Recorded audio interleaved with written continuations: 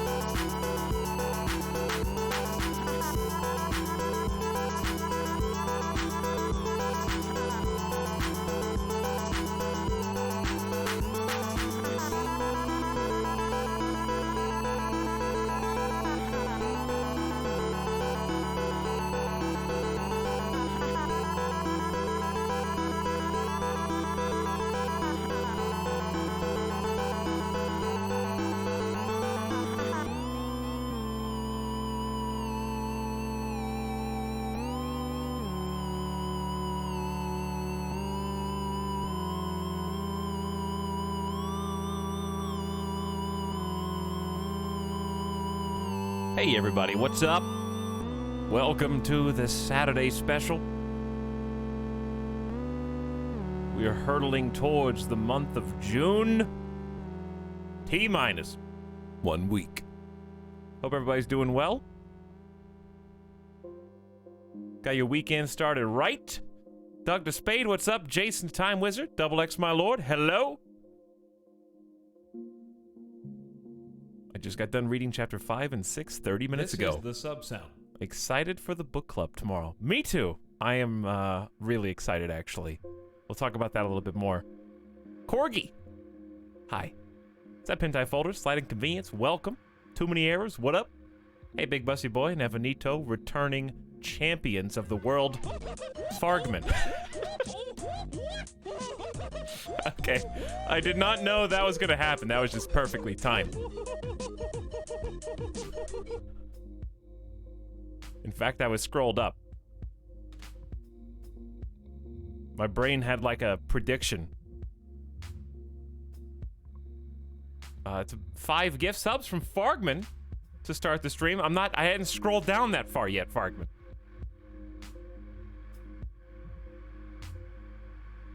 Poff Tower, hey Geisen. Avarax, what up? Hey Dimius and 5 berries. Reanimated, hello yourself. CO2. I'm back from the corner store. This is the sub-sound.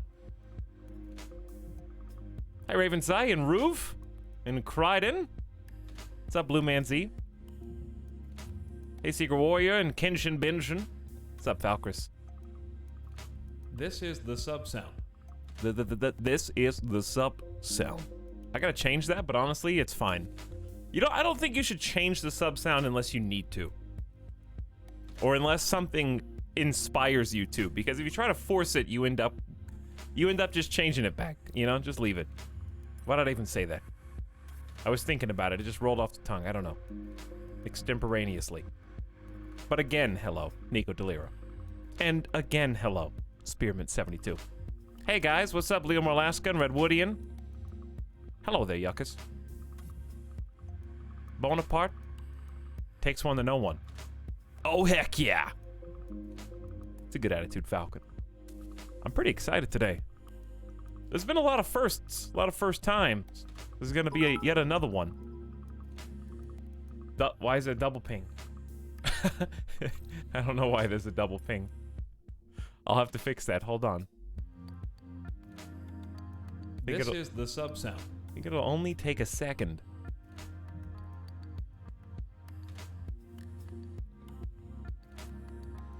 And it should be fixed as of...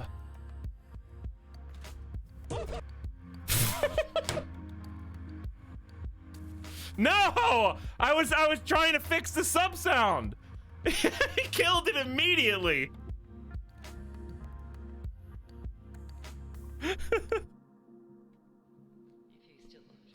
I was literally in the process of refreshing, then changing the settings. What? Is that hype train? No! Do you guys want to even see gameplay in an hour and a half? After we do character creation? Scammed. Double X, my lord, I took that money and did not give you a single second, not even one full second. Uptime. No gameplay yet! It's been 9 minutes!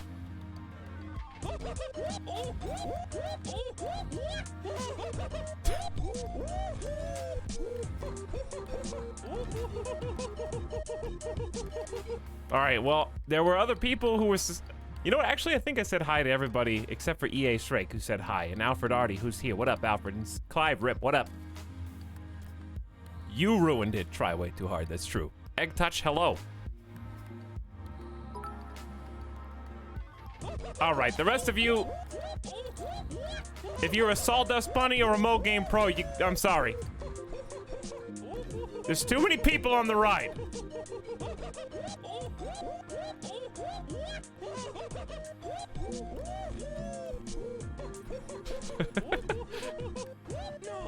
All right, I feel bad for Double X, my lord.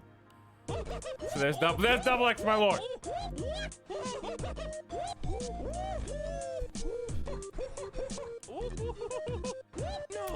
I miss the old sub sound. These have been the sub sounds for over 6 months. We're going. I mean, that to me they're old. These are the old ones. I don't even remember what.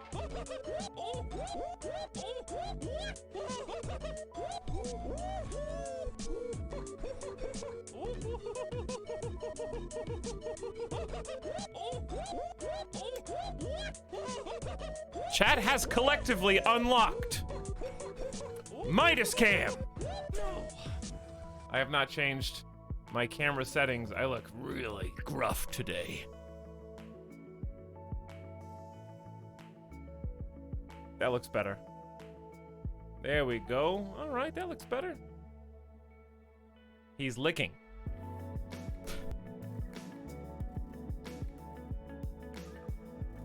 There he is. I'm still gonna keep the screen down for a little while because I want to be able to watch him, and I.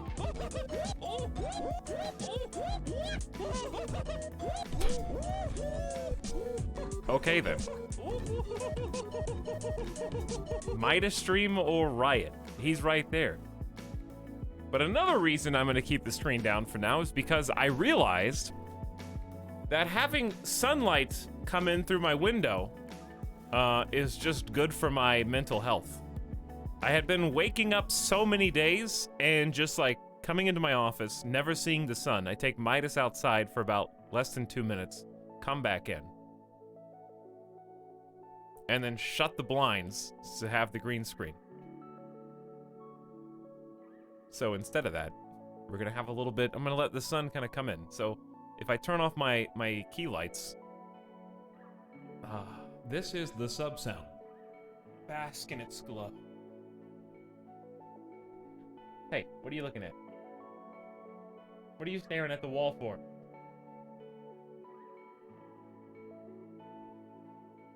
Vampire streamer. That's me. Does Midas play with the spring door stopper? No, he does not. He doesn't even know that exists. Also, I just realized I need to wall off my door so he doesn't go running around in the hall. I want to make sure he doesn't get himself sore. So hold on. No more Scam Train subs or bits while I'm... Hang on. Stand by. Intro. What screen is it? Let me change this.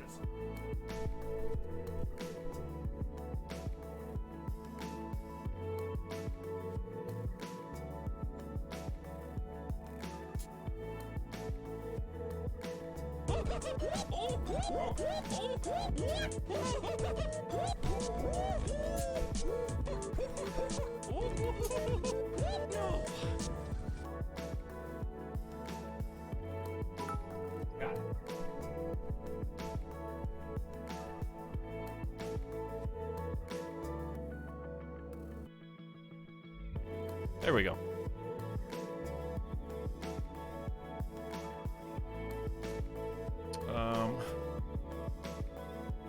This is the sub sound. What's going on?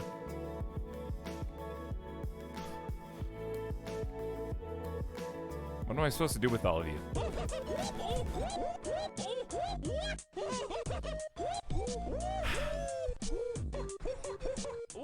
It's gonna be one of those days, I guess. You guys must be having a lot of fun so far this weekend. This is insane. Again? Dirty Fluff, how many separate 5 gift subs have you given just now? 1, 2, 3, 4. Also known as 20 separate gift subs to the community. On top of everybody else just going insane. I guess I should point out that you did start the stream today. Oh, Dirty Sloth.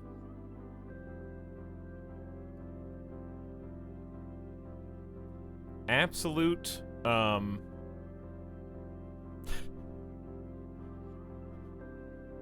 I'm looking through your comment history. Trying to figure out who you are.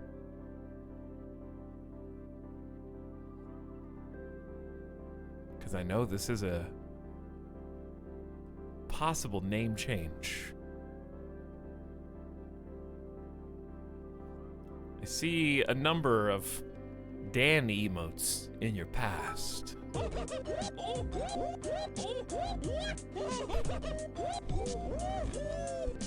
Also in your past, on the 25th of April, as even more gift subs come in, you said, "Why does Streamer Man make no funny joke or play game?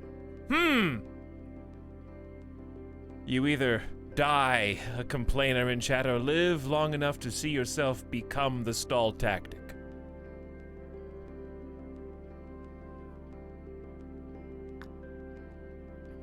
Exposed.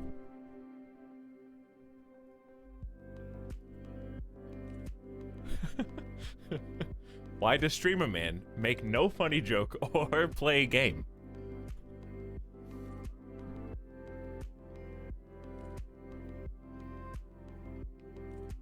I don't even know what's going on. Etalyx, did you go to the hairdresser? No, there's no hairdresser right now. I need a haircut really bad. Don't remind me. I can't hold all these subs. They're falling through all my fingers.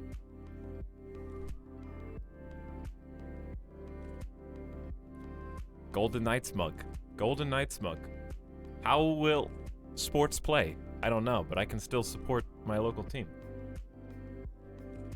Should I shave my head and go bald?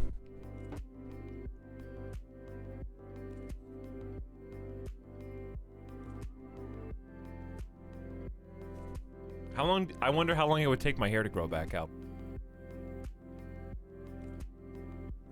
Alright, so I'm gonna shave my head, and then I'm gonna do a stream that doesn't turn off until my hair grows back to the length it was. World first. Speed run. Hair growth speed run.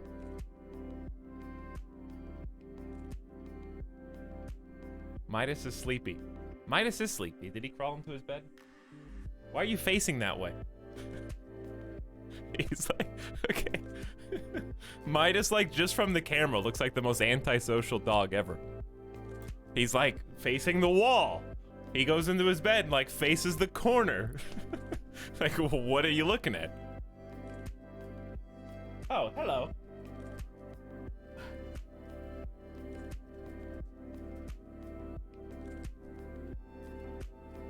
Do we need a permanent dog cam? Do we need a permanent doggo cam? Thank you. Yes. Please. Absolutely.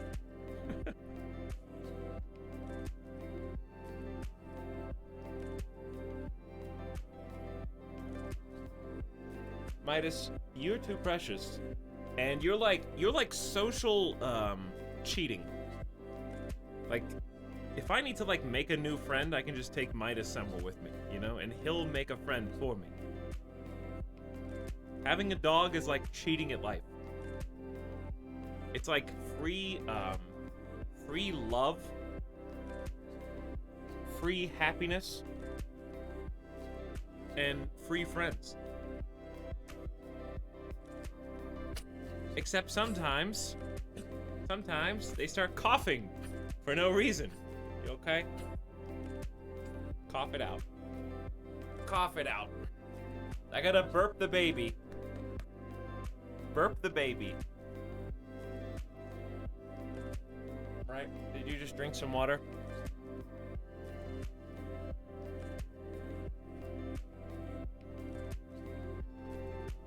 Is having a dog cheating as a streamer?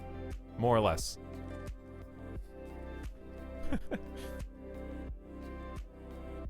But thank you everybody for the gift subs.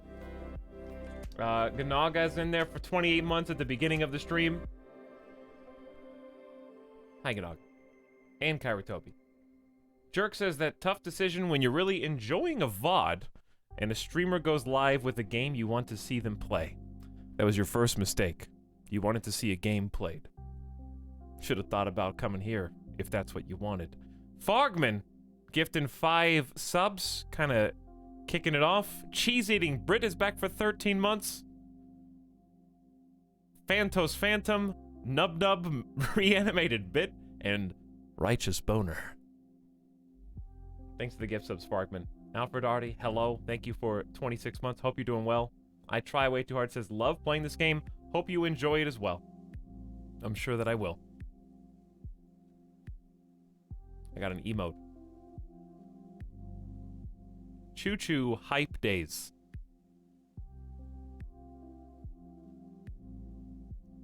Alright, sorry. I thought that Kairatobi was a prophet because I remember looking over at Discord and you had like a you had a Discord status that rhymes with that. And I thought that you had written the Hype Train message as your status and that you like somehow knew that that was going to happen. I thought you were a prophet for a moment. Anyway. Yeah, I knew. Ravensai, appreciate the bits. Corgeef gifting a sub to Sawdust Bunnies. That's so nice. Double X, my lord, sorry for squelching you earlier. This is the sub sound. You got squelched. But very much appreciated, one and all. Cobra Samurai says, by the Emperor. I've been waiting for this! You must wait just a moment longer. Just had a weird beginning of stream. Big Hype Train. Dirty Sloth, thank you for gifting 20 gift subs. That's $100 just out the gate. That is some insane Total War hype levels that I'm gonna have to achieve. J Merc with $20 in bits. Scam training it up. Asha gifting $50 in bits. Wait, no. More than 12 gift subs. One for every month of the year. You just gifted a year of sub to like 12 different people individually. A lot of first-time subs as well. Inalin, Ultra Chad. Heaven Send the Plushie. Verisimilitu. Englisk. And Neckles. I have no idea what faction I'm going to play as. We're going to find out. This is just phase 1. Load Bob gifted 10 subs. I didn't realize there was so... I'm just scrolling up. Thanks a ton, Load Bob. You guys are crazy. A little broomstick. Hello, Mallory, with not only party bits, but also 5 gift subs of your own. What's up, Mallory? J Merc, thank you for the $5 in bits. Headless 7, welcome back for 31. Try Way Too Hard with another $25 in gift subs.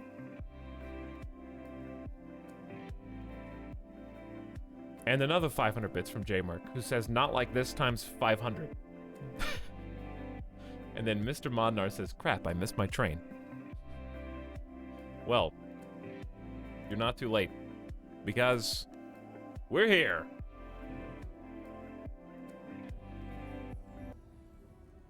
We are here. Welcome.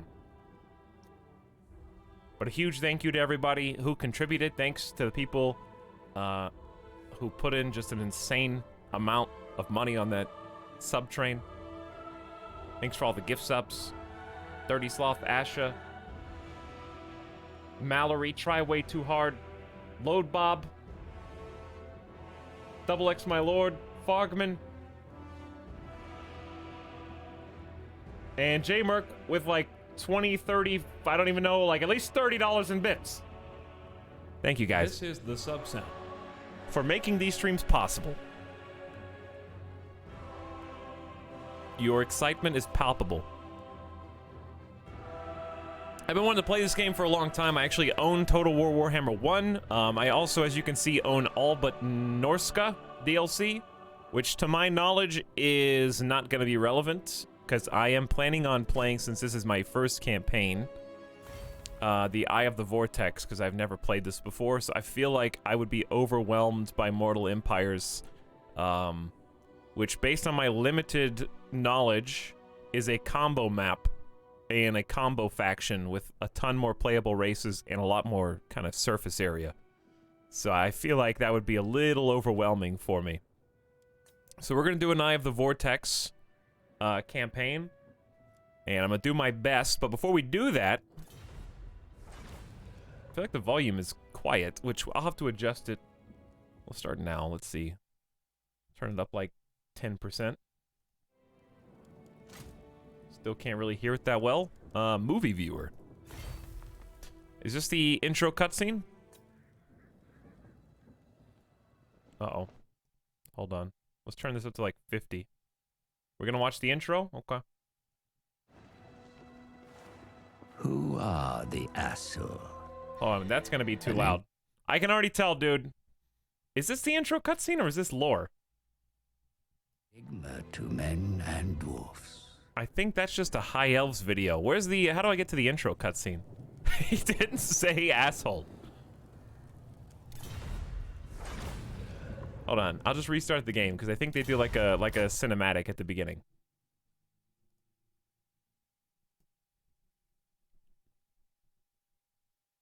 I like the launcher, though, for all the different... There's so many Total War games. Didn't they just put out one for free? Didn't Shogun just come out for free? There's been so many free games lately, dude. GTA 5 on Epic. Civ 6 for free on Epic. Total War Shogun 2 free on Steam. There's so many free games. How are you supposed to split all your time? There's at least 40,000 different games. True. True. I'm drowning in free games, dude.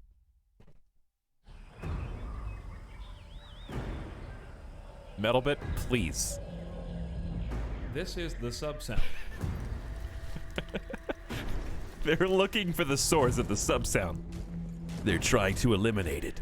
These are the angry chatters who only came for the gameplay. Stop supporting this streamer who's playing my favorite game. We will find him. And we will kill him. Here come the gift subs!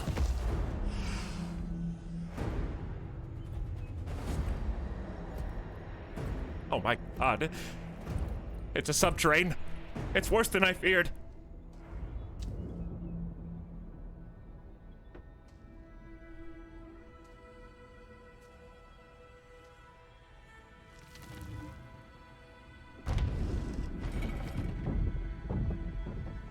What year was this cutscene released, by the way?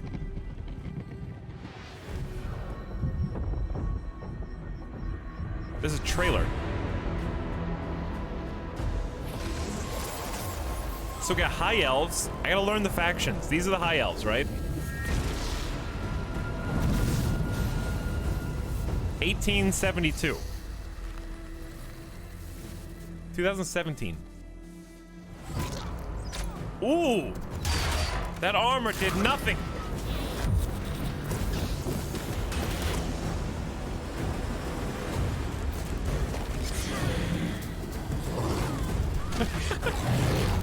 It's a hungry, hungry dino.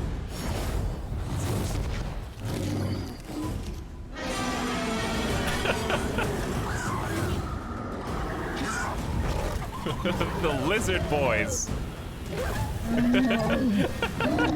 I love that guy. A third-party faction. The Jeffs are here. No! They're messing everything up.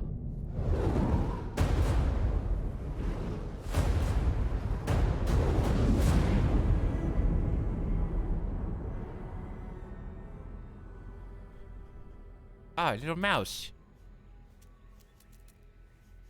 I'm not just a little mouse. I'm a, let me think.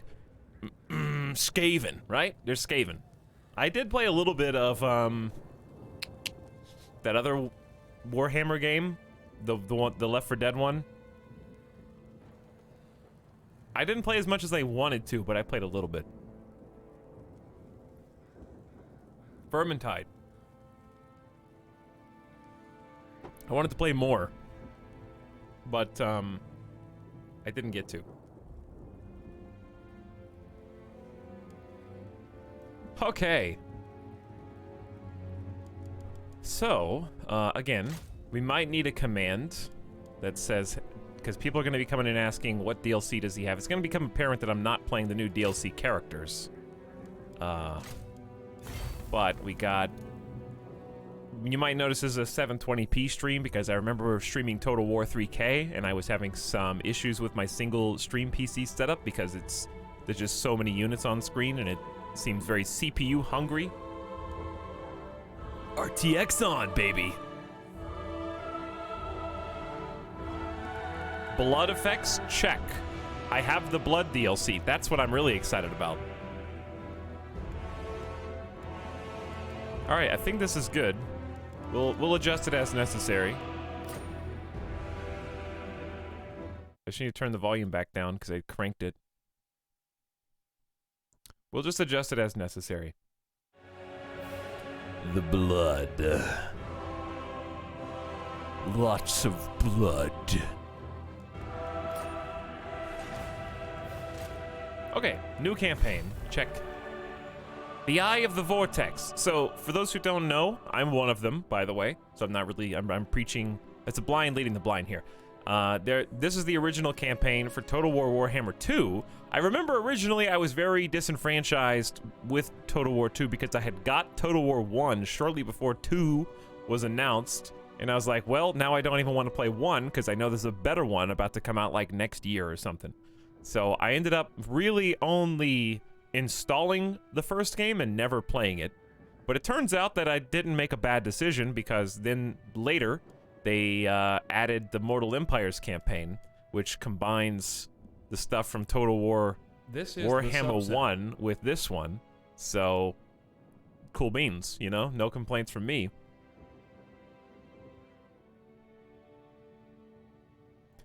Two is literally just one except better. Yeah, that's my understanding. So I got the DLC on sale. They do have sales, and they do get cheaper. So if you watch the stream when you're interested and you're intimidated by the number of DLC, I'd say don't be. Just wait for sale. Same thing as I say for Stellaris and Crusader Kings 2. It literally just all went on sale, so I bought a bunch of it. So we're gonna start with Eye of the Vortex. I got the cool guys. I even got the new one. I even got the brand new one. So I'm supporting the dev. I'm not just being a wait for it to be cheap or get it on. I'm not telling you to get it on scammy websites or anything. I'm just saying there's a lot of DLCs, and I'm the kind of person who wants to play. I won't tell you to do something I wouldn't do. Let's put it like that, because I did the same thing. I waited until the DLC went on sale, and I bought it all, you know? So there you go.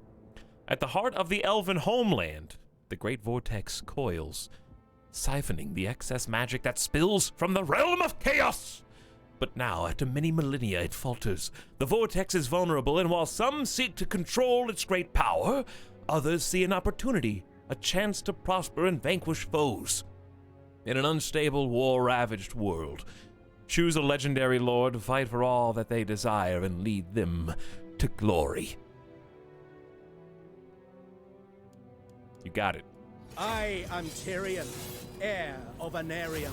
So I hope you guys like this screen, because we're going to be on this screen for a few minutes.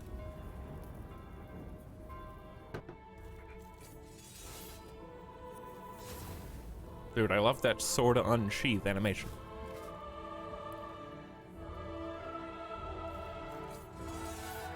And by a few minutes, this is effectively our character creation screen, except all the characters have been created for us. We just have to somehow narrow it down. And yes, if you notice that there is a scroll wheel. So there's just a few. So, okay, first of all, let me set the stage for you. This is not my first Total War game.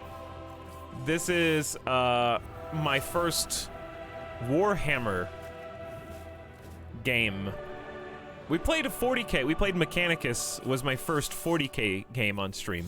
This is my first, Warhammer of ye olden times. See you at 1 a.m. This isn't even all the characters, correct. If you do Mortal Empires, which has a little exclamation for additional content available. We must preserve this world. I think there are even more.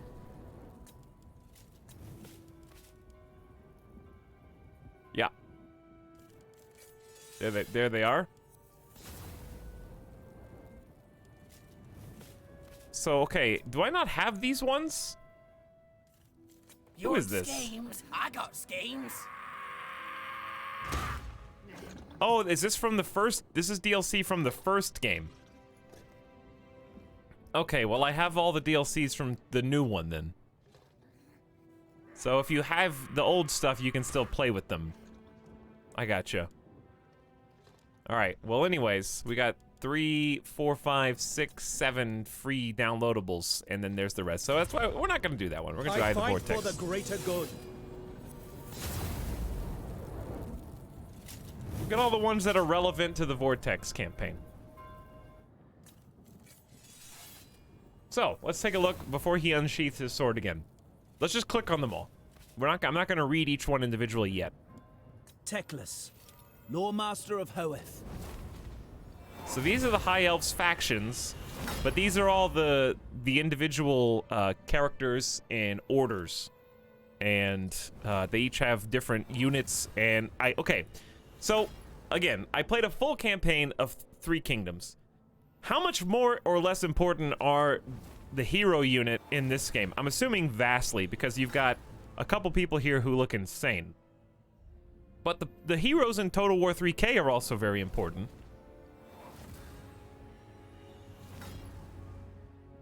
Unless you're playing realism mode, I guess. Far more important, but they can't duel. Alariel, the Ever Queen.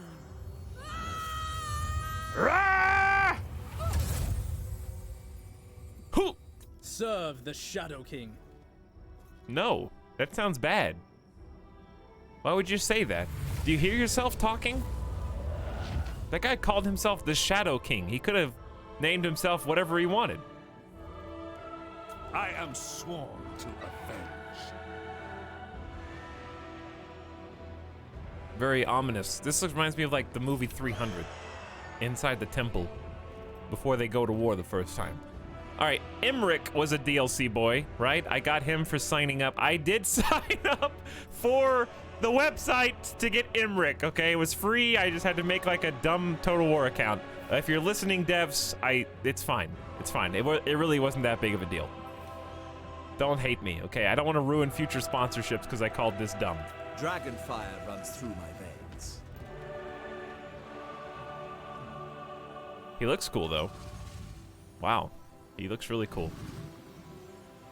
Wait, no, is Imric the new? No, he's not the website guy. Who's the website guy? There's 2 website boys. This is the new. Sorry, I got him confused. To be fair, I've never played this. This is the dragon guy. And he seems cool. His whole deal, if I remember from the little video, was that he has to hunt the dragons, right? He has to, like, hunt and tame the dragons. Seek out the secrets of mighty dragons or defeat them for their allegiance, and then he gets a bunch of dragons that he takes into combat. Imric is free. Yes, Imric is free. Well, the ones from the website are free, too. I just couldn't remember which one was the website guy.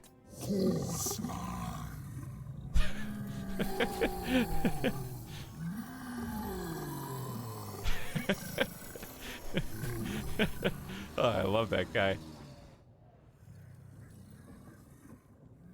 Hexoatl. Oh, like the little pet. Jabba the Frog. That's brilliant. Krokgar. I'm sorry, I have to try to repeat what they say sometimes because they say it in a cool way.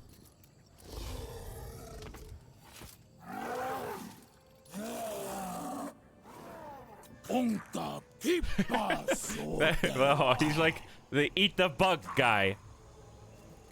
He's got like this really cool tablet, but I don't know what. I guess that's his religion or something.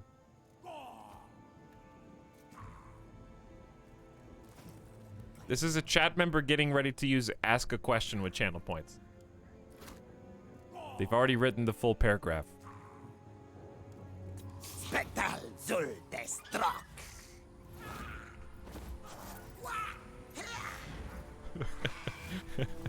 Okay, so we got aerial, like, bird lizard riding pterodactyls around. So is it wrong to pick? Well, here's the thing. There could be like hidden units besides this graphic, right? That what if their secret special unit is really cool?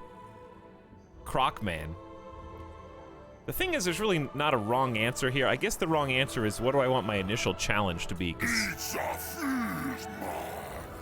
I may not want like a hard challenge, but I did do Yellow Turban Rebellion.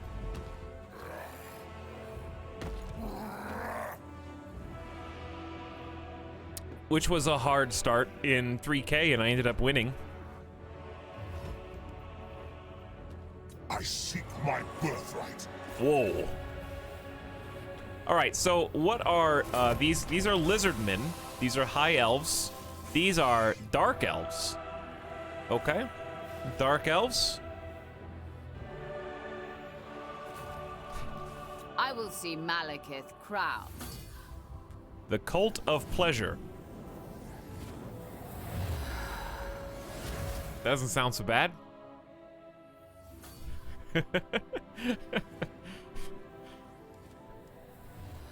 Of course.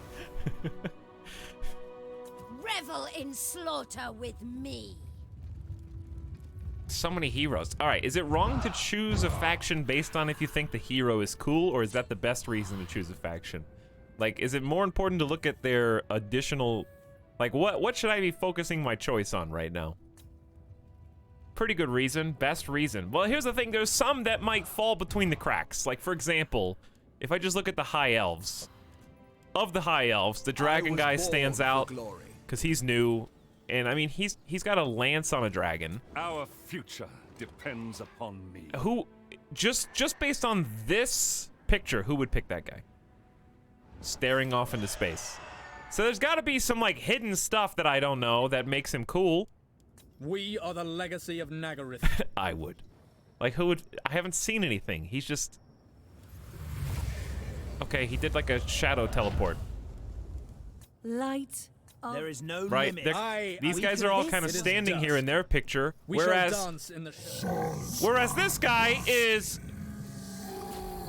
got a giant Aztec helmet sitting on a floating throne. And he's a huge frog before a temple. Like, he gets so much more visual in the background, you know what I mean? Anyway, where were we? Commander of the Blessed Dread. Ha!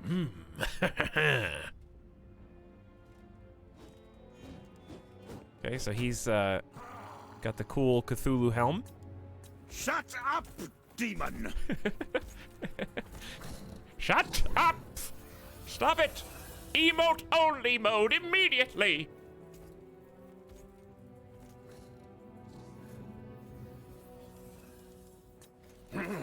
Clan most triumphant, yes. So these are the Skaven. These are the old rat boys.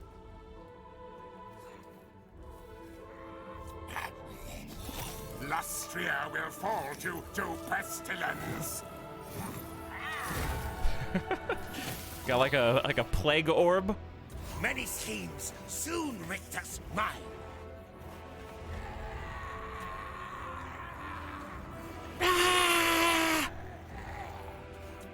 Weapons of mass destruction. The alchemist guy.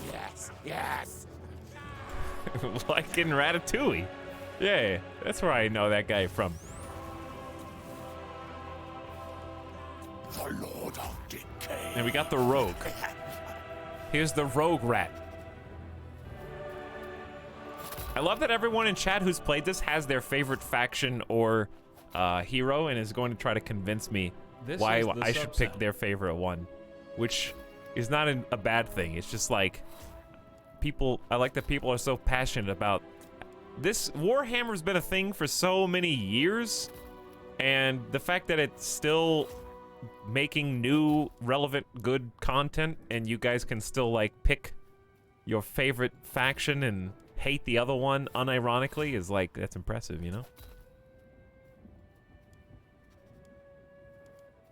The Vampire Coast is all mine. Vampires? We got vampires? We got pirate vampires. It kind of reminds me of Magic the Gathering, actually. I liked playing with the vampires there. Vampirates. He killed the cameraman. The Dread Fleet comes for you.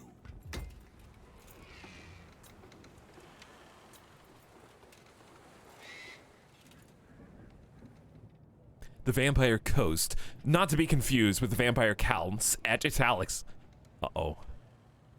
The Lords of Lore have signed on. They're here.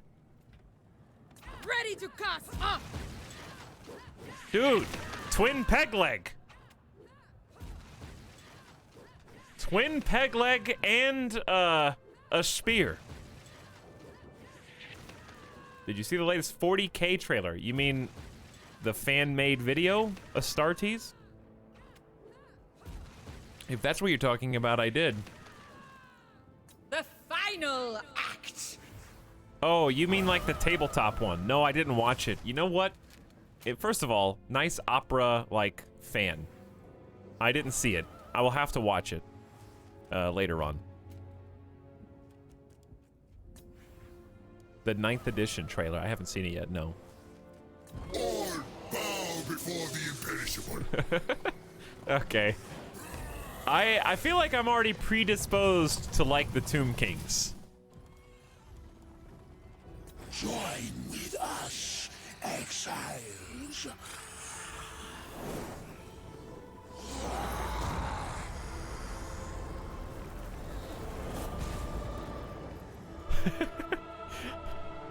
Yeah. We got easy, hard, normal. They're all spread out and stuff. We got like scorpion snakes or just cobras. What if those weren't scorpions? Just cobras. One of these guys has a scorpion. Does not serve. We got war sphinxes, Join with us, exiles. flying war beasts, The goddess of Asaph calls. stalkers, and he's got tomb scorpions. All right, and then last but not least, Marcus Wolfhart. We got the new boy. Never waver. Limited roster. Only basic units are immediately recruitable. Hard challenge. Meme factions. This is the new guy. The biggest, meanest gobbo ever. Grom the Punch. This is the new DLC boy.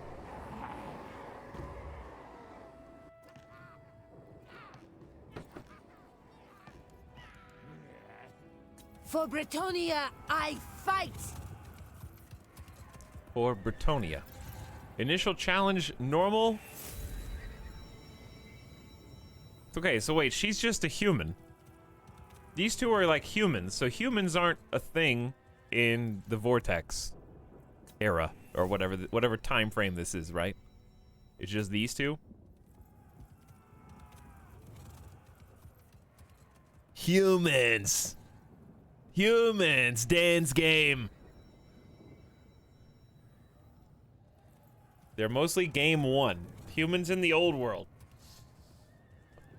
So they would be in like Mortal Empires more. All right, I'm gonna lay some ground rules. Number 1, I'm not gonna be either of the humans. Number 2, even though in a vacuum I would definitely consider Grom the Paunch, I'm not gonna be Grom the Paunch because anybody who's currently playing Total War Warhammer 2 is probably Grom the Paunch, and I'm a hipster.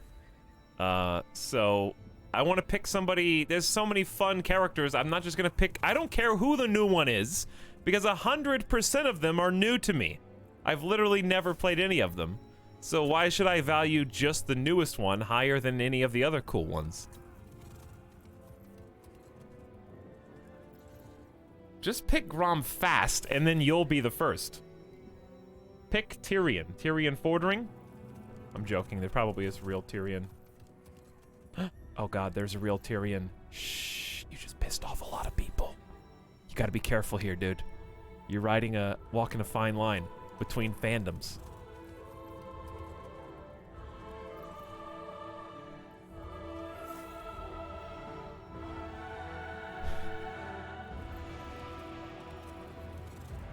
Also, okay, listen, for my my resume, I did play Total War 3 Kingdom with a hard challenge start, and on a pretty high difficulty.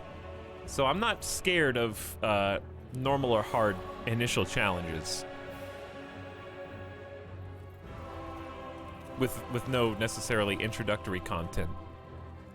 Okay, so let's just look. We must preserve this world. I would not pick high elves Etalyx, for their looks. Loremaster of Hoeth. I might pick them if they have a cool starting unit or mechanic. But this is not my aesthetic. Alario, the Ever Queen. Serve the Shadow King. No rest, no weakness. Like, for example, the new high elf seems really cool because he's got the dragon princes. He's got like the dragon. He's got like a cool focus, or I don't want to call it a gimmick, but it just seems cool. Like that would appeal to me. So if any of these guys have something like that, then yeah. The lizardmen, I gotta say, I do feel a kinship with the lizard boys. I don't know which one.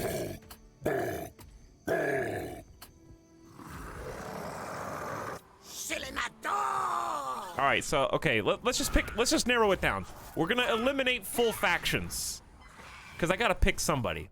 So I'm eliminating the high elves. I'm putting the lizardmen in contention. Okay, dark elves. I'm very middle of the road on dark elves. I don't. One will be mine. I like edgelords. I do.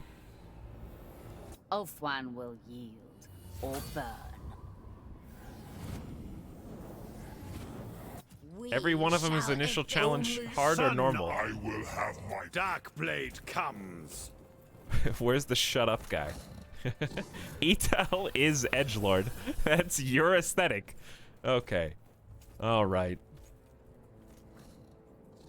All right, these are maybes. Let's say maybes. Skaven?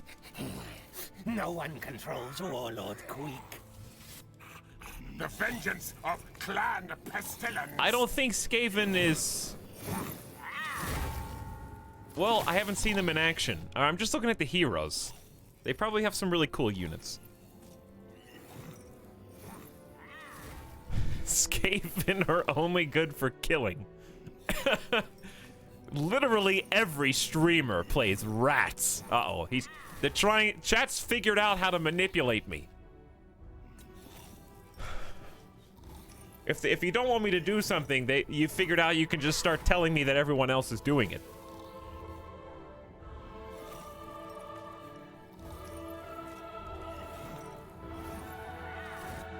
Lord, all right, definitely not the rogue rat. All the warps now. Chemical boy, maybe. Squirt musk of bravery. I can't tell what his thing is. Oh, the doom wheels. Yeah, the doom wheels do look cool. All right, but no. No, because Tomb Kings are cooler. Power shall heal my mind.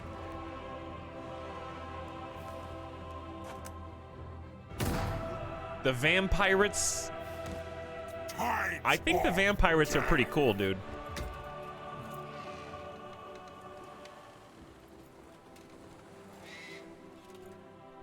The Sea Father calls! I don't know why that animation makes me laugh every time. But I don't want to pick an easy initial challenge. The 2 high kicks, I think, is what does it. Like, that's confidence, dude. You got 2 peg legs, and kicks are your primary source of attack. Before the spear, by the way. You've got a spear. Do you use the spear? Nope. Kick. All right. I shall submerge Ulfwan. Morngul's, Carronade, Siege Artillery, and the Sirens. I would consider the Drowned. All right. I think vampirates are contenders, and I think we know the Tomb Kings are contenders. Bow before the imperishable. Neophyte. All right, so Tomb Kings, vampirates, dark elves. I'm just gonna throw in. Well, we only eliminated 2 then. Okay, all right. I'm sorry, I gotta eliminate the dark elves. Now make your case, chat. Make your case. The dark elves is the weakest of the 4 that I just picked. Speak now, forever hold your peace. Give me one good reason not to eliminate the dark elves right now.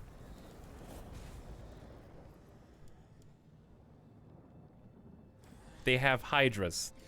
That one guy said shut up. They're edgy. Nobody picks them. Uh-oh, Dorito likes the dark elves. They're hot. They're hot. Kraken Lord of Karand Kar. Everyone plays everyone. Cheese. All right, let me look at their characters. I seek my birthright.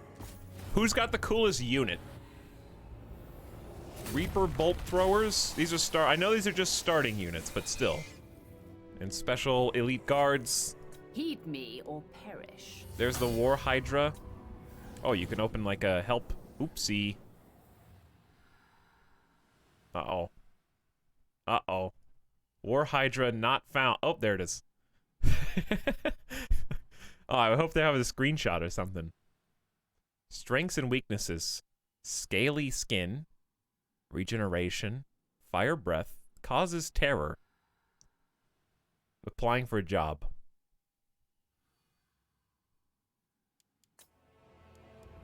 Alright, what do you have? Executioners and Sisters of Slaughter. Just because they're humanoid in appearance doesn't mean they're not cool. Commander But I can't of get a the video Blessed of them. Dread. Alright, I kind of don't want to... I don't know. Shut up, demon. Alright, the shut up guy's got chariots, knights, and a Medusa. I gotta pull the plug. Alright, dark elves are out. I'm sorry, I gotta pull the plug. Tomb Kings, vampirates, and lizard men are cooler.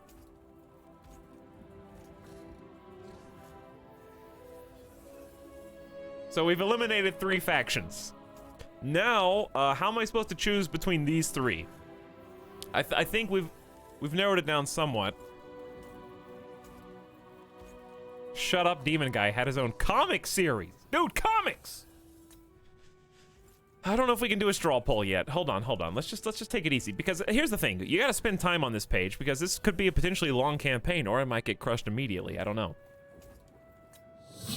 This is the suggested start, which I'm such a contrarian that I don't want to do it, because it's like, this one's easy enough for the new players, so you can do it. But he looks cool. He does look cool.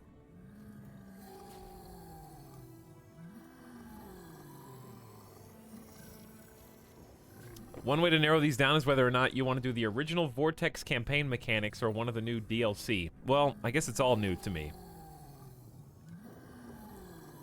Be cool if you could pause the video. Okay, since I don't know a ton of the mechanics, like Star Chamber building construction buffs don't really mean anything to me. We're just gonna kind of have to pick based on, let me see, race attributes maybe? Settlements are linked by a network which boosts the power of commandments.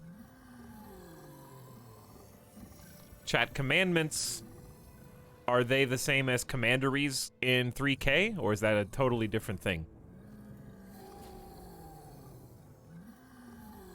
Special spawnings? I can't believe I remember the word commandery. Commandery basically means like a county, I guess. Edicts. Ah, okay, they're edicts. That makes more sense. I don't think that's even a thing in 3K then. Special spawning. Periodic missions allow access to powerful blessed variants of certain units. Be suitable for every task. Though some are so ferocious they may lose control and charge ahead. Alright, so that's for all of them. Except for these guys. Jungle Nexus, he's like a different race. Shared recruitment access using the primary horde as a focal point to recruit. Spawnings of the Ancients restricted from settlement capture. Ownership can instead be transferred to the Defenders of the Great Plan faction. I don't know what that means. Beasts are suitable for every task, though some are so ferocious. Yeah, that one applies. All right, let me just look at their starter unit then. He gets solar engines. I think this shoots the sunlight, okay? And temple guards. He gets Triceratops monsters. The Ark of Sotek, Salamander hunting pack.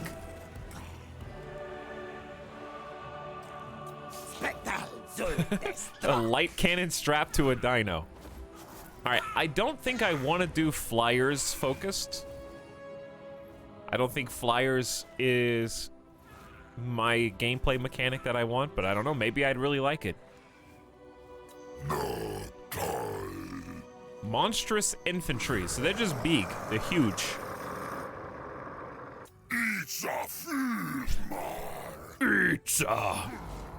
Spear and shield boys, javelin boys, and shield boys. All right, out of all the lizard boys, he seems the most vanilla. Correct me if I'm wrong. He's also easy challenge.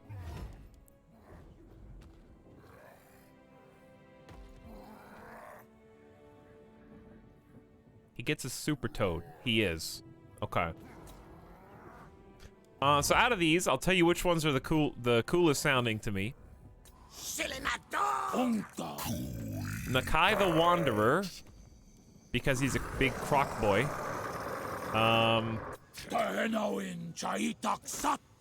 Not you. And okay, what is the Ark of Sotek? Don't pick him. He will make you hate this game. Oh, really? Is that bad?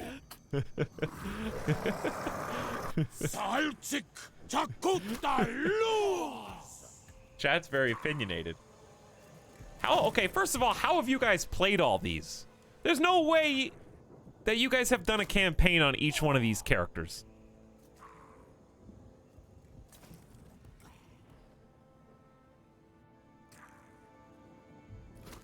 $900 hours in game. That's not even enough. Okay, just Vortex alone, 3, 6, 9, 12, 17, 22, 23, 24, 25, 26, 27, 28, 29, 30, 31, 32. If you just did 33 Vortex, 15 minutes per hero is enough. All right. Let's say a campaign, you don't even have to do a full one. Let's say you play 30 hours per hero, which is not even close to a full campaign. We can all agree. Times 33.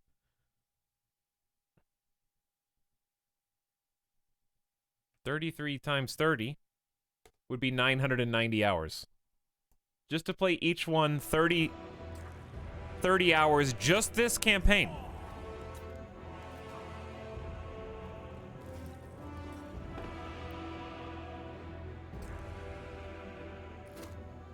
All right, anyways, the one that has the Stegodon sounds cool. Krokgar sounds pretty cool.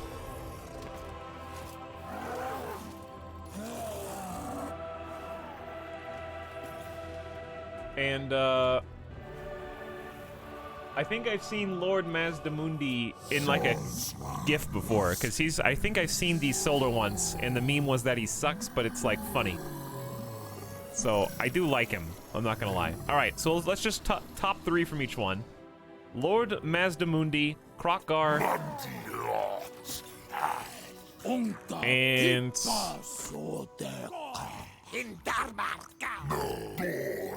I guess just those two. Who's the coolest dino boy?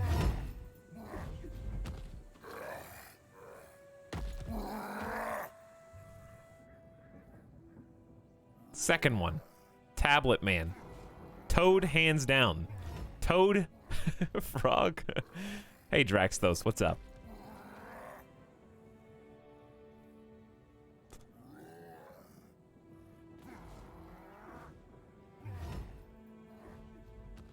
All right, so it seems like overwhelmingly you guys like Krokkar. Okay, moving on to the Vampirates. All fear the Pirate King. We've got the Awakened. They have infamy and loyalty, destroy, sack, and raid to build a reputation at sea while keeping ambitious commanders loyal and trustworthy by imparting riches and wealth to them. Pirate Coves gain infamy and leech wealth from unsuspecting settlement owners where these hideouts have been formed. And then extra powder boosts the firepower missile units can output in battle while they have high levels of ammo. Okay, he's got deck droppers, flying pistol cav, Morn ghouls, monstrous infantry, and bloated exploding corpse monsters. Chad, is this is it new content left? New factions. Who's the newest faction? Is it the Tomb Kings? I don't care if it's new, I'm just curious. Like, how long have Vampirates been in the game? Have they been in there? The game's only been out for 3 years, though. It's not even that old. Haven't played them yet, but Pirates of the Caribbean playthrough sounds fun. Bloat Boys. Vampire is the newest faction. Okay. These guys do, this seems pretty well balanced. You got big infantry, you got Explodey Boy, and you've got some flying. I think getting out of my comfort zone a little bit with some flying might be nice. I wield the maelstrom. All right, Noctilus. He's got Necrofex Colossus, missile monsters,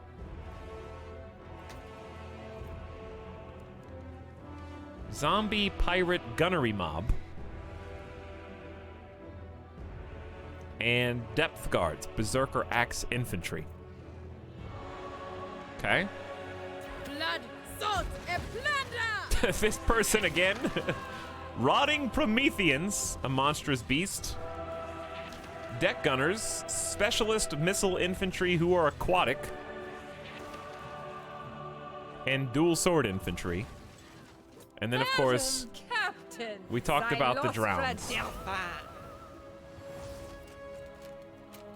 All right, if I had to pick just 2 from this, we'll try to cut it in half. I'd pick the drowned because siege, cannon artillery sounds cool. And also just look at her. Just look at her. You know? And then I would pick... Ready to cast up! I mean, I like her hero. What is a rotting Promethean?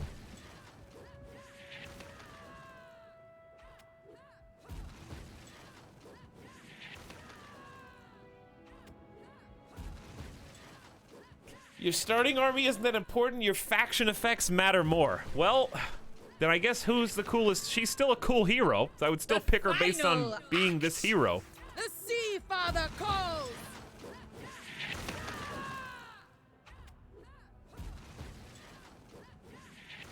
They've got to have some specialist units, though. Isn't that the whole point?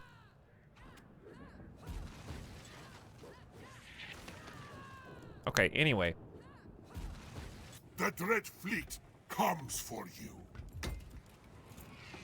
This guy... Nah. The vampire Him, maybe. coast is all mine. Okay, I would say Luther I shall or submerge Silostra. Oath-One. Luther or Silostra. 3K had unique units for each faction because everyone has the same units more or less. That isn't a thing in Total War Warhammer 2.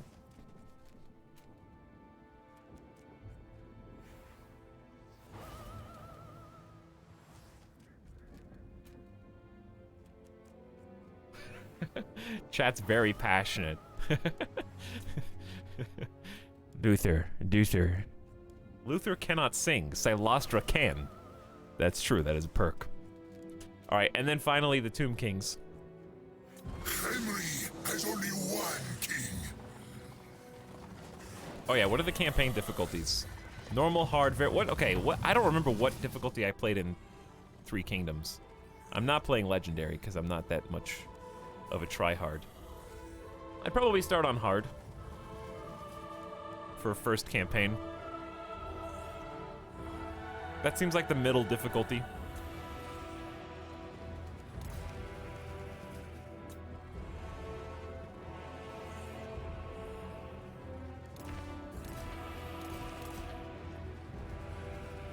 I believe, let's see, Total War 3K difficulties.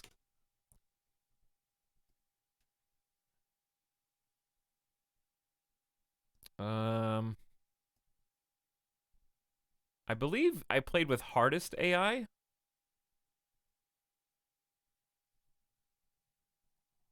I'm trying to remember, I had a command for it. I don't remember now.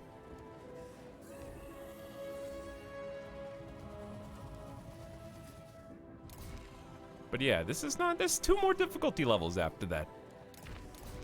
1 hour of deciding? Actually, not Zodicus. There was a sub-train at the beginning of the stream. I have not been on this menu for an hour. And even if I was, what are you gonna do about it? Huh? That's what I thought. Now sit down.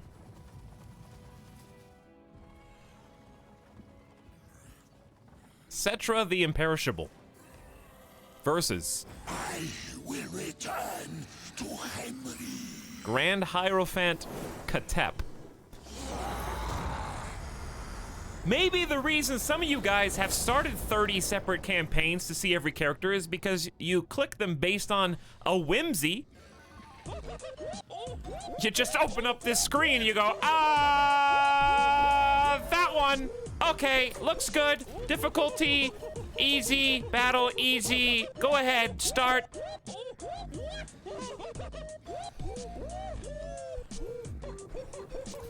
And then you're like, you get 20 minutes in, you're like, if only I had thought about my decision a little more, I wouldn't have started over less than 2 hours into my campaign.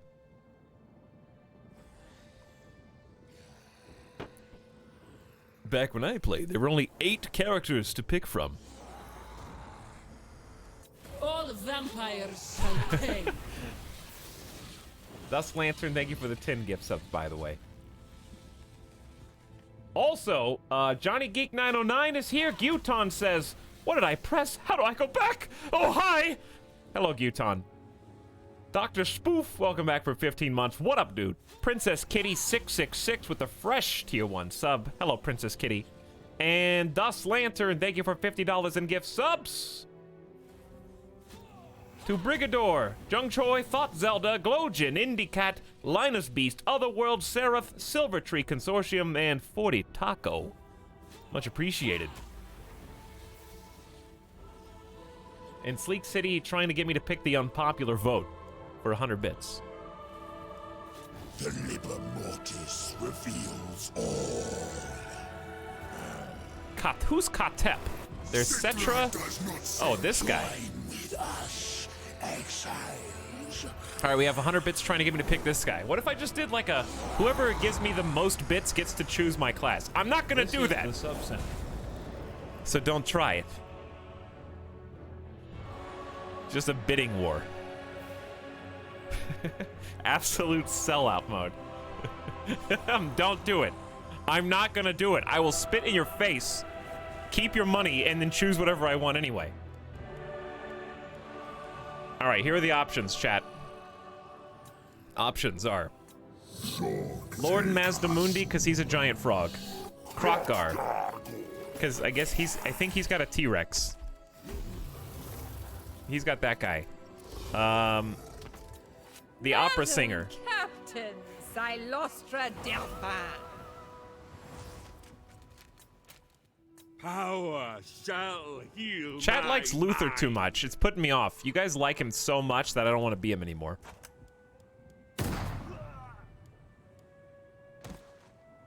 His mind is fractured. Any one of his myriad different personalities may seize control. Corgi, how many times have you peepo leaved? Every time I look over, Corgi's peepo leaving.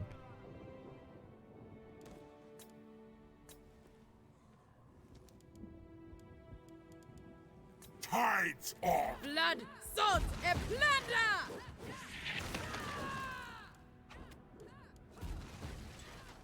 Okay, out of these guys, so I haven't narrowed down the Tomb Kings. So this guy's in a chariot, right? Big chariot guy. That's his thing. We got What's his thing? What's Kotep's thing?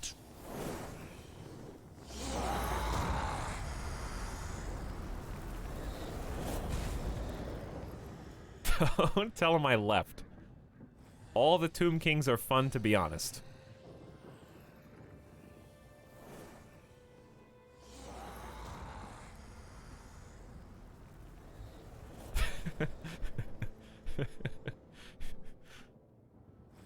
He prays for the elderly and sick. He's a DJ. He likes to lose. Alright, so no one knows anything about him. There is only Is High Queen Kalida's thing summoning serpents?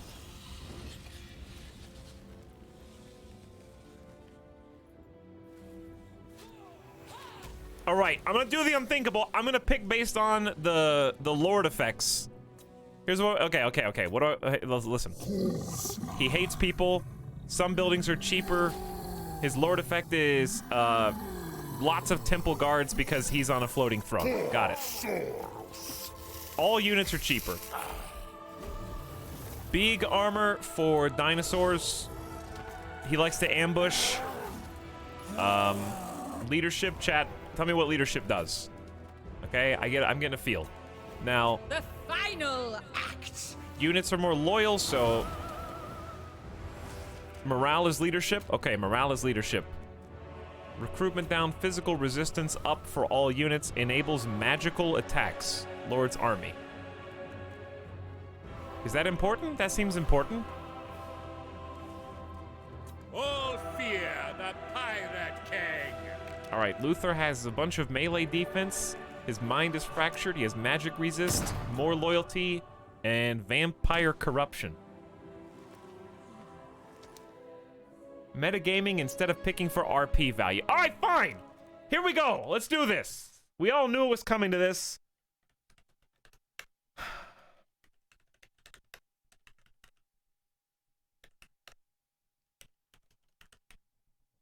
Here you go. Speak up. I'm going to a third-party faction, so it doesn't affect anyone's vote. Master of Deep Warren. Here. Vote then. Choose your faction. Huh? You bunch of opinionated... I am making you the enemy, you understand? Now, the burden is off of me. So when I pick your non-favorite, hated, most opposed faction, I get to blame it on the people in chat who voted. Okay?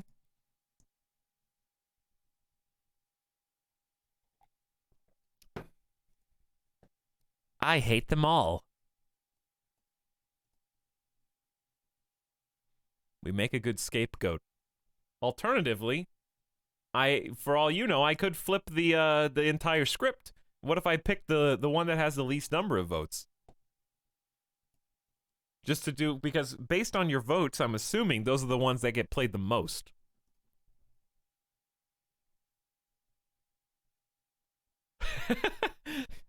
So the one that gets played the least will have the least number of votes. Okay, but what if I don't do that? And what if I actually do pick the one that wins and you just voted for the bottom place one, and maybe I baited you into pushing the least popular one in the first place? And then I just picked that one because that's what you voted for.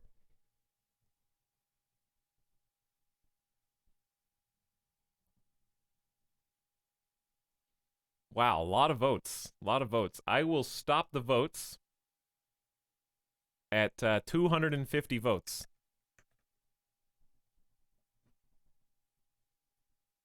We're at well, maybe we need to, I don't think we can get to 300. We're at 242. It's going pretty fast. And the vampires have won with 100 votes. All right, chat wants to be vampires. Let's go, baby. Vampires it is. That's what I voted for, too. So your choice was well done. He ruined the poll.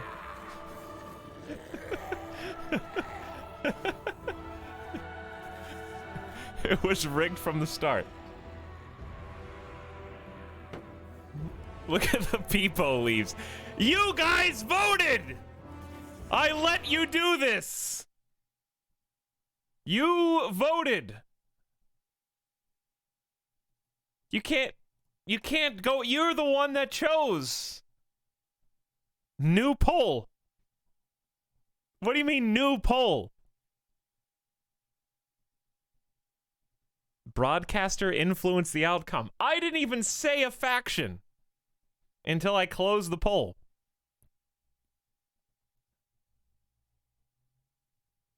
New poll without vampires. Why would I do a new poll that doesn't include the winner of the first poll? If anything, I would cut the Tomb Kings, who for some reason are in last place. I would have been more than happy to play the Tomb Kings, but you guys didn't vote for them.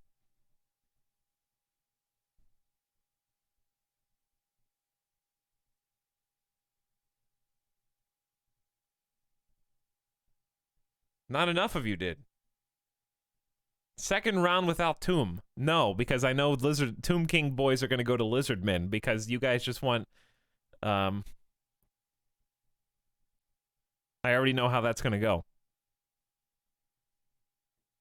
Because now we've made such a big deal about vampires, I'm influencing the vote in the backwards. This isn't a democracy! Yes, it is. You voted. This is a...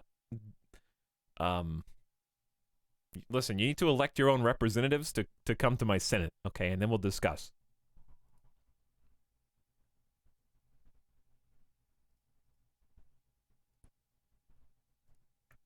How about this? Warhammer 2 coolest...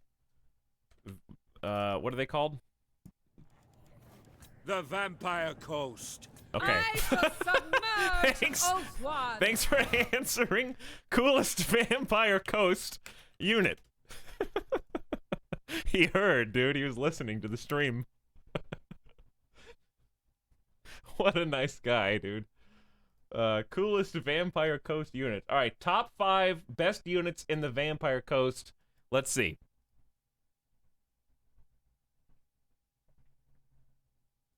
Let's see. No, I don't want to. I don't want to cheat.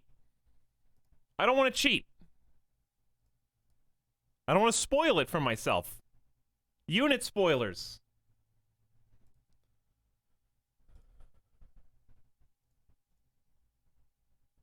Learning is cheating. All right, like, but don't you want to be this guy? Don't you want to be this guy though? You're gonna have your this is a 17-minute video, so I'm not gonna listen to this. You don't want to have those guys?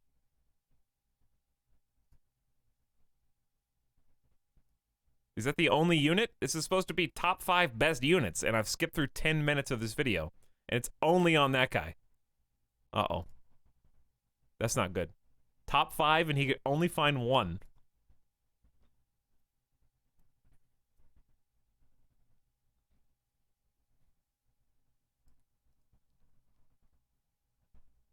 Oh, wait, there's more at the beginning. They have... Dude, they have a dog! Oh, look at the cute puppy! You get to have a puppy unit!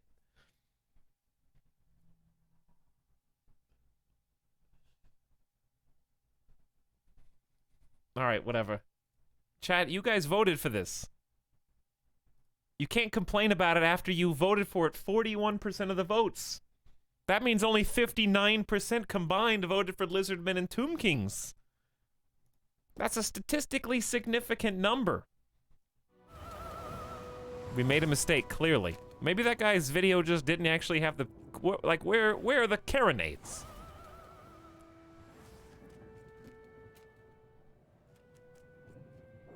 But that means the majority didn't want it. That's not how voting works.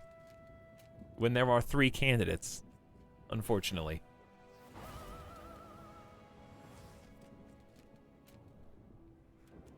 Listen, the Vampire Pirate Coast got the majority of the Electoral College. Pretty sure that was for PvP. Actually, that would make sense. Alright, chat, here's the deal. If you want a redo, I'm not going to tell you how the redo is going to go. You have to peepo leave right now. But if you want to keep what we've got, you have to peepo arrive. But that assumes you all have better Twitch TV.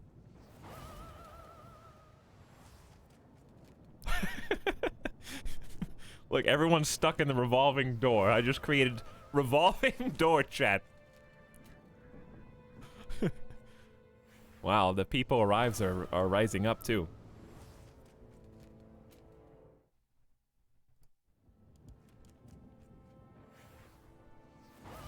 So there was no point in the first poll. I can't please anybody, dude. Nothing I do is gonna please you guys. I let you vote for vampires, then 60% of chat is pissed. If I bow to the 60% of chat, then the rest of the people who voted are pissed. So here's what we're gonna do. Here's what we're gonna do. This way, no one is gonna be pissed. Not a single soul. We're gonna take a moment, and this is gonna speed up the rest of the process. All right, check this out. Here's what's gonna happen.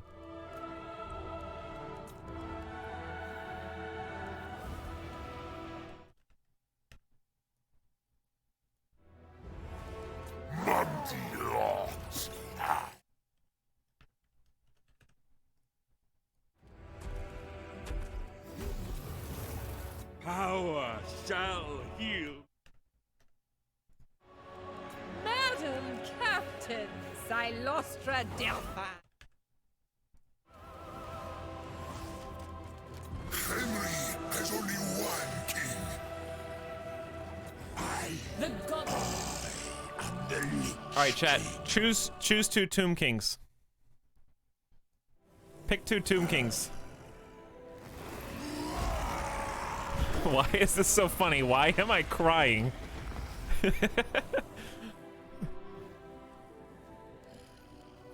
All vampires shall pay. I wouldn't mind being Snake Lady.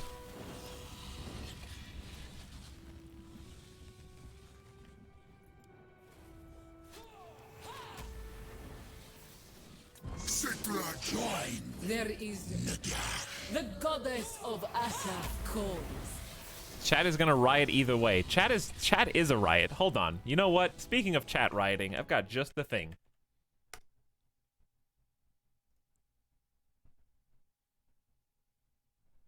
I have just the thing for you guys. A new, better Twitch TV emote, which, by the way, none of you have discovered, the one that I already put in.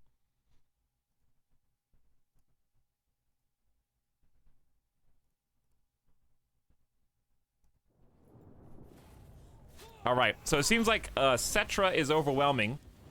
The Liber Mortis reveals How about all neophyte. no one even told me what Katep does.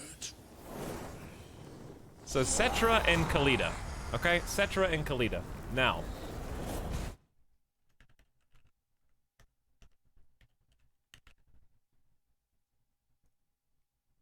Here we go. It's time. I don't know why the font is so tiny, but you just have to trust me. Let me see. The font is still tiny.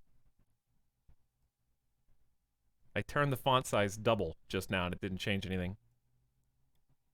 I just made it 80. The font size doesn't change at all. I just maxed it.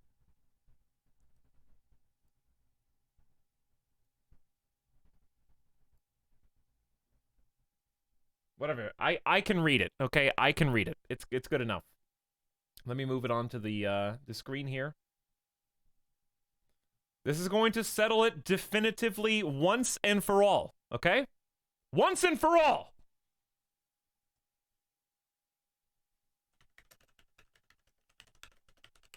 Give me the classic sound.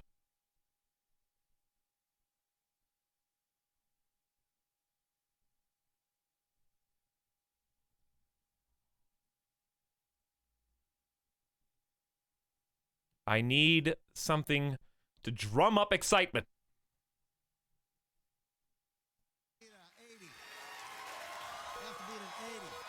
Where's the spin wheel button?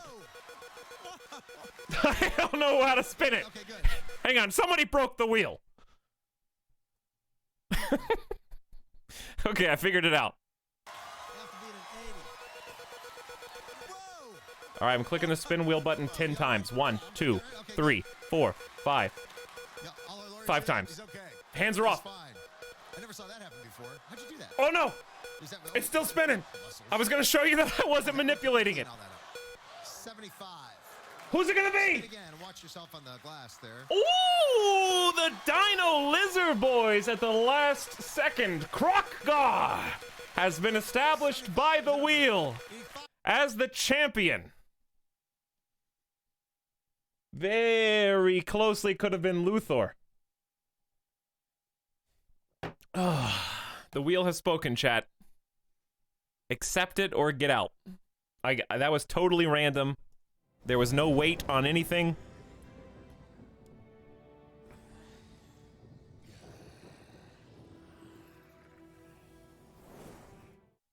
Which is why I'm going to be the Tomb Kings of the South. I'm just kidding.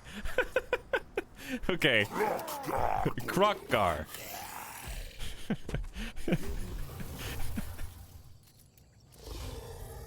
Chat, you are the factions. You are the factions. How long do you think I could? Do you think I could still figure out how to like stay on the screen for a full 6-hour stream? I want to do it just to see how people react when they come in 5 hours from now.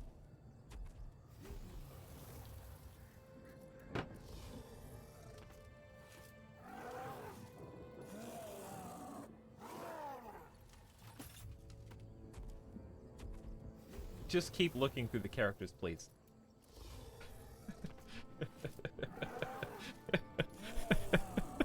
I looked at the Mortal Empires, yes. I think, I have to do what I said, but also it feels bad. It feels bad, man. I made you guys vote. You voted vampires, and now I went to wheel and did Krokgar. There's no winning here. This is a lose situation. Literally, the only thing worse I could do is just say, we're done with this game. We're gonna uninstall it now. We didn't even make it past select Lord screen, and we're gonna go play,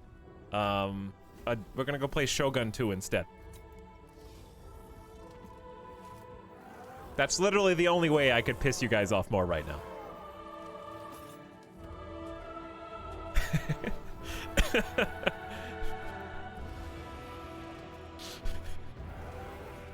Best ending. I want to be a dinosaur. But I really wanted to be a Tomb King.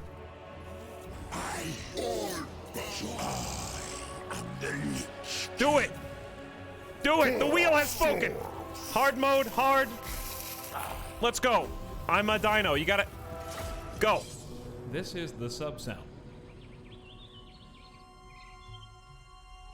Rip the band-aid off. The wheel has spoken. Since the days of creation, the reptiles have dominated the jungle continent of Lustria. The ignorant call the creatures lizard men. The wise know them as defenders of the world.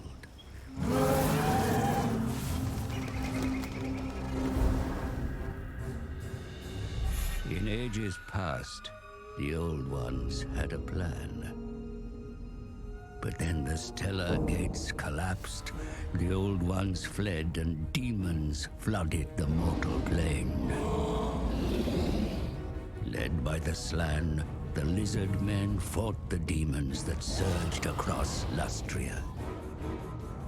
Yet, it was the elves that created the Great Vortex. A swirling maelstrom that siphoned the world of chaos, withering demonkind.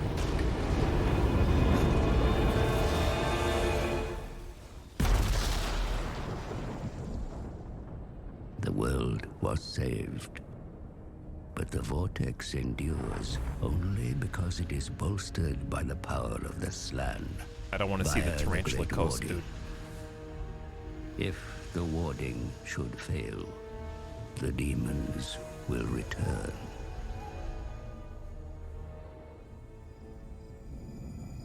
The forked tongue of Sotek hangs low in the sky. The Slan have felt it. Now I see it. Brighter, clearer. Its hiss disturbs the winds of magic.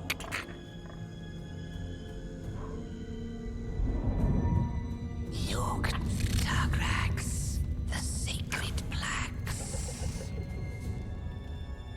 One prophecy shines above all others. Vortex of the warm blood.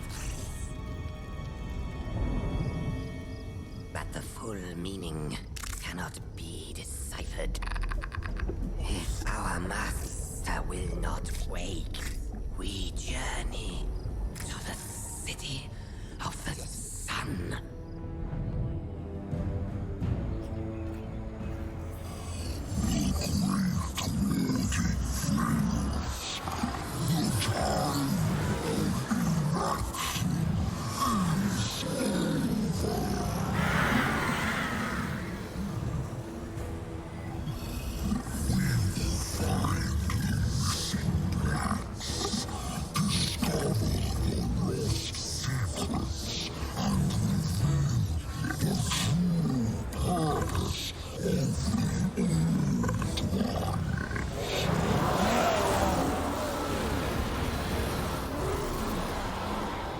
Yeah, that would be like unintelligible without the subtitles.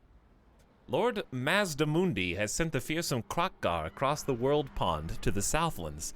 In this far-flung continent, the last defender of Jodl will establish a new power base to enact the next stage of the Great Plan and hunt out the sacred plaques that shall power the ritual of prognostication.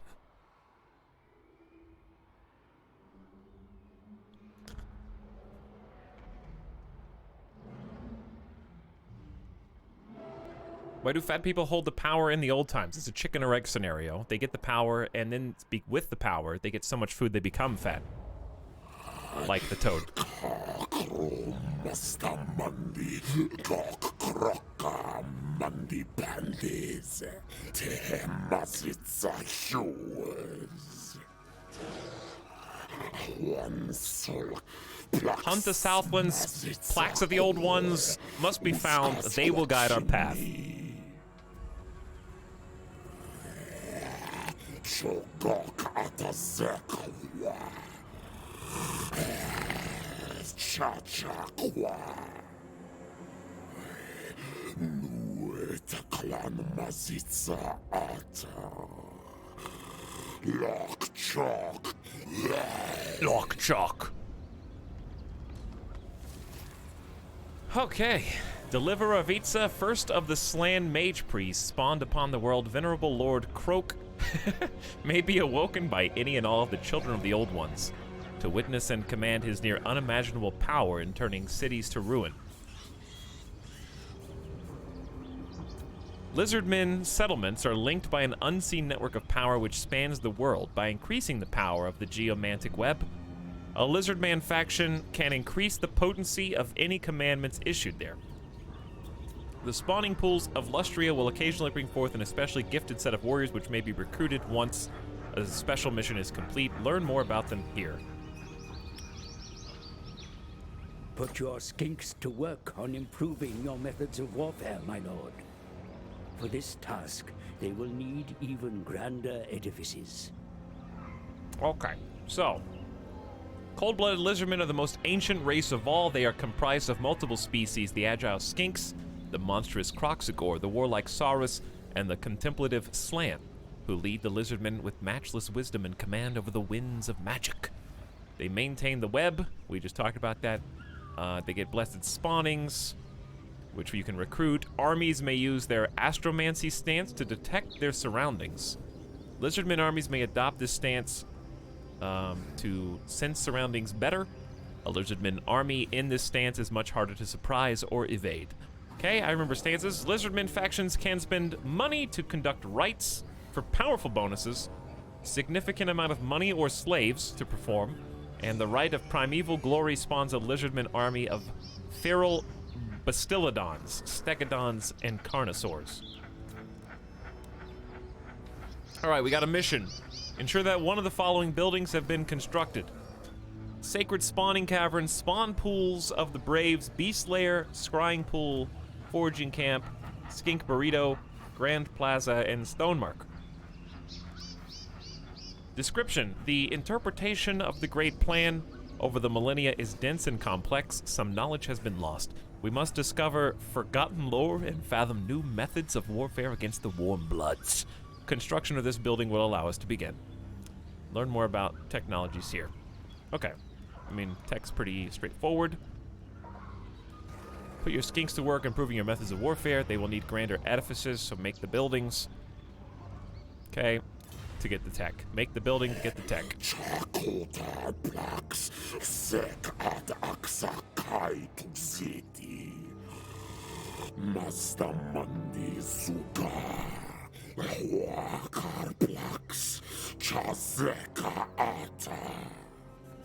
The rat spawn horde plagues, wrenched from ancient temples.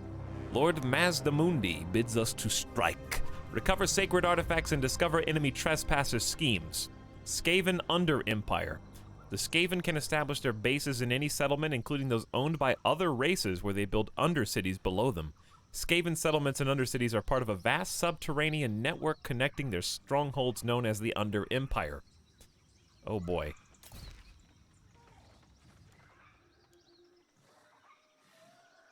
Kind of repeat some of that information. Skaven factions can always see each other's settlements, but armies of other races will not discover the Skaven threat within a ruin until they attempt to colonize or hunt for treasure there. Oh boy. So heroes can search them to see if they're actually abandoned.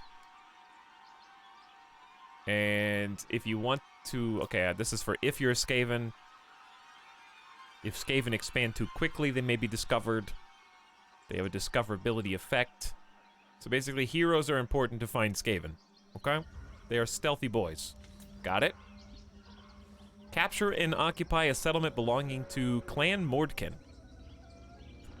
in the Under Empire. Get $1,000 and some ancient plaques. Got it. Okay. Let's take a look around. Got middle mouse. Is there a way to do camera panning? I can do camera dollying left to right, forward, back. How did I do, is there a way to look up or down more?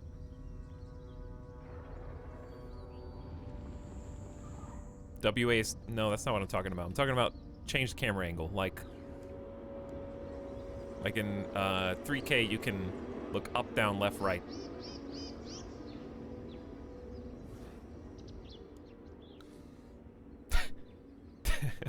Okay, well, I don't think you can do it, I think is the correct answer, but thank you for trying to create an answer where there was not one. Because I can, middle mouse button does this, right click does not, scroll wheel just goes up and down, and QE does turn left to right. All right, well, that's good to know.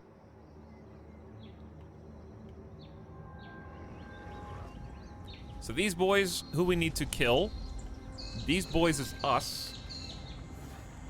Temple of Skulls is where we call home. Map is beautiful. Looks like ooh, okay. Wow, look at this, dude. Big. Are we the baddies? Well, it depends on who you are, you know? If you're the Skaven, we're the baddies, but if you're us, the Skaven's the baddies. And this is the small map. So you can kind of see the edge here. So ignore all that around. This is still a huge map. I love this this cove. Reminds me of a Sea of Thieves island. You guys know the one? I like how much water there is. Are there ship battles? How does, like, going from one continent to the next work? Wow, chat, you guys are super active today. Super hyped. No ship battles is probably for the best. But in Three Kingdoms, they had like a simulated battle if you fought on water. Is fighting on water even possible in this, I guess, is what I'm asking. Warhammer 2 fans in the chat. Yes, no, kinda. The triality of chat. You fight on a special island map. You just go to a random island. Okay, I got it. Good to know. All right, I'm just gonna explore some buttons, get some UI familiarity, because we got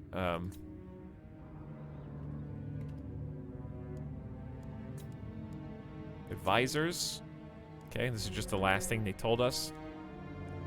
Help pages. Don't need that yet. May use it. Spell browser. Oh no. Is this all the spells in the game? Wait. You're telling me each tab has like a bunch of... Oh boy. Don't even look at that. Alright, if I was a developer of this game, here's what I would do. This would have made my life a lot easier, actually. Why not have the hero on the faction select show off what spells or abilities they're capable of if they've already got a recorded video of all of them? I guess you have to learn these. There is a ton of content. Yeah, I said spells or abilities, chat. Check yourself. All right, anyway. Help pages. Camera settings.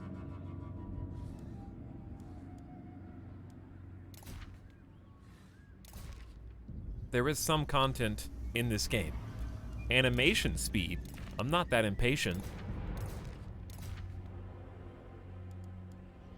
Is cinematic worth picking for any of these? Is this like combat? All right, we'll change that later when I know what to look for. Missions and quests, we got 2. Kill and build. Event messages. Here are world events. Nice log. Lords and heroes that we currently have access to, including...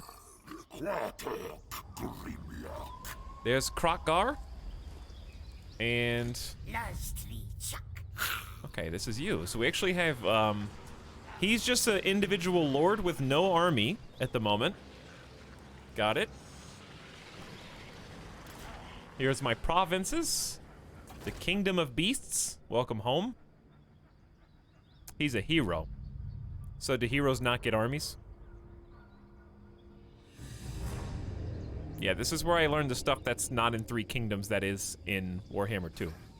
But he can join an army, so is there any reason for him to be is it better for him to be with my actual army for this coming fight? I would think so. Why wouldn't I want to use my hero? So I'll try and like move him up. But is it beneficial sometimes for a hero to go solo? Or should he always be with an army?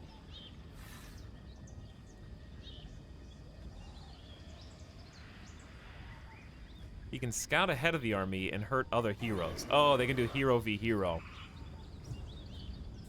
Spies or diplomats. Interesting. Alright, so other provinces, not mine. We know where the heart of the jungle is. This coastline. The Red Rivers. The World's Edge. The Sea of Dread, and the Western Jungle. Okay, so if we zoom out a little bit, we can kind of get a glimpse of where our, like, primary areas of interest are going to be. So we're in the Kingdom of Beasts, and it looks like we're in the bottom right corner of the map. Not quite, but, like, there's a Sea of Dread right there. So, we're going to be fighting over pretty much all this territory at the start, which I like, personally. I love starting at the edge of a map and then working my way, you know, in one direction at a time. So, like, ideally, we're going to solve the Skaven issue and then poke our noses into the Sea of Dread and see if we can take some of these. But I bet these are going to be other factions down here that are going to spring out at us. All right, so then we got Last Defender of Zottel. Left click to view the faction summary. Okay, so if I want to refresh myself on what we're doing and what kind of bonuses we do or don't have as we get it.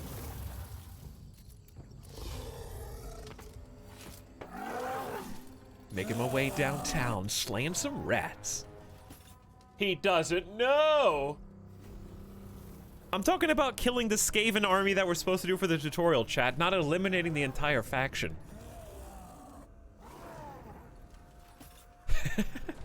Okay, anyway. Minus 10% upkeep for all units. So that's pretty good. So we can get some of those more expensive units and we don't have to pay as much for them. Diplomacy, my understanding of diplomacy is that Three Kingdoms added a ton to diplomacy, so it's this is going to be more total war than Three Kingdoms, I assume. Three Kingdoms has a lot more kind of peacetime options and truces and alliances and such. So I'm just going to expect to have my back against the wall, is what I'm saying. Whereas in Three Kingdoms, I relied a lot on... Well, that's not true. I basically did that in Three Kingdoms. I played Yellow Turban. Nobody wanted to be my friend. And I assume it's going to be the same here. Okay, so we got the Geomantic Web, the state of the web linking powerful province capitals that provide provinces with powerful commandments. Ooh, cool overlay. The strength is the power of commandments issued across your territory. I'll be your friend. I'll do it. A settlement must be linked to another of equal or higher strength to operate at its potential. The color of the rings indicate the current strength of the web there. A pulsing ring indicates it is not operating at max strength. Upgrade the strength of the web in nearby settlements in this case. So this looks like yellow or orange? Because this is clearly red. Red to orange? Or probably just strength 2 right now, if I had to guess.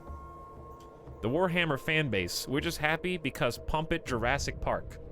Yeah, I'm happy to, that's why it's called Baptized by Fire. Because the fire is not just cutting my teeth on the difficulty of the game, doing my first campaign on hard mode and probably getting my ass kicked, but it's also the scathing vitriol that comes from people in chat when I haven't advanced a turn yet.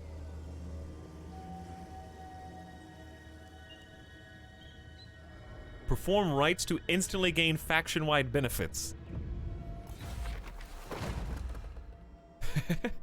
Okay, so these are the rites aforementioned that are powered up after, first of all, with a ton of cash, and are directly affected by the web, right?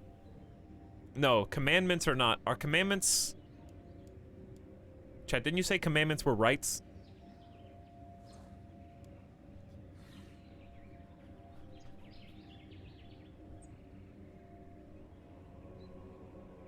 Are you playing with SSAO or playing vanilla? Well, considering I don't know what SSAO stands for, I would assume vanilla. They're different things. Commandments are edicts in the towns. Okay. So if I click on, let's say, the Temple of Skulls.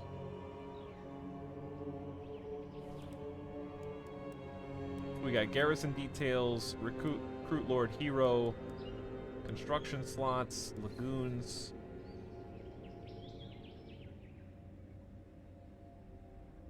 You have to control an entire province. Okay, so not towns. It's blocked out at the moment. You have to control an entire province. Okay. I'm trying to piece together the patchwork information from chat simultaneously. But anyway, we can look at rights regardless. For a huge income, you get some huge buffs, potentially, for X number of turns, as few as 1 turn, as many as 15. A Slan Mage Priest will become available for recruitment, and it unlocks after you fulfill certain restrictions. Okay, we'll take a look at that when it becomes relevant. We got some technology. Research rate is 100. Now, is this a... Ooh, we can see what buildings are required. Nice. And these are all locked, but I think I can research whatever I... Can I research anything inside this middle green? And then it goes... Wait, no, it goes left to right. What's the middle green? Why is this highlighted?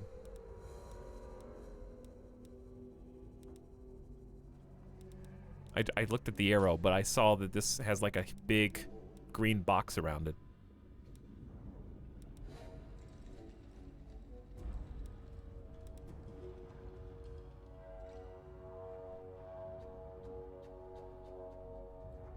Because. Thank you.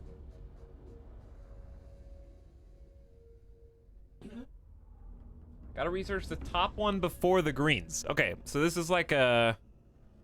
Just a very important building that unlocks. And this one goes top down. Okay, left to right and top to bottom. But it's left to right, here to there. And if you want these ones, you have to start here or here to get these ones. I get it. But, okay, so like let's say you want to get Sequence of the Great Beast's Resilience. Does that means you have to get Tablet of Beasts, boom, boom, boom. And then to get this... You have to go here and go boom, boom, boom, boom, boom, boom, boom, boom. And then when you have those unlocked, you go to this one. This is the sub-sound. Premium.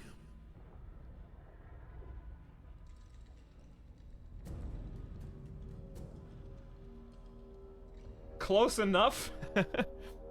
Close enough. It's close enough, chat. All right, anyway. So if I want to start on one of these, I need to get a building. So to do any research, I need to choose. These all have a different building requirement. Wow, I'm impressed by how many options I've got for technology. That's cool. Diplomacy tab. Relations with foreign powers may be managed through diplomacy, my lord. Consider your situation carefully before accepting any agreement.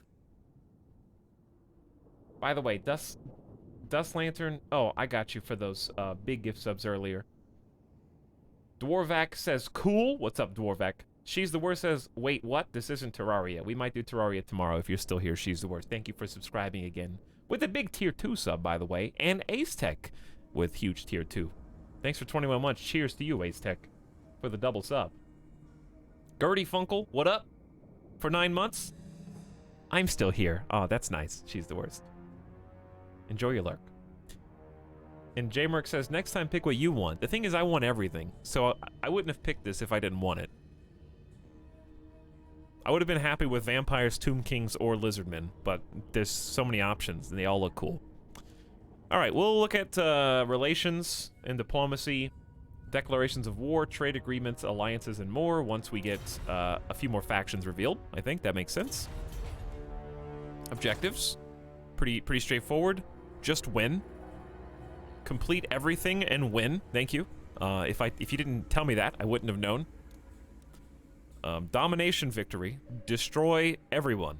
Okay, that's easy enough. Well, I'll get right on that. Lord has not moved. I'm with you. How about we choose a tech and a building? I think that seems like the most important thing. We got 5,000 gold in our coffers as we learn the UI appear. We're making a prediction of 1,298 in income. We have, this is an ancient plaque thing. So is this meter specific to Lizard Boys? This looks like a faction campaign meter for us. How many factions are there? Quite a few. This is the victory meter. Is a vortex meter. Okay. But ancient, is everyone looking for ancient plaques or just us? To win, simply click win. Okay, so only I am looking for plaques. But they have something else they're looking for that will progress towards the where's the vortex? That sounds like a dumb question. Can you see the vortex? Is it like here?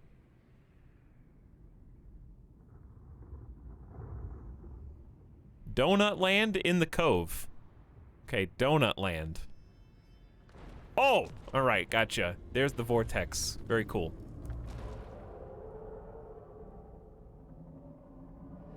In Donut Land. That's how I will remember this place. Just kind of poofs out at you. Seeing if I can, like, click it or anything. Love the map. I really like the map. It seems quick and snappy to move around. By the way, when we get into battle, let me know how the frame rate is. I tried to cap it for you guys because I had some issues with streaming 3K from a single PC. So our goal is to gain enough for Ritual of Prognostication, which is tier 1, 350 plaques. And then we can do that, and we'll figure out what that means. There's interventions to try and stop other people's. Very cool. A lot of depth here, a lot of depth. This game's, and every faction's gonna play differently too. I'm excited. All right, so let's look at the tech tree. And I think I'm just gonna choose which one of these to pursue first. Obviously, I don't know much about the units. Is the goal to close the vortex? That's a good question. What is our goal? Ritual of Alignment. I'm assuming the Lizardman's goal is to... Because the whole thing with the cutscene was, the time of inaction is over! We go to war! We want to stabilize it and control it. Yeah, okay. I'm down with that. So, Lizardmen, where are they on the alignment chart? Are they, like, good, neutral, or evil on the old Warhammer faction alignment? Like, I mean, we have slaves, it seems like. Neutral. Lawful neutral. Okay. Very cool. Lawful neutral. I'm down with that. Stop making the carpet. You with the fur ball in your mouth. Alright, I was talking to you, chat, but now let me address my son. Chat, if you are currently licking your carpet, please stop. Thank you.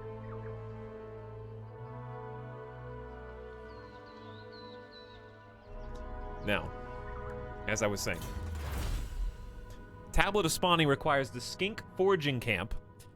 Should I choose what unit I want first? Like, do I have to have certain buildings to make certain units? Let me just look. I haven't really explored this page. All right, we are currently a Temple Precinct. We got up to level 5 with the Temple Nexus. Very cool. I like the design. I like the fact that the Lizardmen are lizard, dinosaurs, and like ancient Aztec temples. I like that aesthetic a lot. We've got an underground lagoon, which I'm assuming I should just keep and upgrade. Is there ever a reason to destroy or demolish your starting space? Probably not. You're not even my real dad.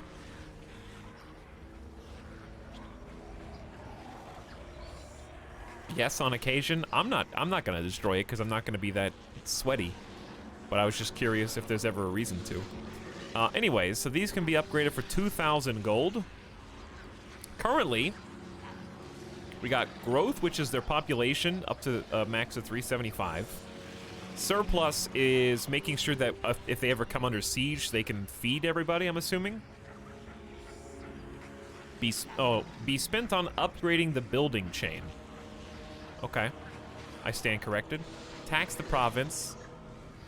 I'm just reading stuff out loud, chat. You don't have to say yes or no every single thing that I say. You just gotta wait more than 2 seconds after I say it.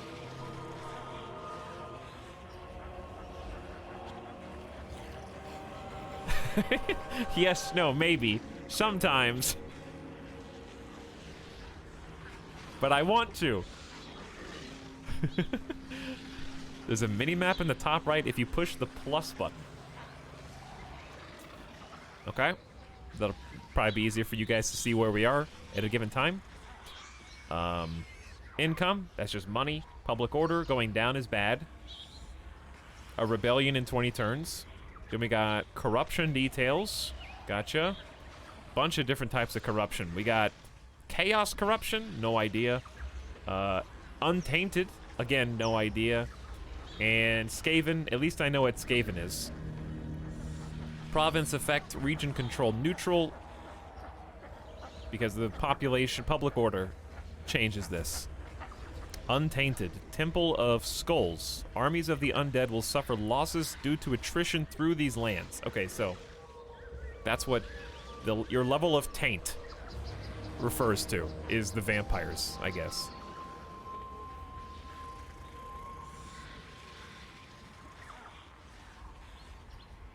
Chaos is the same chaos as 40k.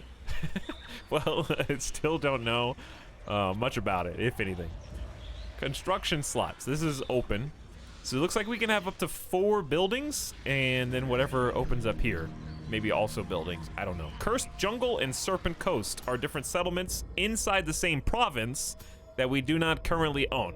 Alright? I got that much at least. So let's see what we got. We got 5 options. Option 1, resource. Grazing pastures. Jungle clearings and water holes are where prey will gather. These are often protected by lizardmen as a form of husbandry. So this increases your growth, which I assume is beneficial for army refresh rates. Yeah, casualty replenishment rate plus 4%, and does growth is for taxing, and is it just taxing and reinforcements?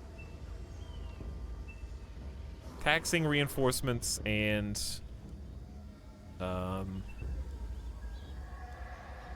more building slots. Okay, yeah, that makes sense. Okay, then we got, this one already exists. So we've already got the underground lagoon, but we may as well look at it. In times of war, the large lagoons in the Saurus caverns can be adjusted to gestate many warrior cohorts simultaneously. Unlocks spears and warriors. Easy enough. So 2 people to recruit. We can jump up to Pools of the Braves, which you have to have a tier 2 temple to unlock. The hunter cast spawning pools hold thousands of eggs that quickly gestate new skinks with a subtle temperature rise at a Slan's command. Unlock Tablet of the Skinks. Is there a way to lock tooltip so I can highlight the stuff? Maybe not. Unlock a Skink Chief Hero and red-crested skinks and skink skirmishers. Okay, then we got Advanced Military, which is not an option yet because we need tier 3 temples, so we'll just ignore that for now. Ditto, and infrastructure is the thing. So we can make a foraging camp. Unlocks tech, growth plus 20, and casualty replenishment up. It's a form of food. Skink favelas is income. And then technology. And then we got public order. So how much should I be concerned that public order is going down? Is it negative 100? Negative 100 is a rebellion? I assume that it will just kind of level itself out. 20 turns is a long time. 20 turns is... How long do these take to get built, I guess? 2 turns, 1 turn. 2... Okay, it's not much. Just a couple turns, so I shouldn't focus on that. And then this leads to more. So, should I be picking based on a tech? I need to figure out what my units are first. Speed for Salamander and Razordon hunting packs. Speed for the riders. Ripperdactyl, dude. What's cooler than a pterodactyl? A Ripperdactyl. Melee defense plus 5 for Saurus. Saurus, I guess, would be the dinos. Ammo for skinks. Additional tradable resources produced.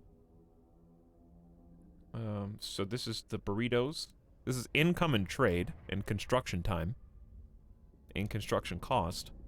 Growth plus 10. Hey, Paul Mass. Big people happy time. Okay, and we got enemy hero action success chance. I'm assuming in sabotage. Untainted +1 faction wide. I don't know the gravity of that. Income from post-battle loot, leadership, and campaign move range. A classically important statistic and buff in any Total War game is campaign move range. Recruitment cost down for some basic units and rank up for some basic units. And then we got the middle ones.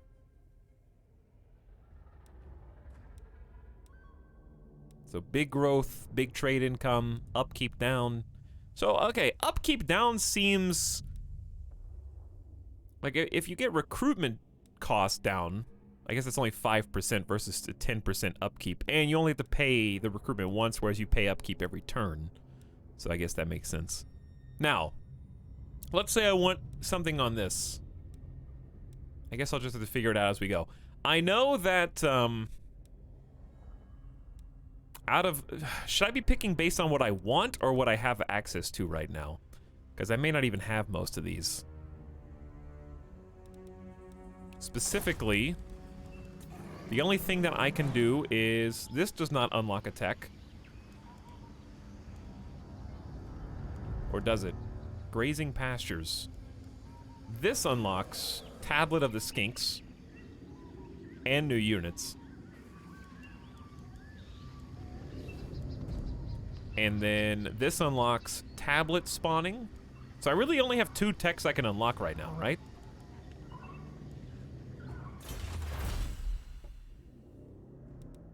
Unless I'm misunderstanding, because this needs the foraging camps. Okay, that's one of them. Skink burrito. Yeah, I can also upgrade the one that I've got. And that unlocks Tablet of the Saurus.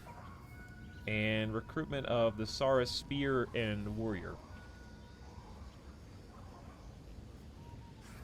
Well, I already have those, but I guess they're just mo better. Alright, let me look at my objectives.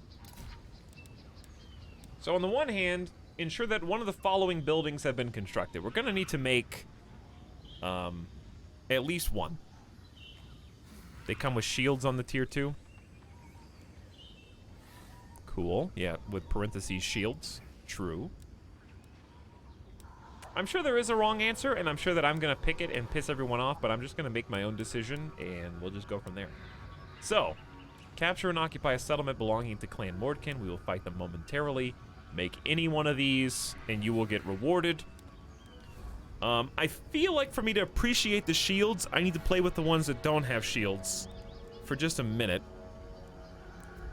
I feel like there's nothing inherently wrong with just picking grazing pastures and getting plus 30 growth. Because the more growth we have, the more building slots we're going to be able to unlock. And we can snowball easier if we focus on growth first, instead of recruitments. That seems like a fine pick. This one is only 20 growth, but you do get a tech. So Skink Foraging Camps will give you a Tablet of Spawning, which is this one. Recruitment cost down for Skink and Chameleons.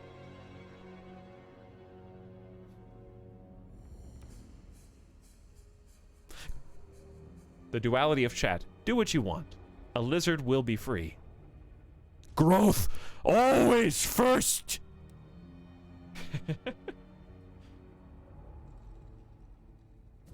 I'm glad you have resigned yourself to making us angry.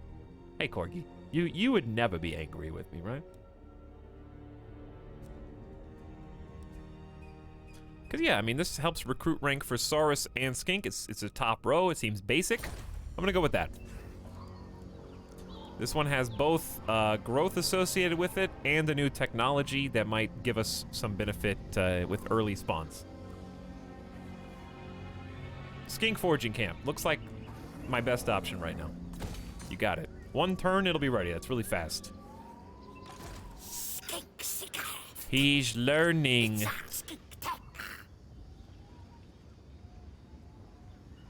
Alright, how fast? I can go all the way out to here. So that's good. So if I group up, hero actions, scouting. This action cannot fail. Increase the parent army's chance of finding a magic item after winning a battle by 10%.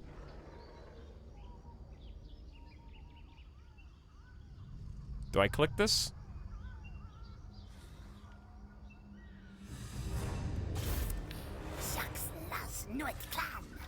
Okay, check. Let's also do something very important.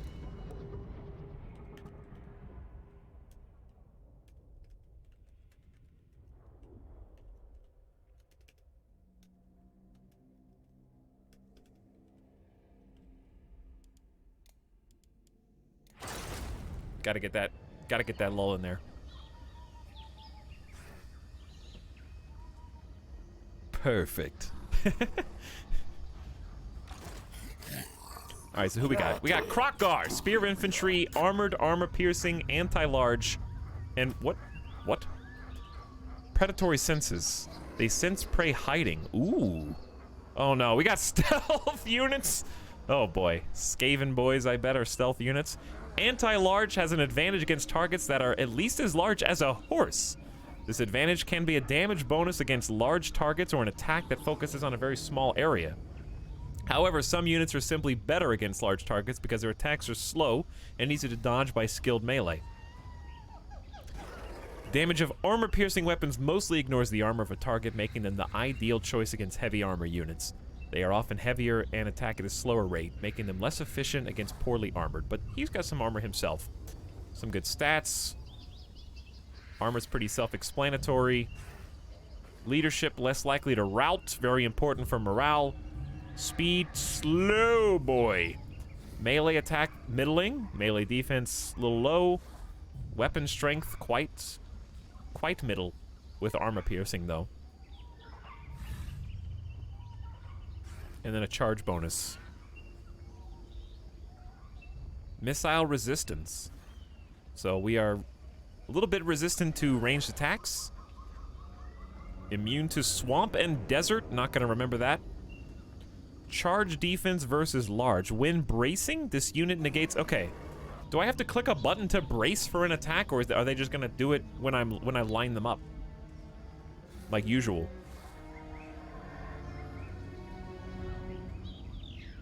Encourage. This unit provides... I just don't remember that word being used in 3K.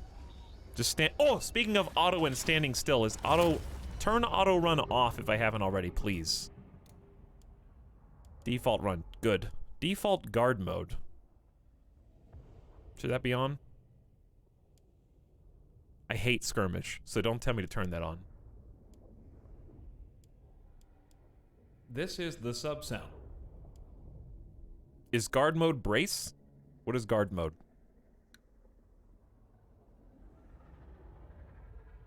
Guard stops them from chasing.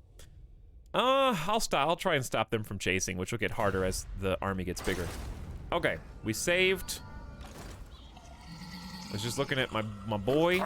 This is the hero. A spellcaster. I have no idea how to cast spells. Whereas some units struggle to fight and move in shallow water, aquatic units excel. His thing is good leadership, very weak, so put him somewhere where he's not going to get hurt. Got it. Saurus warriors are going to be default foot soldiers.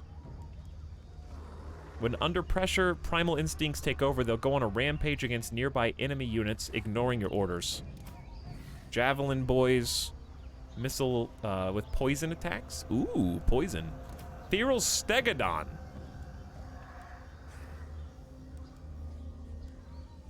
Armored armor piercing causes terror and rampages.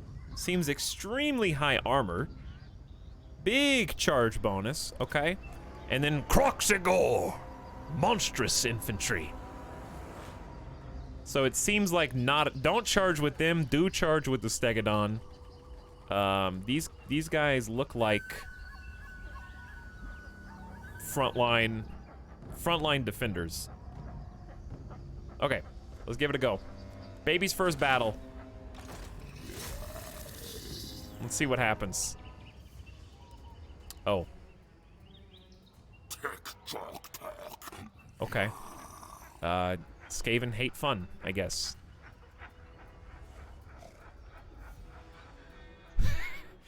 I guess we win.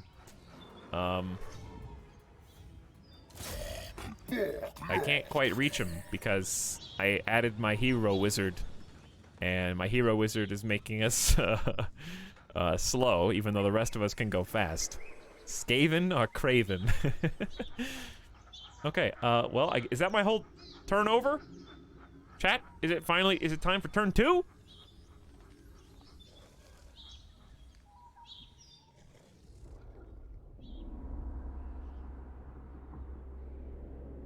Let's turn 2 it up. Recruit. Why would I want to recruit an enemy territory? Unless I can make a new army. That's always, not been a thing, as far as I know.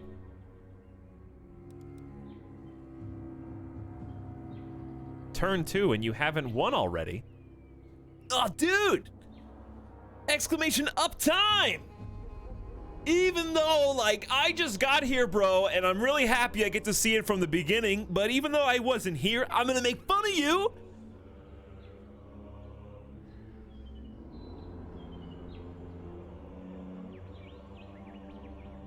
Chat, don't act like you didn't make this take longer. That's true, Bonaparte. Chad has to shoulder some of, if not at least half of the responsibilities for creating such a conundrum, doing like a 30-minute sub-train at the beginning of the stream, and not allowing me to pick a class that they themselves voted on. There was no greater insult to a streamer than typing uptime. It's actually not an insult because all of my streams average like 10 hours. When you get sleepy and start eating your Dunkaroos again or whatever before nap time, I'll be here, okay?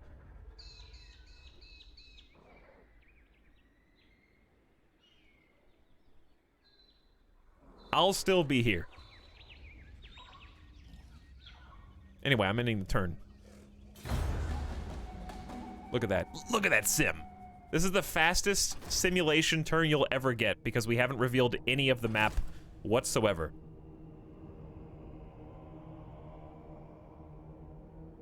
There will never be a faster turn than that. Mission successful. Knowledge of the stars. Ensure that one of the following buildings have been constructed. We built a building.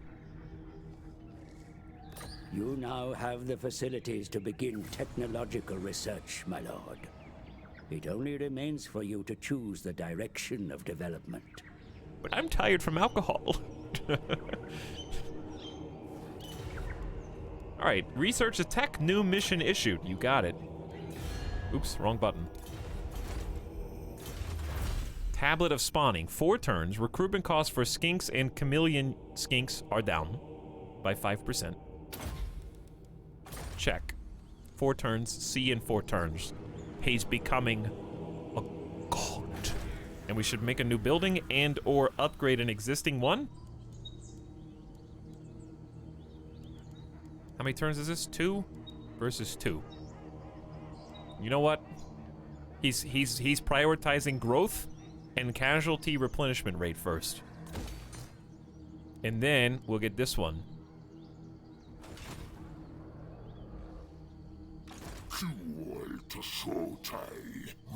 Can you do 2 buildings simultaneously? What?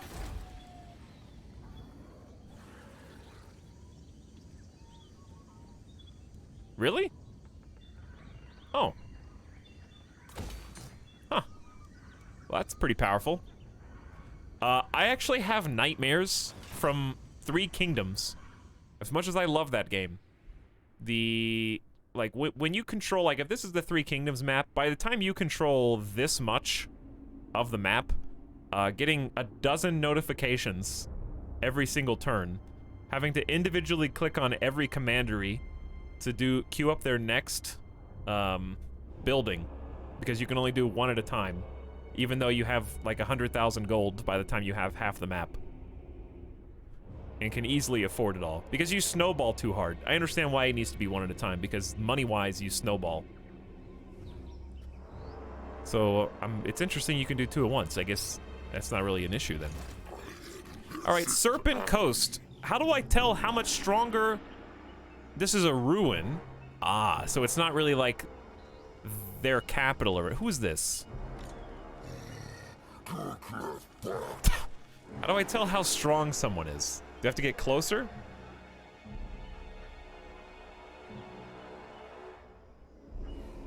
I have to take my hero and scout. But that seems really dangerous. Chad, I just gotta learn, dude. I gotta learn. I'm just gonna click on this. I have a hero with me, and heroes can search.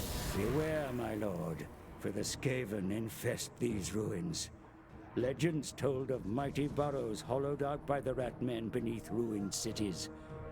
It now seems that these legends were true. Okay. So they've got an undercity connection here. They've got Murda Scratch Scar and Toxidin. There's a settlement garrison. According to this, the balance of power is vastly in our favor. Push the quick save button because I don't know how to combat in this game yet. Display a preview of the map. Ooh, cool. Hold on. Okay, pretty straightforward. Let's give it a try.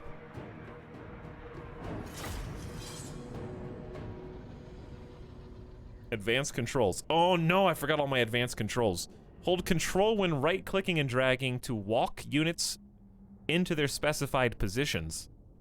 This is useful when concealing units in forested terrain. Control, right-click is walk.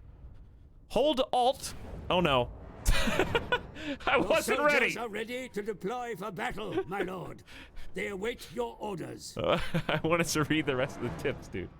Okay, here we go. Middle mouse button now controls the camera pitch.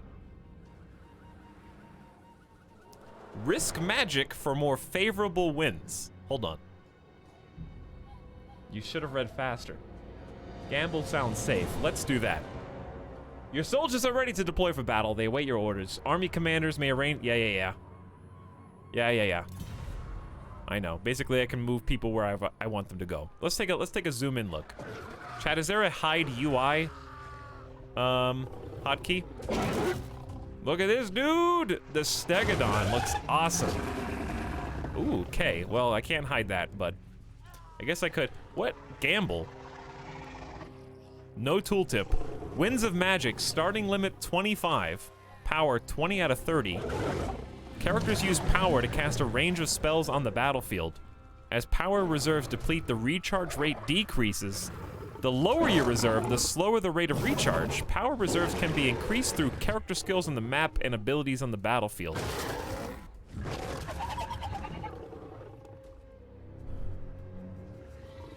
But it doesn't tell me what this is. I'm not gonna click it, I just...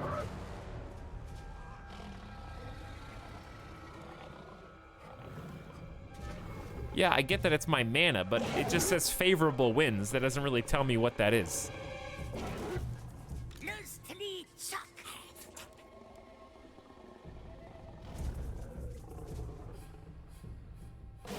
Look at forehead. What's the worst that can happen? You gamble for more mana. Oh, okay, I get it. So I thought, for some reason, I thought that it meant that this was like a battlefield like buff or debuff that was just being cast at the beginning of the fight. It's just saying you can gamble for your hero to get more mana at the start so that I can cast more spells, potentially. Like this guy in particular, the Skink Priest, right?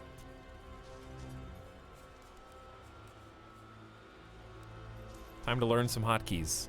Melee mode's F, unit speed is R, pretty much remember that. All right, start deployment, please. Harmonic Convergence, this is the spell, right? So it costs 6. It's an augment for 22 seconds that buffs melee and attack and defense. Now I can hit K. There you go. Let's check these dudes out. This guy looks awesome.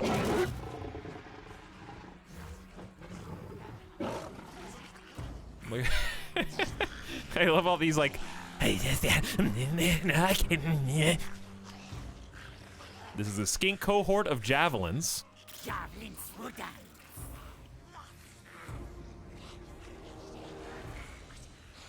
We've got quite a few of those dudes. There's the Saurus Warriors. Oh yeah, spacebar. Spacebar is usually like, yeah, it's the how far can they shoot. How do you, oh, you hide this like that. Okay, I'll figure out if I want to fix this or not. Cinematic mode K, what does that mean? Oh, like pressing spacebar does that? Gotcha. Okay, hide that for now. Who else we got? Saurus Warriors. Ooh. Croxigors. So these are the guys that aren't great at charging, but they are good at like just being a frontline fighter. Is my understanding. These are some big boys. So being in a forest, I'm guessing, is going to have a terrain buff or debuff. I can see the icon. Reduce the speed and combat efficiency of large units and allow some troops to hide. Okay. This is the ruin.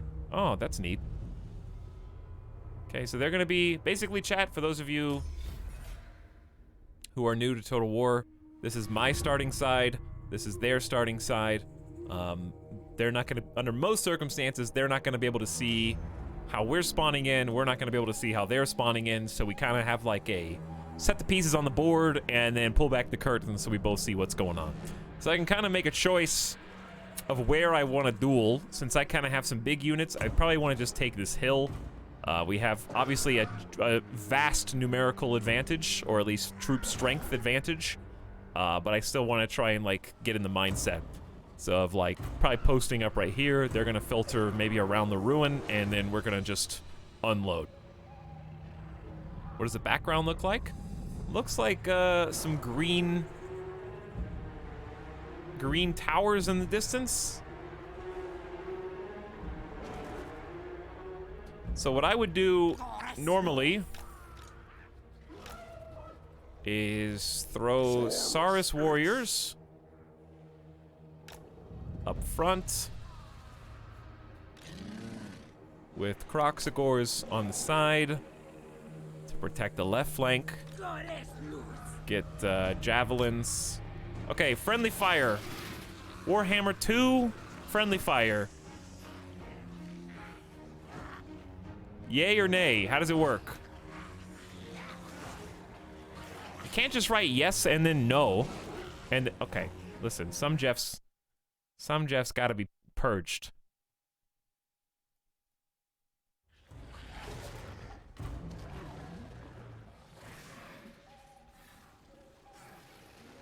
Yes, it exists. Depends on the unit you're using. Yeah, but historically, like missile infantry or archers, if you put them directly behind, like let's say regular infantry, they'll just shoot them in the back.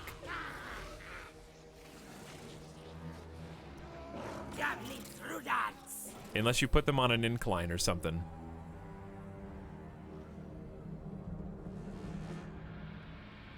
This is fantasy Total War, not historical. They get a debuff where they won't fire because they're blocked. It's not as bad as that in this game. Okay. So I'm assuming Skaven are pretty fast.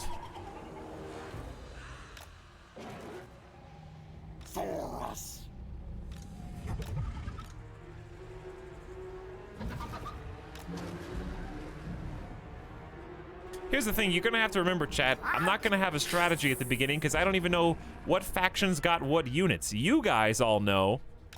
By the way, he doesn't know that he's fighting the Skaven, who are gonna be rolling out with Doom Wheels. And he's stacking up, so that when the Doom Wheel comes, it's just gonna roll over his entire... I don't know. Like, I don't know. So I gotta just react.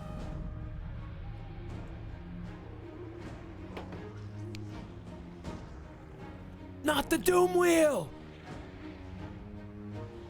Where's the big boy? I think they're gonna come from over here, personally. So I'm gonna put the big boy right in the middle of everybody. Okay, ready, set, ready, chat? Oh yeah, I gotta do the thing.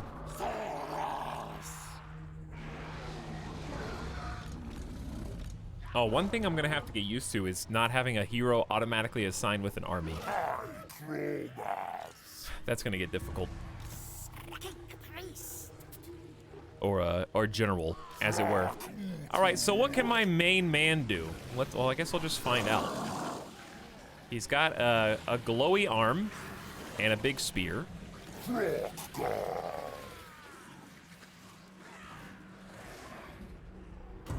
Here we go. We're in. Oh, they're already there. Be sure to position your troops accurately in battle, my lord. Drag out your formations for best effect.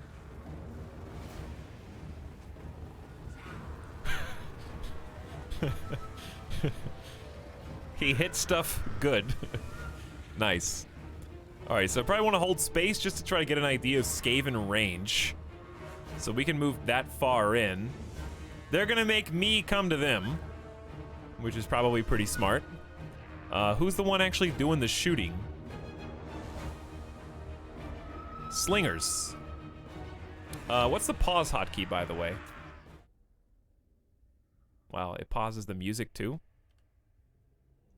I want to see who my enemies are. P? Bro, I'm gonna have to change that immediately. P is so far away on the keyboard.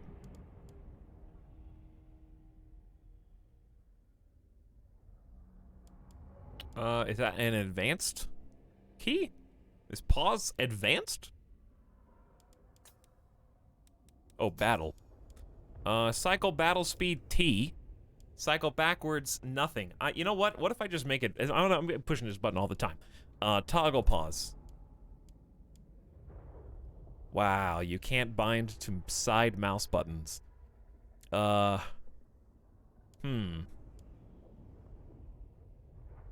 guess I could do middle mouse click. Tilde? Tilde might be good.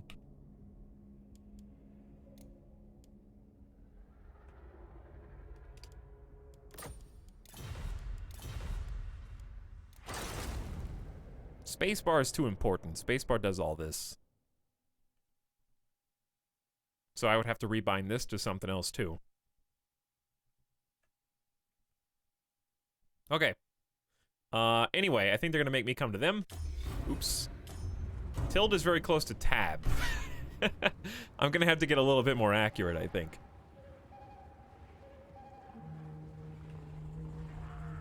So I'm gonna move right to the edge. Slowly. We're just gonna march. I'm not on automatic. Ooh, the ground trembles!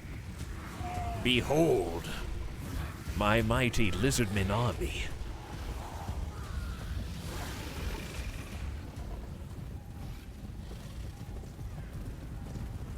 I love these dudes, dude. Get the best of both worlds. With the dinosaurs and the lizards. Those are some chads. Dino chads. Alright, and then we're gonna wait for everyone to get into position, and then I'm just gonna have to make an attack. I can either split push, or we can all push. We could, like, I'm gonna be the one split pushing, but I think it's fine. Let's just wait for these boys to get in. I'm gonna send one Saurus warrior around the right, one Saurus warrior around the left. I'm gonna follow in with, the Kroxigors, because they're not as good, at charging. And they're gonna outrange me, Javelin v Slinger. But if I wanted to just aggro them and be annoying, we could throw a few volleys of slings by sprinting up and just launching some javelins. I got so many different possible strats that I gotta just make a decision. So I think I'm gonna rely on the Stegodon's, like, big ability. And I'm gonna do... Okay, first of all, I'm curious. Let's pause for just a second. My, mage... Where are my spells again? How long does this last for? 22 seconds. How far can I use it? If I click it, target self and allies within 200 meters. I'm assuming this is pretty far. Left click to enable targeting, right click to view in the spell browser. Alt 1. Now, can I use Alt 1 even when he's not selected? If so, that's amazing. Hang on. Oh no, he has to be clicked. Ah. Okay.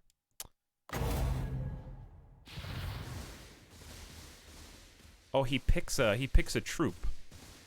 Oh, very cool. So I could, like, buff the Feral Stegodon. Is right click cancel? Okay, right clicks cancel. Push a little question and the left corner. It does stats for the units. True. We'll probably take more looks at these after we fight. Okay, here's the plan. We're going in. So tactical. The plan, we're going in, chat. Ready? Let's do this.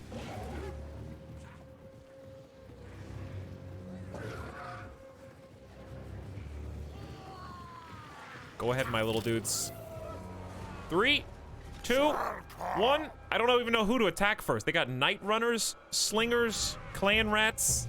I don't know what any of those, who to prioritize. So we're just gonna go. They're gonna start marching. Javelins. Shot on.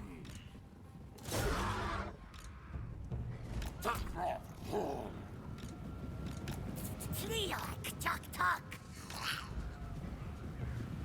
Here we go. So much Lisa. All right, javelins are now in javelin range. Are they gonna start shooting automatically, or do I have to tell them to? Hold on, hold on. Do I have to tell you to open fire? Halt, group, toggle guard mode. Fire at will is toggled. Okay. Let's see it. Your troops come under fire, Commander. The very first little javelin volley! The Feral Stegodon has just charged in.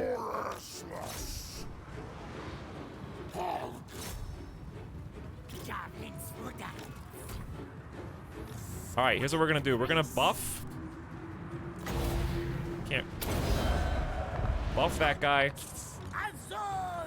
Give me my hero. Go check him out. Get the heavy boys in. Get the javelins to go. Let's get some action shots.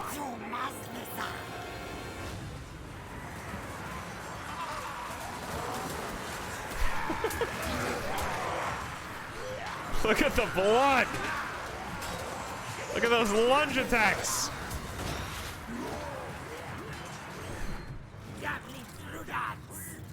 Alright, how long should I leave the javelin boys in support range? If I double right click, what do they do? They start unloading.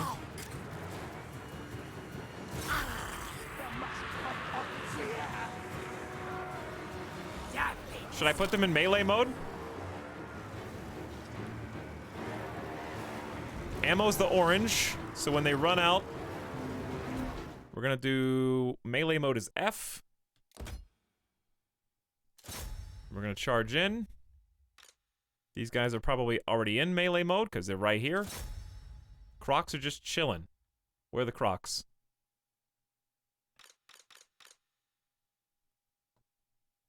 All right, we're gonna go flank with the Crocs over on this side.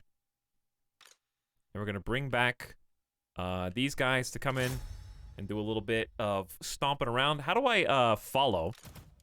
Oh, you're already in here. You're already in here doing your thing. Crocs are just happy to be here, dude.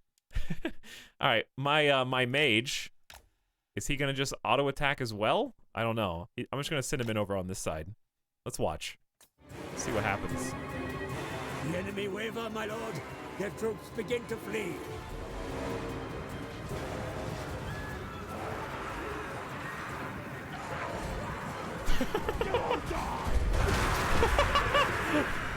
Look at that. It's beautiful, dude. Get those stupid Skaven! They're going flying. All right, so they're routed on this side. Good flank to support. So green, which one is health and which one's morale? Leadership is green morale or health? Absolute bloodbath. Top is health, gray is morale. Okay. So we're losing some health on the Saurus Warriors. The Croxagores are at full strength. I think these guys are just chasing Night Runners. Is probably not who you want to chase. I don't know what the best way to catch fast boys is.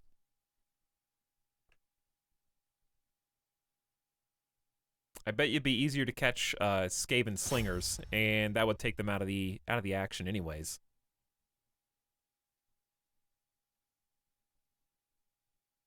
Yeah, my skinks are probably fast.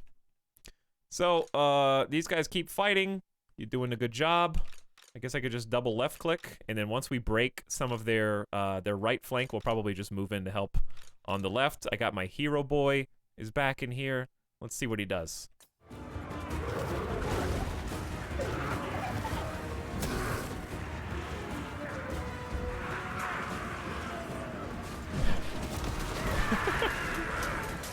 He just Careful!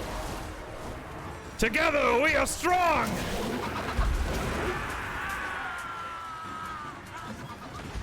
Alright, they're taking on like 3 by themselves. We kind of need to support this middle.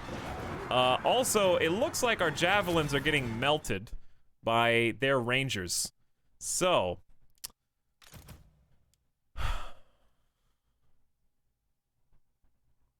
we are about to break 3 at once, right here. Having some rat burritos tonight. Okay, let's undo. I mean, we're definitely winning. We just need to break. When you see their banners flashing, that means they're on the cusp of retreating. And if we can make all these 3 retreat, we can relieve over here. I might go ahead and send these guys in already. Try and intercept their Skaven slaves.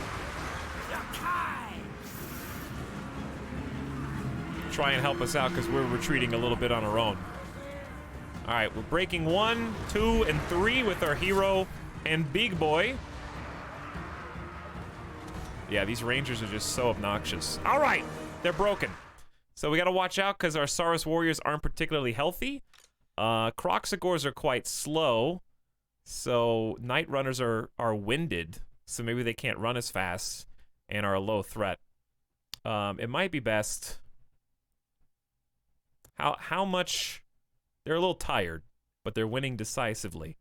I think we just need to go in and be like an annoying target here.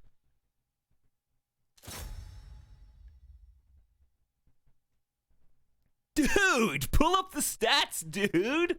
All right, chat. I don't give a shit about your stats. This is the first battle. Hang on. I got it.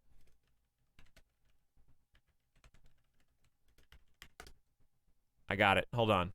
I think I'll be equipped to win. Now. Here we go. All right, let's take a look. Why don't we just start at the beginning?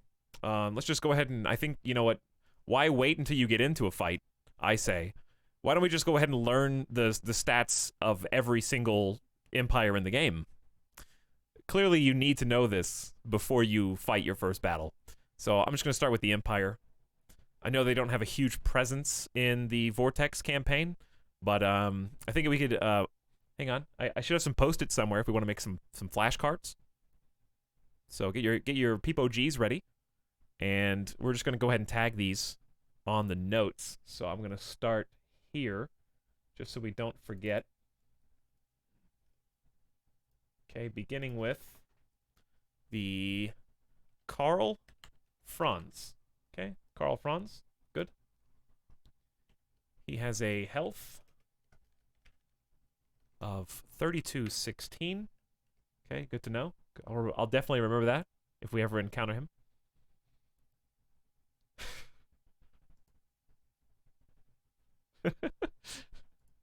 The funny thing is, all I have to do, you're just going to annoy everyone else in the chat because I'm not going to look over at your comments in the middle of the battle. Like I just did. So you're just going to annoy everyone else. So I'm going to let chat govern themselves. And chat, if someone in chat is annoying you, tell them to shut up. Okay? This is on you. Handle it.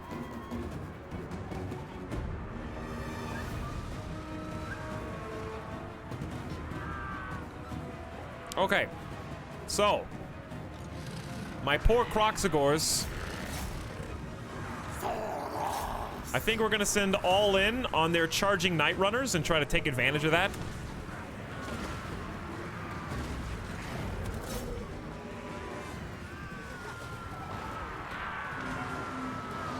Now that we got them where we want them. Dude, those like roll attacks are so cool. Like battle hammer slam. Your warriors rampage, mighty lord. They no longer respond to orders. Who's rampaging right now? Your warriors begin to rally, sire. Steady their nerves, and they will be able to rejoin the fight. All right, we got this. My poor, exhausted, feral Stegodon, dude. He's trying. He's exhausted, but he's getting in there.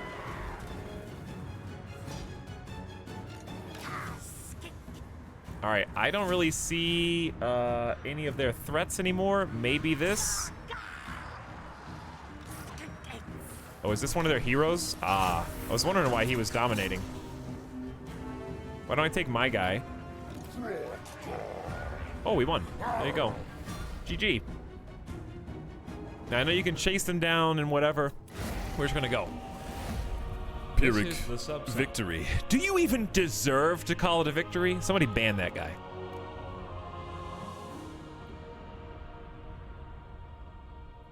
$221 losses, 318 remaining.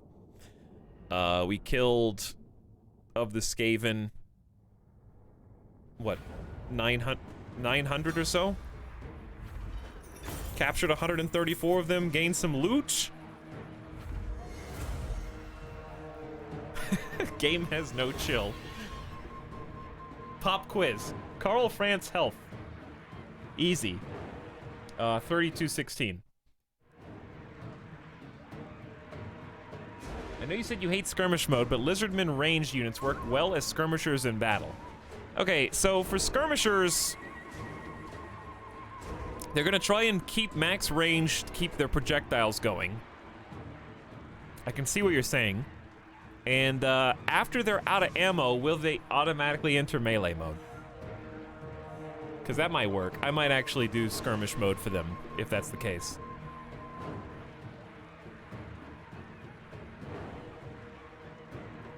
No, they do.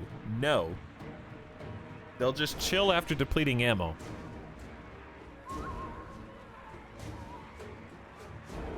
I don't know. I don't know. All right, as long as we didn't did we lose an entire unit? No. So nobody got stomped out. So that's good. That means we can just regen, refresh. We got, is this new? Lichbone Pennant. The sigil on this banner is old and hurts the eye to gaze upon. Yet those who walk under it in battle are protected by an arcane shield. Drag the banner onto the unit you want it to be applied to. Magic resist up 30%. Magic resistance, damage of magical attacks is reduced by this amount. Okay. You got it. That's for you, Krokgar.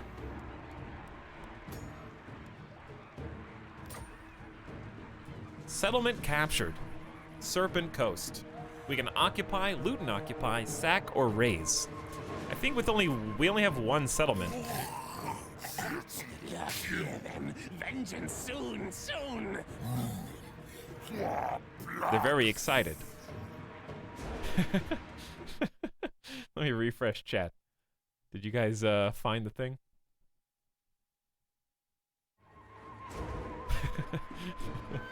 Peepo riot.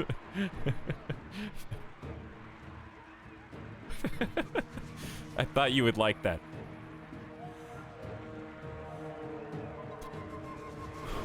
So, I feel like eventually I may want to loot and occupy, but right now we do get 12% bonus to unit replenishment.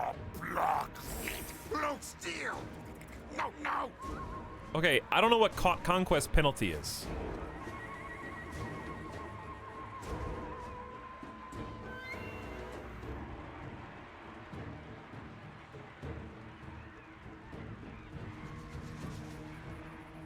Just a public order penalty for the next turn only.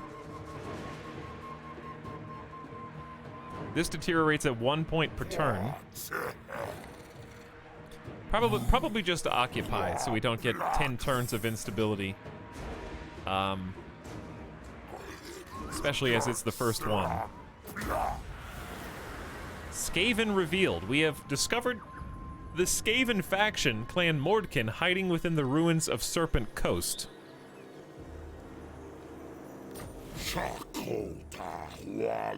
He says, rat spawn seek territory to uncover more plaques. They must be denied. Ours is the only roar to rule the world. Provinces are large land areas on the campaign map, containing up to 4 settlements. They have a top side max. Control of a province can be split between multiple factions. Same as in Total War 3 Kingdoms. Invocations of great potency may be performed by your most potent wielders of magic, mighty lord. Summon them together, and they may perform rites to grant you considerable powers, albeit at a price. Sick. Tarzana the Drapes, thank you for 13 months of sub, by the way. Welcome to stream. Hope you're having a good Saturday. And Spoons for Self-Defense says, what I missed so far? Chat rioting. Chat was rioting for about an hour and a half, and I finally had to pull out the wheel. That's the only way to pacify them. If you bring out the wheel, the rioters become people love.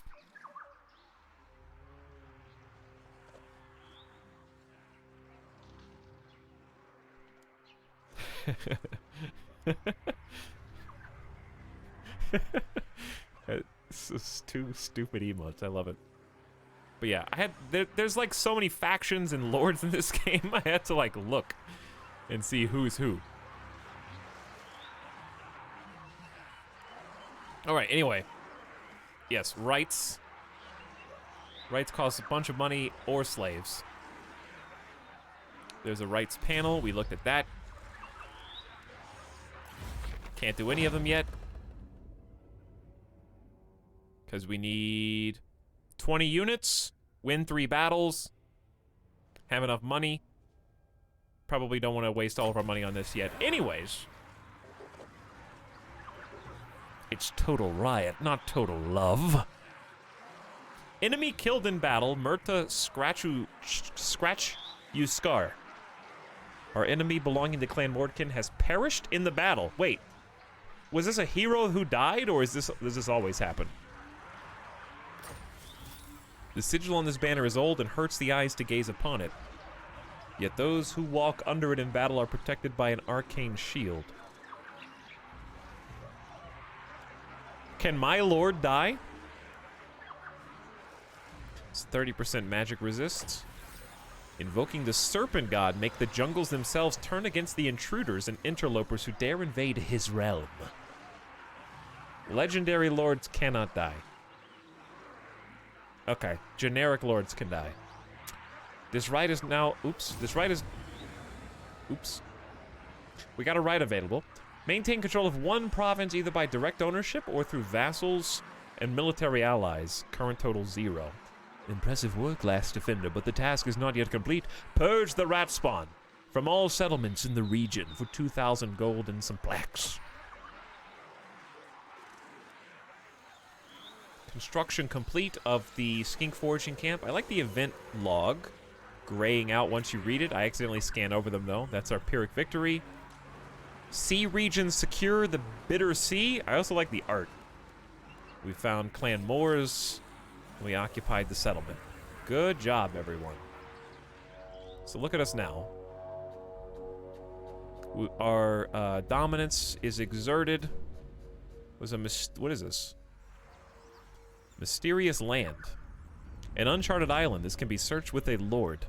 Shallow seas. Might be some cool free stuff.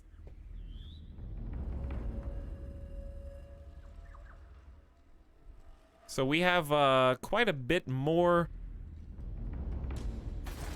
Uh-oh. Wait, no, we're good.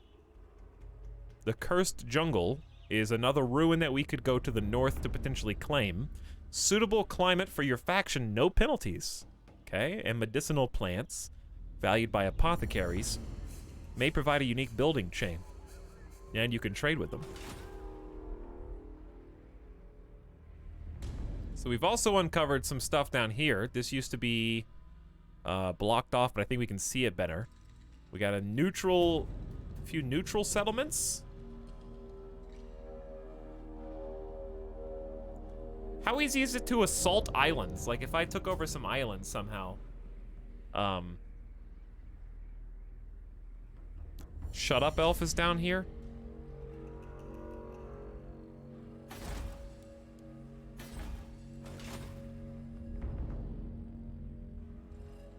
Only 720p stream. You don't complain about this with anybody else. Why do you pick me? But also, you have to trust me, it looks better at 720p. Because the alternative is change to NVENC encoding, which will make it a little less crispy.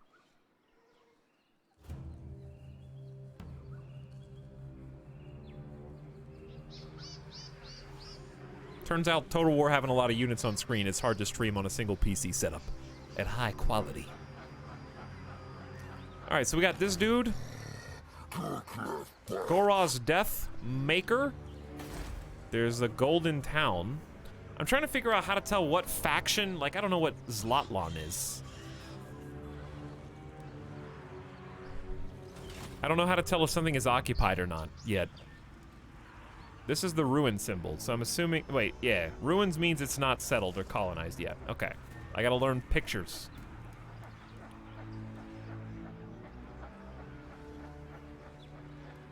So, let's think. We got a new right that we can't use. We got buildings with 2 turns left until they're done. We got a research for 4 turns. We now have the Serpent Coast. This is new. This is what we just took. So this is cool because it has a landing, a port, which generates income and growth. They are used by the lizardmen to ferry cohorts across bodies of water. So can I enter the sea tile without having a port? Or is this necessary to get in the water? Skaven show is ruined unless checked. Yeah, that's kind of what we just did, right? We took this from the Skaven. Full banan! What's up, Syntax Squid? Good morning. You don't need a port, you just need access to the ocean. But this is a port city. So this is my access to the ocean. Right? Because I couldn't just hop in the water from Temple of Skulls. That's my interpretation. Hopefully it's the right one. Anyway.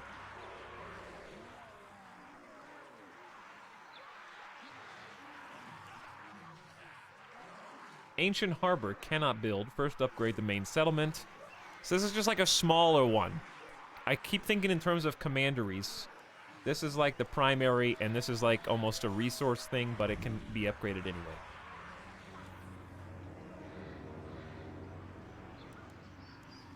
So this is 1600.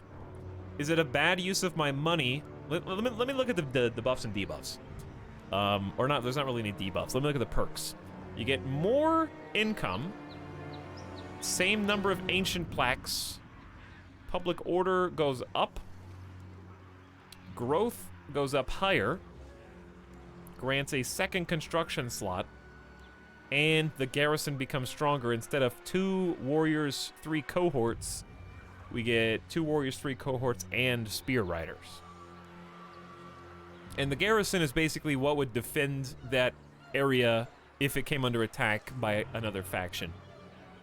Is there diplomacy in this game? There is, Roof, but I think it's less of a priority than in 3 Kingdoms, from what I've seen. There's less emphasis. Would you say this is harder than Civ 6? Well, this is my first time playing. But I have the advantage of having played Total War in the past. I think it'll look overwhelming initially, but the difference between this and Civ is that this is much more concentrated on the actual real-time pausable combat. Whereas Civ is the overview map only turn-based. This one zooms in and you have to exert direct control over the fighting. So if you've always wished that the combat was more fleshed out, then you probably enjoy this. If you don't want to micromanage the actual battles, then you may not like it as much. But I love microing the battles. That's like the fun. So there's kind of a lot to learn on the combat side of things, more so than the overworld.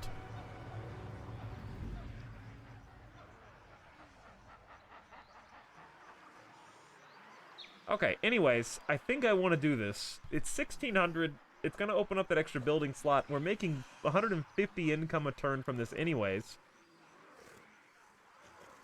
And we can double that once we get to tier 3, but moreover, I can unlock a new building slot to keep making up. I don't know if there's something better to spend my money on besides recruiting armies, but I figure why not go early and get the income situation under control. Maybe that's not a good idea, but I think it is. I'll give it a try. Okay. Now, where's my troops? They're just chilling here, I think. Fastest way to select your own army without knowing where they are. I'm gonna find out. I know there's a army tab, Lords and Heroes. Boom, there it is. And the hotkey for this is, I don't know. Okay, so if we stay here and chill, we're gonna replenish our troops, and we can maybe also take the opportunity to recruit some more units. So let's see what we have access to. Recruitment is available to boost your armies far from home, my lord. Yet such flexibility comes at a price. Build your forces close to home where possible. Okay, global recruitment means, so I can recruit even in hostile territory?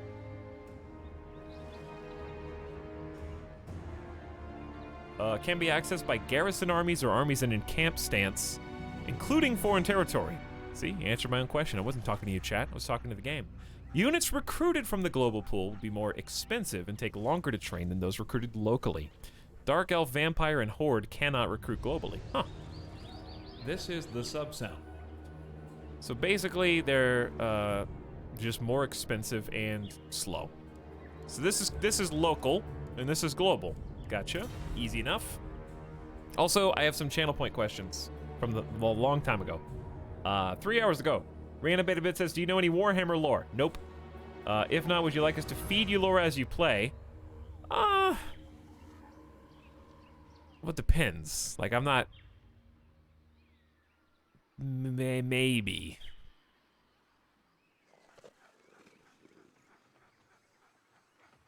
No, I don't know.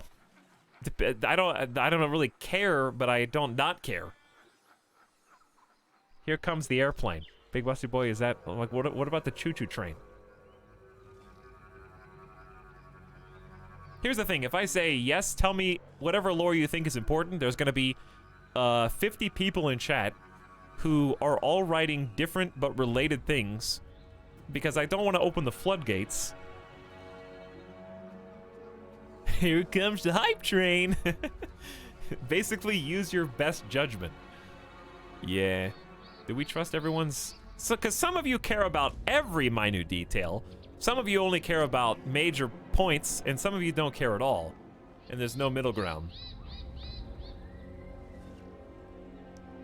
Because I don't... Saying, yes, tell me all the lore of this ancient and venerable franchise. There's just too much. There's like dozens and dozens and dozens of books. There's games galore. There's spin-offs, comic books. That's like a deep can of worms. Lizard kill rat. That's a good one. I like that story. Also, it's slight inconvenience. I saw yours. Guton, thanks for your meme. I hope you enjoyed your timeout. Mentiatude says, I've been giving my ever-loving anime ass handed to me in Shogun 2. Maybe I'm not cut out for military strategy. Could you offer up some pithy advice for all us total war nerds in chat? If you're having trouble with the battles specifically, I guess it's going to vary from game to game because the tactics that I used in Three Kingdoms are not going to work here. But I think learning how to move troops helped me a lot. Specifically, when you highlight troops and get them how you like them, whether that be a formation or whatnot, and some things are obviously going to work in the campaign. If you're a PvPer, don't even talk to me because I'm not going to play multiplayer ever. But at least in the campaign, having your formations, and if you want to maintain a formation, it really helped me to figure out how to get them from A to B without having to instantly set up a formation or minutely dig into the minutia. That's the word I was looking for. So what I mean is, if you highlight your troops and then hold Alt and then left click on the whole group of them, you can move that formation forward without having to set it up again at like a forward position. So Alt moving and then Control to turn them left and right helped me a lot once the armies get big. Speaking of armies get big. But I would focus on flanking, focus on playing to the strengths of your units, and sometimes playing defensively is good too, where you let them kind of break against your wall. Option A, spears. Option B, warriors, cohorts, in cohorts with javelins. So they're different prices. We got 750, 300, and 400, and this is their upkeep per turn. So my current upkeep is, we got 1488 that we're making, and we're increasing our income by building other buildings. So I think we can afford to add some. I gotta figure out what the max troop size is for us. So spears are anti-large, charge defense against large foes, and predatory senses. Right-click for more info. A lot of details there. And can hide in the forest until the enemy gets too close, which is pretty cool. The Saurus warriors are going to be our primary chargers, seems like, and just, you know, getting dirty. They don't have a great charge bonus, but they have the best out of what we got available to us. Skink cohorts are shielded and aquatic. So these are both shielded. But it looks like that the javelin cohorts just mow better because they get 3 ammo. So they get 3 volleys of javelins. And then I guess they can just use that to soften up the enemy and then charge this with the same stats.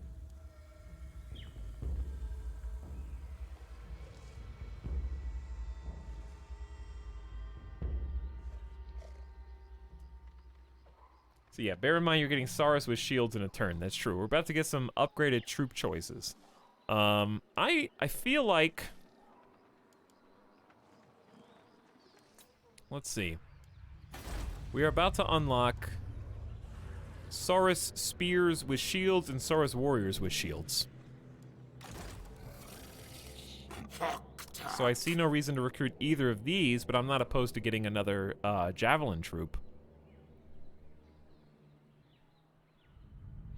Because they do have shields. And poison attacks. And they're aquatic. And speed-wise, they're 46, which is my fastest unit, so I need them maybe to chase down some rats. So I don't think this is a terrible... Is there a way to lock this? I guess you just right-click. I would like to lock it so I can mouse over some things over there, but I can just... What sucks is this doesn't have a tooltip. But, like, I can't keep the page open so I can mouse over the things. Click the push pin. So where's the push? Oh, this? Oh, there you go. Push pin. Is there a hotkey for that?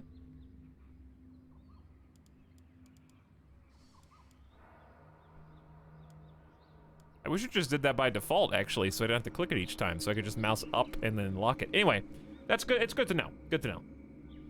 Good tip. So yeah, they have resilience, immune to certain types of attrition, weakens speed and damage. So poison doesn't tick their HP, it ticks their speed and damage.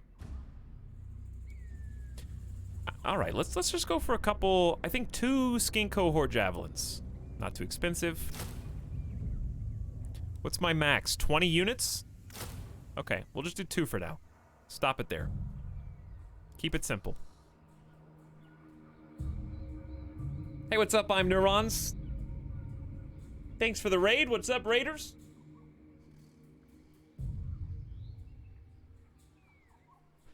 War with rats, now a raid. Welcome to stream. I have 500 hours in this game and I never knew about the pin. Well, I've got 2 hours in this game and now I know about the pin. That makes me better than you. With the pin, yeah, pin for comparing the stats. I gotcha. But hello, Raiders, welcome. This is my first campaign of Total War, so we're going slow, reading tooltips. Well, specifically my first Warhammer 2 campaign. I've got history with 3 Kingdoms, which I want to play again with the DLCs that I haven't gotten around to. I did a full campaign of Yellow Turban Rebellion. And Baby's first Warhammer. Yep. Baby's first ye old Warhammer. It's okay, I didn't realize the diplomacy screen expanded until 2,000 hours in. Oh yeah, I mean, hey, hang on, I gotta go in here and flex 2,000 hours. It's not about the knowledge. It's about how much time. But what up, dude? Hope you had a good stream, and thanks for hanging out. Just gotta flex on them. I don't think do I even have a 2,000 hour game in my Steam library? I think my most played game is Rust. Actually. How much time I got in that? I got 1,129 hours in Rust. I've never loved anything more than 1,129 hours.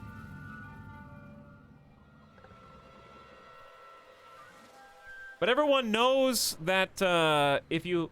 This is the sub-sound. However much time you have in Rust, 500 hours, in my case, was spent... You know, you always take half, and that's AFK idling, crafting explosives, and gunpowder in your base, so...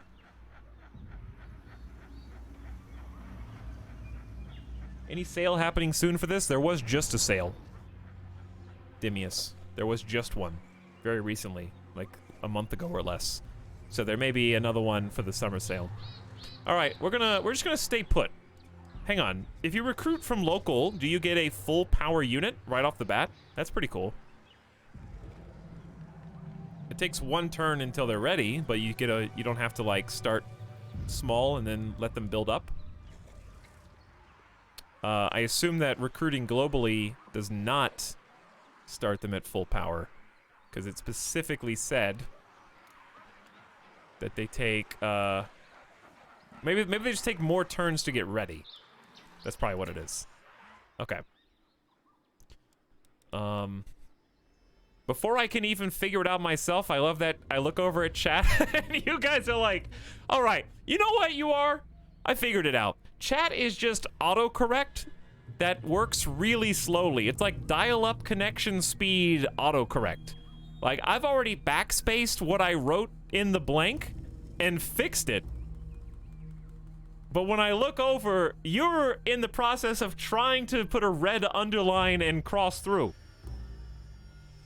And yeah, it doesn't even always work reliably. Sometimes I look at the autocorrect and I'm like, wait a second, that's not right. Feels lag, man. We're carrier pigeon speed connection. All right, I think I'm just gonna sit here, let my troops rebuild. Give some time for. We got 2 turns until we get our first buildings. What I might do is peel off Ratok. If I click this ban, he'll form his own thing, right? He's not just gonna like disappear. Hang on. You know what you should do? Save. Turn 2. Well, turn 3. What? Hang on. 3 hours. Turn 3. That's 1 turn an hour. I can't do a slash.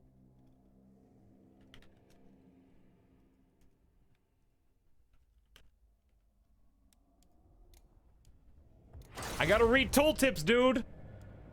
I gotta learn stuff. Listen, I'm on first playthrough any % world record pace right now, okay? You can only attempt it once in your life. You only get 1 chance. Yes? If I disband, will he die? Okay, that's why I saved. See? I'm smart. That's why I saved. He's dead. Chat, it's okay. Calm down. I took the precautions.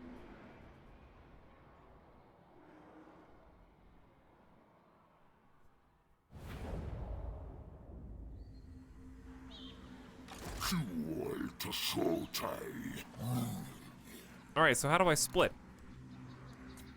How do you split?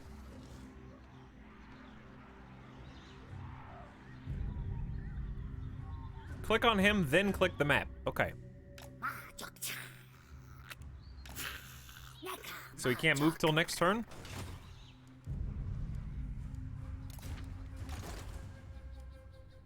Okay, he's gotta like get in a boat. Is he in a boat? Is that his boat? That boat looks awesome. How is that boat made of stone? It's using magic to float above the water. Heroes can't take treasure tiles. First of all, this is, I don't even know the word treasure tile. Second of all, someone in chat told me to do this. So go back in the VOD, find them, and then tell me who it is so I can ban them.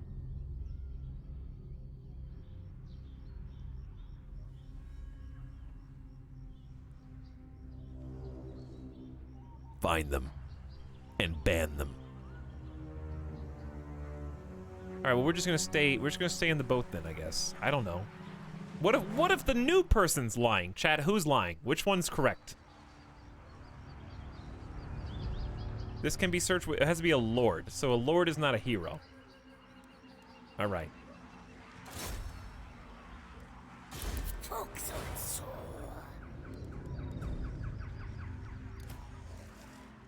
Even though I'm gonna call them heroes and it's gonna be a big mistake. What should I be doing with my my hero then? Like, is it a waste for him to be sitting in the group with us while we wait? Like, should I be sending him out to go mess with this guy? I don't really know. Nah, it's cool. He can just chill. Okay. All right, let's go. I don't think I have anything else to do.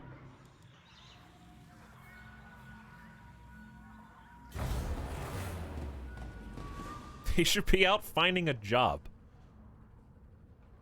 War declared. In the jungle interior stands a golden tower of great power. Many of the plaques that you seek may surely be found there, mighty lord.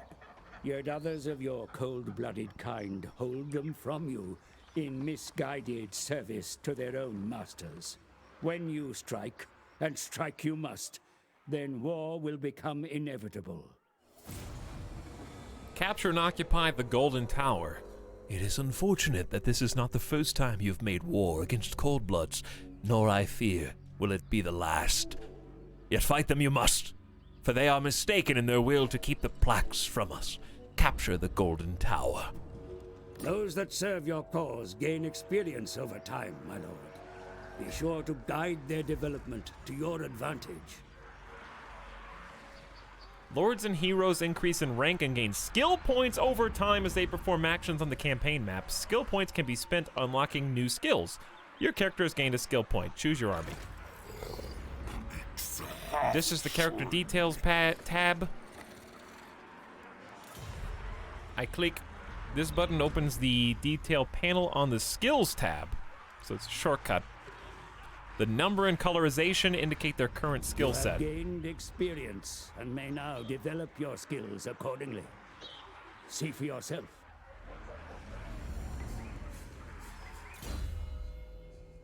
What else you got?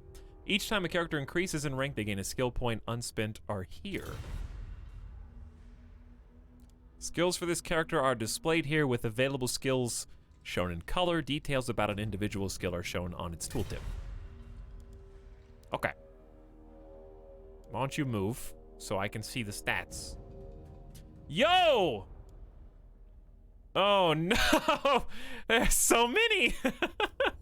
Krokgar, I guess you are a legendary lord. Wowee. In before some Jeff gets mad because Etalyx doesn't meta his character.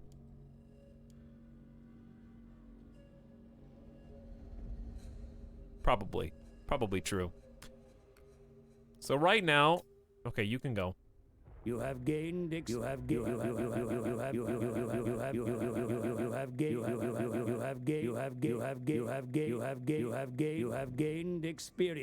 and may you have gained experience and you have gained experience. You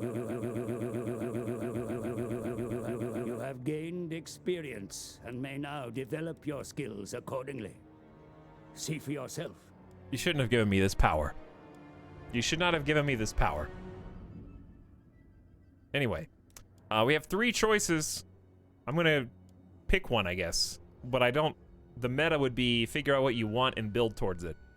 I am probably not gonna do that, because I'm not gonna read all of them right now.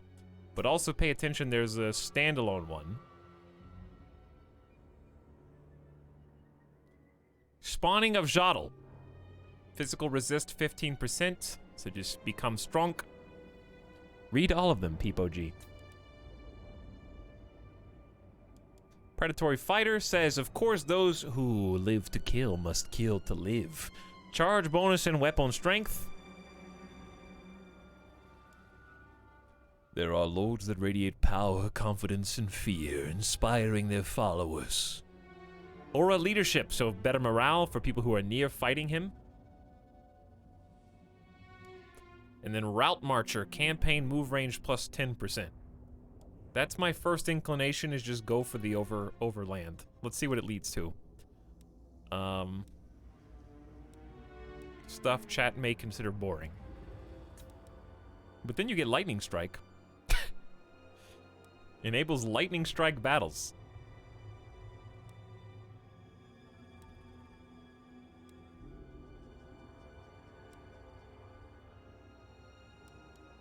That one seems the most functional.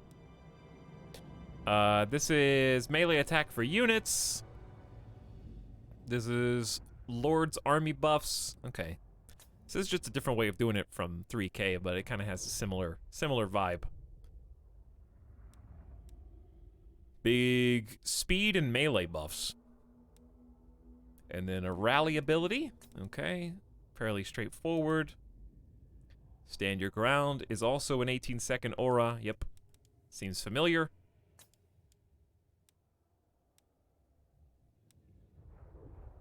And then this looks like I fight good. Deadly Onslaught is a 31-second self buff for fighting good. Okay, so it seems like fight yourself, fight your friends, and support your friends through the loving care and consideration that will emotionally nourish them. Then we got the hidden ones that I can't click yet, so why even look? And then we got this one, which is just a standalone physical resist. And then we got empty circles that mean they can be leveled up multiple times. So if you like one, go for it. So there you go. All right. I choose...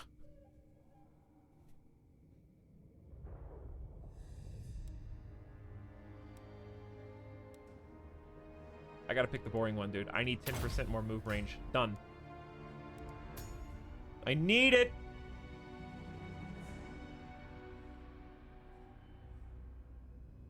Followers and banners. Lichborn Pennant. I accidentally picked the best one. What do you mean, accidentally? I picked it because I thought it was the best one. Basically, when you guys are saying I accidentally did this, accidentally did that, you're telling me I'm too dumb to have made the right choice on purpose. This is the sub sound. I don't have a massive amount of time, but I have 150 hours in 3 Kingdoms. That taught me all I needed to know to figure out that that was the best choice. Now chat is mad even when he's right. Followers may join your character and banners may be won. Followers provide bonuses in campaign, whereas banners carried by a lord may be assigned to that lord's unit to improve their performance in battle. Each lord or hero may be joined by up to 6 followers and banners. Certain followers may only join lords or heroes, and banners may only be equipped by lords. What is this, like Russian doll tooltip? Unused followers and banners may be assigned to other characters. Magic items are obtained through a variety of actions and may be equipped by your lords and heroes. Magic items obtained are assigned automatically if nothing else is. Magic items that are not assigned may be assigned to others. Why is this even a tooltip? If you don't use an item, you can use the item elsewhere. Legendary lords may win unique items through quest chains. These are not automatically equipped and cannot be passed to others. Get traits over time. They cannot be swapped or removed. General info is here. Army upkeep shows how much this lord's army costs per turn. Okay. So we got nothing yet, dude. So we can equip an armor, a weapon, a talisman, an item, and a mount. Currently, Army upkeep's 1442. Tells me where it is. We are the last remaining warrior of the now ruined Temple of Jotl. Upkeep for Saurus and Cold One units are down. So if we, like, max Saurus, they're going to be real cheap. Ambush success chance. We're really good at ambushing, so we need to play a little defensively in that sense. And good morale. Ancient Spawn. Armor plus 20 for the big boys, looks like.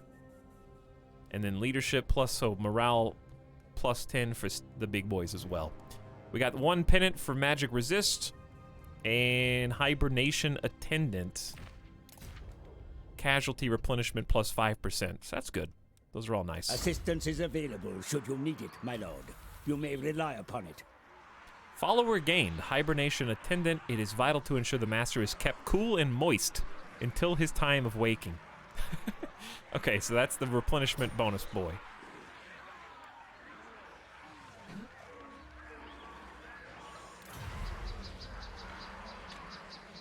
I heard my name.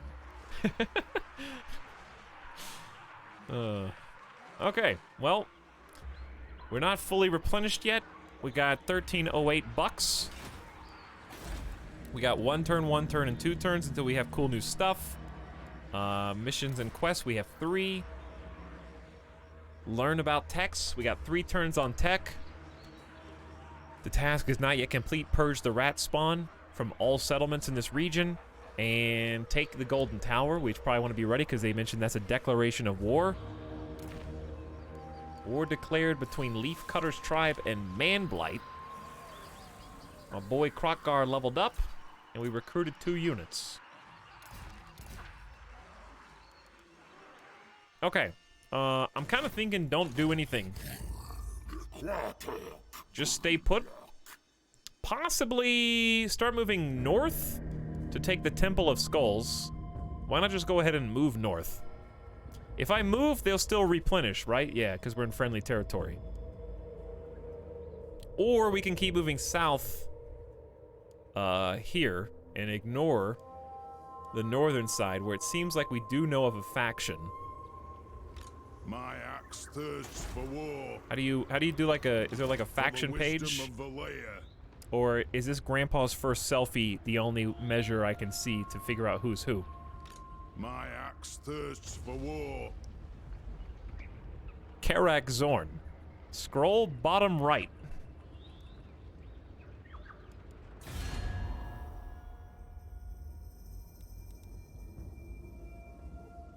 Karadan, Shine!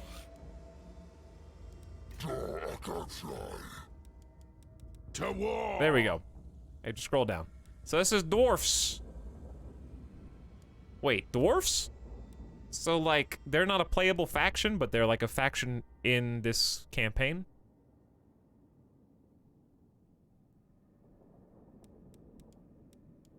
Ready. How can I assist you? How do I know of all these already? That's so many. Quick.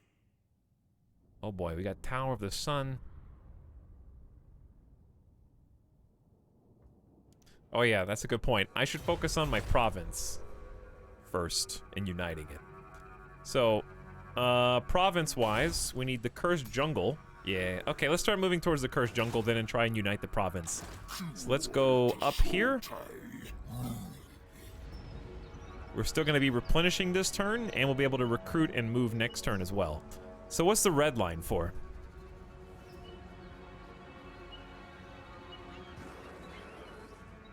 Is that like different stance? Where's my stance? I can change future movement next turn. Wait, are we in March by default?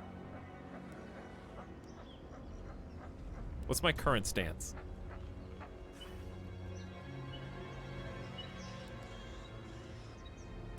Because I want to be in... What is it? Astromancy.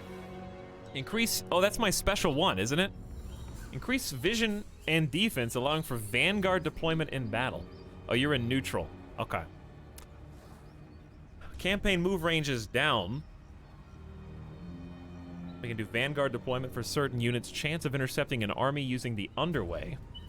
Ambush defense up. So this is if I fear ambushes and I want to spy. Channeling is mana. Alright, I got it. Let's end turn. I don't think I have anything else I can do. I should probably just keep saving every so often. I'm sure it saves anyways.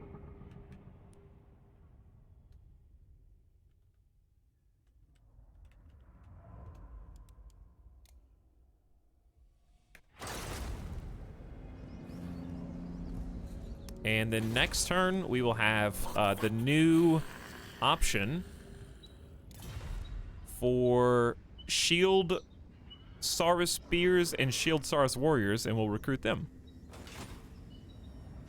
That'll be the plan.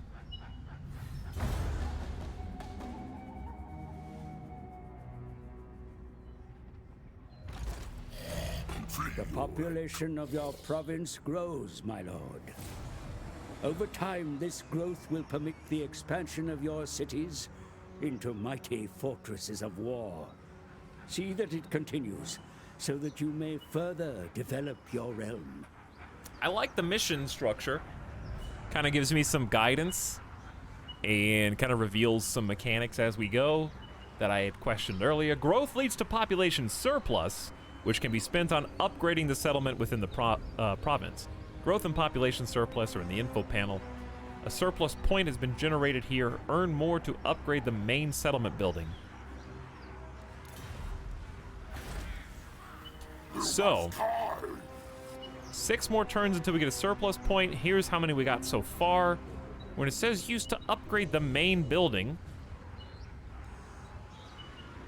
that's the cost. So, is there ever a reason not to spend your surplus point as soon as you can? Like, when I get to the second one in 6 turns, just go straight for tier 3 if I have the money for it?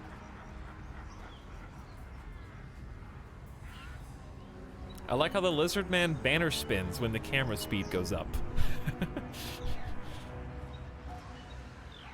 Alright, some of you are saying yes or no. I don't even remember what I asked now. Regardless, we've got a few events. Also, I need to make the Holy Ziggurat. You got it. Unseen by warm blood eyes, the geomantic web binds the energies of your most sacred temple cities together, revered master.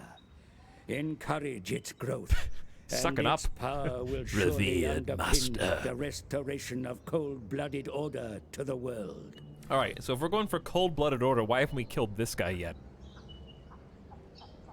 Settlements of lizardmen are linked by the geomantic web. We learned about that earlier. Increase the power of the web in a province. A lizardman faction can increase the potency of any commandment issued there. We have, do we have commandments yet? How do you use, what's the commandment button, chat?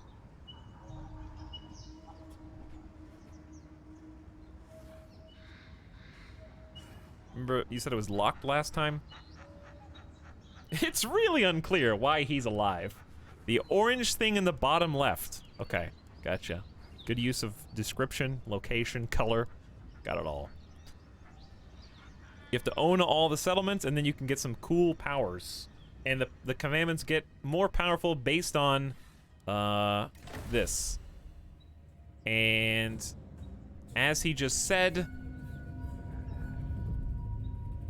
you upgrade the strength of the web in nearby settlements. They strengthen each other by bouncing off each other. What did he say was the primary way to increase this strength? All right, anywho, we're gonna do some recruiting. Let's see what we got. Okay, so you have to be garrisoned or in camp to get global, but while you're moving, you can pick up local boys. So these are the new dudes. So ignore these two. Right? Just ignore them. We're just gonna keep paying only 50 gold more to get shields. Because look at the difference here. These are effectively the exact same, except we get +6 melee defense. And we get the shielded perk. A chance of blocking arrows, bolts, rifle shots, and small arms fire in a forward-facing arc. It's just mo beta. But otherwise they're the same. They're just more survivable.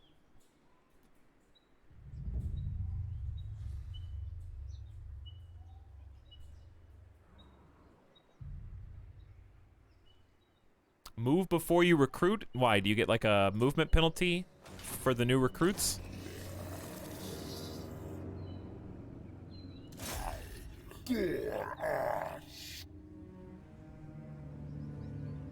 So move up here.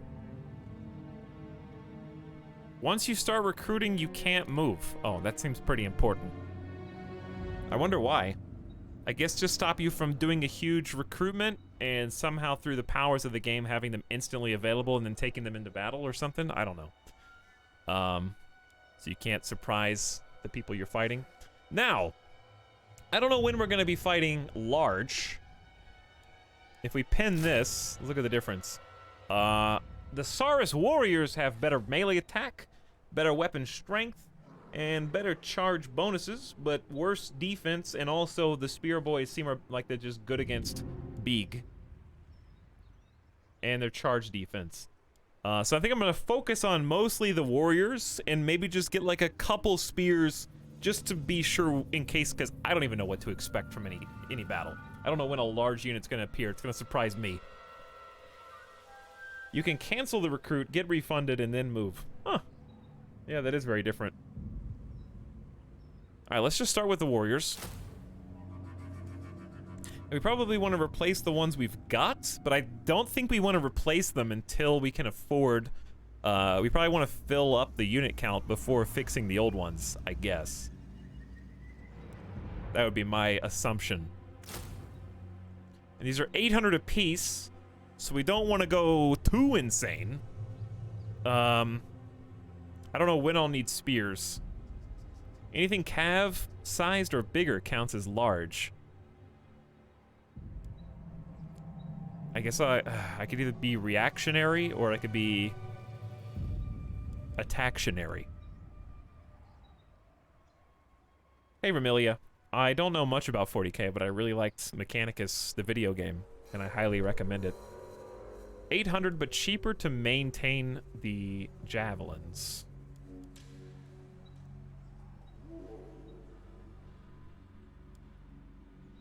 Oh, then javelins. Yeah, I see what you're saying. Attactionary, dude. Let's just go all offense all the time right now. Well, they have shields, so at least they have a little bit of missile defense, but they're gonna suck against large enemies. So let's just do 2 more. Your recruitment facilities are at maximum capacity, my lord. Training of additional recruits there you go. Will begin as soon as possible. Gotcha.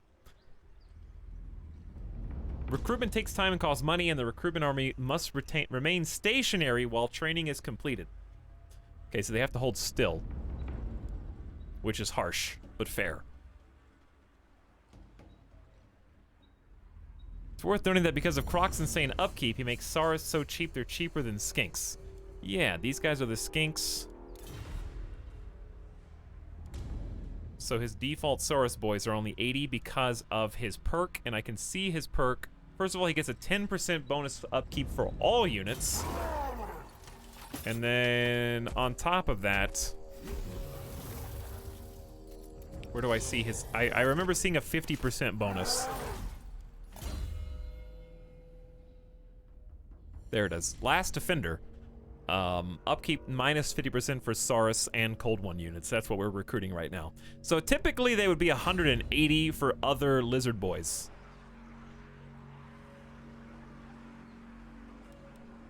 He's so cute. He is adorable.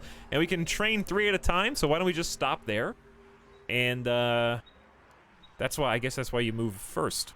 Makes sense. Anything else I need to do, chat? We're still doing tech. I got 35 hundo. I don't have a new build spot yet. I've got max level buildings here. I can't upgrade that. We're doing the primary building.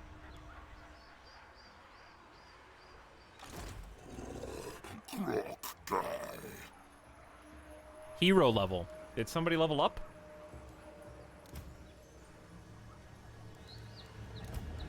How do you... First of all, where's my events? Oh yeah, he did. How do I see that? How do I see that without you guys telling me? And in the event log?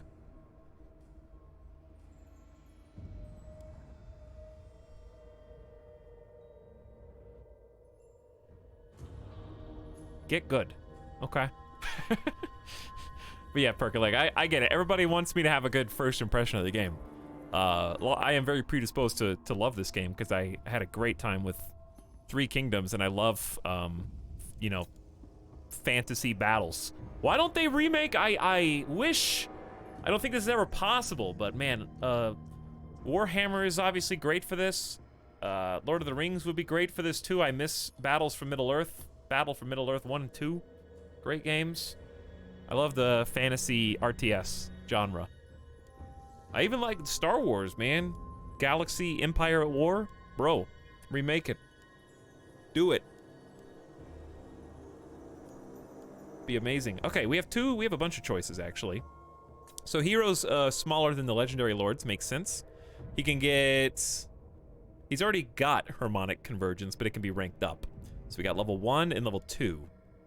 And this is bonus to melee, melee defense, and armor for 22 seconds. 50% miscast chance. Is that good or bad? Miscast sounds bad. But it's also blue, like additional effect on armor.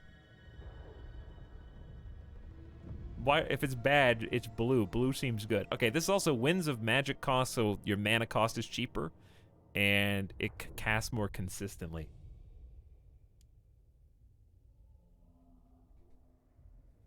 They're doing a Troy game next, I think. Oh, I think I remember that.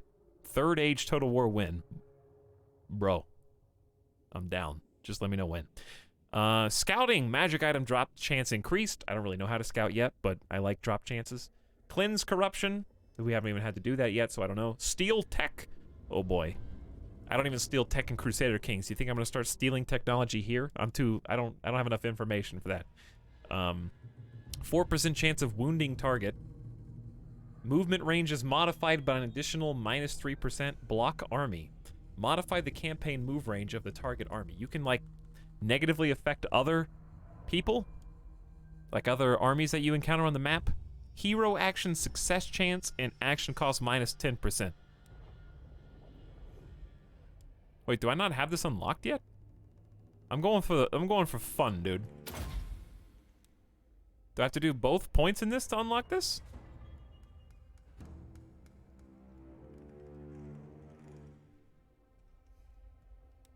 Just one. But I thought I had this unlocked. I thought we were already using this spell.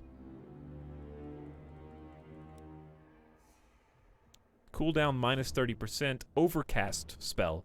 Harmonic convergence upgraded. You do, but a basic version. All right, let's go with that. Easy enough. I think that's all. Let's go.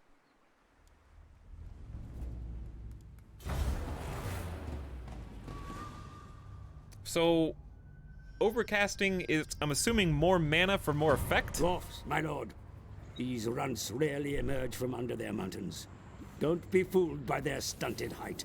They are hardy, stubborn creatures, and are not to be underestimated in battle. Yeah, the free-to-play version of the spell. The risk of blowing up. To use, hold control when clicking a spell. Cool. Men Blight has been obliterated. There's nothing left but the echoing laughter of thirsting gods. That was fast. Never seen a faction in Total War destroyed by turn 5. Okay. Don't be fooled by their height. They are hardy, stubborn creatures, not underestimated in battle. Ancient race. Led by kings, they march through the mountains to settle old scores. But they're chill with us, right? We're not like at war with them. Is there like a overlay or something? There is an overlay. Hold on. Attitude. I see red up here. How do I see at a glance? Here we go. Here we go. Boom. Enemies. Just the Skaven boys. All right. Good to know. We have no military allies, no defensive allies, and no trade partners. So is dwarf like a small faction? Not a pun. I really mean, like, are they expanding like we're expanding? Do they stay in their hold fast? Do they just hang out? Do they try and... What's their predisposition?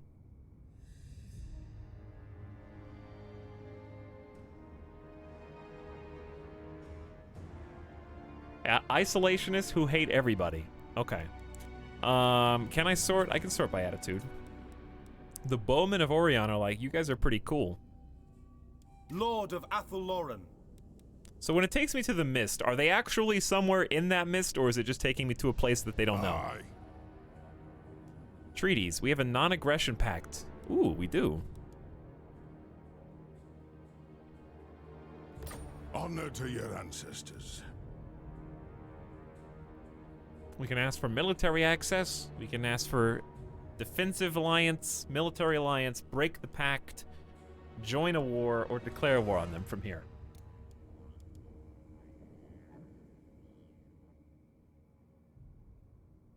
Is there a penalty to asking them for military access? How do I see that their exact territories are?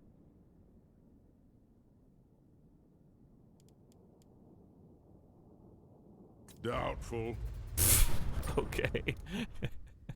So I assume you can't just keep asking over and over again? Because that would be dumb. Doubtful.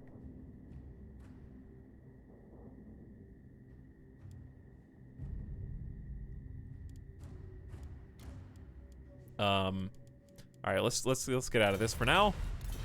Just trying to get my feet wet. It's a new turn. It's a new dawn, dude. No more upgrades here. We need one more point in like 4 turns here. Oh, Serpent Coast, what you got? Serpent Coast looking a little bigger, a little sexier. Got that buildy spot. Why do I still hear what sound like Skavens? Skaven, I guess, is also the plural. Anyway, in my new construction zone, we have an exclamation point. Already constructed, making another may not provide any additional benefits. Declare war on them for their insolence. That's what skinks sound like. Oh, I see. This one doesn't have an exclamation.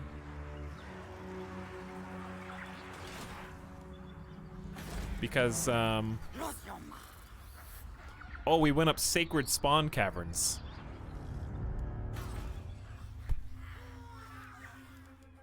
Whereas here, we could build this. Wait, now how do you... We could just go straight to this, Spawn Pool of the Brave, and unlock 3 new unit types, so it would be worth it. Okay, this is a separate line. Got it. So I could make a Spawn Pool of the Brave. That's new. A little expensive, but it's there. Nothing yet. Defense, a skink lookout. Cannot be constructed in major settlements. Gotcha, so this is like a tertiary orbiting settlement. Provides extra garrisons. Is that on top of what we already have or no? How do I see my current garrison? Provide current garrison, we get 1 Cold One Spear Rider, 2 Saurus Warrior, and 3 skink cohorts. Whereas if I build this, we get 1 Pterodon, 2 Saurus Spears, and 3 skink skirmishers. So that should be 6 new units to defend. Okay, then we got finally a bunch of infrastructure, including growth, the tech. We kind of have this already at the other one, and that's the tech we're researching, I think. Income 180, never a bad idea, especially when that's almost 20% of your current income being generated because your army's getting bigger and your upkeep's getting bigger. Public order +4. Which I guess you really only want to focus on if it's constantly going down, which it is. It's at 38, -6 per turn. Taxes, difficulty level, and we're gonna get 2 back. So it's gonna still be tanking at -4 per turn. And we'll have a rebellion in 11 turns at this rate, which is a little scary. Stone marker. Unlocks Tablet of War Tech and big income bonus, but you probably don't want that until you have income to modify. Okay, my thoughts are, we just unlocked a new unit type. We're about to do some big building upgrades. Why don't we hold off on the Super Skinks for just a minute. We could hold off on them for more than just a minute because it seems like we're really focused on Sauruses. And that's a Saurus. And also cold ones, right? Cold ones and Sauruses are kind of our big deal.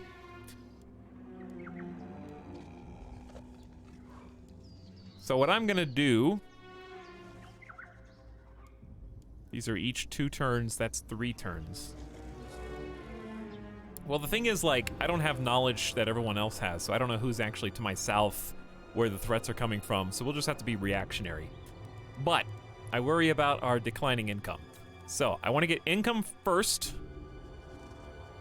Then I want to get maybe either public order and or the garrison, and just make this, like, a little bit stronger. Let's go income first.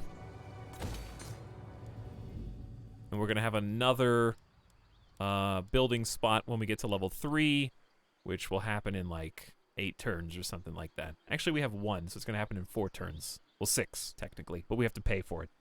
So getting the money right now is pretty important. Then, we're going to the Cursed Jungle.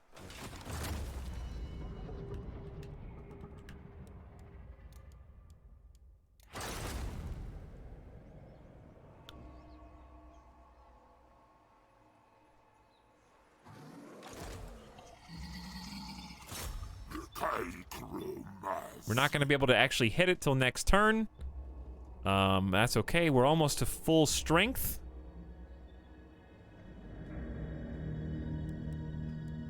I doubt we have anything else left to do. Got a lot of objectives. Research attack. That'll happen next turn. We'll get money. Maintain control of a province. We'll get that once we get the Cursed Jungle under our control. Capture the Golden Tower is going to be its own thing. And have a Holy Ziggurat. We'll figure that out too. Alright. So I think we're good to go.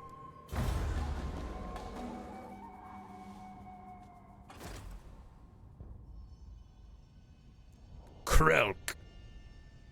Hello, Krelk. Beautiful.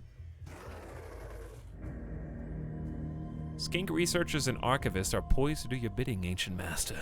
Select the field of knowledge you require.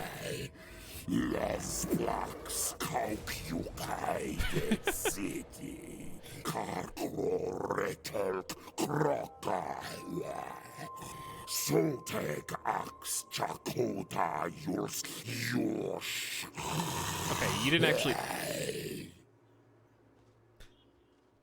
That was a lot of words to say these many words. Many plaques hidden in lost ruins. Revered master demand we find them. The Sotek reviled rat spawn must not reach them. So we found another ancient ruin. We're going to search it. Search any ruined settlement for treasure is my mission. Easy. And there it is. Minus 5% recruit cost for skink and chameleon skink units. So that makes them a little bit more affordable, a little bit more tantalizing. The populace in one of your settlements is gradually vanishing. On certain nights, whole ghettos or districts are left abandoned. The only clue for the remaining denizens is a triangular symbol dabbed on a nearby gate or wall. Oh. That's not good. Public order is we're going to have a rebellion in 12 turns.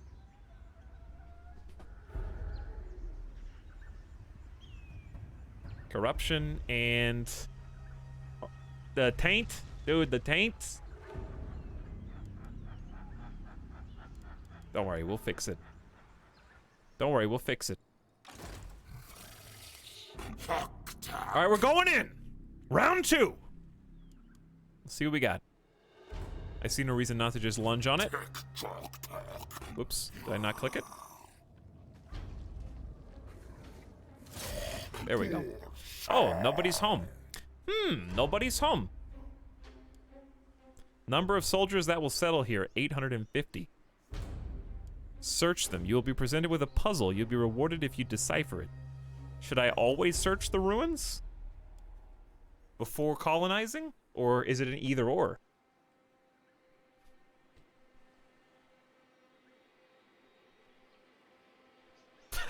Puzzles, Monka S. Oh. By the way, Just Mojo says 19 months. Did you say Yeetons? What's up, Just Mojo? Thank you for your sub. Welcome to stream. Steve Ev 45. Hello for another 8 months. Deacon Blues 95 says, "Hey Tal, love the Total War series. Hope you enjoy it." Oh, I will. Oh, I will. Thanks to all three of you. Searching takes a turn. All right. Puzzle of the Ancients. I ain't gonna let you solve this puzzle for me. The colored lines around the face hold the key to solving this puzzle. A puzzle of the ancients, which surely hides great treasure. The colored lines around the face hold the key to solving this puzzle. Throughout the world, the Old Ones left vast troves of power for use by their most trusted servants. To prevent such power falling into the wrong hands, they placed wards and cryptographic locks over them. As millennia have passed, these wards have weakened, but the arcane locks remain. To access the treasure solve the puzzle, the Old Ones believed alignment is all. Okay, what do we got? We got option 1, square. Square plus key blast. Okay, here's square. Not a key blast though. On the other source, key blast. I don't even see key blast on the board. Actually. Rainbow Sun plus snake on your cell phone. Okay. Rainbow Sun. Over here, nothing's even touching it. Plus cell phone snake. Where's snake? Right there. Also nothing touching it.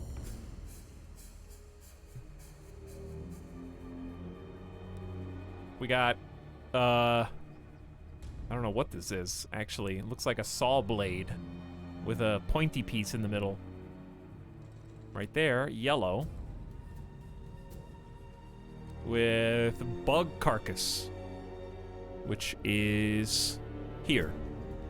And then we got reverse, like a leaf. There's the leaf, and then the sun piece. Okay, my first inclination was to see, we're gonna have to spin the wheels, but I don't know if clicking one forfeits. I was trying to see if any of them had 2 connections or not. I think I just click one. I see no indication of one being right and one being wrong.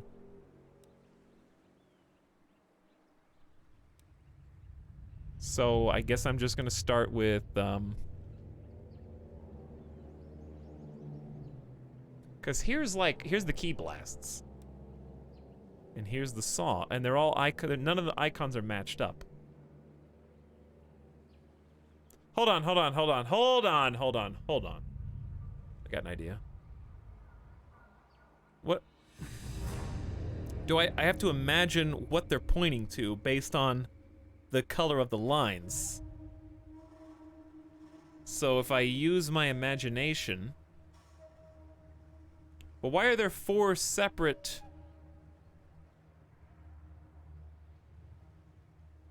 Because, like, the yellow line is already somewhat lined up, but what if it's...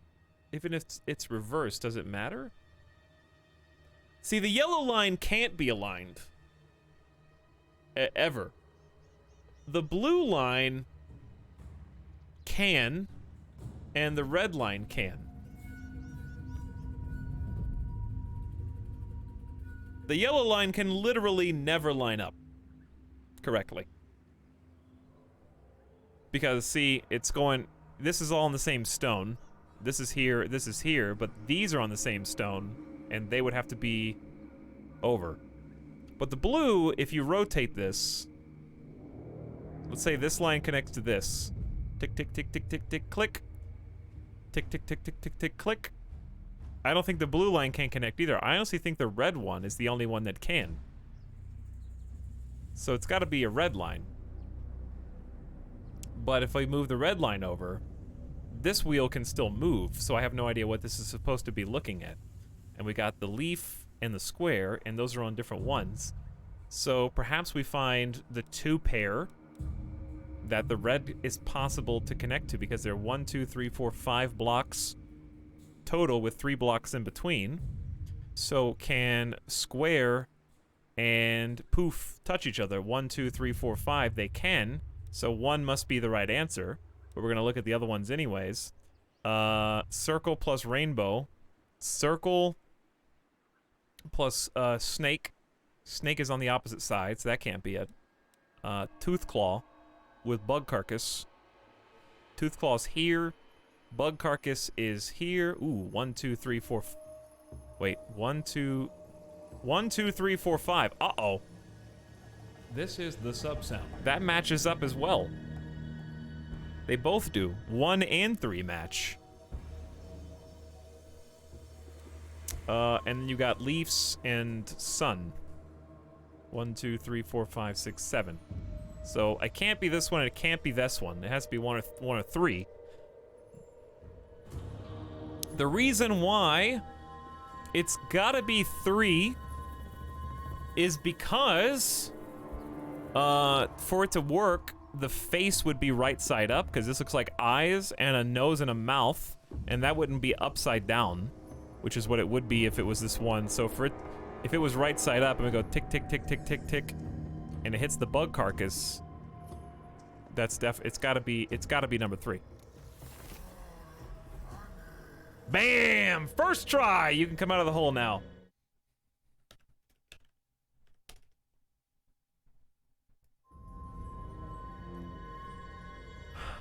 Krokgar succeeded! Whether or not the old ones have guided your hand, you solved the puzzle. Yo, this game has puzzles? Wand of Jet. Turns out this is a puzzle stream.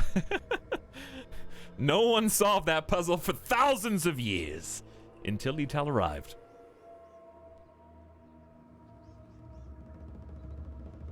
I always Google the puzzle because they suck. Well, the developers tried to make you all smarter, okay? But human ingenuity is basically work smart for me. So it's kind of smart in and of itself. Wand of Jet. The bearer of this black wand, flecked in glowing jade, can increase the winds and more quickly power his spells. New ability, Augment of the Winds. 57 seconds, increase to power reserve, increase to power recharge, and plus 30 ability recharge seconds. $1,000 and 40 plaques. Wow, 40 plaques seems generous. Ancient arcane item gained. So, what I'd like to do...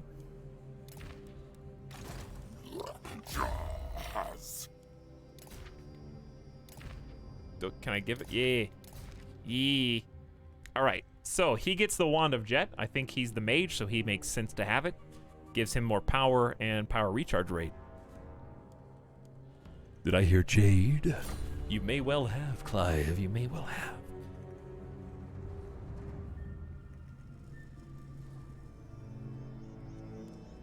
Number of available... Ooh, we have a right.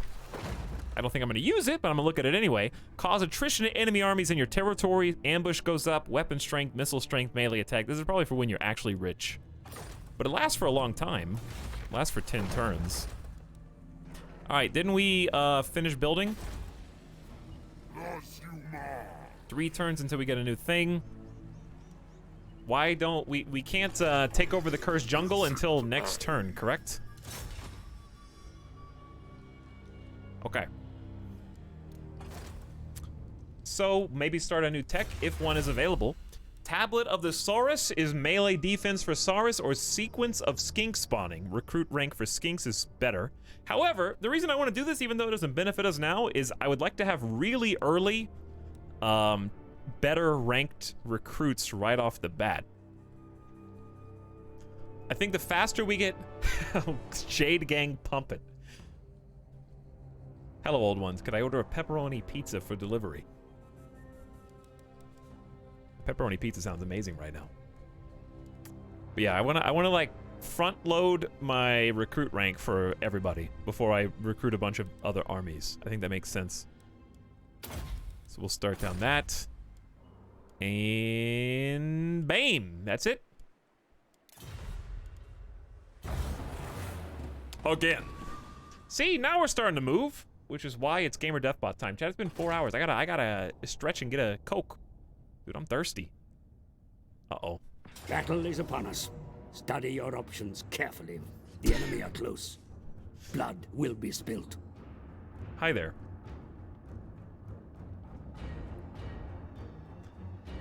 Study your options carefully. The enemy are close. Blood will be spilt. I heard that.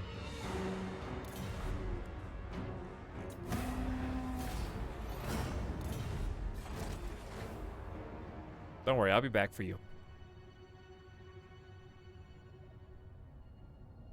Rat attack. But that's where auto resolve comes in handy.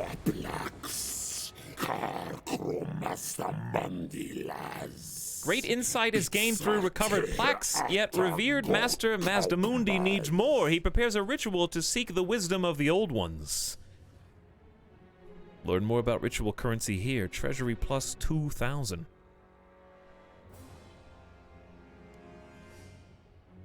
Have at least 350 ancient plaques. That's for the first prognostication barrier.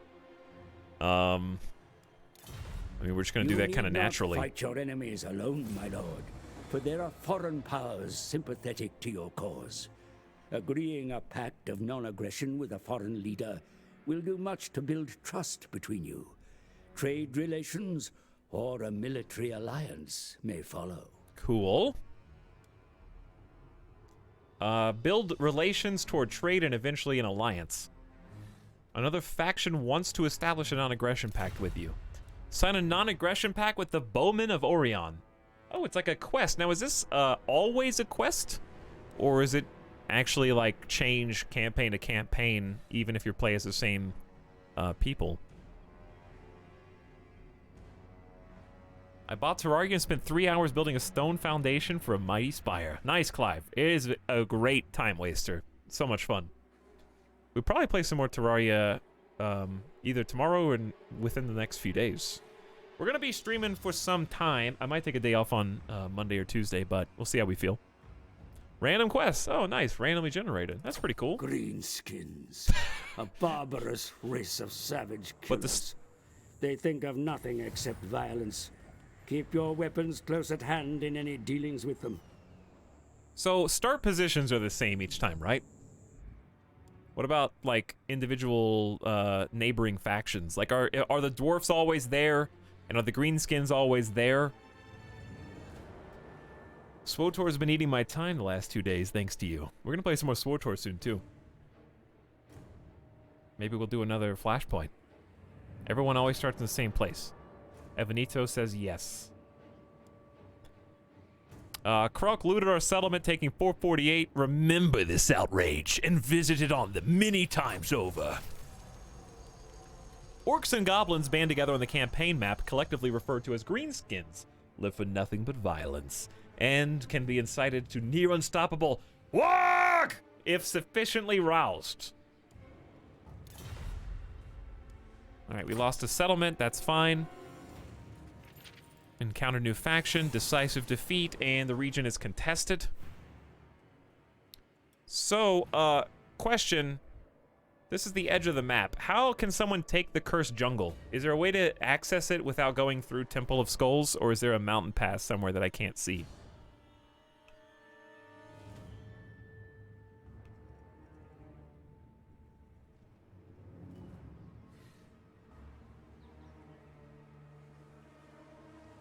Like, can they go around this volcano somehow? Tunnel stance? You can tunnel? Uh-oh. You can tunnel. All right, before we do anything else, chat, I'm gonna take a pee break. It's been 4 hours. I haven't stood up, dude. This is my BRB message. Hope you remember.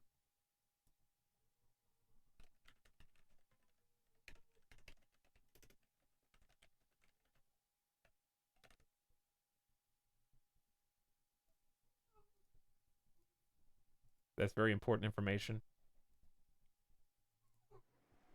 All right, and we're just gonna put you on pause. Peepo G. Midas is whining. I'm gonna take him outside, get a Coke, get a snack, come back, and let's do this. We were moving at 1 turn per hour pace. We're almost at 2 turns per hour pace, and then we're going to 3, baby. Hang tight, be back in a moment.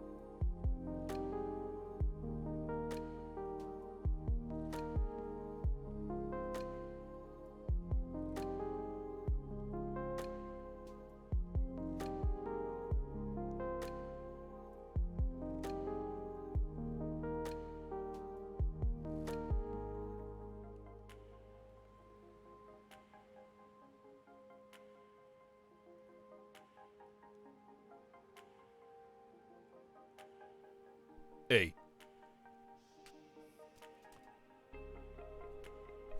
Hang on. I gotta do some gamer stretch.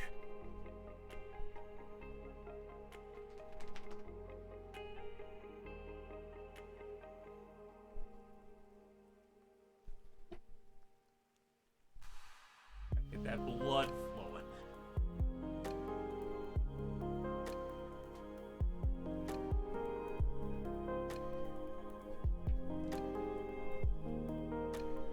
Alright, don't want to die gamer death on stream. It's gotta be an off-stream affair. Thanks for waiting. Chad, how is your weekend going so far? How you feeling?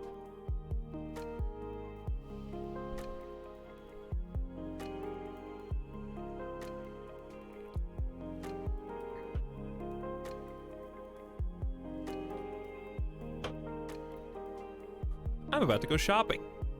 I've been working. Overwhelmed, but fine.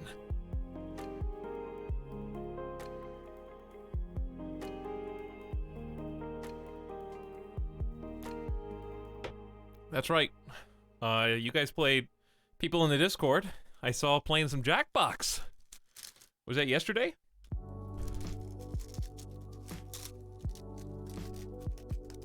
What day is it? Was it fun? You guys have a good time?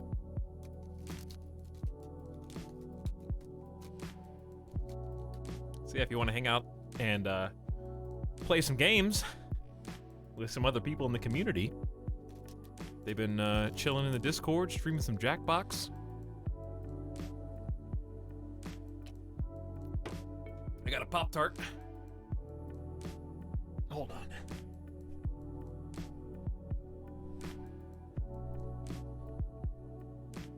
Speaking of the Discord, today is a very special day. We're going to see the changing of the book guard. Week 2 of book club starts tomorrow, dude.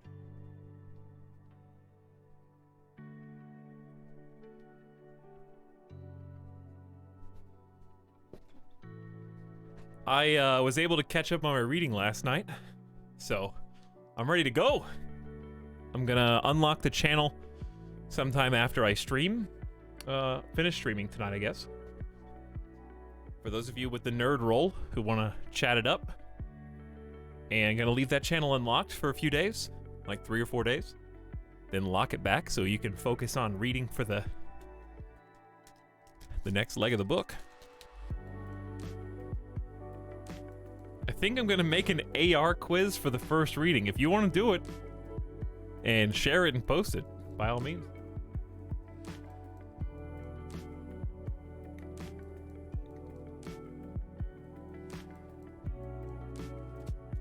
But yeah, I'll have the next section posted today or tonight. Channel unlocked. We can hang out.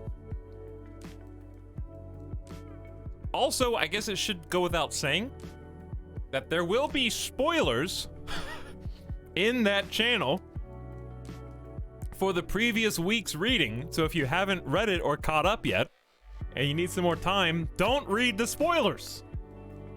That's the whole reason we're doing this section by section. So that you should have finished by the time, and obviously not all of you have that ability if you just joined the book club and are waiting on your book to come in. That's why I'm telling you, just don't read what's in that channel until you've had time to get your copy and catch up. But that's why we're doing it like this.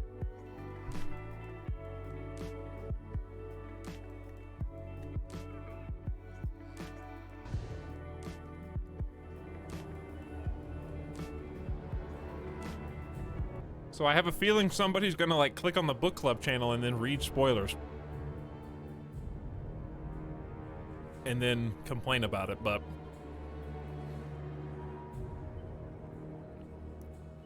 it would be dumb to make the people who are commenting in the book club about the previous week's reading spoiler tag their posts.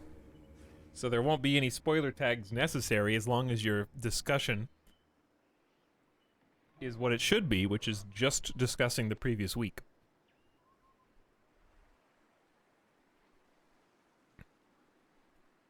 Okay.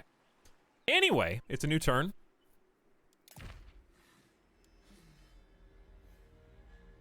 Guys, I just got here. What's up? I can't believe it, but I just saw spoilers in the book club channel, and I am livid. Big Moist, we're doing a weekly book club. It's a cool book.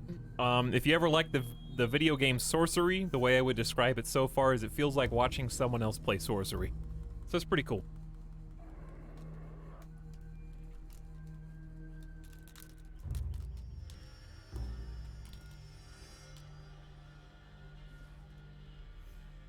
Now, we just lost a province. And I probably should make another army.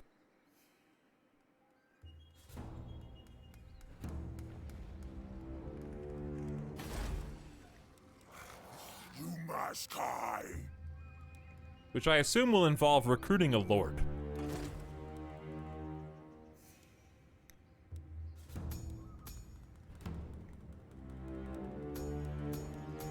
We got like 3 different subtypes with different costs. Starting with the Kroxigor Ancients. Each additional Lord recruited will increase total army upkeep by 7%. Okay. So is it generally, it's 1 Lord per army? Or more?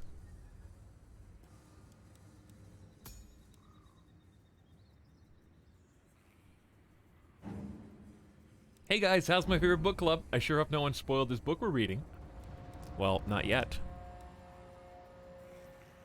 We'll spoil it ourselves when we read it. 1 Lord, as many heroes as you want. Okay, so we got perks as well. Tough and fleet-footed. This unit ignores speed and combat penalties and can move through trees. Might be fun to have like a fast Saurus boy who can just chase down these Skaven scum lords. We got disciplined Kroxigors. Leadership and melee buffs. I like that. All units in his army. Probably not a ton, but that both seems good. That both seems good. Then we got humble and determined. Hey, get out. Stop licking your carpet. You can see my son misbehaving. You can see his little head down there, indignant. Yes, I'm talking to you. Hey, that's you. He's like, what? Why are your bones all lined up? Look at your little line of bones. Are you even chewing on any of those? Go get one. Where's your bone? Which one do you want? That one? Did you pick one? Now come over here. Show me. Come here. Did you get it?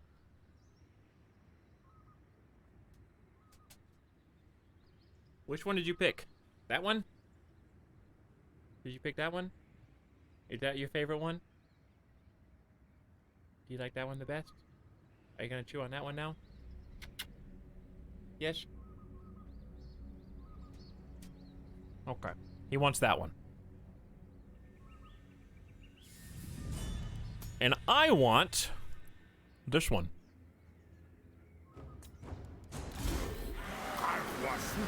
All right, Inzatep, welcome aboard.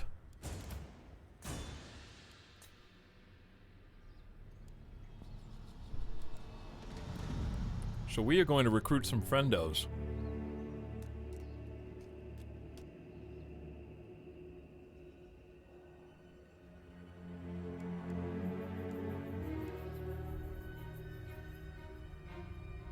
This is Skaven, right? Yeah. Okay.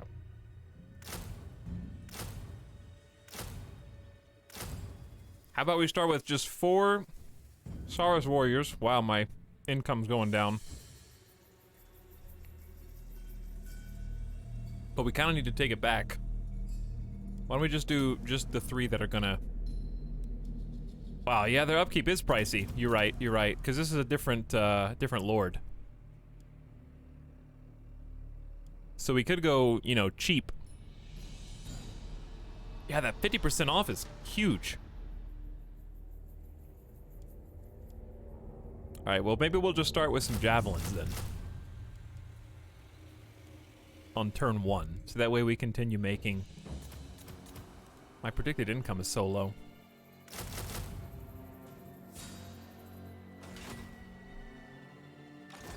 Alright, and then you are gonna colonize this for 15 hundo.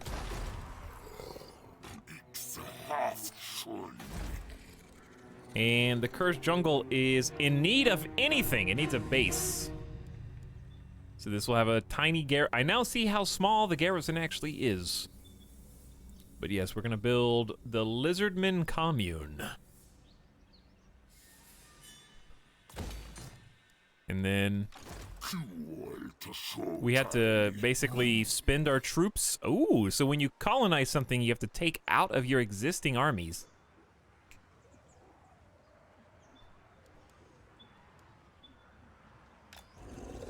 and then we're gonna start heading has back. marched all it can, my lord. They must rest. They have marched all they can, my lord. We took one step outside of our new ancestral home, and we were too tired to continue. We must wait until next turn, my lord.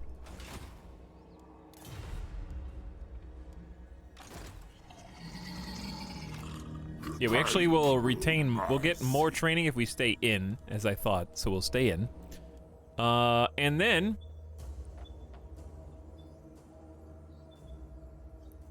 how is an ancestral home new? Because we're never, ever gonna give it to all future generations. We are the ancestors. You know?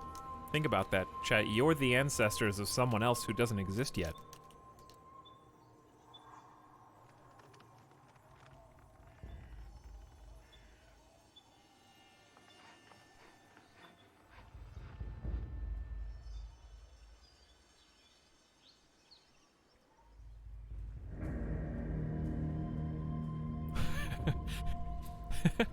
Whether or not you have kids, you can still be someone's ancestor.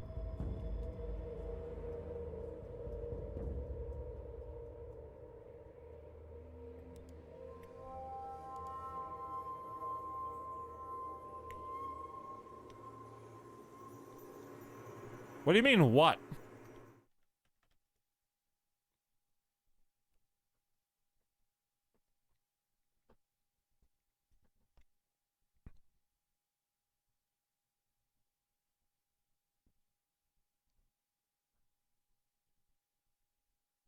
Are my own ancestor.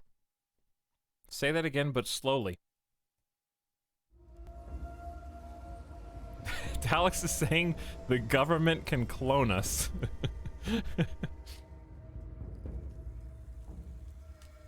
If you have no kids, you could still be someone's ancestor.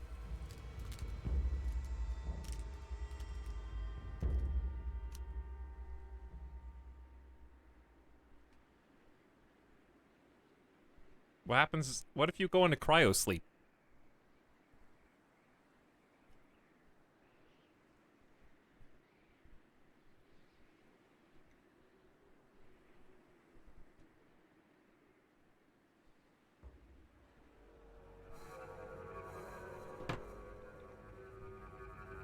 Anyway.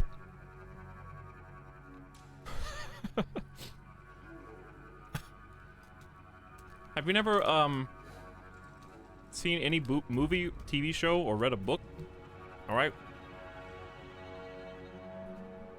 All they have to do is lie to you for your entire life, and then it's revealed at the end of the final book that you were actually... you didn't even know it? You didn't even know it, but you had 2 to 3 kids. Listen, I played Crusader Kings 2. You can have like 6 kids. You don't even know they're yours. You just had a kid through, miracle. Like Mary Magdalene.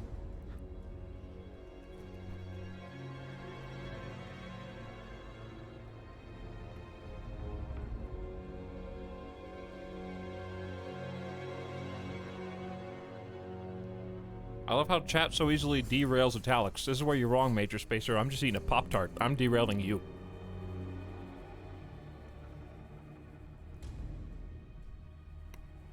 If I say enough semi-controversial things, I'm just galloping around long enough for me to eat. What flavor? It's pretzel brown sugar.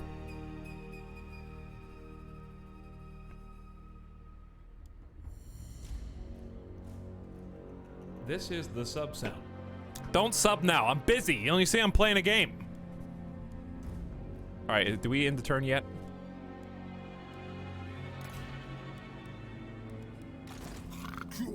We did not end the turn yet. Let's go. Hey, let's go.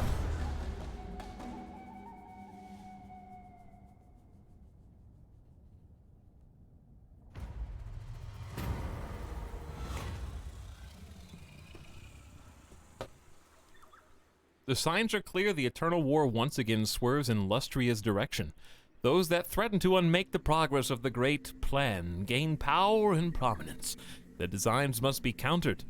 Do you wish to swell the warrior's ranks or bring forth a Saurus or skink hero to coldly annihilate the foe by fair means or foul?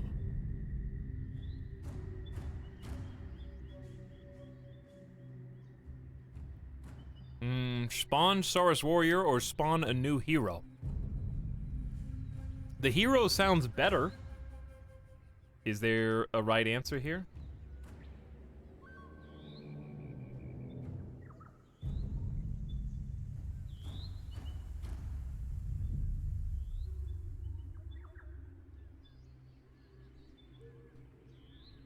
You can mouse over the icon.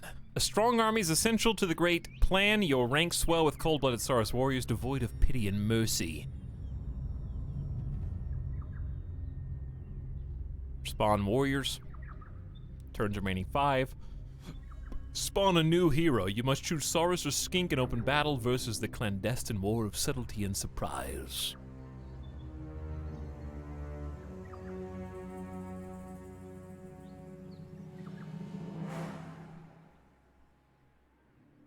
Okay. I guess I'll take that. A hero has enrolled in your service, my lord. Be sure to put them to work. Their unique skills may solve problems that no amount of money or effort would otherwise be able to crack.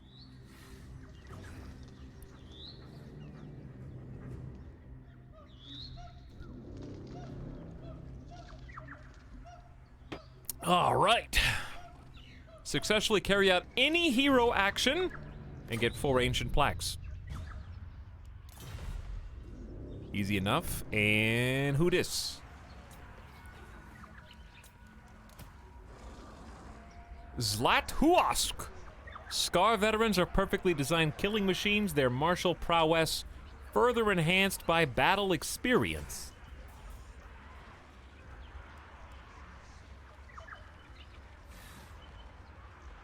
I can embed him for training.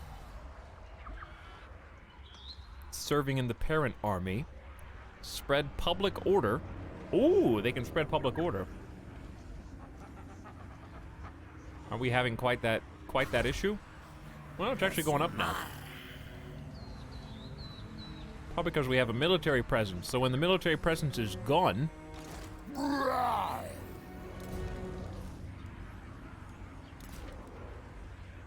all right, my boy. Where do you have an icon?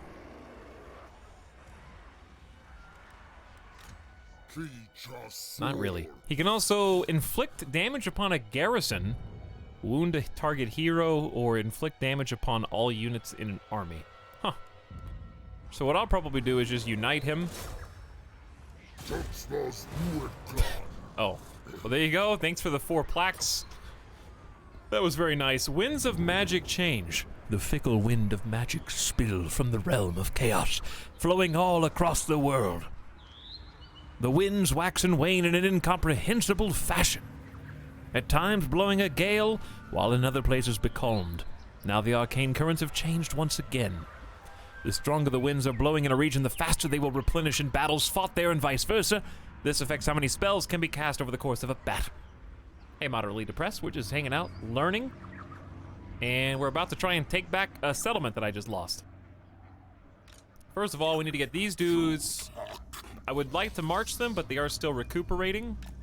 So we're just gonna walk the normal way so that we can continue to build up our ranks as we head back little by little. And then we're gonna work our way back down to the Serpent Coast and try to kick these dudes out. We're down -60 army upkeep, but you know what? I played Total War. I know what to expect. And also, we're not gonna recruit any more dudes here for the obvious reasons of we have no money. In 1 turn, we're gonna get 40 income generated and start some growth with a new area, and we can probably just save the money we've got and build an income generator there. Would be maybe wise. Okay, I think that's an easy turn. I think we just go. Lord not moved. He can stay. Or, here's a better idea. How much do you need to change? That is one thing that 3 Kingdoms did really well, was show you You can see movement stances, I think, easier, and see campaign move range required to adopt 25. It would like gray them out. So I need 25% to adopt. So I think I can move here and then set up an ambush. Unless I misunderstood. I don't want to set up an ambush with these idiots though. But it might give us a little bit of spy ability. Actually, astromancy would work. Campaign line of sight so I could kind of see where they are and what they're doing. Would it be better to see or would it be better to hide? Maybe better to hide because they might be able to see me and then come stamp me out. So if they can't see me, then that would be better because I doubt they're gonna cross over that fast. That might keep them on the other side for now. Okay. Call it. Is he allowed to do this many turns? In 30 minutes? I don't know. Almost at turn 10 already. It's not even been 10 hours yet. By the way, Dust Lantern says, I thought I would share this since this is my first time and I won't share it again until 18 or maybe 24 months. Thanks for everything and creating a fun place to hang out. People love. What are you saying? You purposely don't share your sub? And that you're sharing this one because it's a very special long-term event? People love indeed. Yes. Oh. Well, hey, feel free to share it if you want to, or lurk if you don't, you know? Totally up to you, but I do thank you for sticking around for so long. With your own hard-earned money. Much appreciated. The lurker's surfaces. Hey, Mr. Lawful. And Canola says simply, ah! There's about 24 capital A's in a row. Thank you for 10 months of sub, Canola. Welcome to the stream. Glad to have you.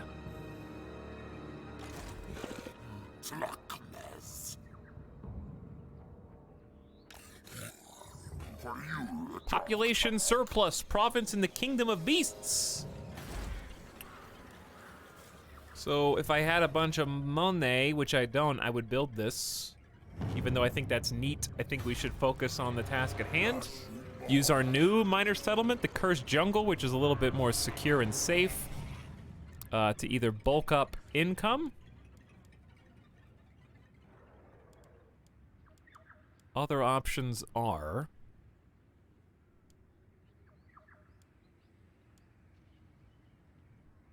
medicinal plant resource production, glowing berry patches, recruitment cost minus 20% for skink and chameleon skinks. Now, is that in the whole province or only if you're in the Cursed Jungle?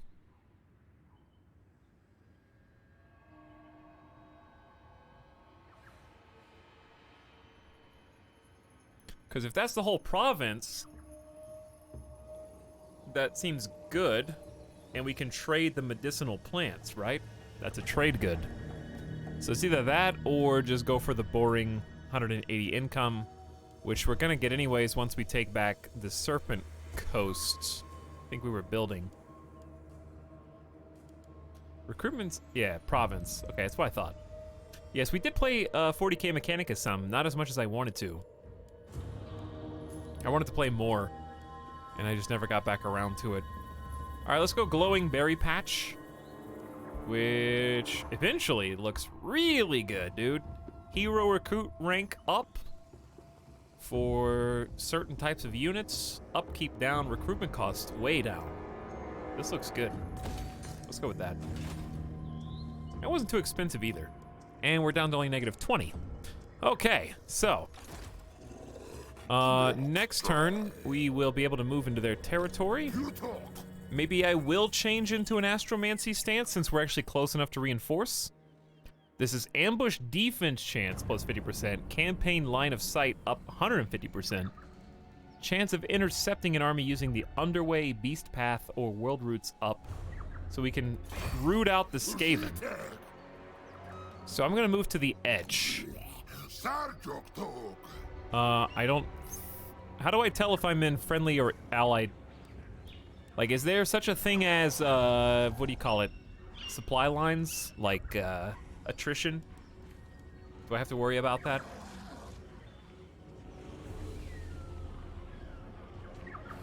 Yeah, I know it's the red border, but I clicked just before. He's kind of just stepping on it.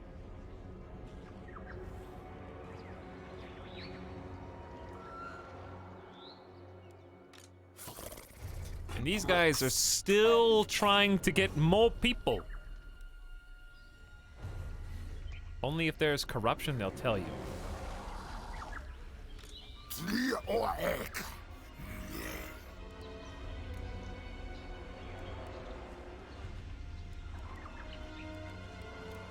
Seems like I'm in where I think I am. The movement line will have skulls.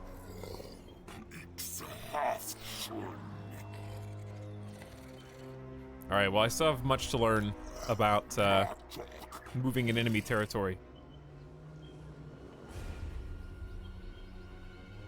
Anyway, settlement upgrade available.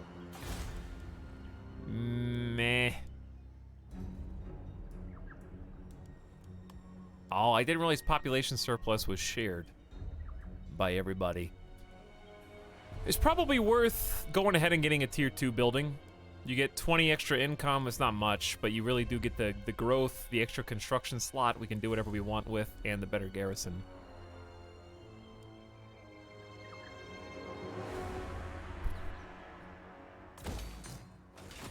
Okay, we'll probably get some money when we win this battle up here and take our Serpent Coast back.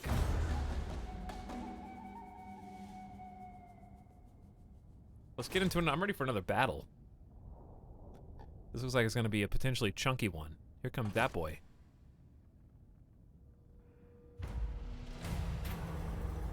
Death magic for adepts. The mystical Slan mage priest have devised a new ritual to increase the effectiveness of the blades wielded by Osiris warriors on the battlefield. But such advances always come at a price. The ritual will siphon much needed power from the web, potentially putting the great plan under threat. Will you use it or not? Winds of magic power reserve -20, but weapon strength plus 10%. That seems good. It's not like I rely on my magic to win.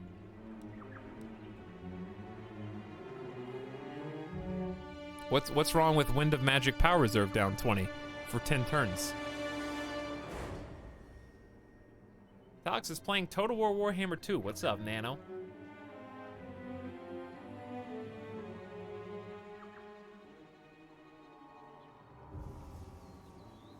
I only have one spell, so what do I care about 10 terms of low mana for 10% better weapon strength for all troops?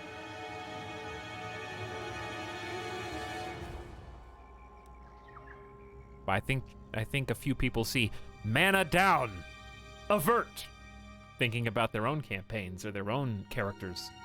Mine are very, I don't even have a single offensive spell.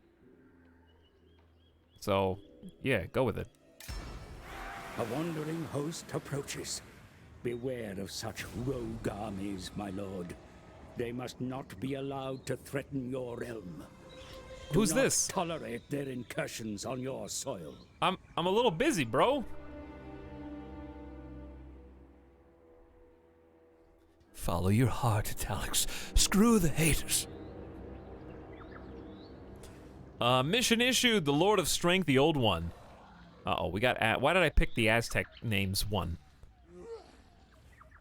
Chat, I don't even want to attempt it because you're just going to correct me, so just tell me how you're supposed to say this anyway. They don't perceive this portent... The Lord of Strength does not perceive this portent solely as raw vigor, but recognizes economic strength as well. The storms that rage over the gold mines are a sure sign that he requires the cohorts to build their wealth. Should the gold be accrued, a sacred spawning will surely follow. Kairatobi, please.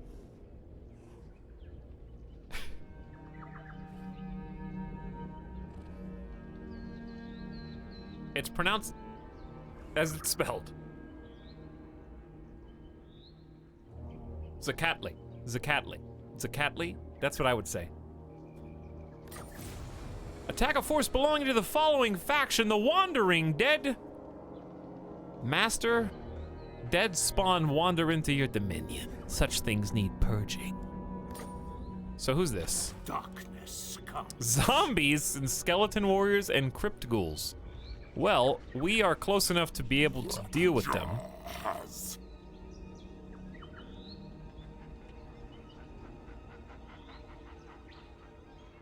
Rogue armies are war bands of desperate outlaws and are often comprised of unusual combinations of troops. They will appear from time to time, eventually seek to establish permanent presence on the campaign map by colonizing a ruin or assaulting an occupied settlement. An enemy port, my lord. From here, That was they mine! fly trade across the water with allies on distant shores. Capture it, and you may do the same.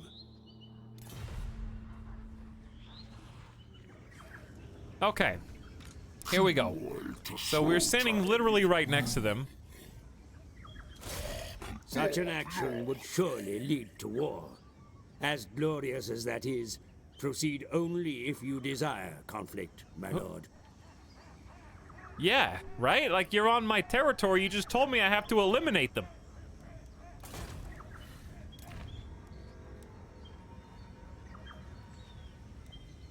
Alright, hold on. Where are they based? Why is this screen so tiny? Okay, like, this is the smallest diplomacy screen ever. You dare? Alright, so I'm not declaring war on a faction, I'm just declaring war on them, and then if I kill them, who cares if I'm at war with them? Alright, got it. So let's go.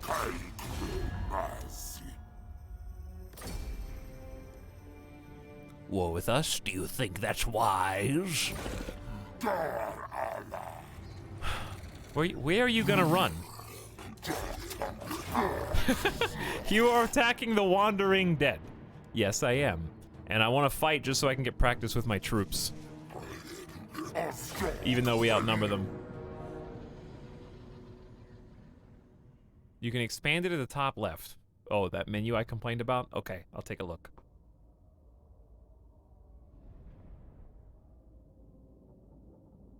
Routing units may be rallied by their lord, or they may rally on their own. Well, cool battlefield.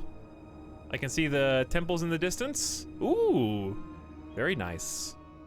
You can see the coastline, the water, the cliffs. We got a lot of Protoss pylons. Looking pretty good. They got the high ground by a long shot. And I can see where they're deployed, I guess because we made them retreat?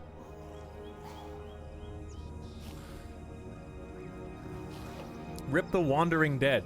Is that a Walking Dead reference? They have Cairn Wraiths, Scythe Infantry. There's so many unit types. Ethereal. Ignore most damage by non-magical weapons. They are not slowed by terrain.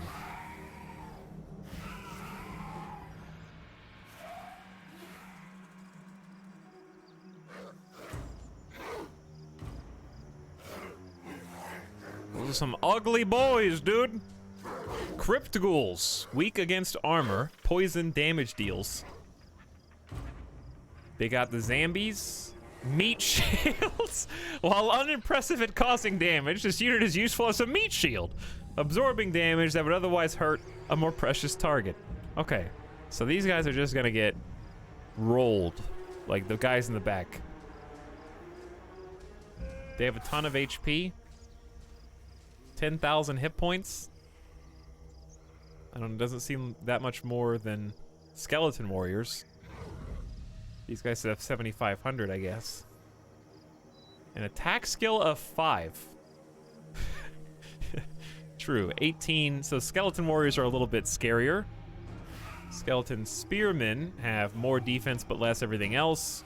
But they can attack large foes. So probably you don't want to send our Dino Boy into the Skelly Spearmen.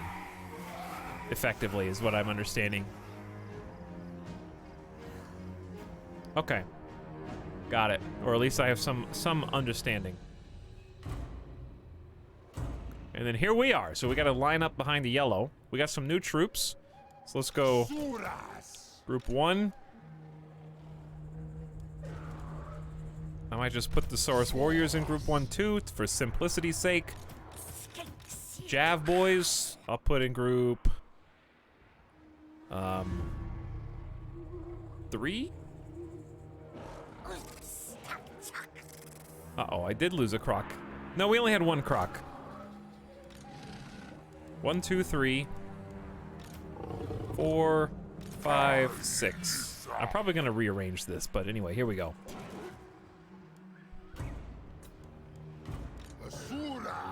So how do we want to push, I guess? I don't really know what to expect. I think they're just gonna play defensively and wait on the top of the hill. Now that we actually have a decent grouping of Jav boys, I might actually move them up.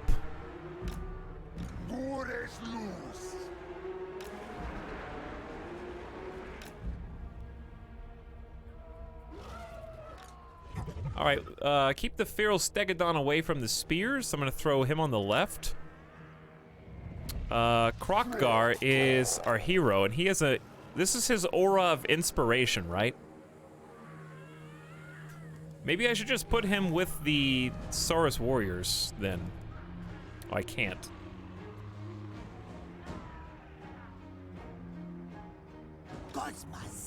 And then Skink Priests can just hang out in the middle too.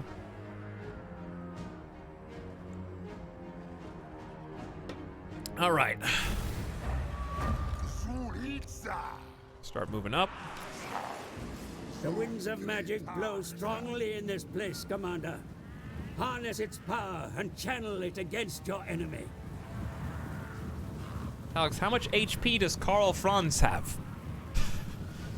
It's a great question. Moving fast. Hold on. Chat, that's not sprinting though, right?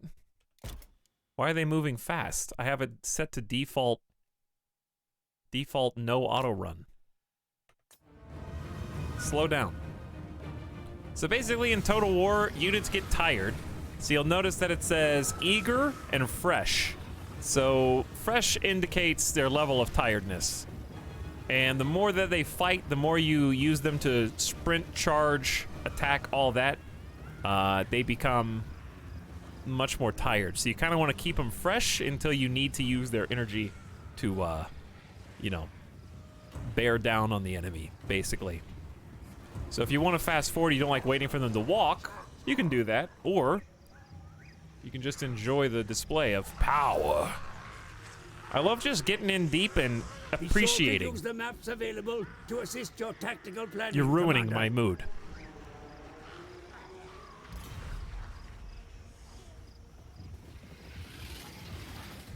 Here are our old warriors with no shield. Where are the shield boys?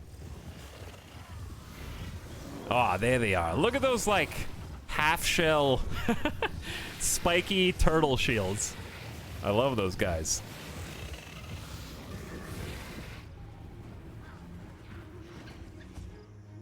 Try holding in for extra cinematic. Whoa!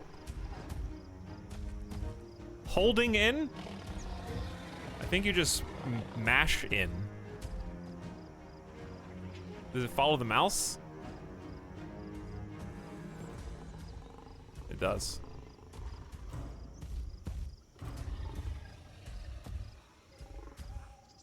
And it's also reversed over how my mind thinks. I'm the one that's reversed, though. Never mind. I got it. We're good. Now do shaky cam.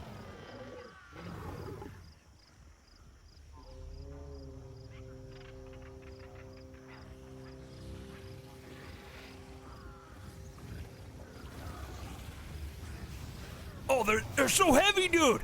There's so many of them. They're rumbling the ground. It's shaking, dude. I'm quaking. I can see the water in my glass as it ripples. Here they come, the dinos. All right.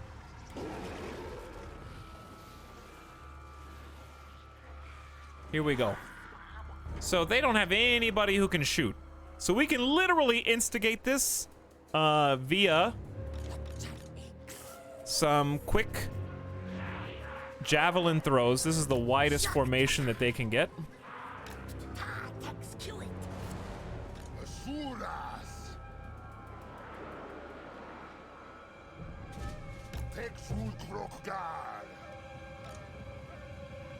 So spacebar shows me the current organization. Okay, just move everybody up, and here's what we're gonna do. Forgot, where are the Crocs? I don't know, where are the...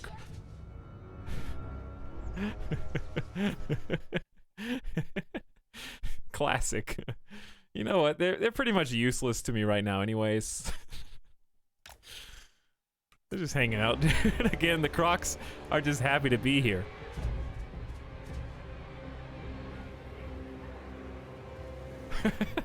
Got left behind on a sunny day field trip, dude. That's true. All right, well, do we have a time limit? Is there a battle timer in this game like there is in the other ones? Because I can just fast forward if they're gonna sit here and wait. We're just gonna have a stare down while the Crocs move in. Slow motion? No, yes, I can do slow motion. Oh, you brilliant devs. Was that in Total War 3K? If it was, I never hit it. Maybe I'm that guy who had 150 hours in 3 Kingdoms and never pushed the slow-mo button. I need that to be a hotkey, actually.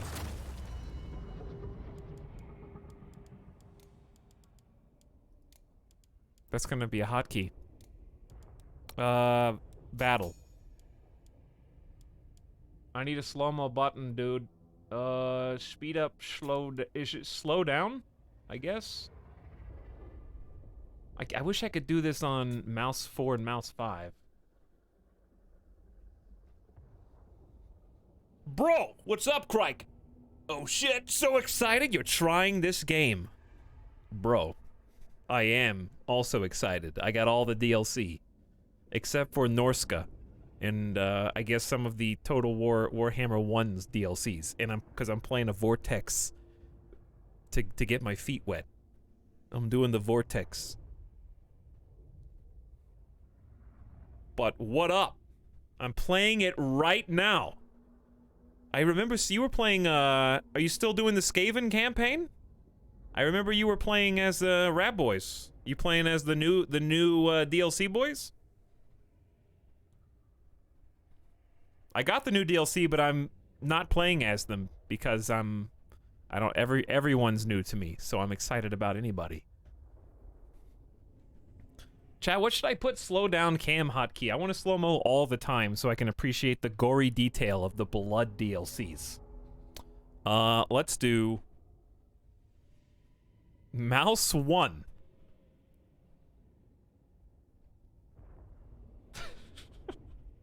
Control tilde is too difficult. We finished that one. I'm Grom now. The Paunch himself. Might be my favorite lord. Wow, that is high praise considering how many lords there are. Y and U? Maybe. How about middle? You can't do middle mouse button either. Okay. What about Alt tilde? Yeah, okay. It's an awkward key, but tilde is pause, so Alt tilde is down. So I guess that makes sense in my mind. Good enough. Ooh, sorry for scaring you.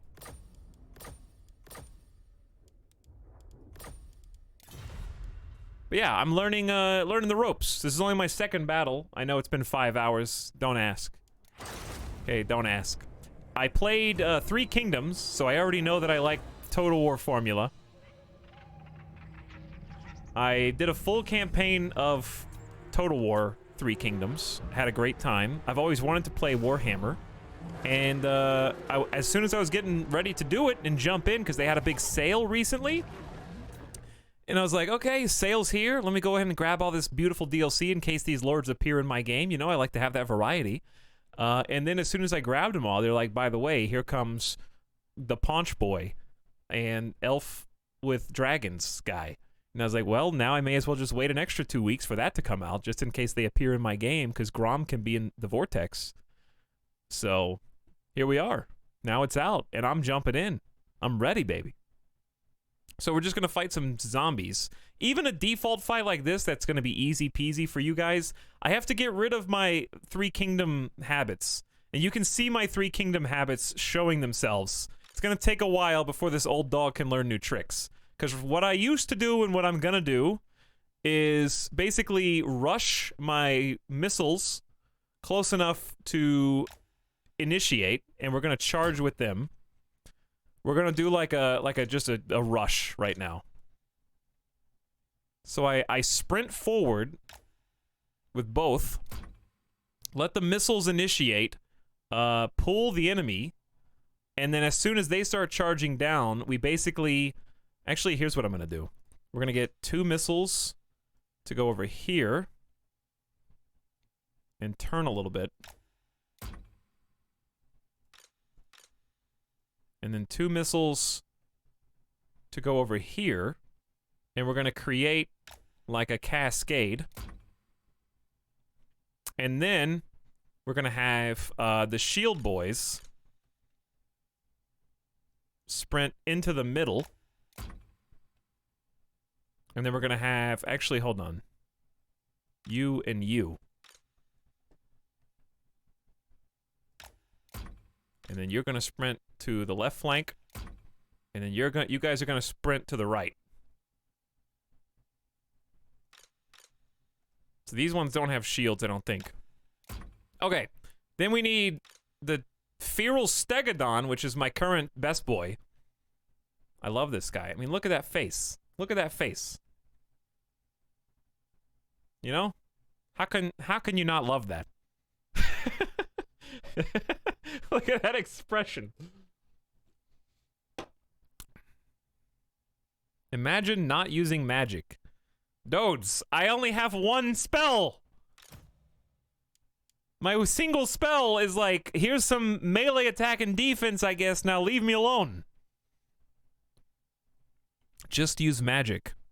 That's the one comment that I looked over and read.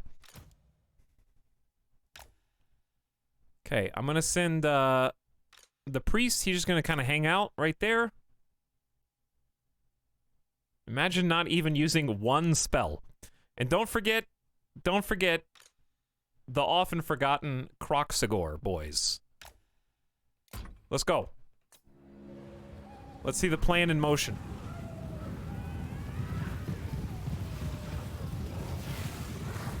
We can...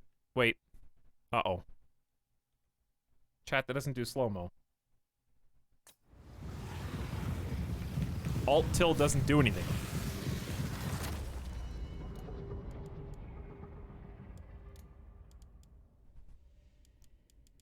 Doesn't do anything. Maybe it's just really slow. I need another key. How about... what are the F1, F whatever keys for? Does F1 do anything?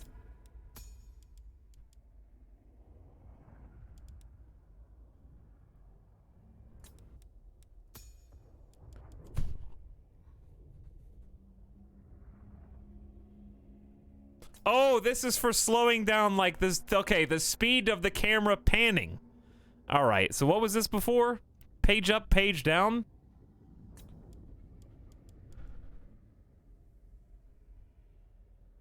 Cycle battle speed backwards. That's the one. Okay. I gotcha. Press W, start in Ireland, dude. There we go. Slow down! I can't move, chat. Wait, did I slow camera speed to 0? Yes, I did. Neum! So you can do that like actual cool slow-mo. Alright, are they within range? Absolutely not. So here's what we're gonna do. Pick them up. Ready? Go.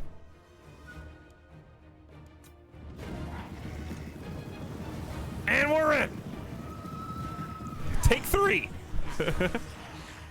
Get that launch. Are they close enough? No, they're not Who's roaring? I love that sound effect. Gotta go a little further, chat. My javelin's range leaves something to be desired. Now they're definitely in range. Alright, so hold on. We probably want to hand pick their targets. Zombies are close. These guys are retreating. We'll pick on you as well.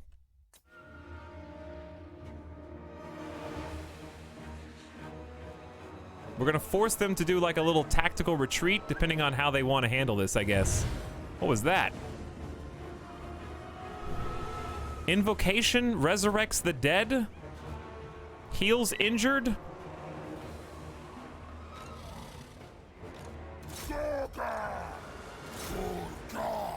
Not yet. Not yet. Okay, hang on. All right, they all started moving at once. Yes, now we definitely want to go. How fast are these guys? Let's find out. They have a speed of 17 versus 46. They're so slow. All right, go get these guys.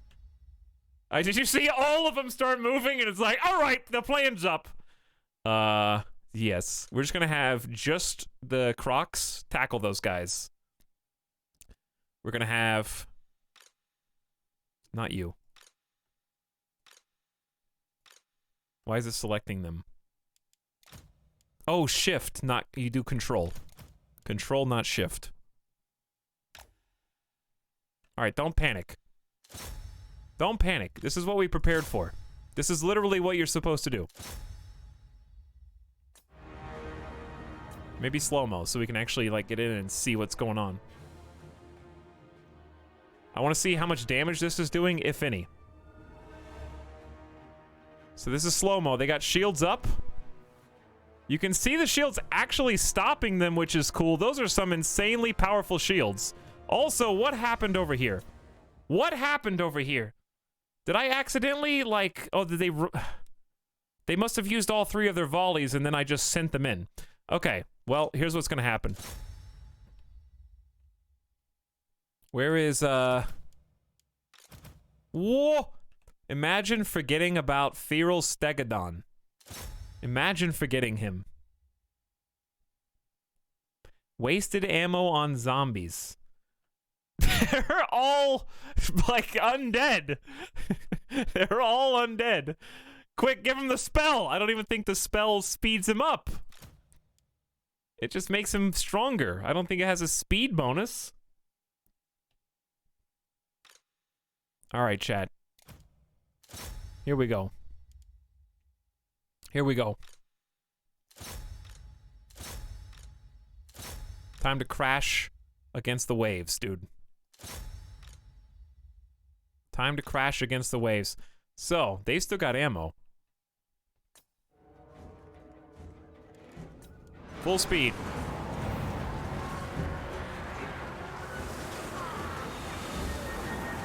Getting peppered.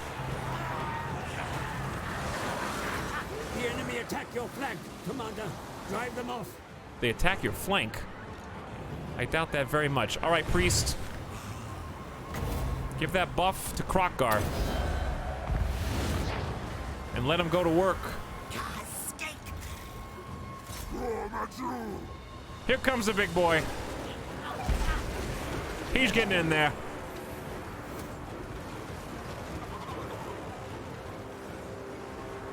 How we doing on this side? Looking pretty good. All right, watch this. Your craven warriors run from the battle, What? my lord.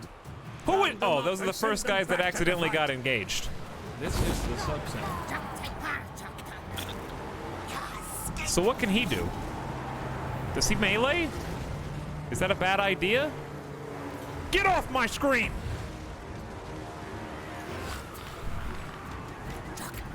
Alright, you gotta peel off. You guys gotta peel off. Do some big flanks.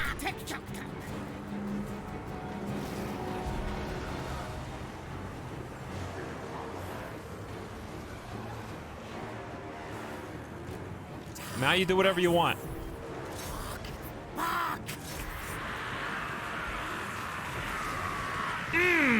Tasty.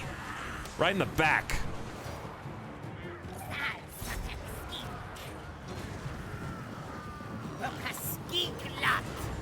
Go. What are you waiting on?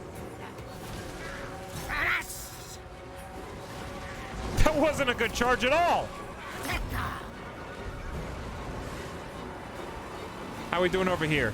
Why are we losing over? Oh, who is this? That's a necroman. Hang on. We need backup. Those are their big boys, I think. Oh, they got the scythes over here. That was a pretty good charge, though. I think skirmish mode messed it up. Skirmish mode's supposed to be off.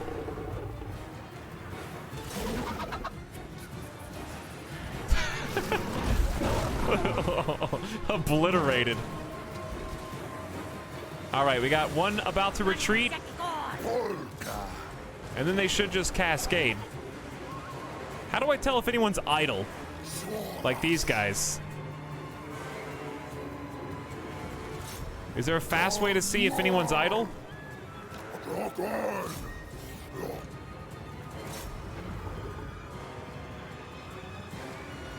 There's nothing above their card. Okay, so like the Crocs are idle? I see, they got like a little icon right here. So like this is hidden. So we squashed this side. There you go, decisive victory. Bam. Good job. Okay, killed 1,141, lost 262. Everyone forgets about the Croxigors, dude. But yeah, I'm learning how to figure out how to micro. Victory is yours, my lord. But what about the fate of those captured in battle? It can be beneficial to hold them, but sometimes leniency or brutality can be worth more. Release them, exterminate them, and kill and eat them.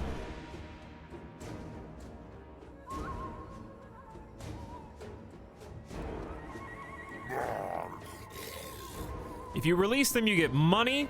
The army is struggling after giving up a source of fresh flesh. Exterminate is further the old one's great plan. You get killed captives for 1 turn, recruit rank plus 100 for all units. Kill and eat them. Are we gonna eat the dead people? Unit replenished by 10% up. I feel like kill and eat is the best. Because I have another battle that I want to do.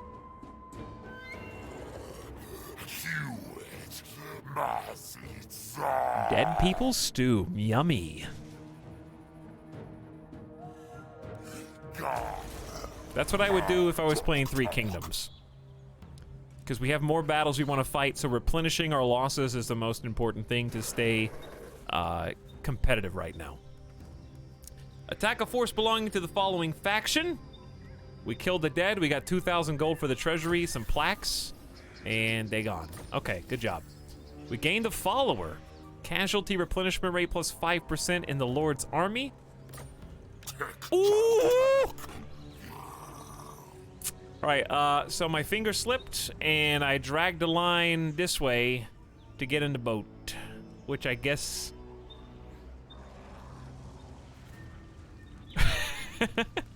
I guess is just how it's gonna be. Now you're in a floating rock ship, and I can't replenish in the water.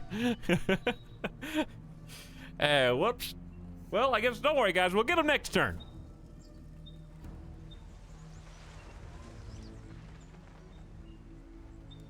Use march stance to get back on land. But then it doesn't matter because they become... Okay, I guess it does matter because we can turn them off that next turn. That's what I like to call a pro gamer move. Saved, aka Saved, of the Wandering Dead has been found trespassing. We killed him in a decisive victory. Oh, hey, now they replenish. Okay, well, we don't get to move where we want, but at least they're saved. That could have been worse.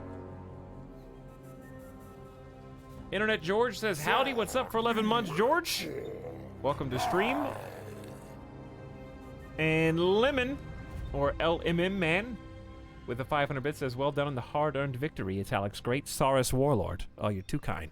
Thank you. I'm having a lot of fun. I'm having a good time. I love, I've always loved Total War's, like, mix of overworlds politicking. Even if it's not as politic heavy in this one, that's fine. More war is good. But I think the units are really cool. There's a lot of unique units. You know, huge, big dinosaurs, and I have only seen the beginning of that.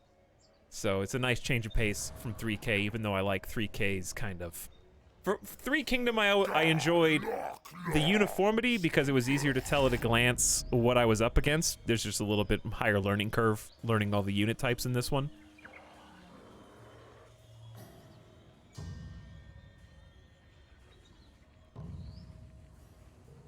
So I'd say that's the primary thing, is figuring out what does what.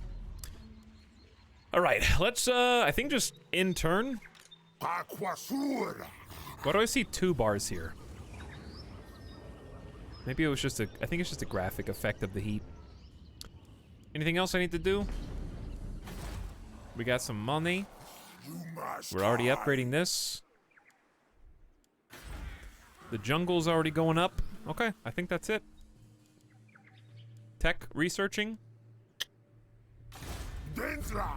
This guy hasn't moved. That's fine. He's currently in Astromancy step, which, or March type, which does not make him any weaker. It just makes it where he can't move as far. I just want to spy a little further. So that's fine with me. Resolve or skip this notification. This is the sub sound. How do you, okay. Skip unassigned skill points. Hey, the priest leveled up. Excellent. We might actually get a spell. Spells from the Lord of Heavens manipulate the ether of the sky, buffeting and pummeling winged creatures. Constant around self, affecting enemies in range. Target if flying. Active if casting. Effect range map wide. Effects roiling skies for 25 seconds. Slows down and lowers melee defense of flyers. Okay. The Astromancer seizes the winds of the battlefield, directing them against the foe to batter the target with unhallowed gales. Wind blast. 6-second breath. 100 meters on the ground. Away. Cannot use if climbing or flying or on a wall. Causes moderate magical damage. Can disrupt unit formations. Expanding tier-shaped attack. Strong versus multiple units and weak against armor. Sounds cool. Curse of the Midnight Wind. So do all skink priests get access to these same spells? You can right-click to see what it looks like.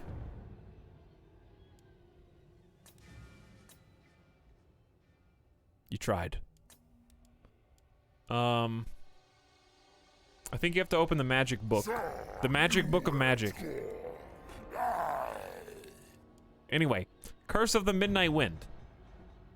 A hex, 25 seconds, target the ground, 200 meters, lowers their armor and melee. So we got debuff god. I know you guys want the flashy. I want the flashy too. Uranon's Thunderbolt. A bombardment for 4 seconds. Causes major magical damage in a small strike area. Good against armor, artillery, and multiple combatants.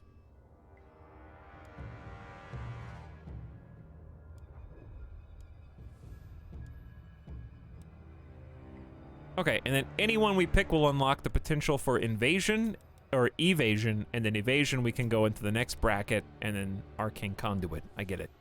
I like the level ups so far.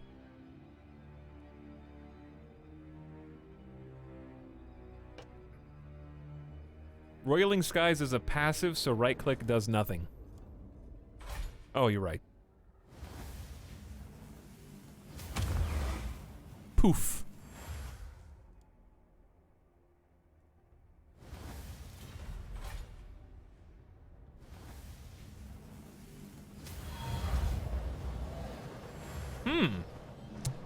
Cool effect for just a debuff. Just a debuff, he says. Just a debuff. I'll have you know my entire army faction is based around that one spell. They even did the camera pan up to see that one. I mean, that one looks cool. Chat said this one sucks. But, like, I can see that being useful just because we don't really do much magic damage.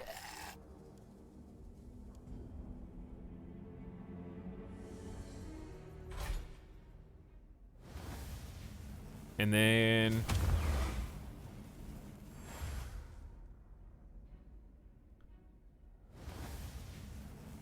this is, what, 6-second duration, 8 power. This is a passive. This is 11 power, and this is 6 power. I think we're gonna end up with maybe... I think we're gonna end up with Wind Blast, Thunderbolt, and Roiling Skies. What's level cap?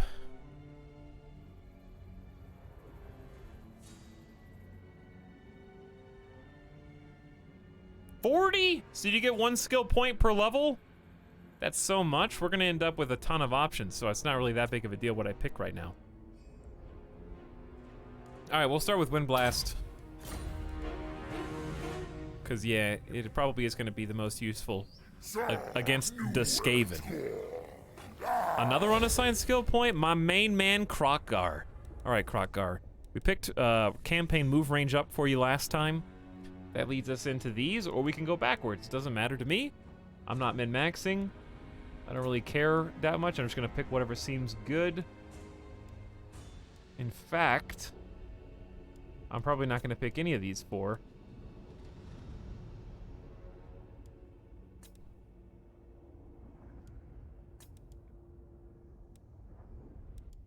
I am probably... ooh, weapon bonus when fighting against Skaven. Right off the bat? Here's what I think I want to do with Krokgar. I think I want to make Krokgar like a hero or Lord Killer. And especially if he gets a bonus fighting Skaven. Maybe I'll just make him like a Total War 3K, like, duel guy.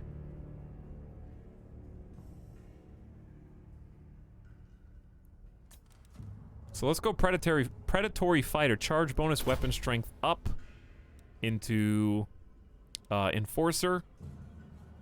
Sounds good. All right, good turn. Now we turn our attention back to the Skaven.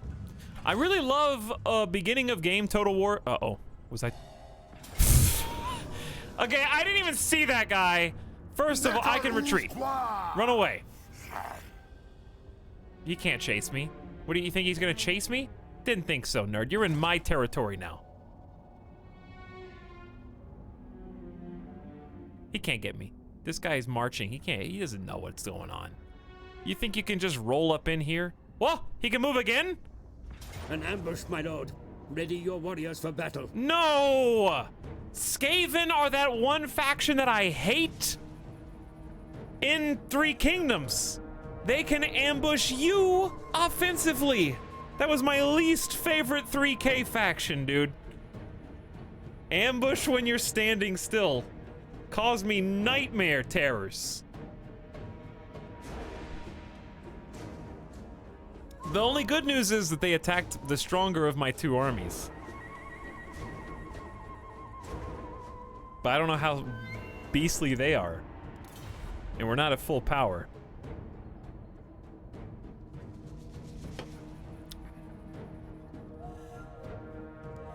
Okay, well, I haven't saved in a minute. May as well quick save. Here we go. We're gonna be pausing a lot during this. We don't even know how many people there are. Baby's first ambush in Warhammer. Map seems similar. Those weaklings, though. At least my big boys are healthy. Oh, they even do the animation. It's the same animation. The terrain conceals This is where you mash pause. Commander. We must be wary. I can't click on that checkbox. I'm sorry, advisor. Thank you. There we go. Okay. Take a look at the map. Cool map. I like that it's all themed for our area so you can see our, like, temples and stuff over here. Wow. Idiot Skaven, attack from the low ground. Okay, but there could be more over on this side, right?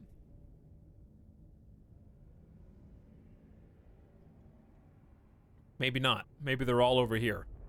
In Three Kingdoms, it would always take you through a winding forest, and they would attack you from the hills on the left and right. So, step one is... let's get organized. Group 1. Group 2. I'm just gonna put the Crocs in Group 1 because they kind of fill the same role. And that way I won't forget them. Let's get Steg Boy in Group 3. Oh wait, no, wrong Croc Boy. You're Group 4, you're Group 1, and you're Group 5. So, we can use our new spell, which is Alt-2 for short. How far away can it shoot? Approximately, what, that far? So, question, let's say Priest is at the back. Can he shoot this through friendlies without damaging them? And then it appears where the end of the arrow is? I don't want to accidentally billow my own troops into the wind. So it kind of I can go through and then it appears at the end of the arrow. But if I did this, I would be killing myself. You can rotate it by holding it down. Yeah, someone mentioned that earlier. Okay. I say we just... they're going to be attacking us. So there's no reason to just charge disorganizationally into them. Unless they're behind me, I guess. But why don't we form ranks real quick?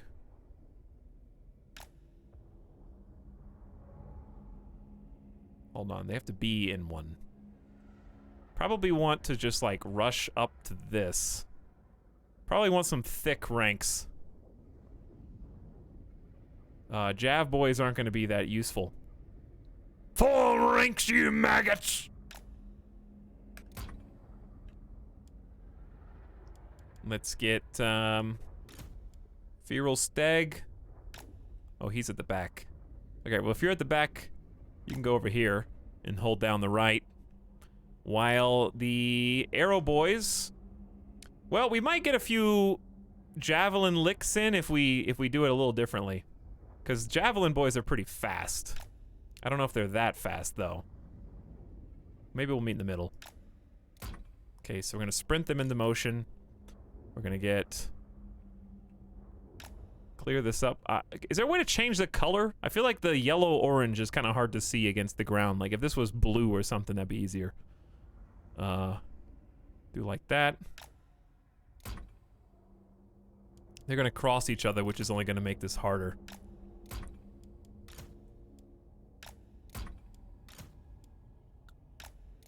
Alright, let's start there. Let's see if we have time. Enemy reinforcements? Oh no. We are getting flanked. They're coming from both sides. There's so many of them.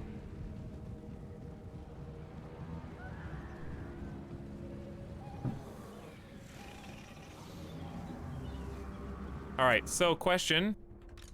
Are we in skirmish mode? Fire wheels on, group is on. Set formation, we got missile front. Oh, that's just default. Guard mode, skirmish is off.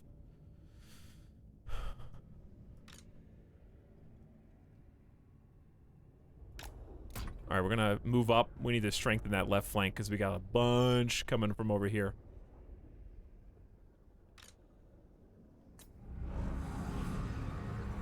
I think we just ignore these guys for now and keep focusing on the task at hand. I'm just gonna let them...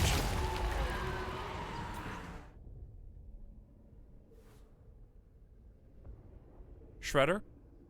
Is that you? Ah! They're on me! Okay, they're in here! Turn around, they're right there! Kill those guys!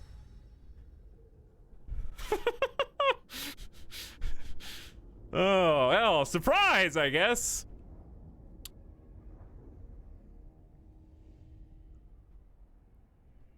I don't know what to do.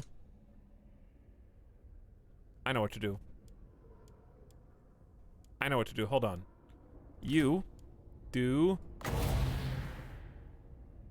How about we just aim it right there and they should definitely run into that.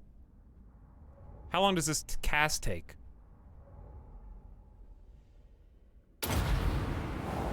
Let's try that because I think this is with these guys behind us, we're about to get squish. 1 full year. That's reasonable. All right, that's decent. All right, 1v7. What could go wrong? All right, you guys gotta take them. Dave gotta intercept. You guys both have to fight these guys. You guys need to go into melee mode immediately. Have you already thrown all your ammo? No. What's our charge like? Charge bonus 10 versus 6. So should I charge them or hold?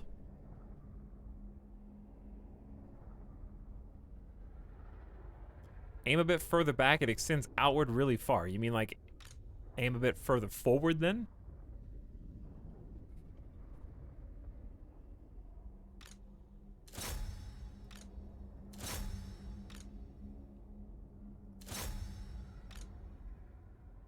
Wow, we got wide flanks to deal with.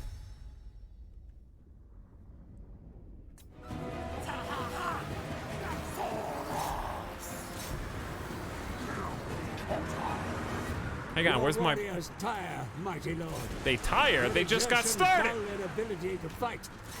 Give them time to rest, even amidst the thickest of battles. Alright, I'm just gonna let this guy, like, hold his own. Start squishing them.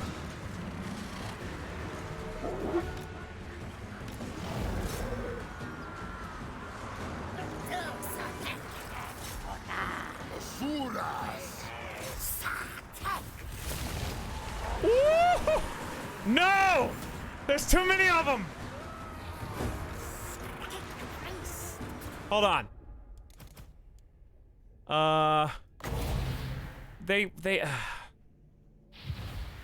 This has gotta work. Like this? Like this? Right here? Hey, Etalyx, how's the war going? Well, we got ambushed. Alright, well, I gotta take a moment to just appreciate what this is gonna look like.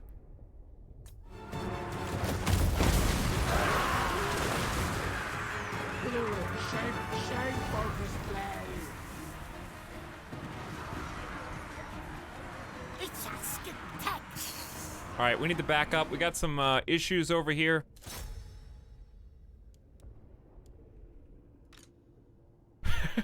Some chunky rat salsa. I'm gonna send, I gotta learn my heroes. Croc and Ratok. Croc and Ratok. I think this is the one that I'm worried about.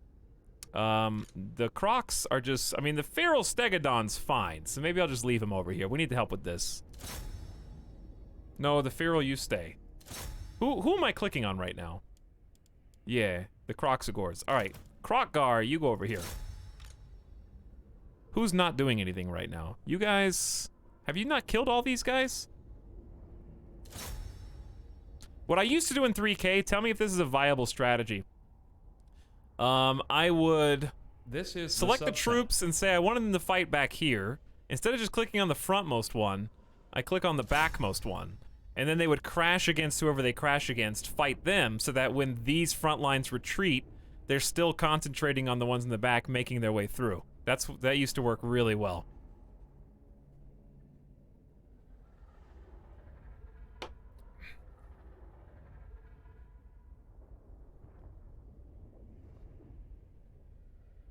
It doesn't work that well in Warhammer, they just blunder around.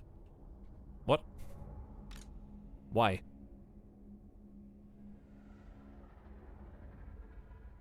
Do they use the same engine, right? They just try and walk through the front line? Really? Okay. Well, in that case, I'll micro more. So let's go here. Well, both of you go there, and then you... I can't even, I guess just click on the units you want to fight, and it'll auto-select the flag, because sometimes they get enmeshed in one another. Try it. If you fail, you'll learn something. True. I guess we could look at these guys, too. Maybe I'll just pull you over here instead. Okay, everyone's fighting. Everyone's got objectives. Oh, they still have some spears.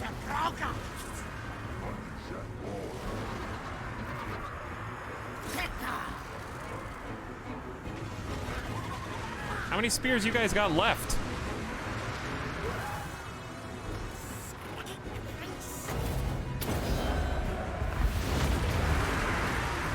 I just gave my Feral Stegodon a big buff.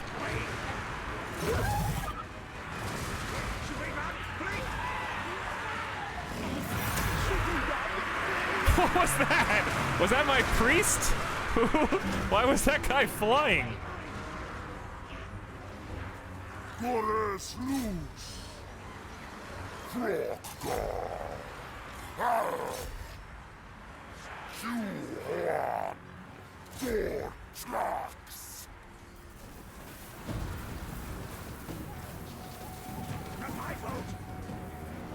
How we doing? Stuck on.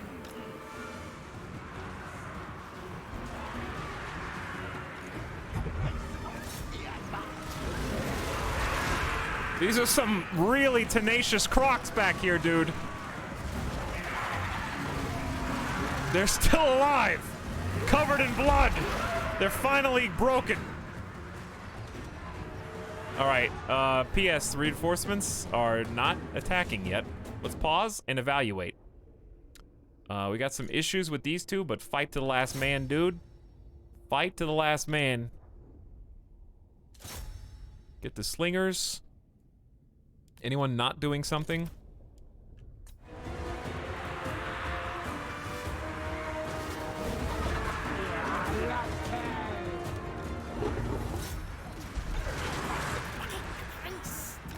Alright, I'm gonna get the priest out of here.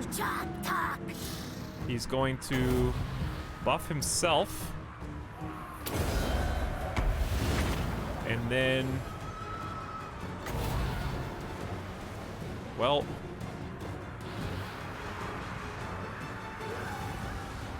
I don't want to... pause so I can line up this shot.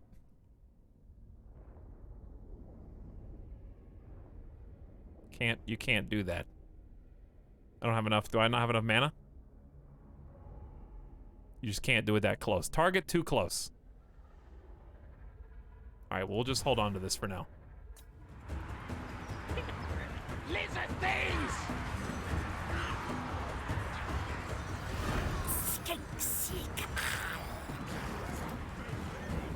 How we doing? Should we run?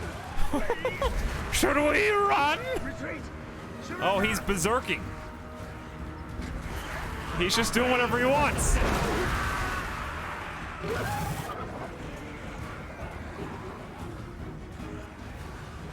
Should we run?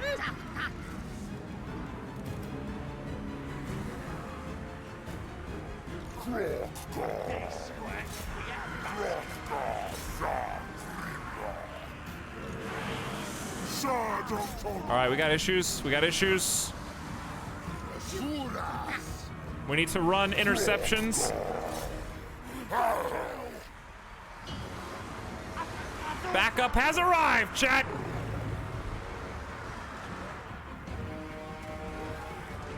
There are scattered people everywhere. Your warriors are rallying.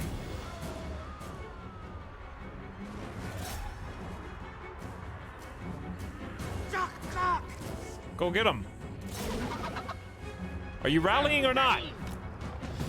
Who am I? I'm targeting the wrong individual. There we go. All right. Time to get the big boy in. No, my priest is retreating. Hang on. How do I rally him? Can I use another hero to rally him somehow? Does he have to just rally on his own? All right, look at them, dude. They're breaking.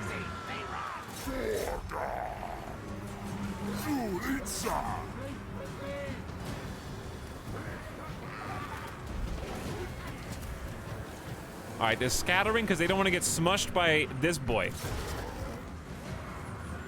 He's still doing a pretty good job.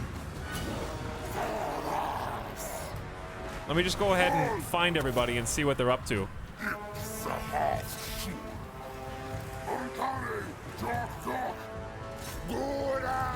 Man, we are down to the line.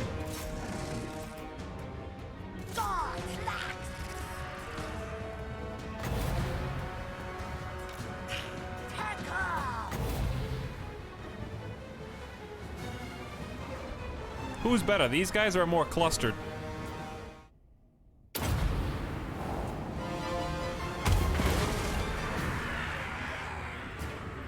Bam. All right. How we doing here? Maybe we should go in and help this full power. Let's get the big boy. He's probably real tired from all this carrying that he's doing right now. Wow, they can run and snipe at the same time. Harsh, dude.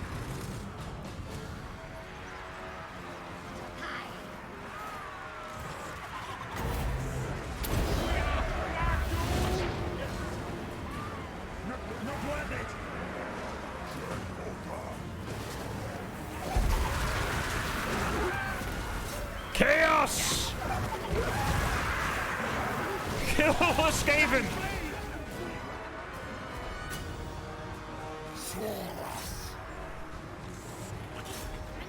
All right, we need to get in here and pick up anybody who's still left, dude. I don't know how to actually win this. I guess we just have to make them all retreat.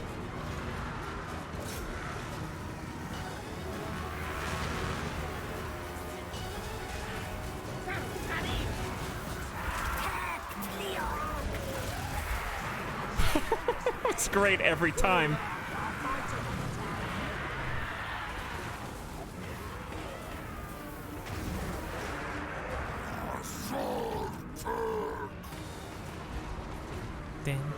Kill their leader. Okay. How do I tell who their leader is?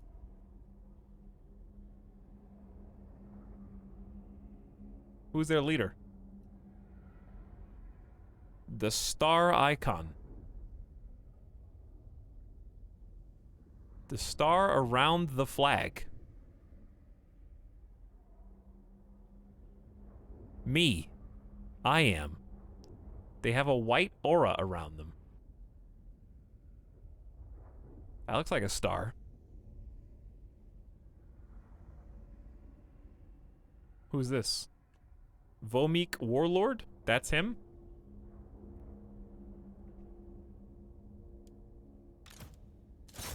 Okay. Well, I'll have my guy fight him. I'll have my guys call your guys, okay?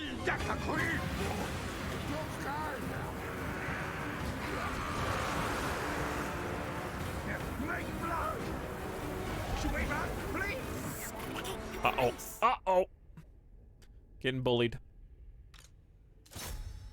We're getting bullied, dude.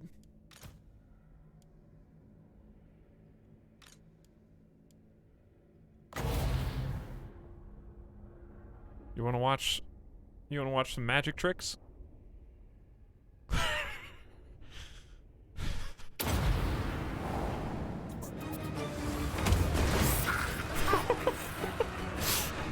Ingenious as my little final act.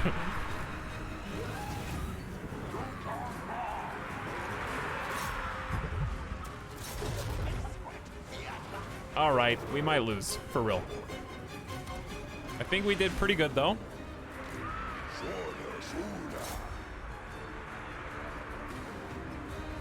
It ain't over till it's over.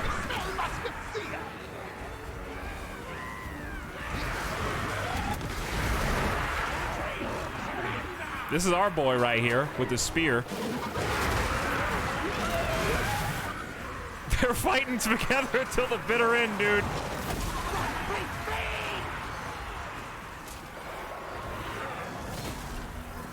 So where's the star? Oh, he's still fighting the star boy.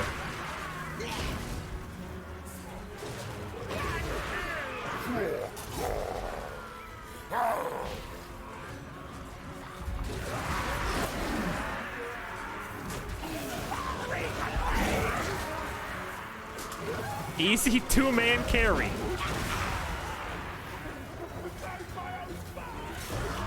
What if I send the big boy on him to help?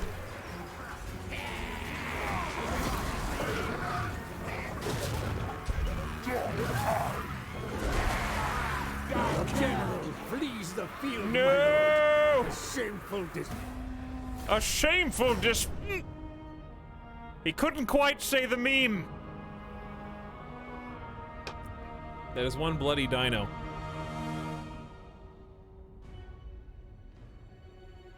Ugh. That was rough. Well, today I learned you can get ambushed on the enemy's turn if there's Skaven boys. There wasn't really any way I could have played around that, except you just know that that's possible.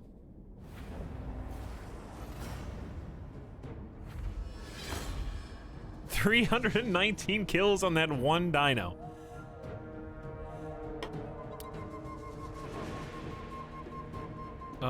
So we lost like everybody, basically. Valiant defeats. Try to make yourself feel better. We killed 1,645, so 3-1. And then you start a new campaign. Your general alone had 168 kills. Well, now that I know what they can do... Use your armies to exert control over the theater of war. Place your warriors in passes to control their use. I wouldn't study the line them up on... to find the best... Shut up. I wouldn't line them up on the Skaven border if I knew they were the people that can do forced ambush.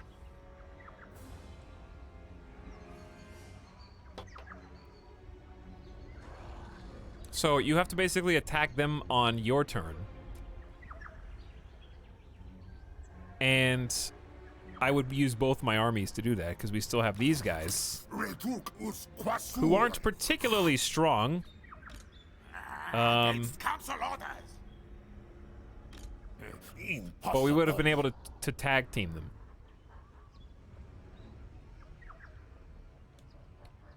I think I can just do a reload and lure them into our territory. And probably use our own ambushes against them. Instead of them being the one that ambush us, you know, they can't ambush you if you ambush them.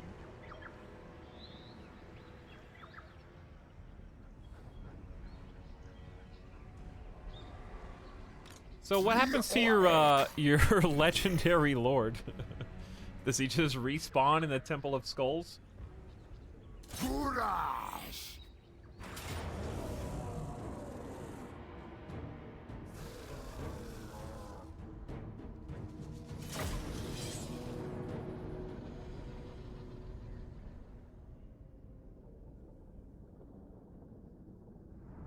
Well, let's exact our vengeance.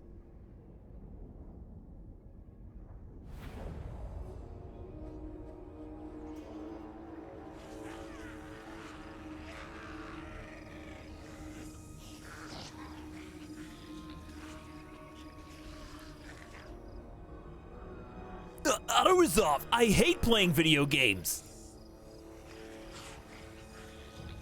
Chat, some of you, I bet your parents wish they could have auto-resolved you, but they still put in the work anyway. You know what I'm saying?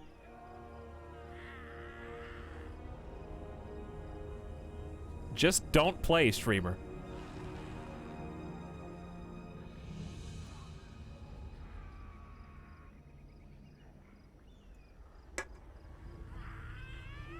Whoa, uncalled for. I want to see their faces. when my javelins enter through a new cavity created in their skulls.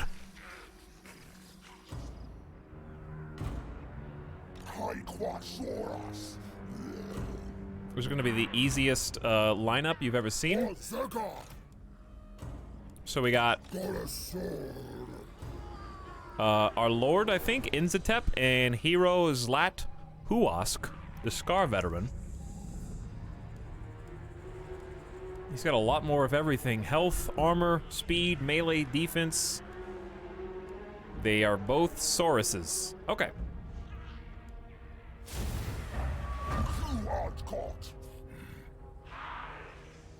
The enemy command the high ground. Attack with caution, my lord. You guys just gonna sit up there? Okay. I can deal with that. See you guys on the flip side.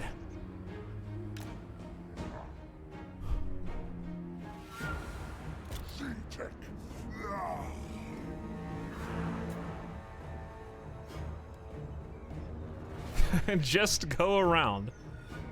Okay. All right. Listen. All right. If I'm fast forwarding.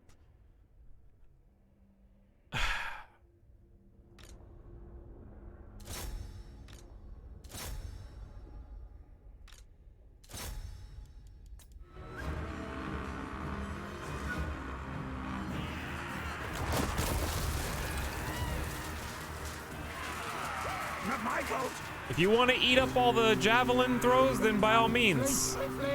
Yeah, that's what I thought, nerds. All right, now hold your fire.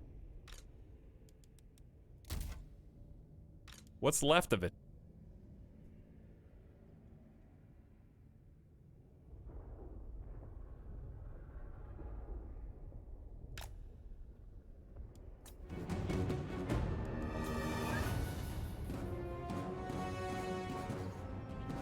Bro, this is gonna be the thing, huh? Okay.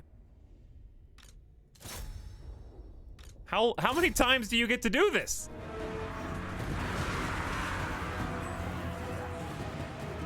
What? Okay, some of you are still shooting, even though fire at will is toggled. You have to be in melee mode, which is F. Okay. Then F. You know, F off.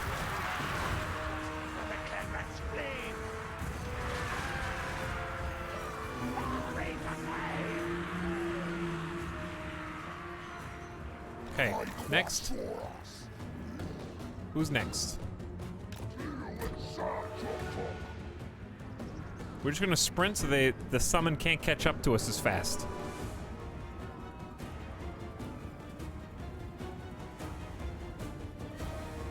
Again!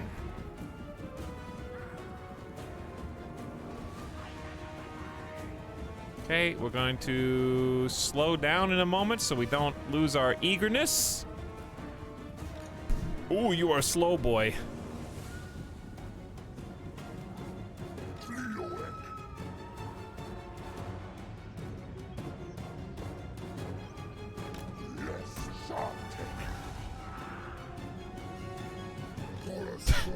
Come on, my man. You can do it.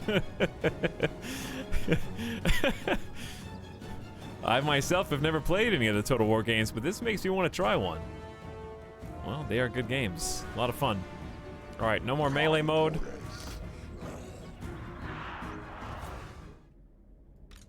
Go ahead and just reform the ranks right here. You can make it, my man. You got this. Get in there.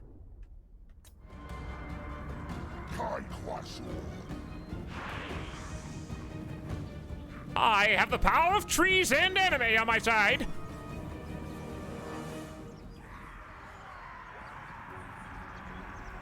All right, if you got any spears, now's the time to throw them, my dudes. Fire at will.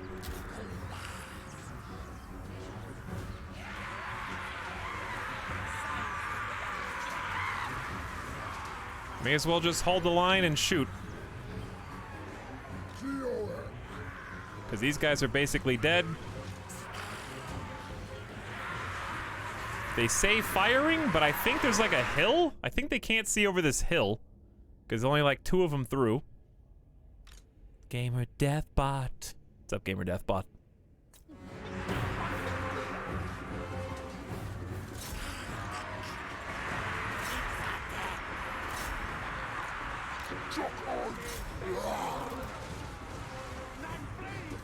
How you doing over here?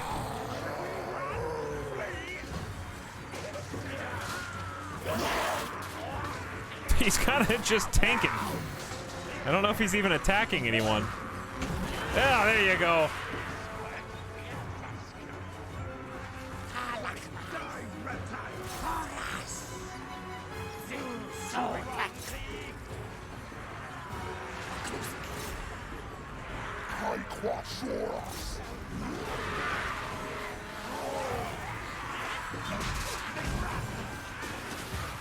Look at my beautiful blue babies.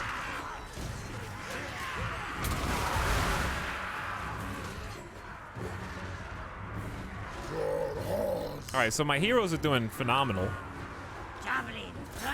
But their slingers are just annoying.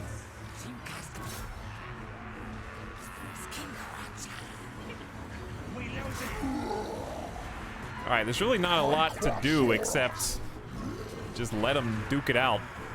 One option might be try and get both the heroes to go.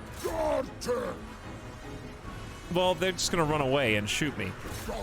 True, they are just gonna run away and shoot me. Use their abilities. Bro, I didn't even know that they had abilities.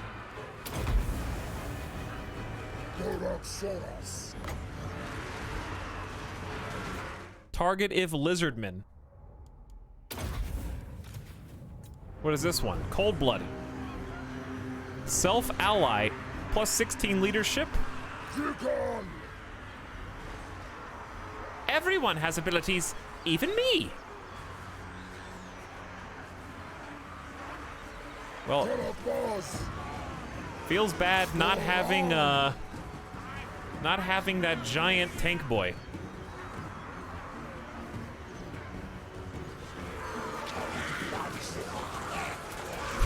Look at these little stabby spears.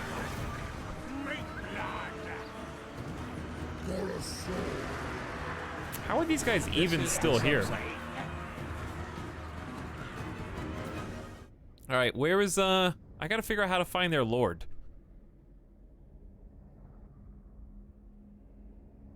How do you even see him? I can see both of. Oh, he's behind this guy. So what if I just get both my lords to focus on that guy?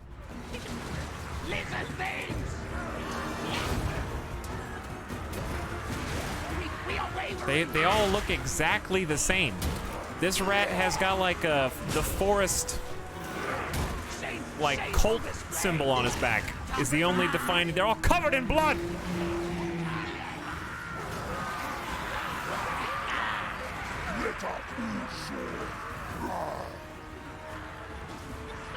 Uh-oh.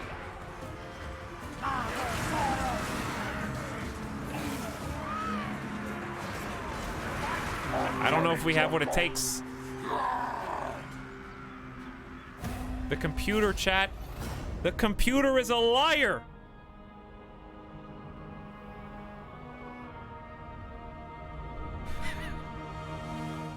I see why you were so shocked by the auto-resolve.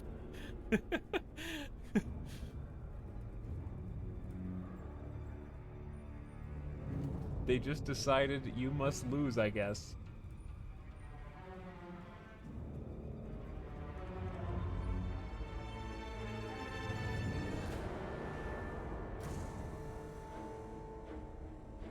Did I miss 10 attacks in a row? Is that true?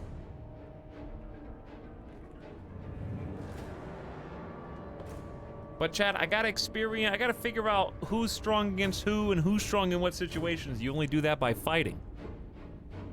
If I was gonna auto-resolve half of every battle at the beginning of the game, I understand you do that as your campaign gets bigger, then I would just play a different game. You understand? I wanna fight. I want blood on my hands. When you actually have like an empire and you're 3v1ing every encounter because you have a bunch of armies, then yeah.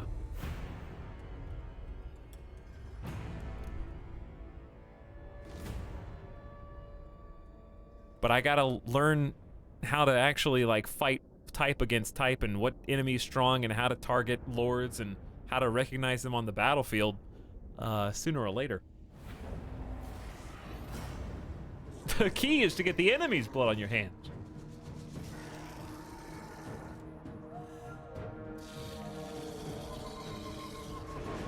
How many did we lost as many? There's no way we 1v1 them. We only killed one Skaven for every lizard boy?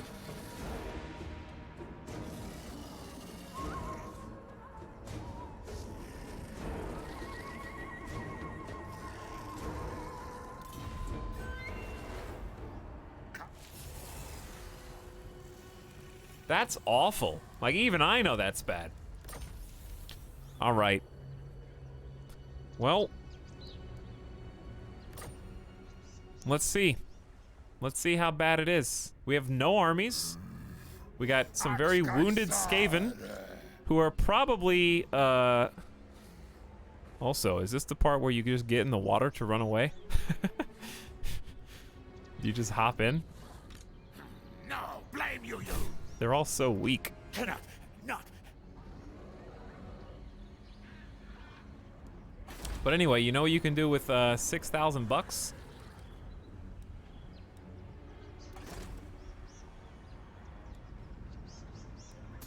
So I have 3 more turns before I can get him.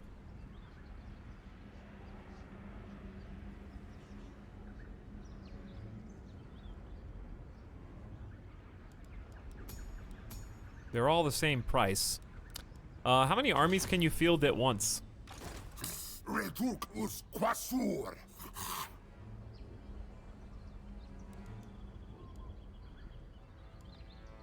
Now, if a third army shows up, they can't replenish while they're in enemy territory, right? Think me fool? These guys aren't. I am. As many as you want. Oh, there's no army cap. That's cool. Alright, in that case, I need to get home, but he's standing between me and home. So I would try running here. But I can't, because he's in the way, and I couldn't get that far anyways. Could change to march stance. How far can I don't think I can go anywhere this turn.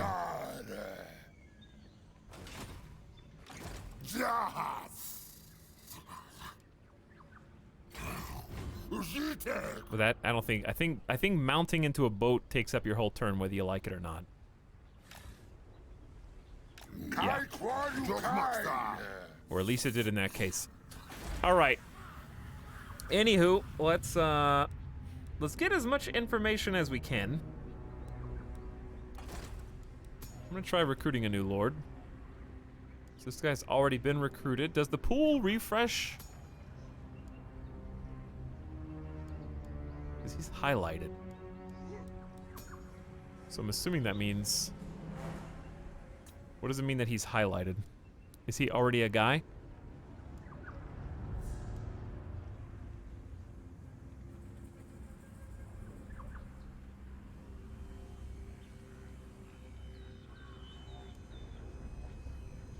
You have them selected. Oh. I just assumed that he was blocked out. Okay, it automatically selects the top one. I got it. I thought there was like a special condition that was not being met. All right, pompous. Enemy leadership down. I like that.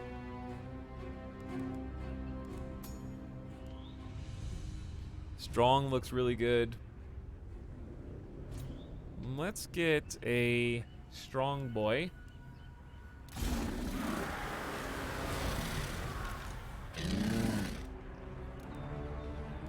And with what we have left, we're gonna grab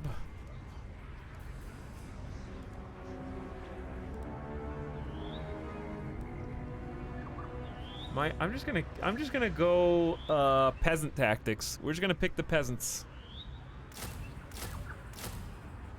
Pick more peasants in the short term. All peasants.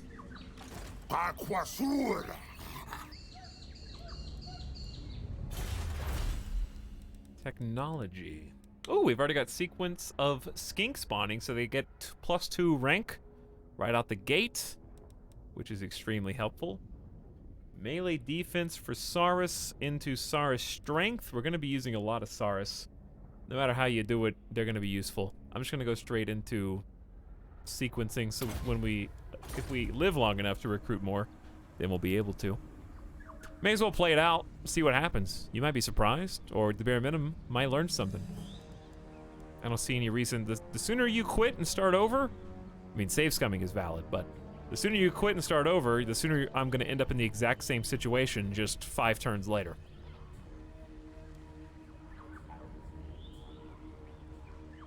So you gotta glean as much info as you can.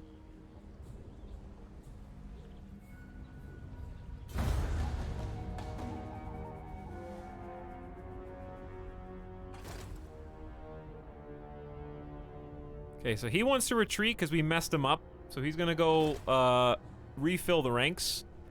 They're gonna back it up. Since our armies got destroyed, our income went way back up. Strategic overview. No. All right, so we got a full skink cohort there.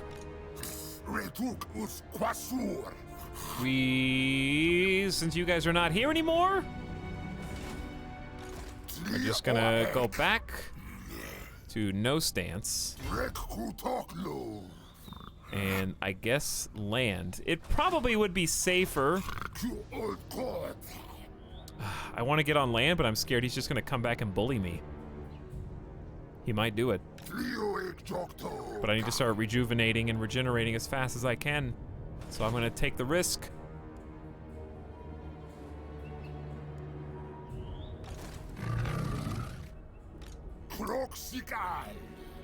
However, we can do some recruitment here as well, I think. But there's already local recruitment, so you can't all recruit from the same pool, is my understanding. Yes, that's gonna take 2 turns. That's fine. Let's see what happens.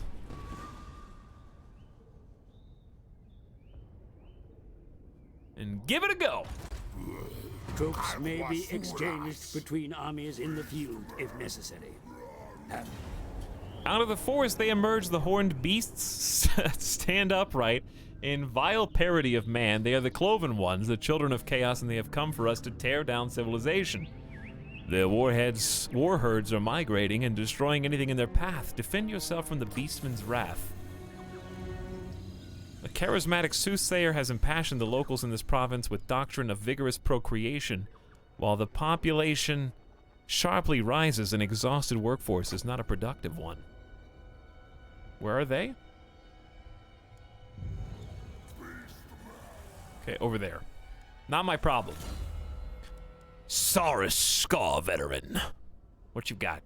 Charge bonus, weapon strength up, or...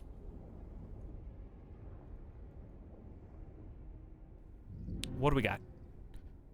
Grant army XP per turn? Which one is this guy in? This one. Okay. Spread public order. Extra casualties when attacking a garrison. More chance of wounding. Casualties inflicted. Nah, let's just go for the one that makes him stronger right now. We're just focused on raw power. Okay. Then, well, we can do some more recruitment. How long until my boy comes back?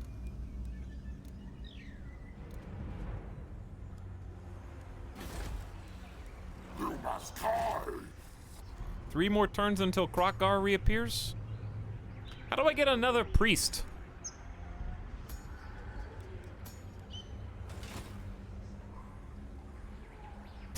I wish Beastmen weren't the worst faction in the game. The stinky ones. The poor stinky ones. Aquasur. Alright, let's get you guys closer to safety.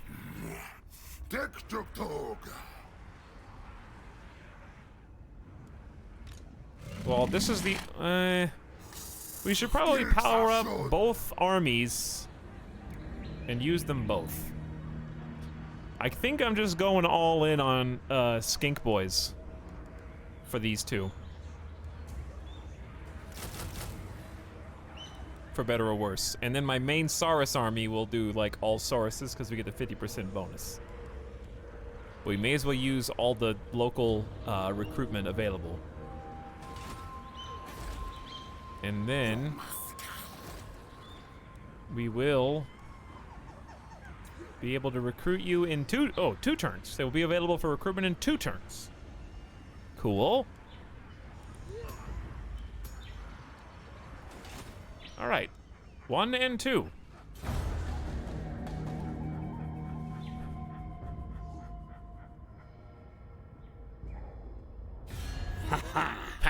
War is declared. A rival power takes up arms against you. Oh, cool. Crush them without mercy. The Bowmen of Orion. Wasn't I supposed to be friends with them? Oh, I just never did anything to pursue that. I think I had a mission to make peace with them, and I didn't, so they just declared war instead. All right, new plan. Aye. Let's hear what you have to say. We'll hear it before Oath Gold.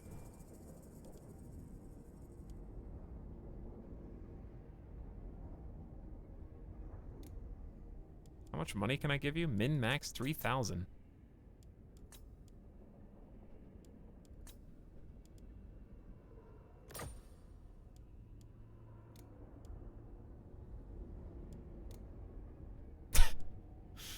I tried. It was worth a look. 2,000 gold. You know. Never. Never say never, dude. Never say never, okay? I haven't even done anything bad yet. You should chill.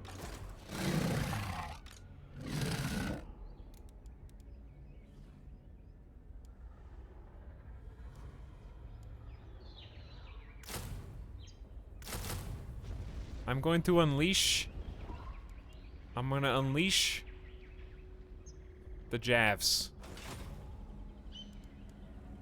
in mere moments. Well, it's gonna be hard to. Oh, well, we got 6,000, but still, income's not great. Well, we should get the Lord back next turn, and then we'll see what happens. Right now, we're just experimenting. Why not experiment? How many turns? 1. 1 turn, right? Skink stack. All right, what do you want? He hasn't moved? Is that the issue? Lord not moved. That's fine. All right, the real boy. Yeah, the game is pleasant to look at, isn't it? So gorgeous, Scale. It is indeed. Blood sacrifice. Relations with the nearby settlement have deteriorated. Their interpretation of the Great Plan may be at odds with the Old One's intentions. Your Slan mage priests inform you of a new ritual to recharge the web, but the price is a sacrifice. Will you raid for captives and sacrifice them, or leave your neighbors be, as time may yet prove your vision correct? You will attack unexpectedly, capture the prisoners, rip out their hearts, the magical current surge, the Slan mage priest smile. No. Leave them be. Trait gain strict. Regimes cannot be maintained without strict discipline. Spent multiple turns in a settlement with low public order. Rogel.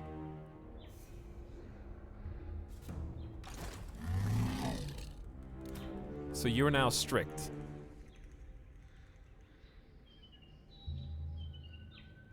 Which is just public order +1 in the local province. Okay. Well, if anything, chat, we got numbers. I don't know if that's good enough. Croc Gore. Wow, he's expensive. You must pay him a kingly sum to just merely exist in your presence. So this is the part where we recruit Saurus boys.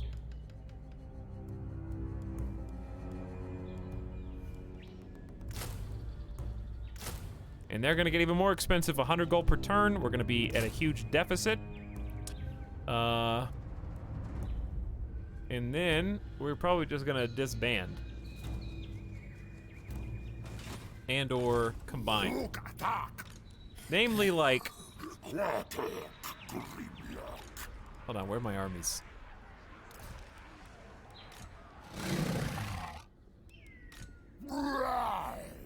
Like, I'm probably just gonna move Zlathuask into the other one. Inzatep is still level 1, so I might just disband Inzatep and then combine him into... Because you can't have 2 lords in a single army, right? I mean, that makes sense.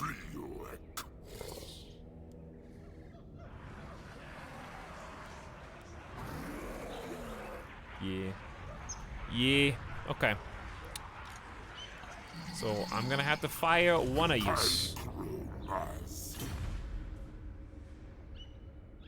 No, not that one. How do I click on the one that I want? I clicked on the wrong guy. What? Krokar, I see you, but I can't click you. There you are. Ta-da! And then we get rid of you. Back to positive income. Check, check. We're recruiting 3 new units. Looking good. We also have a new population surplus, and we got a construction slot. We are clearly about to need income. So I might just go for a straight up income generated, even if it is default for Cursed Jungle.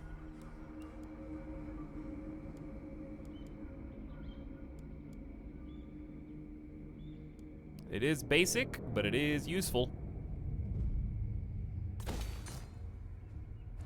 All right, Cursed Jungle, give me some money. That's 2. That pays for 2 units.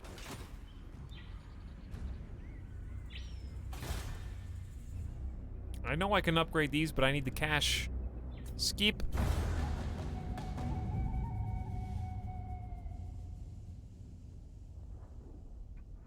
So I'm trying to learn a little bit about this game, says Zizio. Does Warhammer 2 include the races from Warhammer 1? I don't think so. I think you need to have Warhammer 1, which is usually pretty cheap on sale. It's almost like a DLC pack for this game now. But I think there's some free ones too. The delving of your industrious skinks brings to light an ancient metal ore. Could this substance have been brought to the world by the old ones themselves? When subjected to your advanced weaponsmithing process, the ore makes highly effective arrowheads and javelin points. However, once you start to use some of them, your usually hardy Saurus warriors fall ill, raising questions over its safety and even whether it's planted deliberately by enemies of the Great Plan. Should you continue to use it? Skaven corruption +1 all provinces, but more ammunition and missile strength all armies. Or reject the taint. Is Skaven corruption gonna mean that Skaven build inside of my currently existing city and capital? How do I know what's considered a lot of Skaven corruption?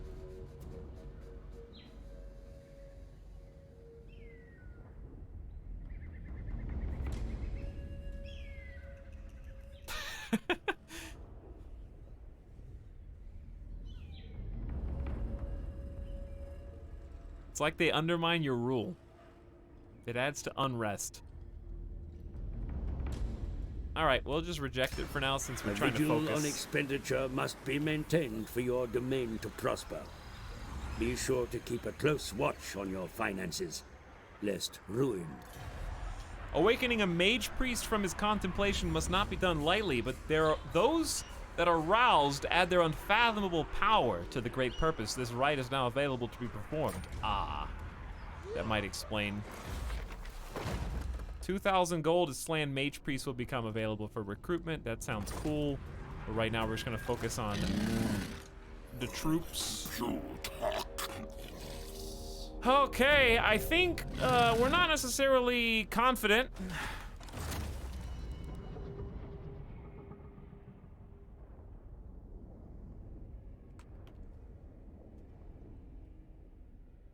How about flying by the seat of our pants? Our pant. This many characters.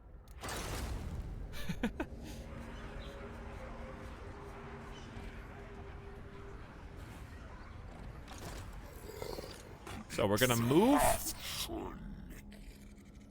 I mean, there could just be a Skaven ambush up here. So here's what we're gonna do. We're gonna go slow. We're gonna go vision.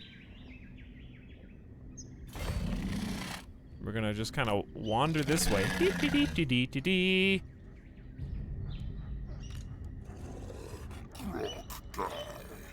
And then we're gonna go just a step. We're gonna go double astromancy.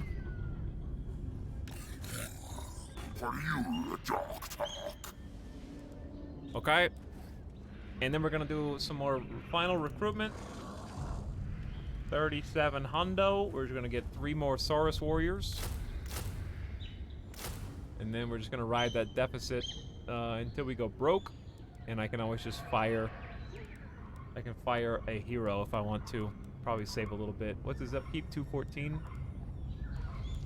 I just need the numbers for right now. But I'm just gonna focus on their leaders better. Okay, so let's give that a try. Plus, we're making an extra 200 bucks a turn with the favela next turn as well. Let's go. Let's take the fight back to them. One last hurrah! And if we die in our own terms. Don't forget the wood elves are on their way. I don't even know where they are. The fervor of your great Saurus warriors to combat agents on the ancient enemy is admirable, though it is starting to verge on fanaticism in some divisions, risking mistakes that could allow chaos. A greater purchase on Lustria's sacred jungles and temple cities. Is such recklessness in keeping with the great plan, or should the slan Lord Mage Priests instruct their underlings to instill caution in the ranks? Let them charge headlong. Replenishment rate down, leadership up. We don't need replenishment when we give them one last hurrah! Current public order, -97. Why didn't you say something before you got to the -100?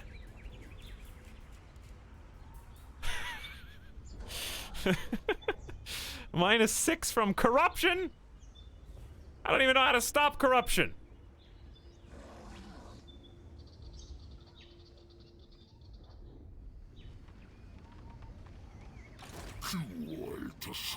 I mean, I can send my guy back. Is there no... There's nothing I can do without replacing... yeah, I couldn't stop taxing him, but then we're gonna lose all of our money. That's true. Could stop taxing them.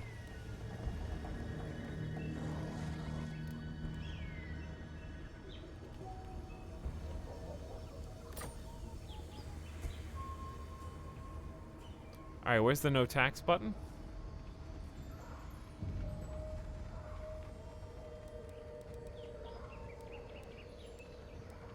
I saw it earlier and I don't remember. Blue check mark.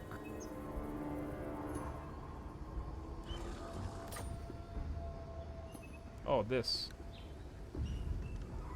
Yeah, they're still gonna rebel. They're like, whatever, dude, keep your money. 6% corruption.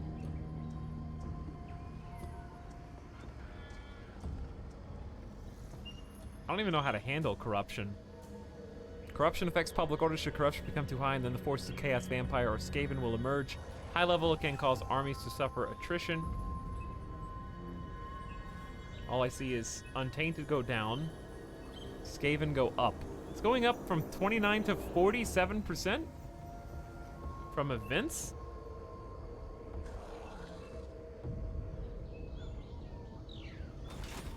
Whatever. If a rebellion faction comes, will the garrison still defend or no?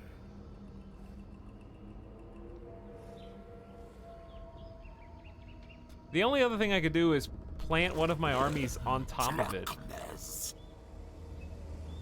But like the whole point of what I'm doing is I'm trying to go out here to fight.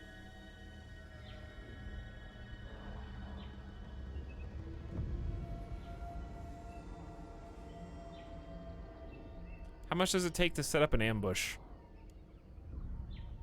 25%.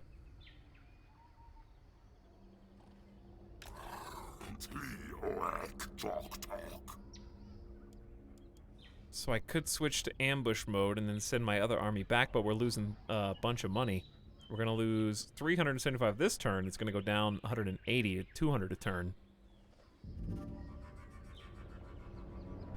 I'm usually the one causing corruption, so I have no idea what happens. That's pretty funny. So this line is how far we could go.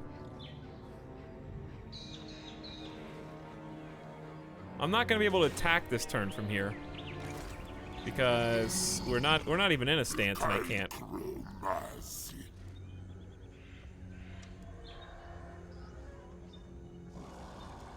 I feel like I should maybe stay in Astromancy to defend against ambushes.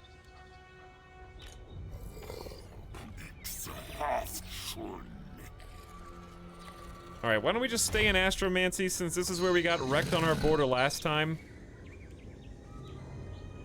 I don't think they can go around to get to this guy.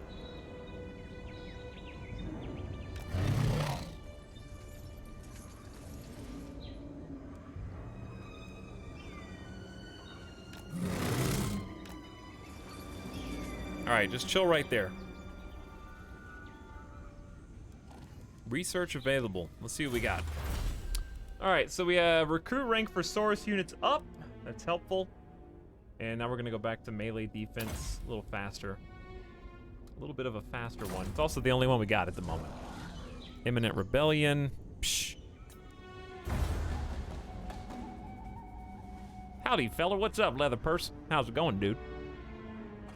We're going for a Hail Mary right here. Hail Mary time, chat!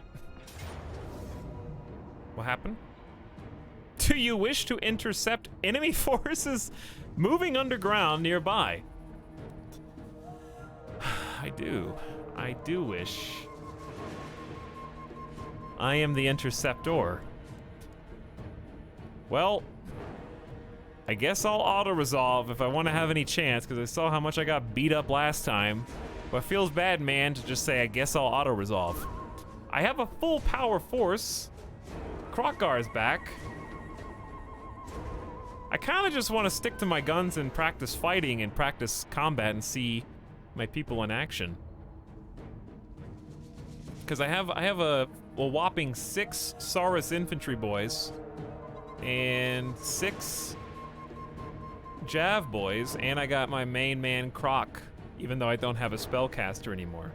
Underway battles are a new thing. It's worth doing. That's true. It is a new thing. Let's quick save and check it out. Hallway fight. Battle of Serpent Coast. I mean, we outnumber them in terms of just units, like in terms of groups. Ooh, look at this. Wow, fancy. Look how little we are.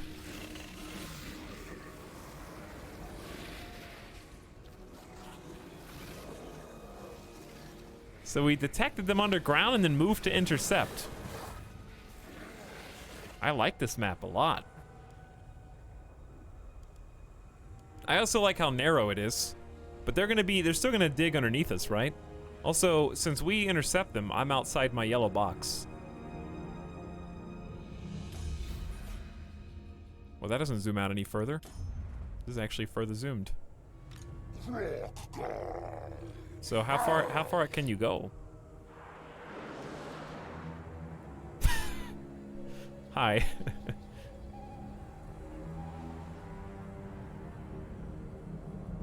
So this is called Vanguard deploying.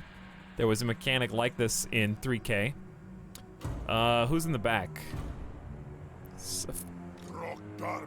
Oh, everyone. Is anyone? Only my heroes? My heroes can't Vanguard deploy.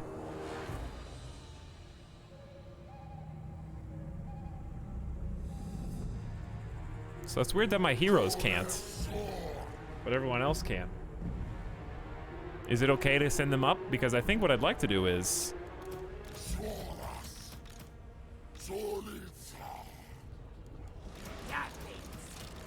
keep this just organized. And then just do... I don't, are there more? Where are the other guys? Do something like this. Oh, there they are.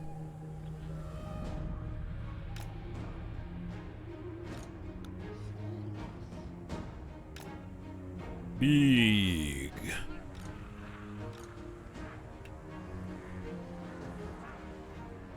Who we got? So I need to start looking at their flags. Swords, spears. Hero is... who's this guy? One group of slingers? Do they have a hero here? Not that I can see yet.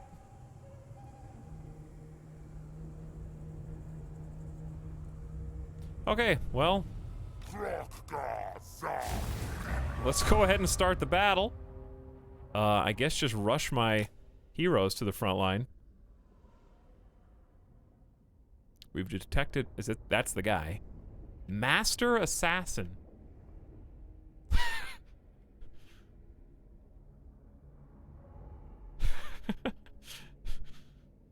There he is. Poof.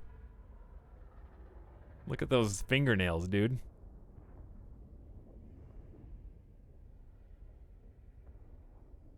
A rat ninja. I guess so. So anyway, I started blasting. We're just gonna like run up to here.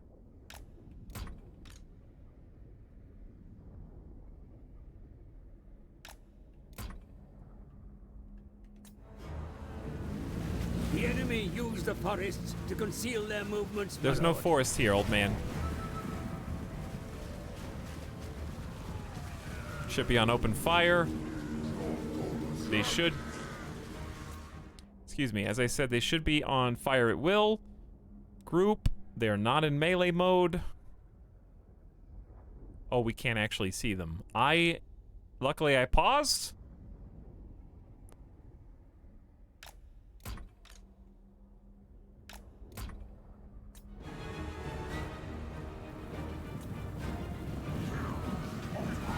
Now we got him. Hurl! Try and rip those little sling boys up, dude.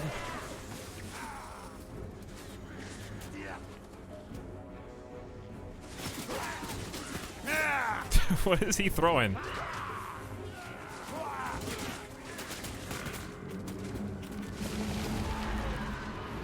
Oh, hi. Who dat?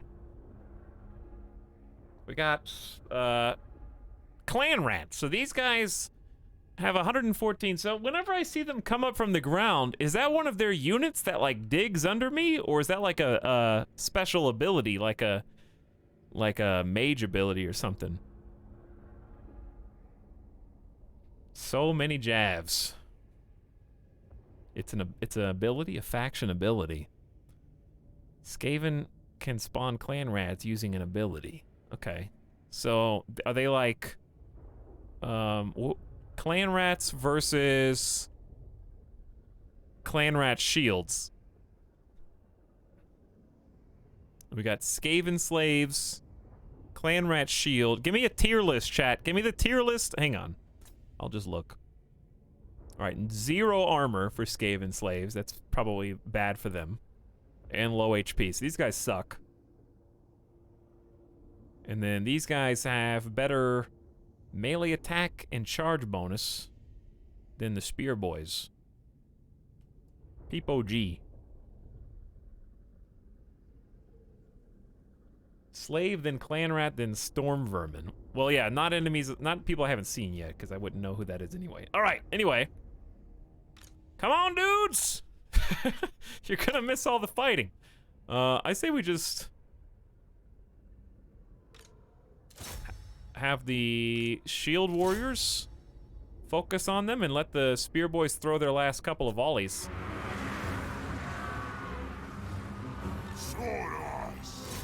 Let's get our charge bonus instead of waiting for their charge bonus.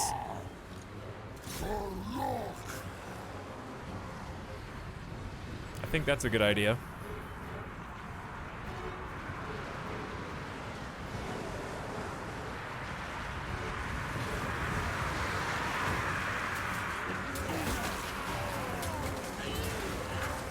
Look at those. I love the little lunge, like, leap attacks.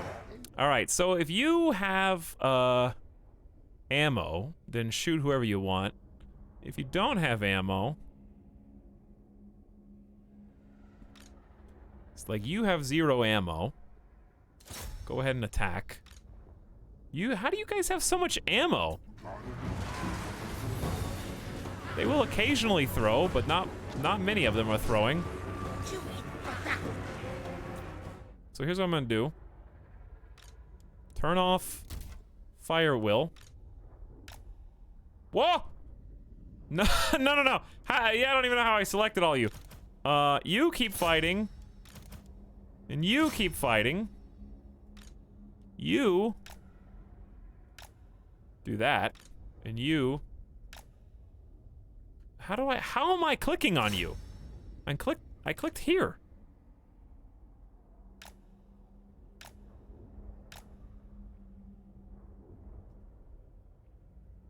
Backspace cancels order.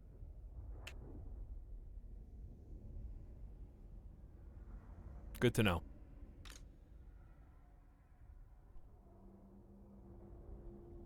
I don't know. I don't think we can make it over here. I'm trying to flank, but this is very narrow. Maybe we should just go relieve some pressure on our Saurus shield boys.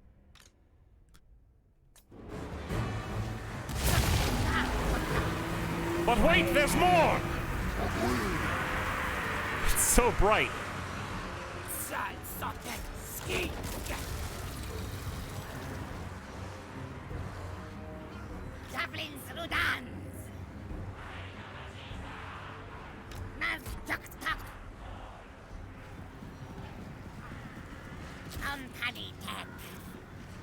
Here we go. Flank them, baby.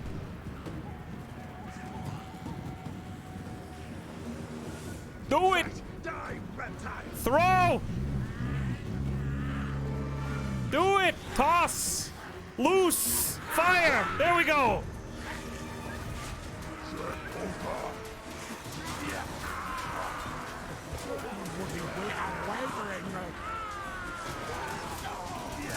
There it is. That's better.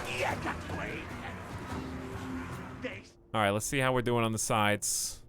Looking good. Think that was a solid move, and they're both retreating. So if that's the case, let's go. I think we can catch their slingers.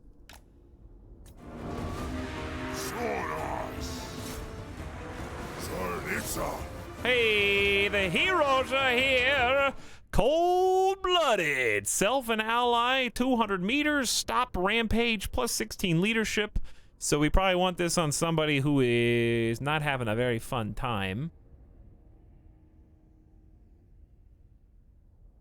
Do we have anybody who's not having a very fun time? Maybe these guys?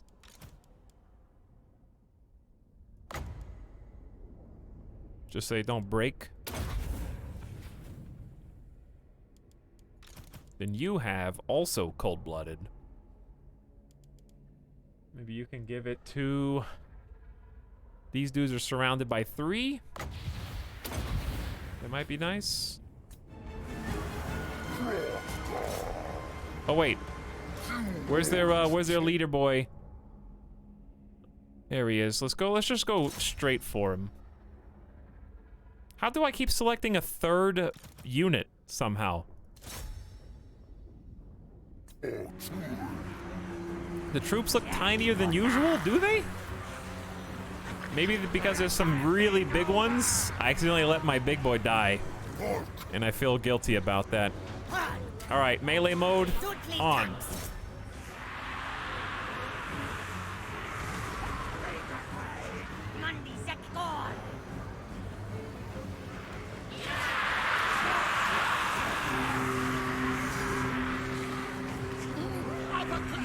Try and get some action shots in this chaos.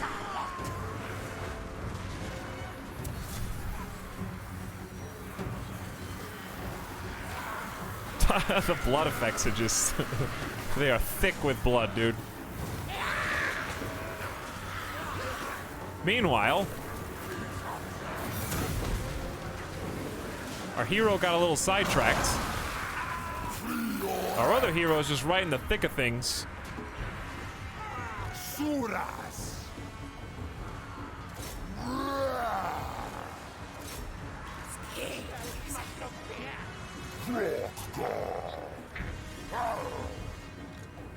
All right, we got some issues with people. I'm making them chase. Probably just want to dive. Actually, let's just do this. You guys are all the way out there. Let's set up a big flank.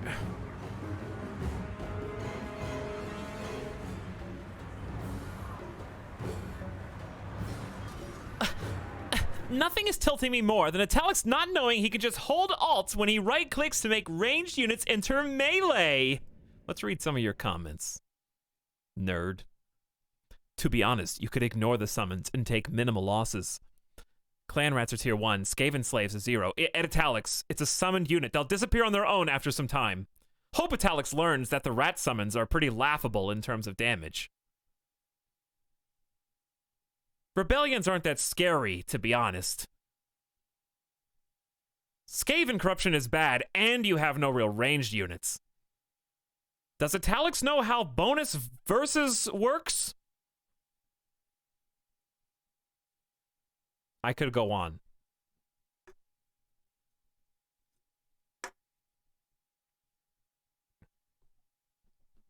That's his favorite game. That's that one guy's favorite game, dude.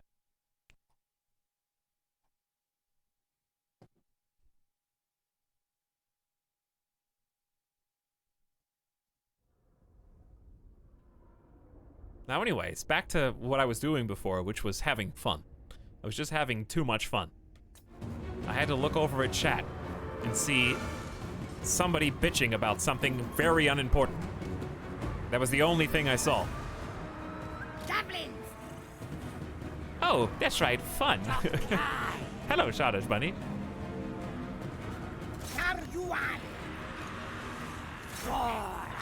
Oh, hang on. Don't forget the dude mood. I saw that, Narfwhack. You're not excluded.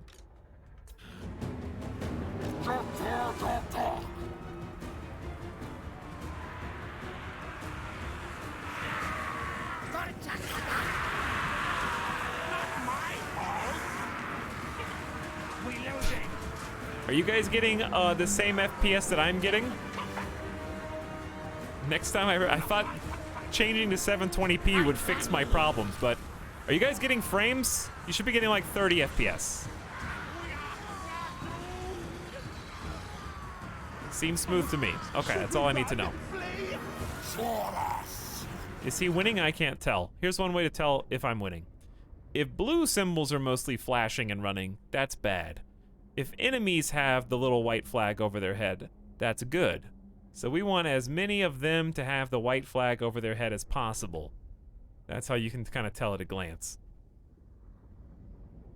Looks good? All right, looks good. Etalyx, why are you listening to my advice? All right, what is your advice? Shebeer. You said, shoot her! All caps.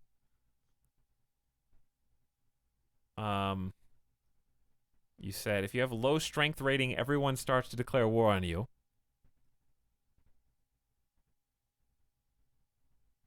You said, I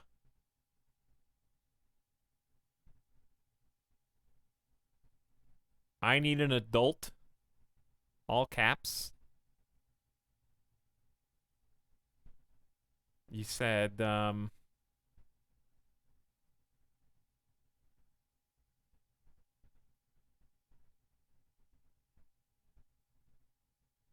I've counted 4 not like this emotes in different circumstances.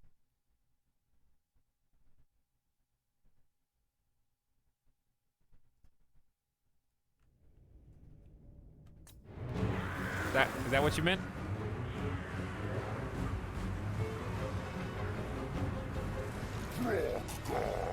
I think the hardest thing for me to get used to is I feel like units are a lot more AFK than they are in Three Kingdoms.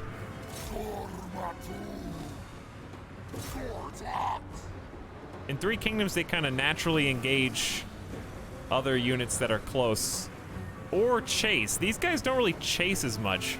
Three Kingdoms units will pursue you across the entire map.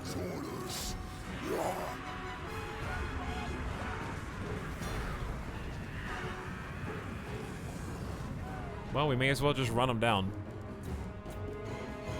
Kill who you can kill. I assume post-battle kills are a thing.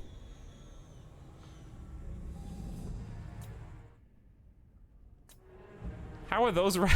Those rats are just like pretending that they're on our team.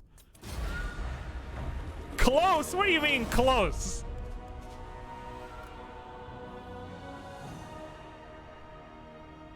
We deployed almost the same number of troops and it was 3-1.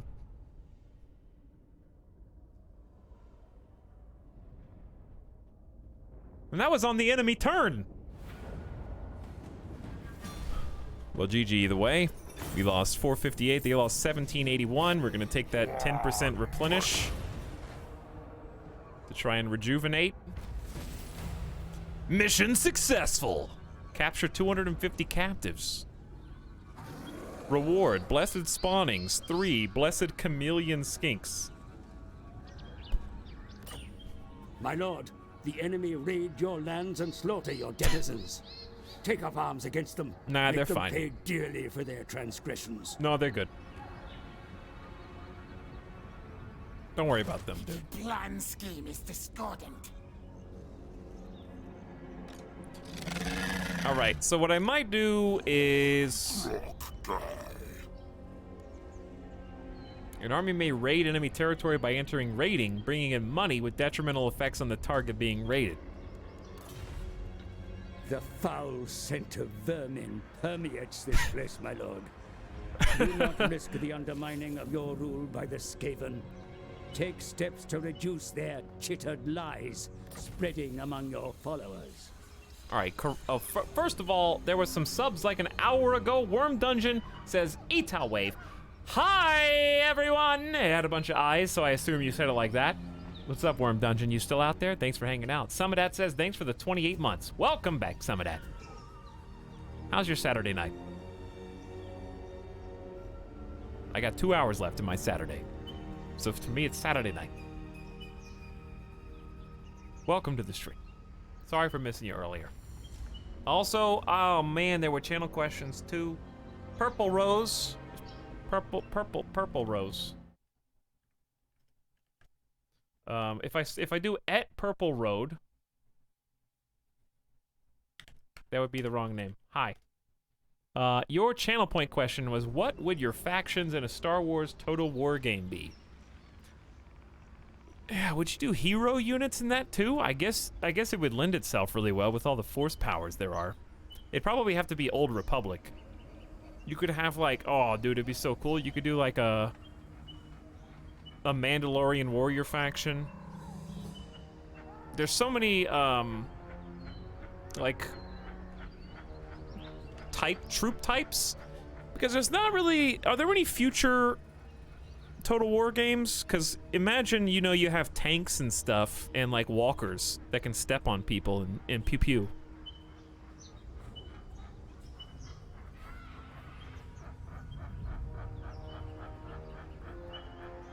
I'll refund that channel points question in case they're not here, and then that way they get their points back. Actually, where is it? Oh, there it is. I reject that question.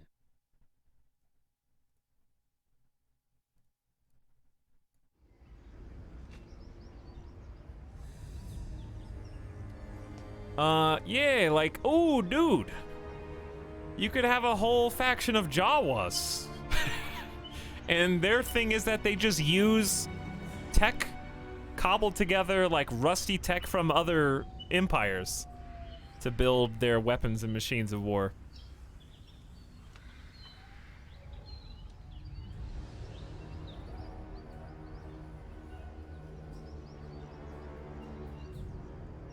What else? You could do... I mean, there's just so many, it's hard to narrow it down.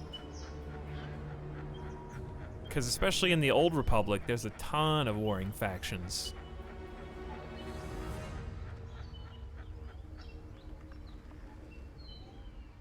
What you could do is break it down by... Well, the thing is, do you want to do, like, Empire and Republic or no?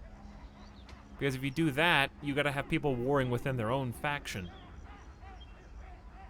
So that'd be harder if you just broke it up into two and then went down from there. Anyway. Corruption's a measure of basically how bad it's getting. Unrest and attrition. Skaven corruption's high. Take steps to decrease it. It'd be nice if you tell me about that beforehand. Heroic actions may be used. I don't even know how to do that. I'm sure I don't have any yet. An ancient observance invigorates those reptiles who oppose trespassers, intruders, and serpents. This right is now available. Enemy killed in battle. Rip Krelk. This is the subsound. Temple. They're raiding my Temple of Suck. And someone destroyed the Numas faction and the Leaf Cutters. And we gained a talisman. I should probably check on these. We gained followers as well. Lots of gains. Big gains.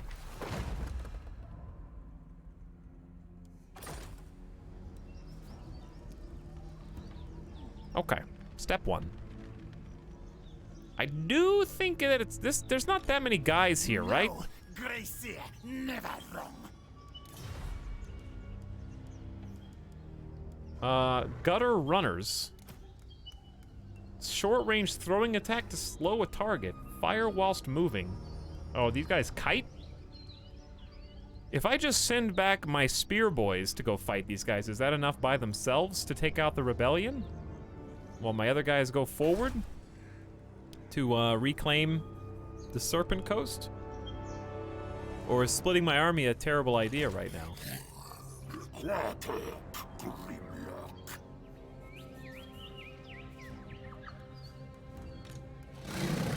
Etalyx, can you pause the stream? I need to take a nap. No! Elazar Unsure, welcome back. 3 years! That's a long time.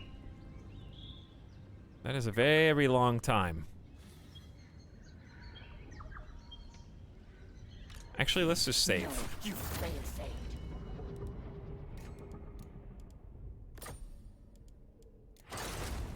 Welcome back, Elazar, Samadat, and Worm Dungeon, and Brighter TTV.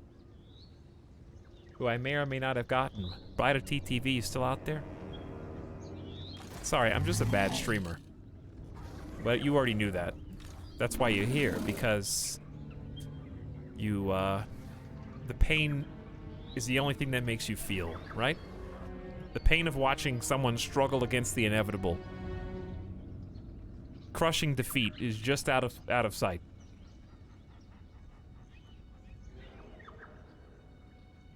But you persist anyways.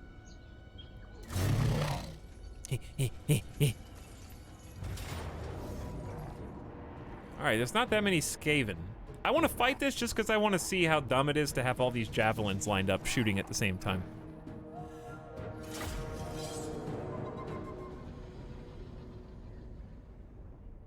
You are my favorite worst streamer.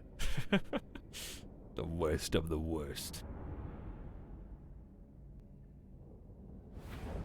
Streamer forces chat to watch and not get required sleep to function. Oh, so if I just stay in that view, I can just do this. Is that what you're saying? Why can't I hate that my heroes can't do that too. We should probably group up. I mean, not like that though. So, will the people in the back still fire their weapons?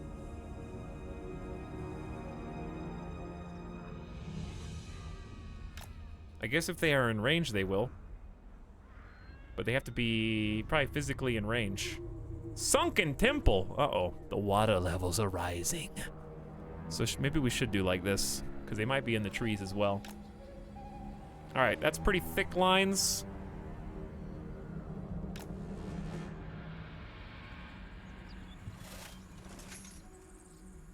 Let's get a look at our croc boy.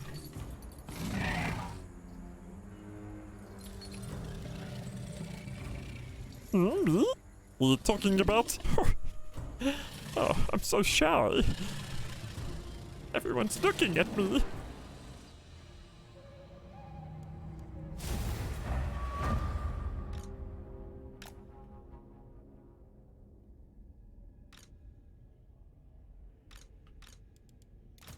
Alright. Doomstack number 1. The plan is simple. Well, that's a crater. Why is there a crater on the battlefield?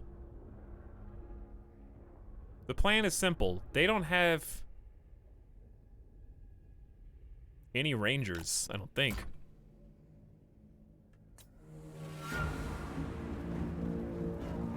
So we just... Your troops will fire at will without order. Shut up. You think I don't know that? Go, troop! Shoot! Takes them so long to line up a shot. I knew there was going to be more pouring out of the trees. But man, they do get caught up in that crossfire.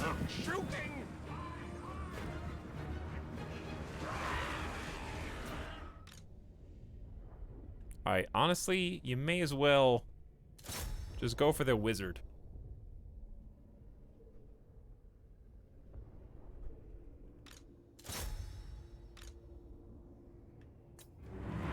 Did you guys even throw one volley? Fake gamers. Okay, they did.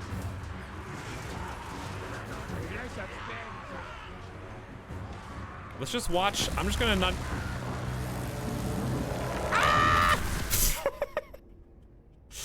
Today I learned that green lightning can appear from the, I guess, rat wizards.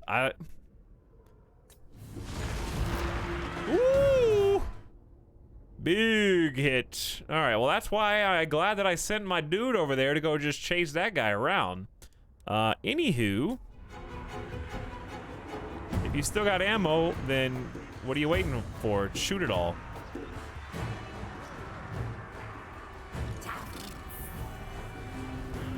Okay, you ready? Steady.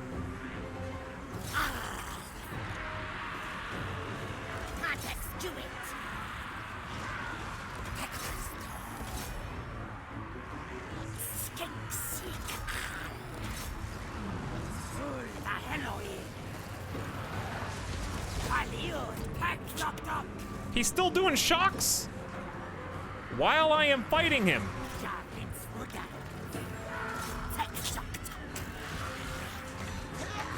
What are you doing? He's over here. Turn around. That's my guys. Those are my guys. We're on the same team, you nerd.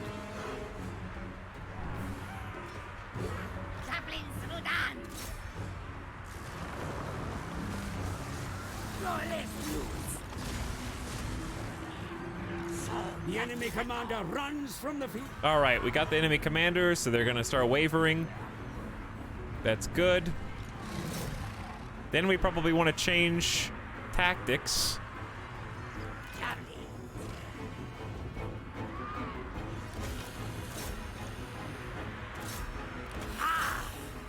All right, get in there, boys. Finish the job.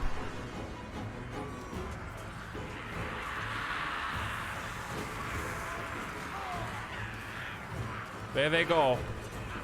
Little by little. Cinematic cam. 50mm zoom.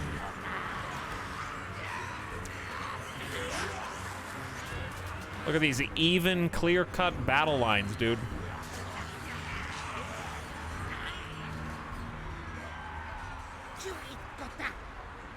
All right, this should be done. They keep coming back.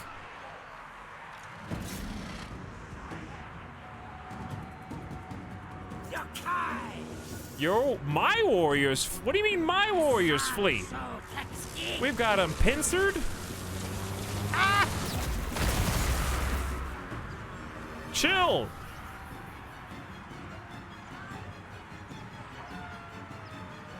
Just Skaven have an annoying habit of doing that. I see. All right, team. That should be it.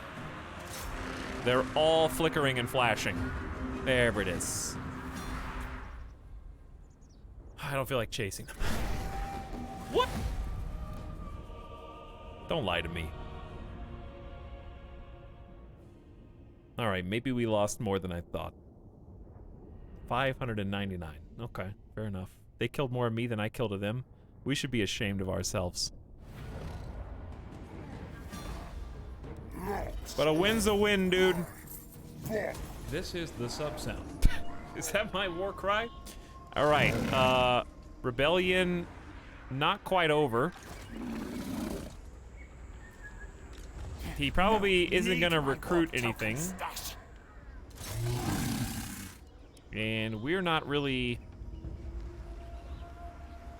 Okay, when we are in this stance, do we get to rejuvenate? Do we get to replenish? I look forward to bragging about this again in 6 days. Is that when your next sub is?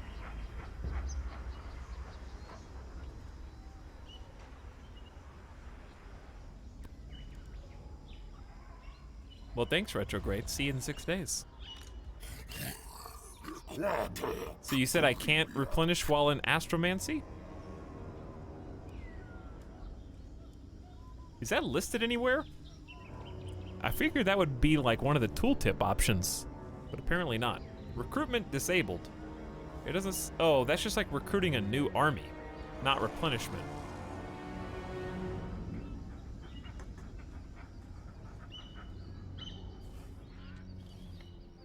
This is the sub sound. So should I push? Let's just make a save. Save often. Because this has been really cool because you can get ambush defense, which I now know is incredibly important. Chance of intercepting an underway army.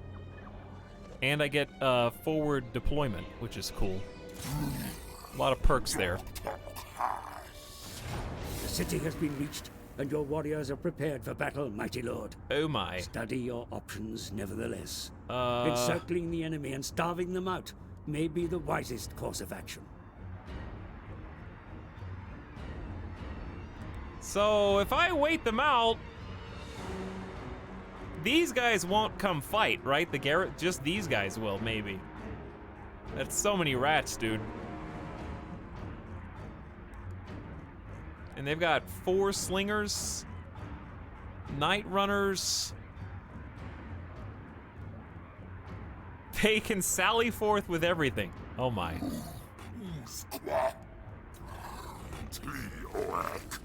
Well, we know they're there, I guess. Ouch.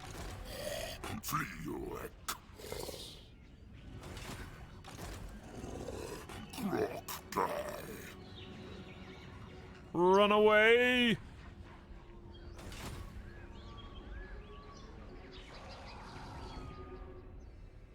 Alright, let's finish off Trab and try to go positive on income.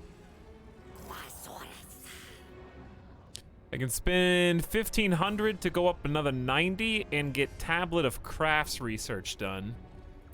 May not be worth it. I need to get more money from a win.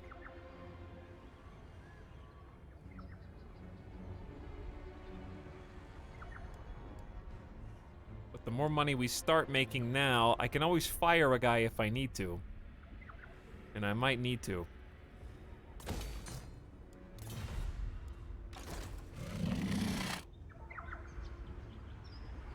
Hey, what's up, Just Mojo? Hope things are well. Good luck. Instantly recruit unique lizardmen units to your army. Spawnings. Okay, do I have to pay upkeep on these, though? Probably.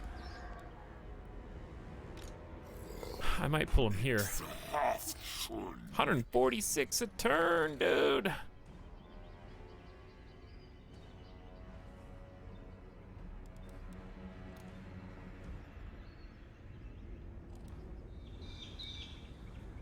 So what's public order at? Ooh, plus 20. Yeah, I turned off taxing my capital when I was trying to figure out how to stop the rebellion that we literally just quashed on the last turn. That was the last fight we did. So I can turn it back on, because I get malcontents leaving for the rebellion 24, and then taxing will put me back to negative 75.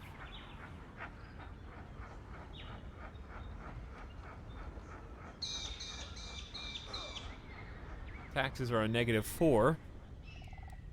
And we're gonna get positive money in 3 turns. But hey, at least we're not like super in the red. All right, should I do anything else or just leave it where it is? I think we need to try and finish off this little rebellion. Also, Zlathuask, one of our heroes, I think leveled up. He's already got charge bonus and weapon strength. And then we got 4 options. We got weapon strength plus 2%.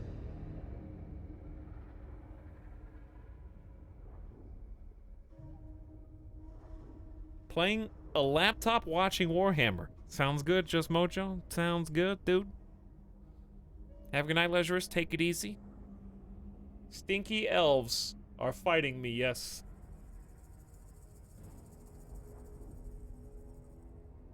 The plan will be observed even if every member of the younger race has to die.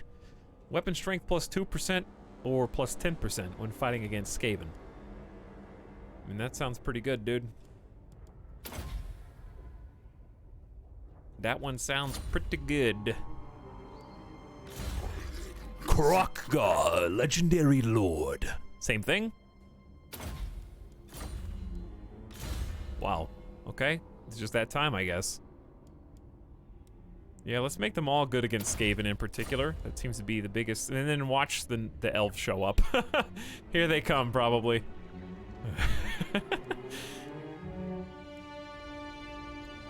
Fair enough. Do your worst.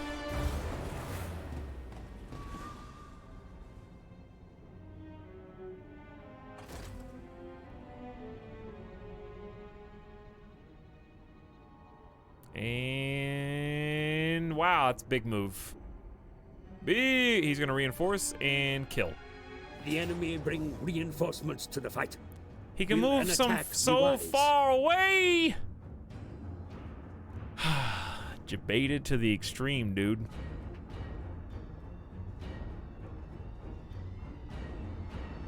The Skaven are scary.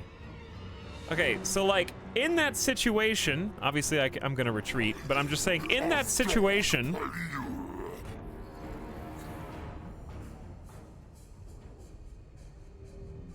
he went from here, the Golden Tower, to reinforce range here.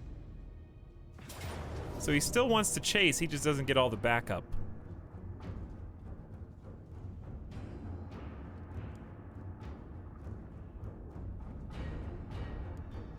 Well, we don't have any big boys, so we may just be out of luck. Uphill battle. Clan Rat shield spears, Clan Rat shields, 4 groups of slingers, and night runners. Let's give it a try.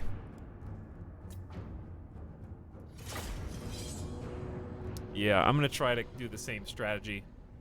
And they're fighting Krokgar, so he should be pretty good at killing this boy from Clan Mordkin.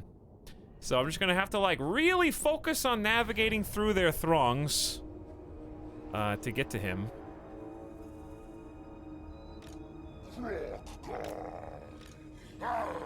Just checking to see, since we were on the defense, how that stance is gonna affect us. Realistically, I think we get away from the trees in the hidden area and go... Oh, Peepo chat. You guys want to take this one? That sounds like a good plan. Go to the corner.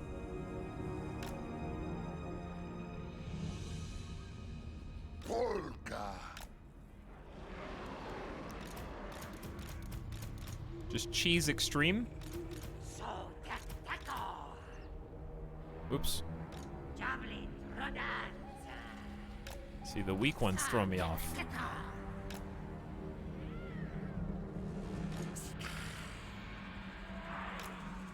All right, we want these boys to be as wide as possible.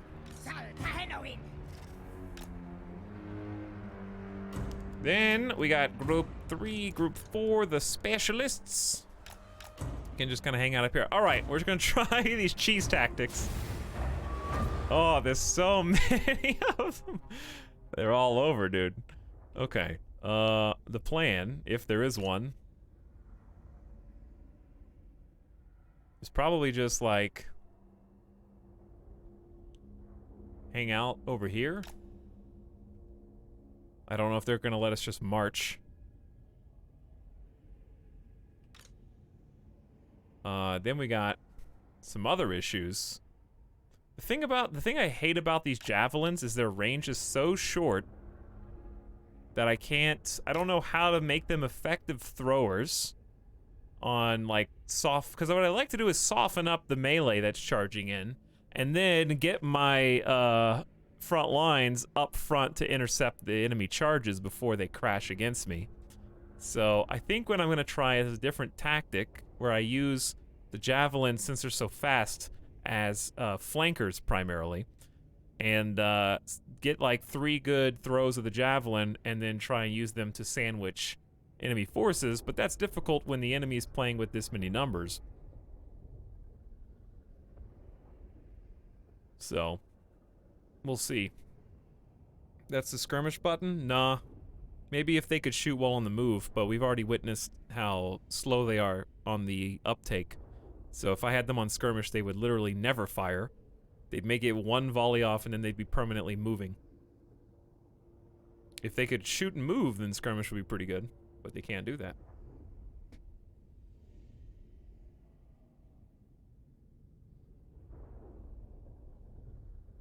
So, skirmish button sucks. KBS Milk says, hi, it me. What's up? Thanks for 27 months, KBS. Much appreciated. Welcome to the stream. Let us drive out the heretics. So I read your advice, Sheeber, and I didn't like it. So, what do you have to say for yourself? How did Krokar end up down here? Oh my, can I just reload? No, don't reload. You're gonna end up with a different map. How does this always happen, dude?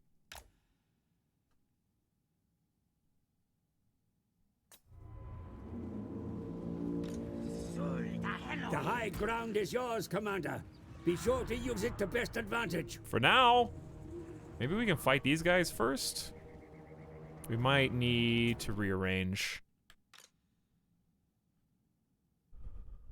Oh, come on, hold on.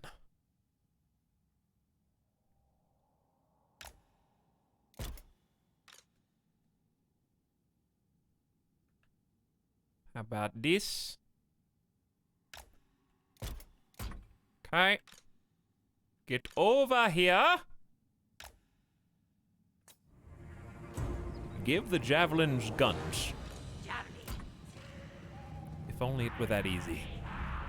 All right, Javs, you gotta be quick. You gotta be fast.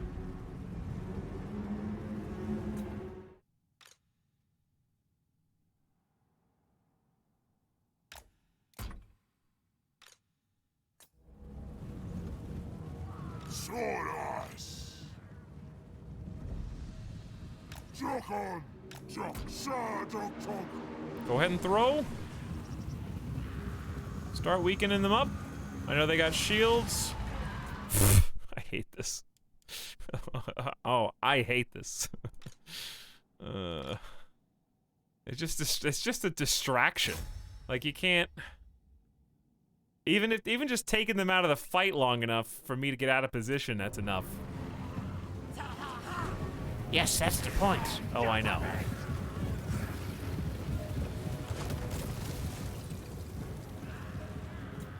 All right, honestly, let's just say let them crash into me.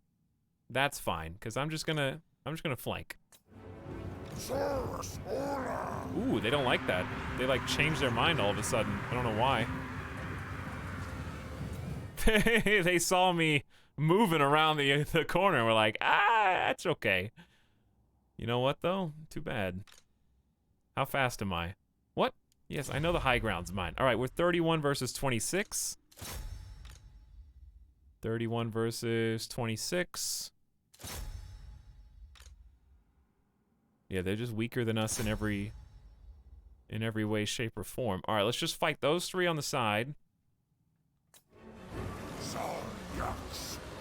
Let our other spear boys start unloading on those front lines. Maybe buy us some time.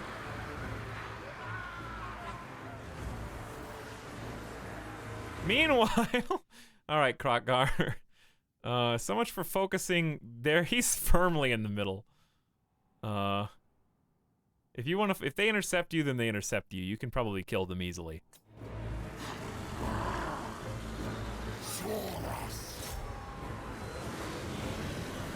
It's kind of hard to charge when we have to crawl through our current forces, but whatever. But wait, there's more! They just appear here. God, I hate them. All right, and then Scar Veteran, you get in and intercept those dudes. And or just go straight for that guy, it don't matter. Here we go. All right, they're about to retreat.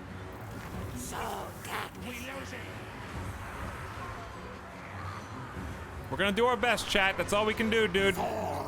That's all we can do.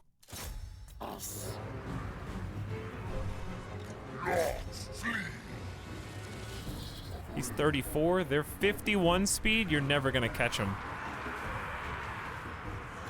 So I'm just gonna have you run for the actual battle line. Let's do stop rampage plus 16 leadership for 40 seconds. 40 seconds is pretty good.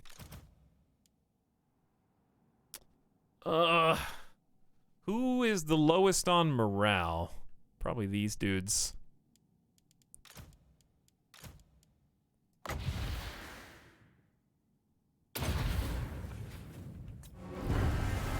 Give him some spirit. Let him shape up. Is anybody not doing anything? I think everybody's doing stuff. Alright, if you want to fight these guys, go for it.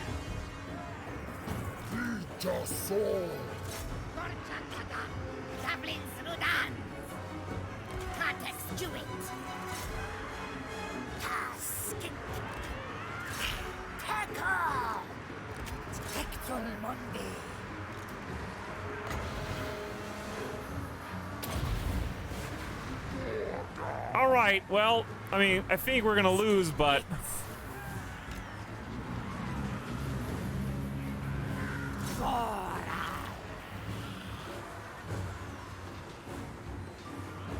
May as well get some kills in if we can. I smell failure! Imagine being a lizard. Wow. How dare you? Shameful display. Yeah, we don't have. Look at them. Okay, just take a second. Just take a moment. How can you hope to win against this horde?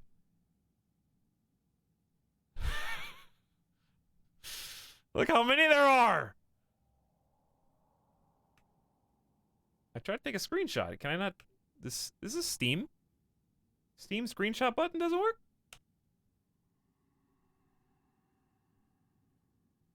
Vermintide did it. Why can't you? Hey, Vermintide got it. All right, where's their god? Where is your god? Right there. Go kill that guy. If you can. Is my... Should we run? Flee? My leader's just being worthless over here. All right. Here's what we have to do. We have to start collapsing flanks. That's the only way we're gonna win. Should we run? All right, he's running. Now we go. Immediately. Quickly. We have to collapse the flanks in on them before they turn around and come back.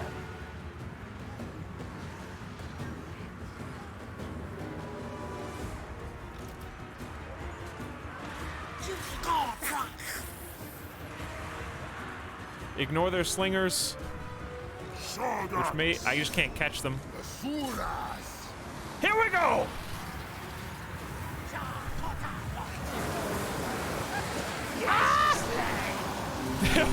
I thought that we all stopped for some reason. All right, they turn around. We're fighting them on two sides. I thought we got confused. I saw them just turn randomly. All right. Oh God, who's this? Who are you? Did you just run back? You fools! All right, I will have you fight them. I will have you fight them, and you fight them.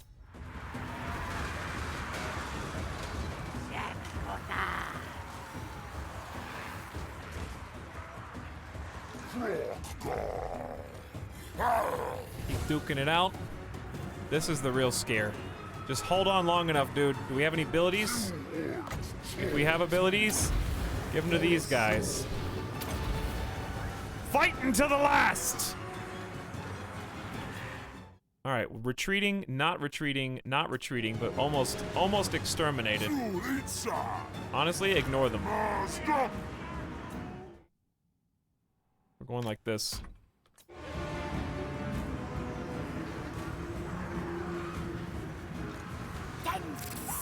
Okay, both of them are going. Maybe get a little bit of help on their boss.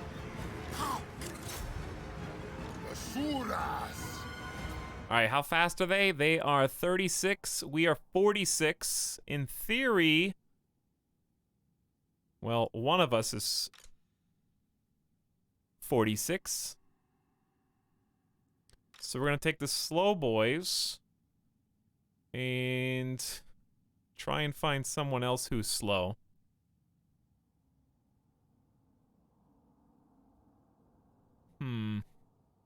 How best to do this?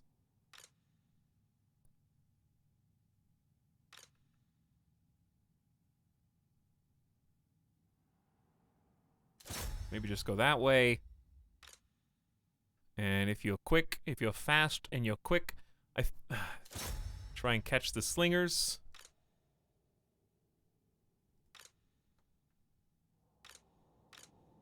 Okay, you guys come over here.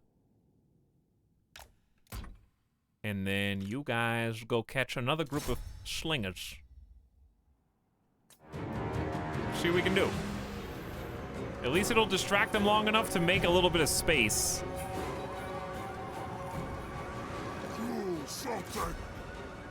And I see them trying to intercept, so I'm gonna send some friends. Wow, this guy is a tank, dude. What is this? Vomik the Warlord. He's just steady decimating. Meanwhile, my guy's getting beat by a single army of shields. Clan Rat shields, dude. I can't even get in there.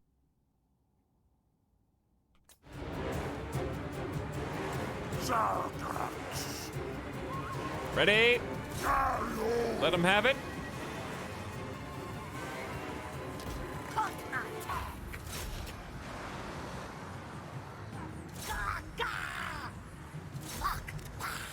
What are you doing?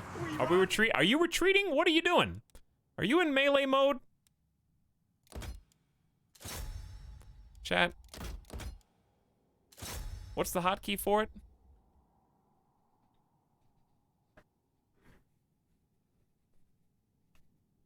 There's a faster way than pressing F, I know.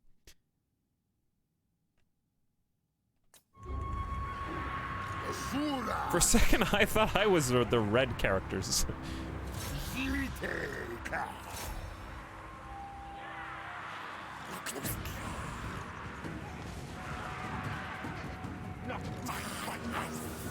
Okay, I think we just ignore the slingers at this point. Because, like, I can't catch them with the people that matter. And the people that can catch them are almost dead. So, unfortunately, they're gonna die marching over here to try and set this up. But we gotta do what we gotta do. Okay, these guys are out. Maybe I just ignore... I mean, we're having some trouble with their leader, as you can see.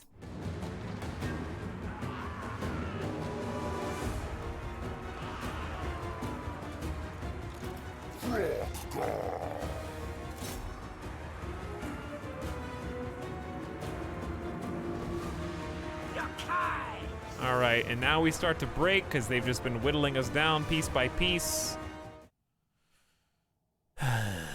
So close to doing something good.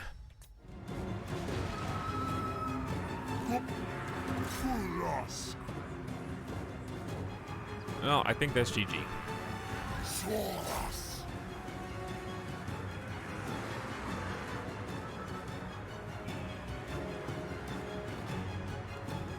It's our soul.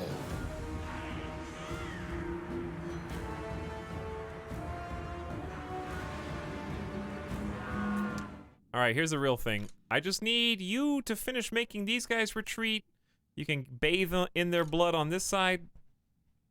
To at least distract them a little bit. We got, maybe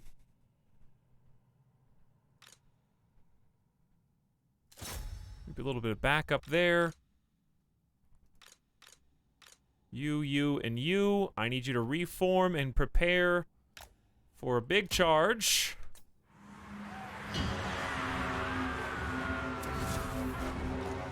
All right, are they retreating yet? Come on! Finish kicking their ass and let's go! All right, and while you've got your special ability up, I need... Who's about to run? Do we have any blue flash? Do we have any blue flash? Blue flash. Any of my guys about to retreat? Use bubble beam. Got it, bro. You got it, bro. I got you.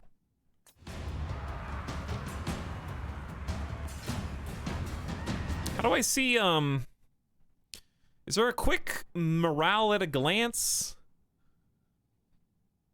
from this bar? Or no? Those boys are rampaging. Oh yeah, these boys are rampaging, I guess. That's a good call.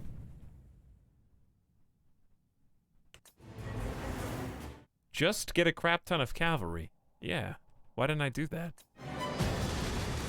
I would have won. Like, if only I had done that one simple trick. Skaven hate him. This one simple trick.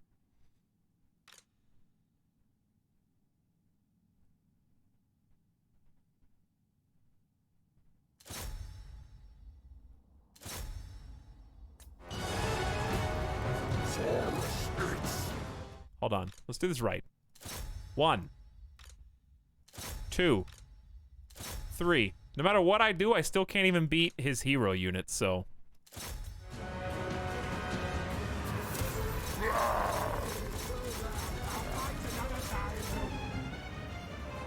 Stop shooting me!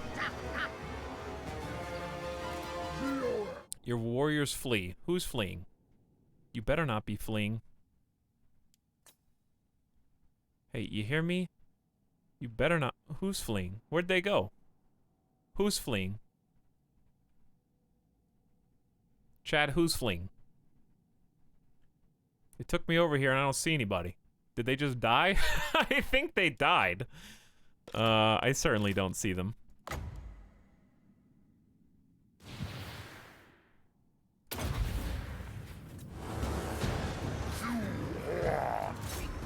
You what? What'd you say?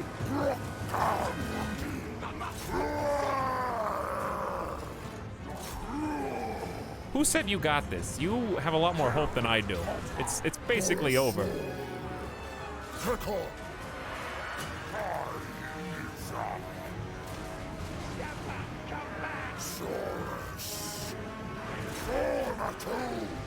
These guys are still at full strength.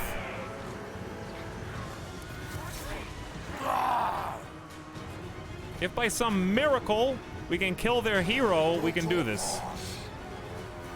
But they just took mine out. And we got like actual no one's winning here. They're just murdering each other. They still got some full strength troops.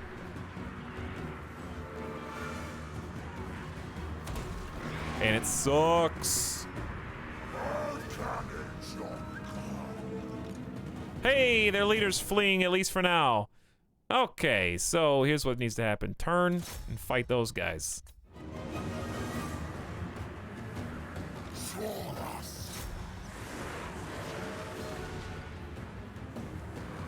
Still got all this crap. Your warriors are rallying. All right, let's pause, because maybe you have an ability. You do. Who's about to flee? Blue Flash? Well, they're about to die. There's a difference in retreating. There's a fine line between retreating and death. You're about to meet it.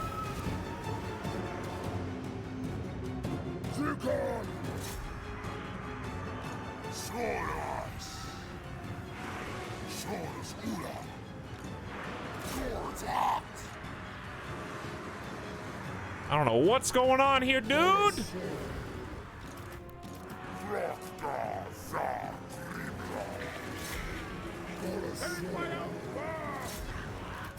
guys are on the edge of the map right now. Is he doing it? Is it possible?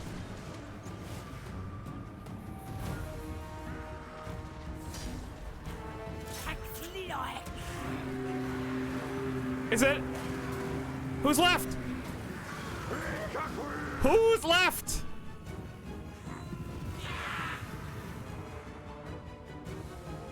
Where are they?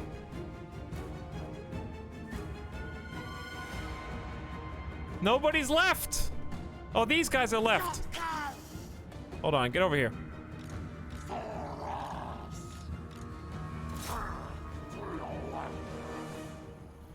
Uh-oh. They may have bought themselves enough time.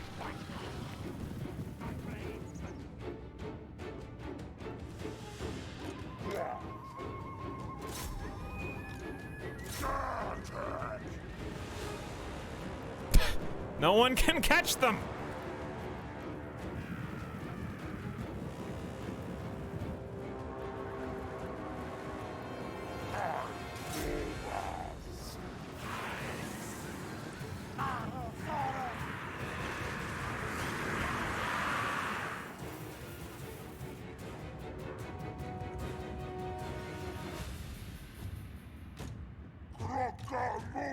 They're rangers, so they're always gonna stay. Oh boy.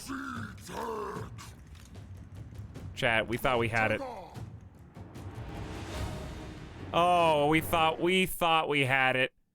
The biggest upset of all time. A single one single speedy boy. Well, now we lose, I think.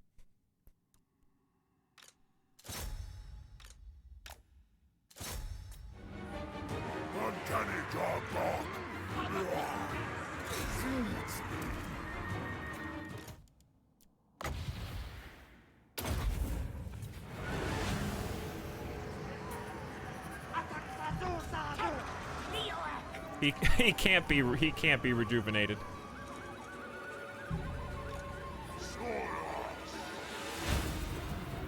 Well,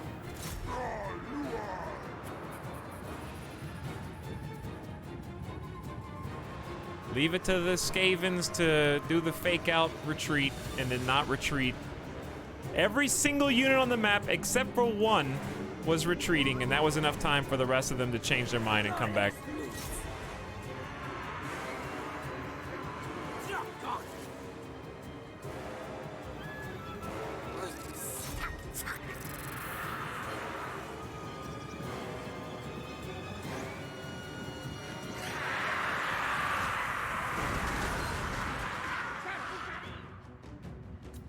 Meanwhile,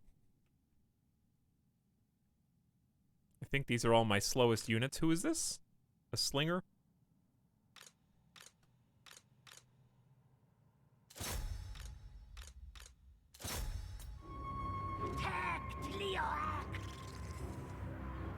Goodbye. My beautiful boy, you just came back, Krokgar. You just came back, dude. Not worth it. Do something. Don't die on me again. Not my fault. You can handle it, dude.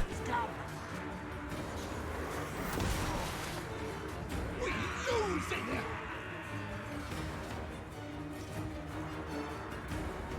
pitiful.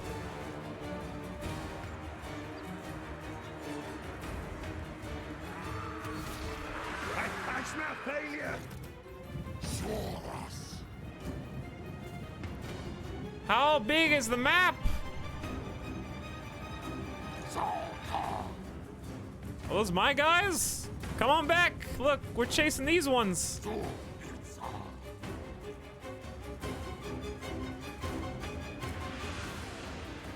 Uh-oh. Should we run?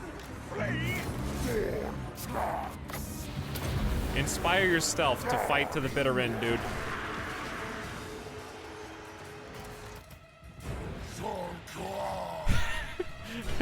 This map is... Your troops have uncovered hidden foes. Give me a break. Well, ain't much left. Are they all... Curse the foe, your lord is wounded. In the fight. Don't tell me. Don't talk to me.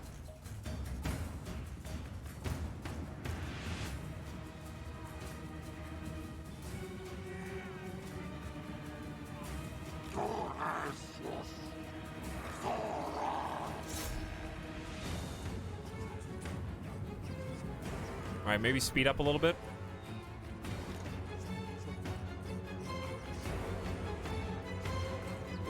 Because we're never gonna catch him. So you may as well speed it up. Well, oh. Who's this? Who's this? Try and, like, intercept these guys.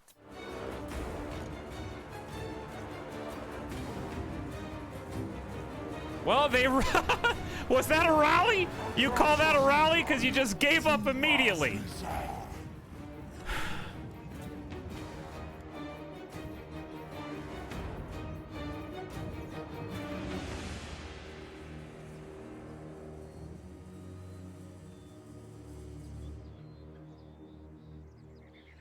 All right, be graceful in defeat.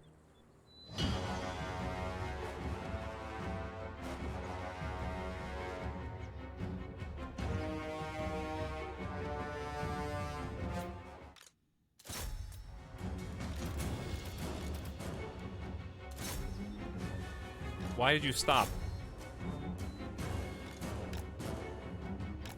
Someone just needs to, like, tag them.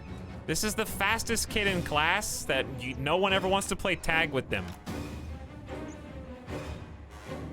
Because they always just do spin moves and, like, circle around you. They went really fast for a second. And here come the rest. Everybody else. I love how our meters don't exist. Bye. Valiant defeat again. I even retreated and took the high ground and defeated their lord. We were so close. We were literally one enemy unit away from winning, and they bounced back. We are these guys. We killed 2 to 1. Doesn't matter. So, here's what's hard to do, okay? The difficulty is not the issue. The issue is predicting enemy movements. Because it seems like I can't get a grasp of when to anticipate people attacking me or not. Because these Skaven are really... Consider merging some units in They this can go army, above ground, below they ground. Will be better placed to survive the law. So here's what happened. They had one troop here at the Golden Tower, and that's Fabrigir, I think. They ran from here. My troops, as I recall, we poked into the Serpent Coast because they're hidden. So you can't even tell how many are there until you activate them. So I activated it just to see how many were inside, right? Because it was an unknown factor to me. I couldn't predict I was going to lose until I saw how many troops were there. So I had to reveal it. So we revealed it. saw there were way too many and smartly broke off to try and get away, right? And we're able to run back some distance. I don't remember exactly where.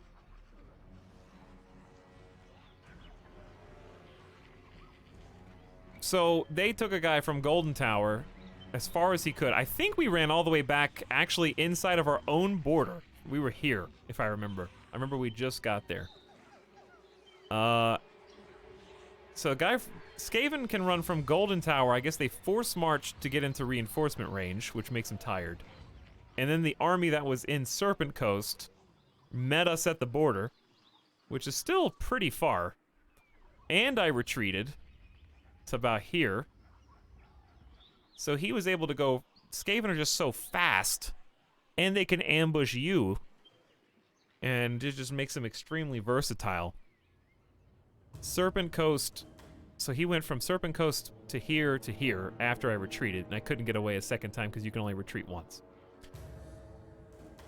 And on top of that, we basically won, but we didn't because you have to make all of them retreat simultaneously to win, and the Skaven mechanic is that they retreat and rally really easily, apparently. So, yeah, I think that's the literally only thing we could have done different, I guess, is just send a hero there to see who's there, but my heroes have been dying, so. And this is before they get snipers, machine guns, monsters, and nukes.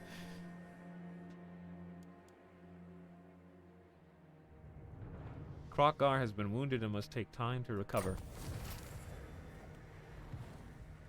But also, I don't have any of my stuff, so I mean, you could say that about anybody. You could be like, well, he's losing, but that's before he gets every single dinosaur in the game. Like, okay. I mean, yeah, I mean, we're fighting on even ground in as much as our unit technology is the same. So yeah, I mean, that's GG. If we'd have won that, there would be a chance, right? But at this stage, there's probably not.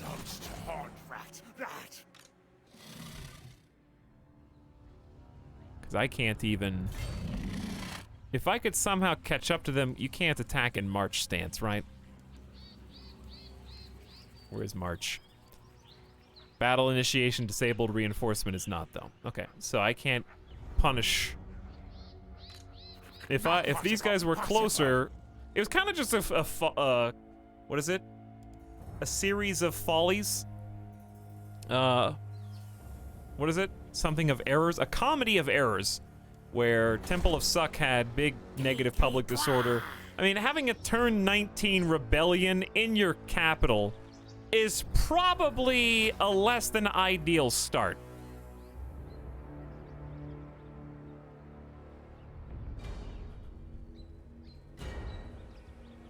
So, if the, we would have been just dandy if I didn't split forces to do the rebellion. But if I didn't split forces to do the rebellion, they'd be raiding the capital.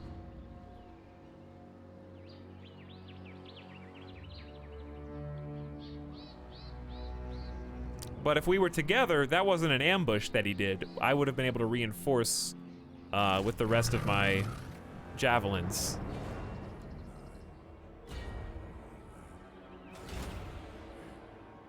Because he wouldn't have chased me in. But still, they have so many there that it would be difficult. If I could start the whole game over, I didn't realize that Cursed Jungle was in basically a dead end, barring any underway or tunneling. So I probably would have just gone up, grabbed Cursed Jungle first, and started building that up, then taken the bulk of our armies to Serpent Coast, because I kind of did it backwards, where I did Serpent Coast first because I didn't really understand. I'll be real, I didn't know this was the border. Because most of this map wasn't revealed, and I was just kind of looking at it like, when you look at it like this, and it's like, I don't know, is this all just unknown? Nope, that's a clearly defined border. So I probably would have just taken the one closest to that border.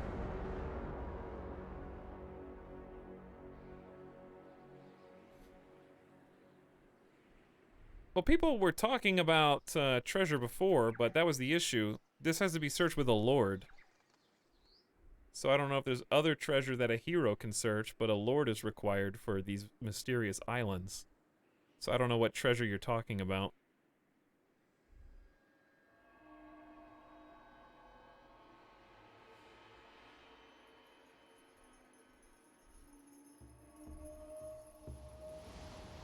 Because this seems like treasure to me.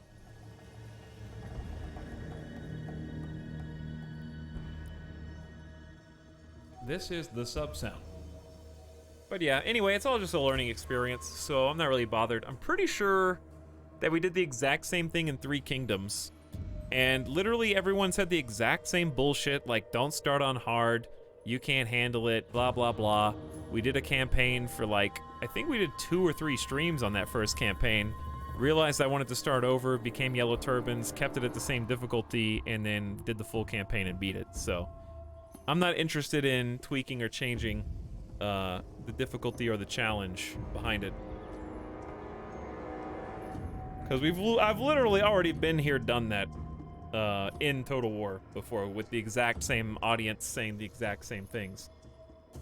It's all about fun, guys. Come on. It is, yeah.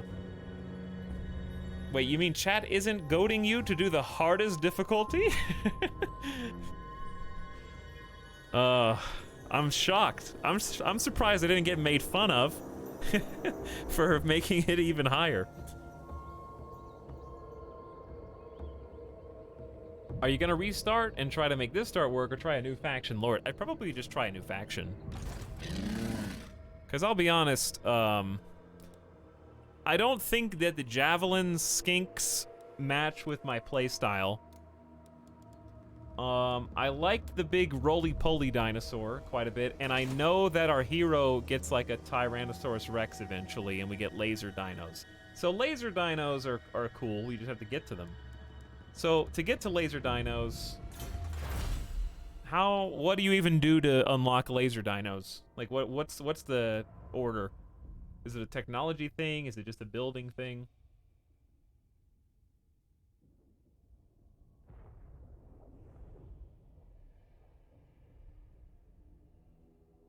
Custom match to play with the toys. That's a good idea, just to look at them.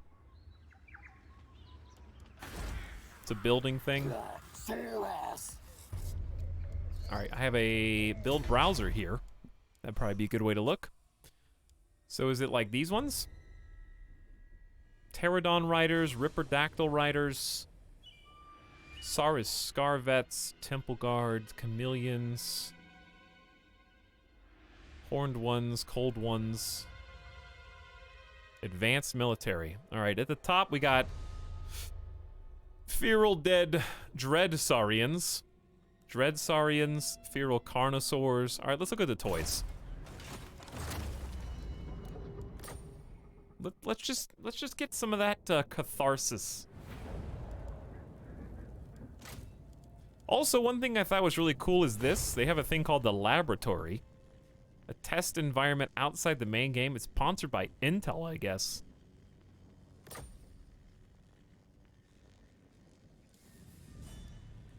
You can just tweak literally everything from ability radius, 300% blood. Okay, no. Go back. Let's do custom battle.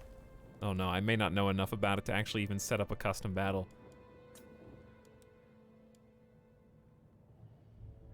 How do I change, here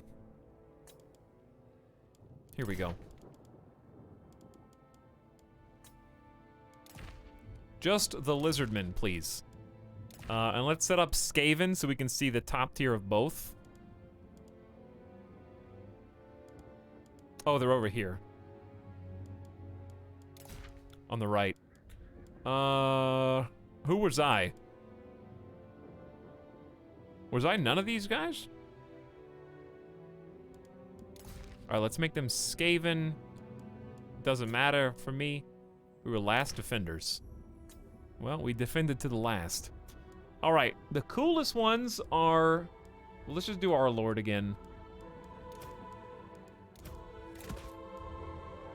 Cool system, I like this custom. Alright, what's the numero uno? The Shredder of Lustria. I mean, that sounds cool, right? 3,700. 3,700 what? Is that,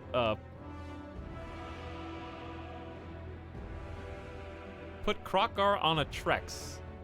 I will do that if I can figure out how to do that. Is there a mount?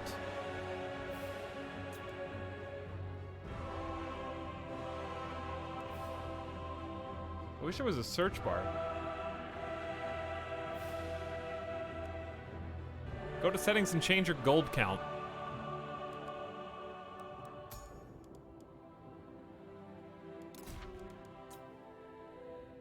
Like that.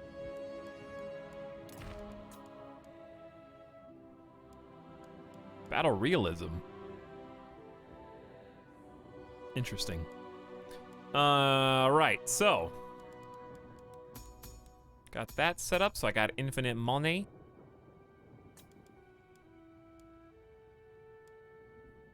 All right, well, okay, forget about the custom units. Where's, like, a one that I would actually fight with on, like, an average?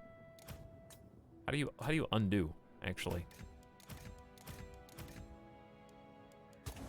Well, that just resets.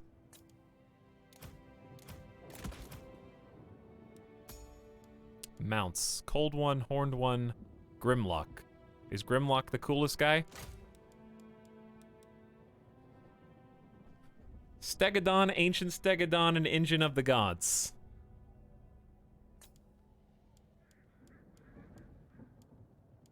Well, there's, I'm just looking. I know I passed it. Ancient Stegodon, Engine of the Gods. So what, like 2 of those?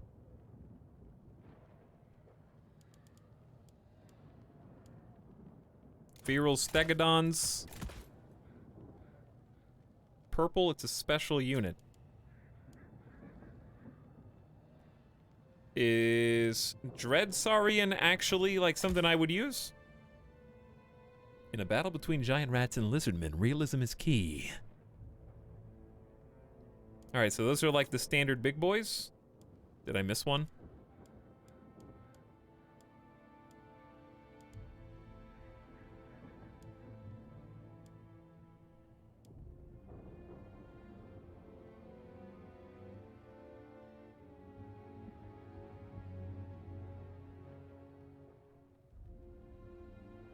Okay, so then on the other side, I think, well, we can get some infantry, I guess. Are there any cavalry slash, what are my cav slash chariots that I would have used? And we may as well look at those. I remember Ripperdactyls were in there. Might not do a couple of those just to look at them. Cold One Spear Riders.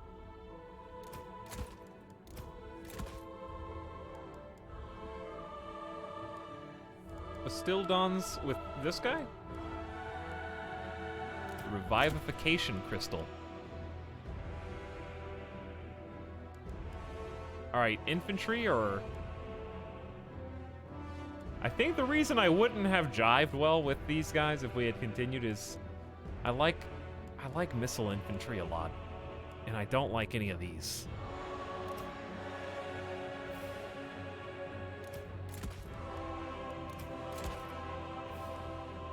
Blizzard range sucks. Yeah, you're supposed to get in there and roll around.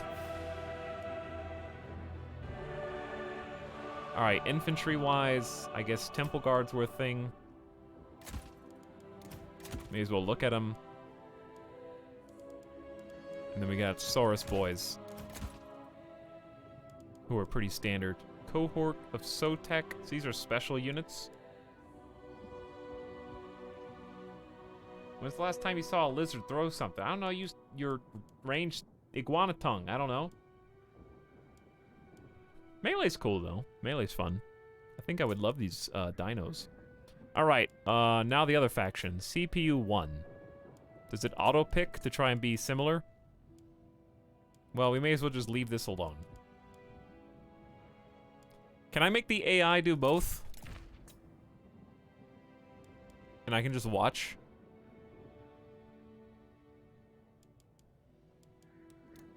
Because I can do CPU 2, but I can't remove myself.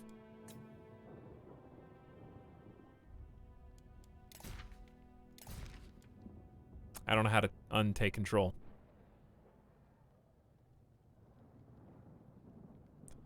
You can open a new army for CPU on your side and pick just a hero.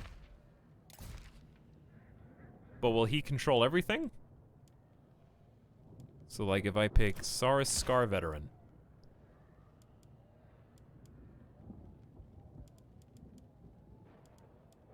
Wait, no, they're the wrong one. Oh, pick a hero from my army and... Okay, I see what you're saying. Well. Crap. I have to, like, redo. Hold on. Alright, a single hero for me. And then trash this army. Shouldn't be that hard. It was only a few things. Missile monsters. I didn't really look at this. Was it ancient stegodons? I didn't click these guys.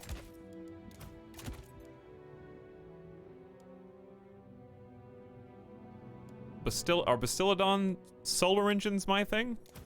Or is that some other guys?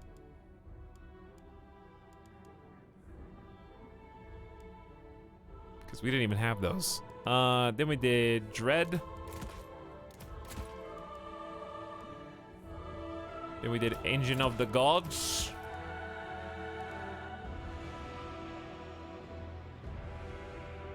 Then I did where's the big boy before I forget?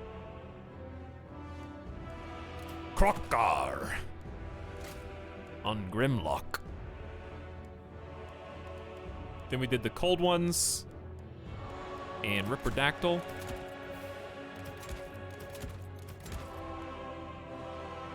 Maybe a salamander hunting pack or two just for fun.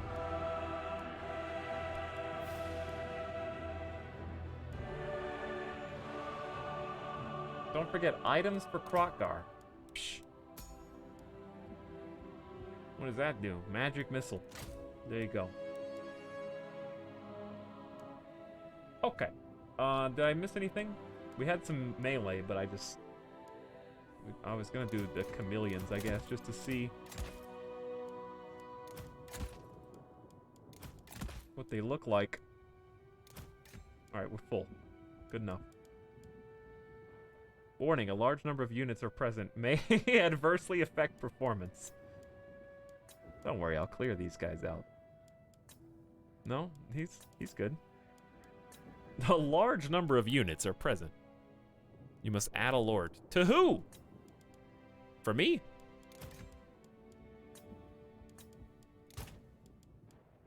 Alright, I'll be the Kroxigor Ancient. Well, performance may tank, chat, but that's a price I'm willing to pay. I'll go slow-mo if I need to allow it to catch up. Cliché says just got back. We hit turn 5 yet? Good joke, dude. Good joke. We actually played a full campaign. You didn't see it, but did a whole campaign today. Easy. Oh my.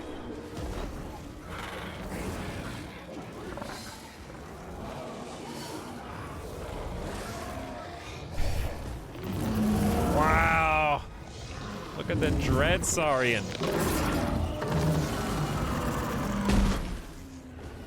Ooh, fancy.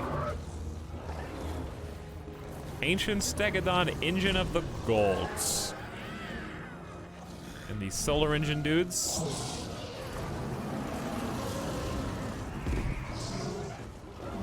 Who else we got? Yo, look at this guy. There's Krokkar.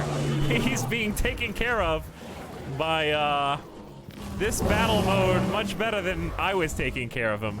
The parade's coming.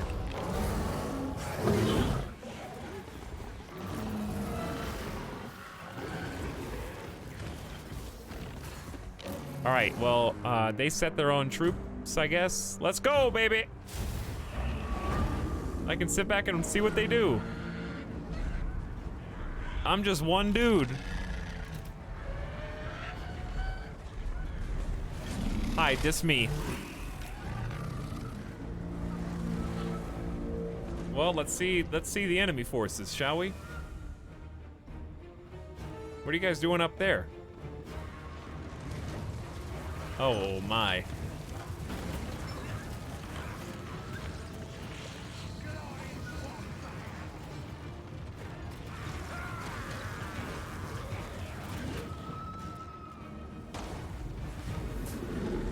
Well, I don't feel like looking at stats.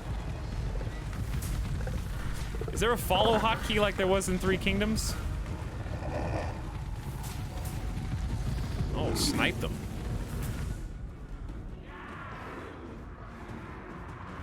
Insert? Yep, none of them are my units. Okay, fair enough.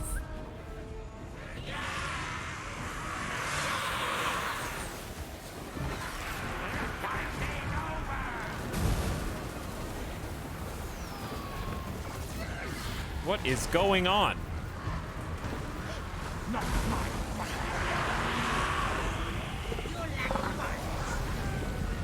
Ripperdactyls ripping and tearing, dude.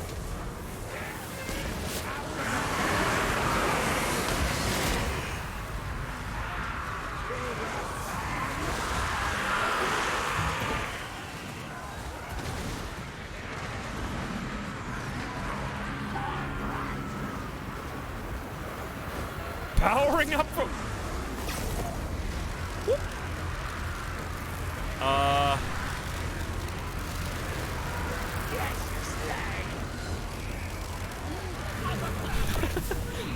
Orbital beam cannon, I guess?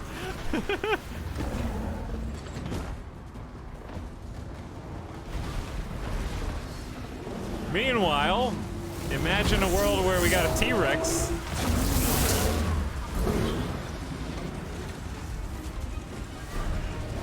What is this? What on earth is that? What an animation! The mutant rat, dude! Woo! Holy crap! What was who did that? Was that Dreadsaurian? Oh, those are salamander hunting packs. Those are pretty cool. Oh, friendly fire, a little friendly fire. No, that's good. That's a bad guy. Noom.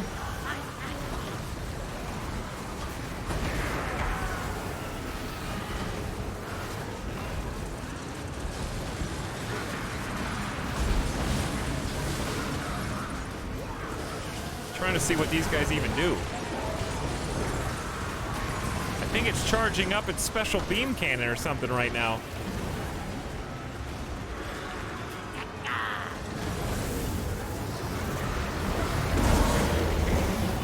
Actual just unbridled chaos, dude. So what, they just stand up there? What do the guys on top even do?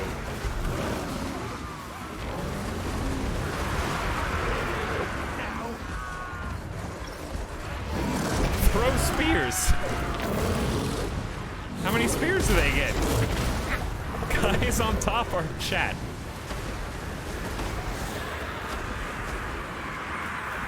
Well, if anything, at least this is inspiring. Uh-oh, little friendly fire there, maybe?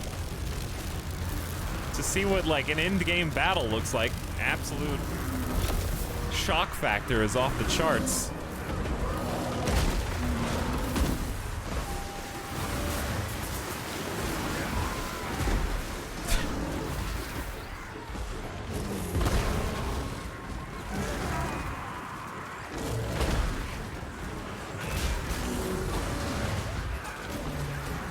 They're pew-pewing away, dude.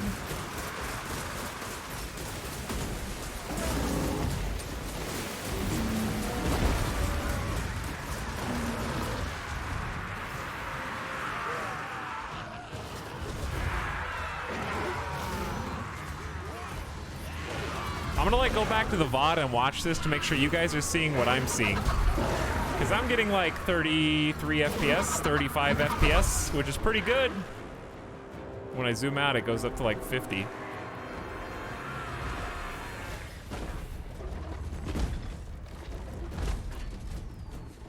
These guys look tired, dude. Whoops.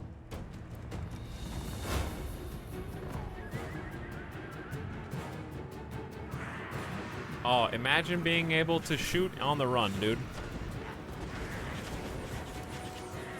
Are these guys blowing darts? Oh, pew pew. Like I love that we have like orbital lasers and they're shooting like poison darts from an air tube.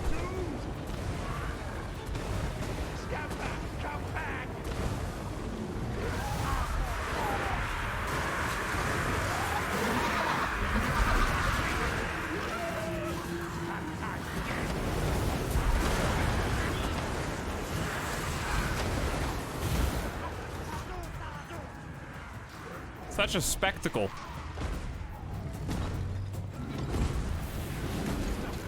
Oh, there's the throws. Now I see him.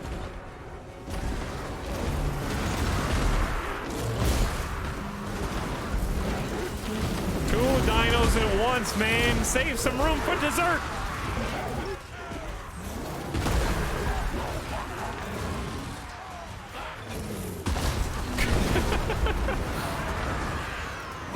Look at these, like, imagine being one of these Skaven foot soldiers.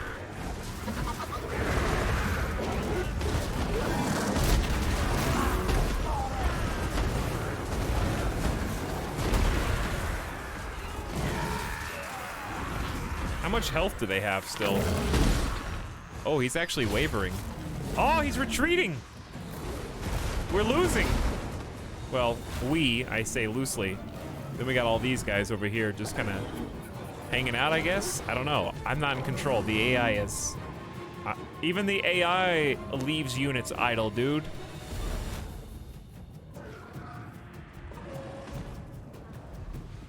See? Even they sometimes forget.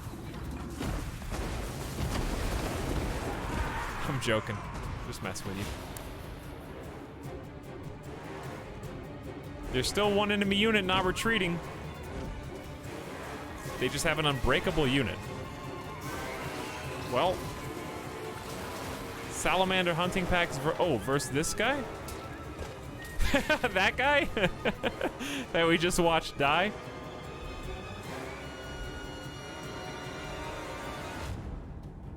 Who else are they shooting at, though?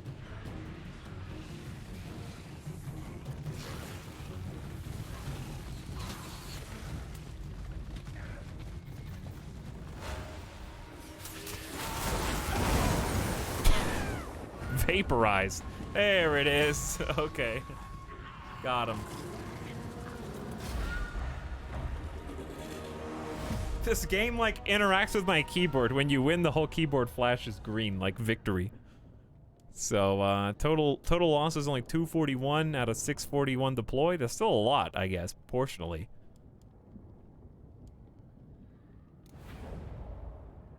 Just let the AI do its thing, you know? Try and queue out. Well, that's cool. No, the in-game units are obviously insane for both parties. I was really enjoying looking at the Gatling guns and the other Skaven tools that they had, like the flamethrowers. We must preserve this world.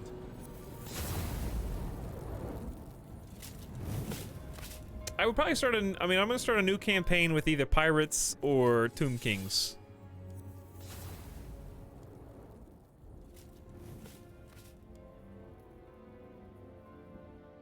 Don't do hard this time? Alright, yeah, let me check. Still hard, still hard. Hard all the way, baby.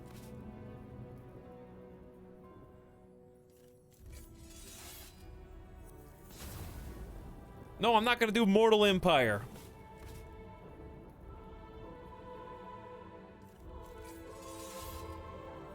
Pirates are good if you like range. That's kind of what I was thinking. What's the Tomb King's like specialty in terms of unit types? There is only vengeance. Nagash, your servant calls. They have huge monsters. I do love huge monsters. What's the pirate specialty? Just ranged?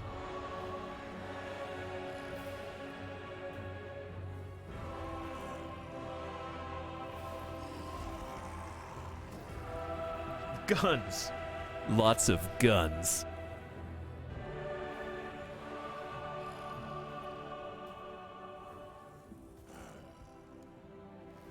The vampire. Ready to cast the final act. So initial, why is Silostra? I guess it's her starting position is so hard. She's the meme to me. And I know you don't want me to pick her. All fear the Pirate King. Pirate versus Tomb King custom match. We play who wins. Well, I don't want to see every cool unit in the game because it shows me too much of the magic. So I'm not going to be interested in playing to get there.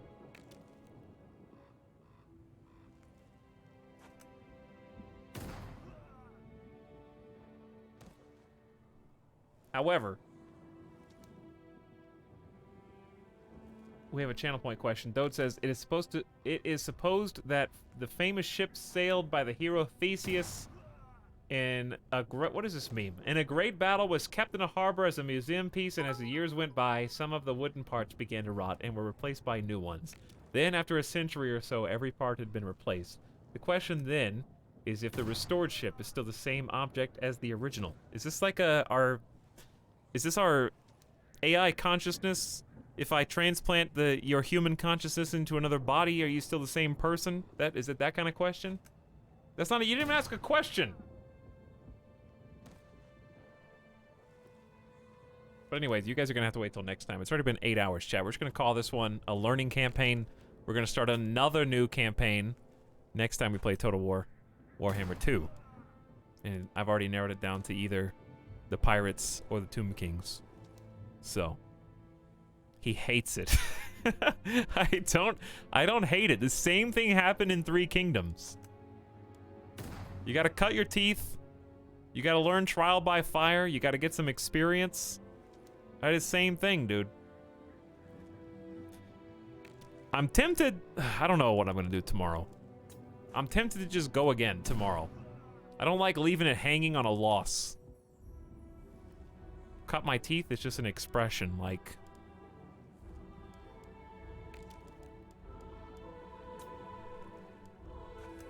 Like if you got a cavity, you go to the dentist and they cut your teeth. I don't know. I don't know where it comes from. Basically, it just means a little bit of pain is necessary before you can succeed and have things work flawlessly.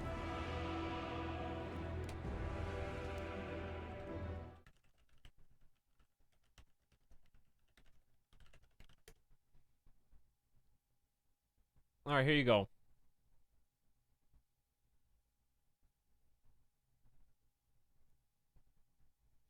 If you say someone cut their teeth doing a particular thing at a particular time or in a particular place, you mean that is how, when, or where they began their career and learned some of their skills.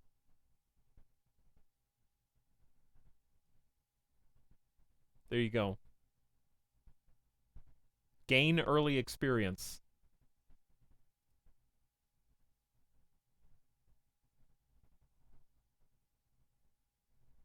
It's about how you got started on the skills you already have, apparently.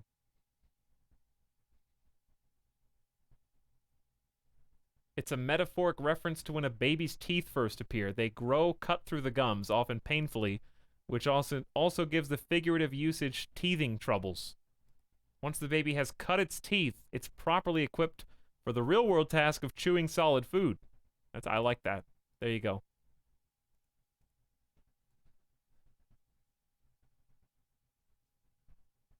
So a dentist cuts their teeth in dental school. Nice. I see what you did there. Anyway, nothing wrong with a normal link stream. Chat, there's nothing wrong with that. Especially when you're getting ready to gear up, dude. Also, we got book club resetting. So here's what we're going to do. We're going to stream tomorrow again. I don't know. This isn't normal length. Dude, it's been 8.5 hours. Whoa, how long has Facecam been on? 2 seconds. I love how people just assume they missed it. You looked away for a moment. J Merck, thank you for the double bits, who says, can I offer perhaps a bribe to pick Ursula? I don't know, because if I'm already playing on hard difficulty and I pick someone who has a defined by the game hard start, I'm just making it even worse for myself. I'll look at them a little bit more in detail for the heroes. I think I'm leaning towards the pirates. I do like rangers, but I love big monsters, and so the Tomb Kings would make a lot of sense, but I think both would be fun. This is why when I asked earlier, like, how have you guys played every single one in the game? You know who's fun and who's not. This is how. You just did the same thing I did. You started a campaign, you got your butt kicked, you quit, and you started a new one. Like, oh yeah, no, and then like weeks from now, when we're talking to people who are coming in like, hey, it's Alex, is this your first campaign? I'll be like, yeah, well, I did play some on Krokgar, and I thought he was pretty cool. Especially when he gets to T-Rex. I mean, I only saw that in the custom battle that I cheated in, but like, I think I have a well-rounded opinion on him, even though I've only played him for like 12, 15 turns. Like, now I'm you.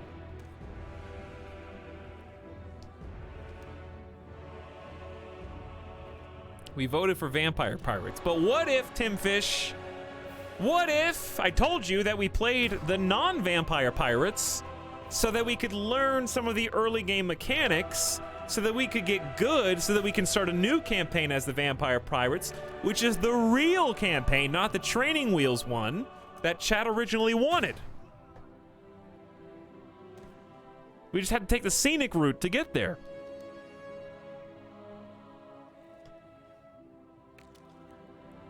$300 IQ. What, Clive? Please watch, Etal. Why are you trying to stir up, quote-unquote, parentheses, fake streamer drama? Why? It's in the title.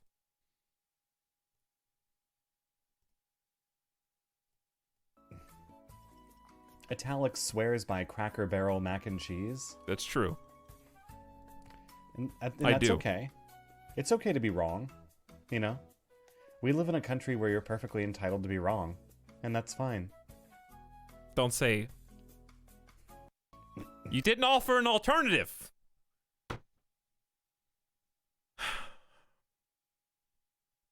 You can't just take my platform out from under me and not at least replace it with something, all right? If this is Indiana Jones, and you got a weighted bag that you put on the boulder trap, you gotta take one out and shift it to the other one.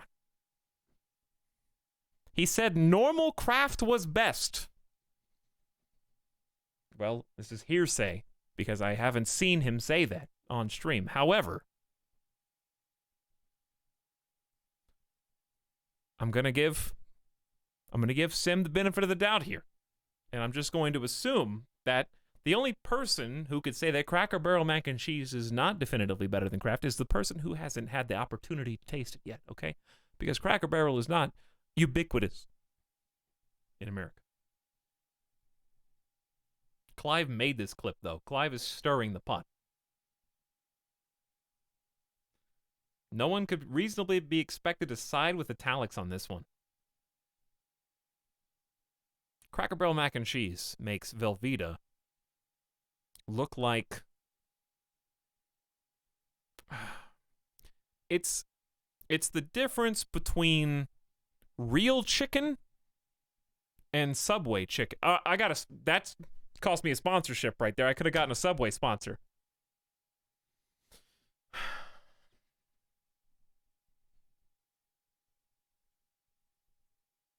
Stirring the pot of mac and cheese. Stirring the pot of mac and cheese.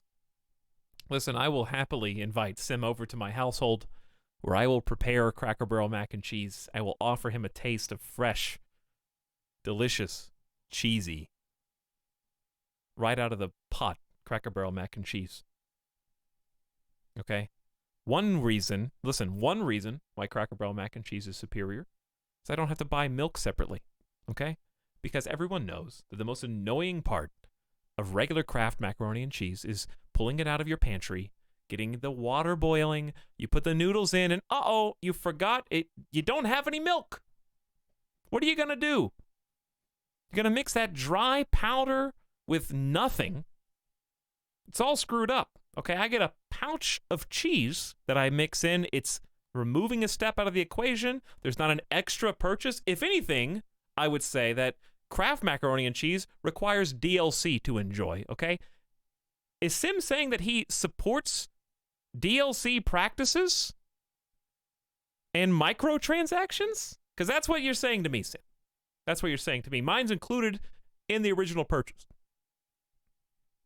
I rest my case.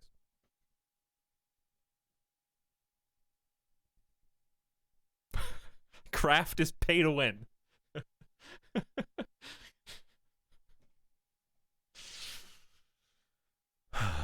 Wow, this fake streamer drama is so fake real.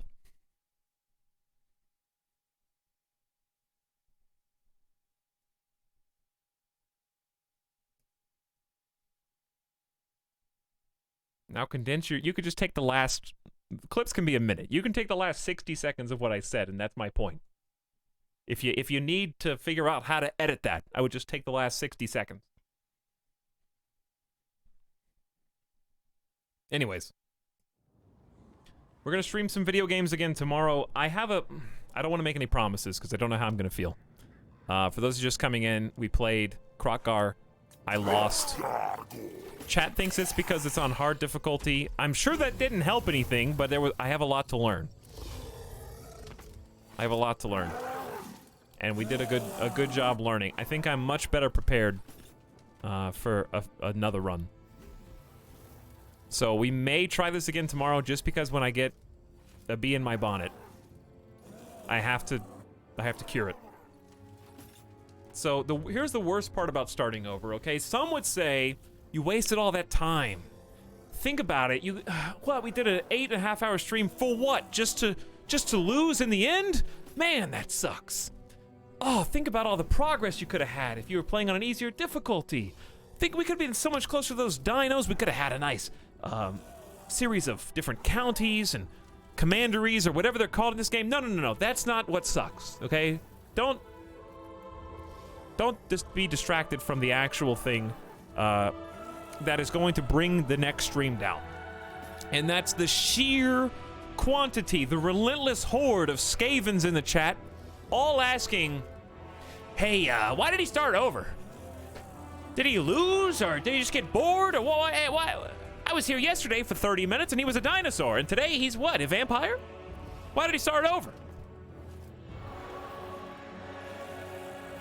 1 in every 4 comments is going to be that. Only you people who were here at the end of the stream know.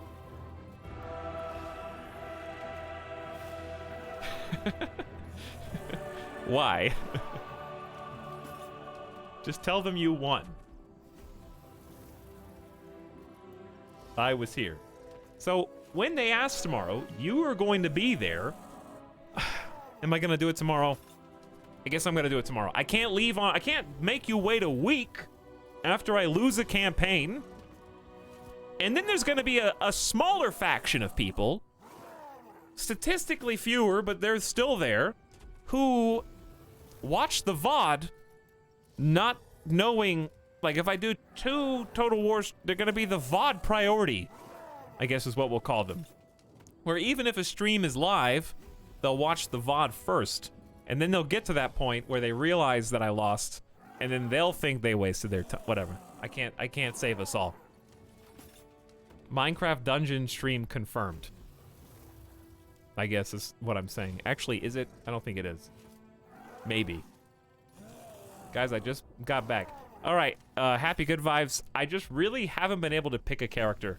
Like, we watched a YouTube video on every single hero to try to find out their pros and cons and their strengths and weaknesses, but frankly, I just can't choose. And because we've been in the character creator for 8.5 hours now, I think I'm just gonna have to call the stream. Like, we have fanned for over 8 hours. I've read every single line of their effects, their pros, their cons, their perks, their weaknesses, and I just don't know. We read all the stats from the wiki. After the 4th straw poll, I knew we were doomed. But yeah, well, I'll just start over tomorrow. Okay, so come back. It'll go a lot faster, obviously, because I kind of know some of the basics. You have to convince me not to pick. Give me one good reason not to pick Silostra Direfin. Madam Captain Silostra Delphin.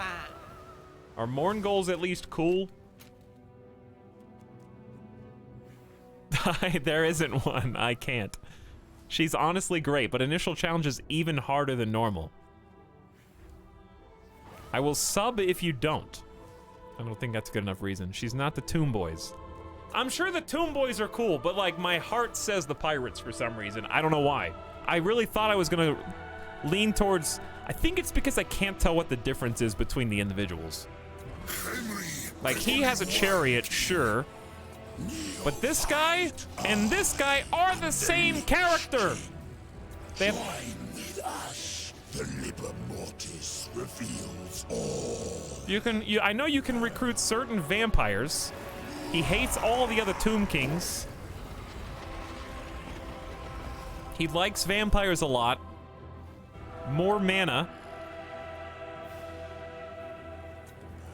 I will return to Henry. I don't know what canopic... I guess this is like canopic jars. Are those your vortex resource? He hates dark elves. He moves further. Casualties replenish faster. To me, this guy looks like the Yellow Turban Rebellion of the Tomb Kings based on the replenishment bonus.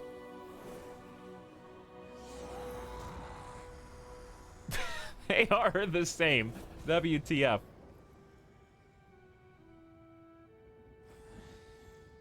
Additional starting units are the Flying War Beast and the Magic Boys. He really is the Yellow Turbans. Is he? I don't want to be the Yellow Turbans again. I mean, Cetra's cool. All vampires. She seems really cool, starting with these big cavalry. 20% ammo. I like that because it means his range enables poison attacks in her lord's army. Untainted and attrition down. So faction-wise, just like jungle and big ammo. That's really the only difference, besides being her.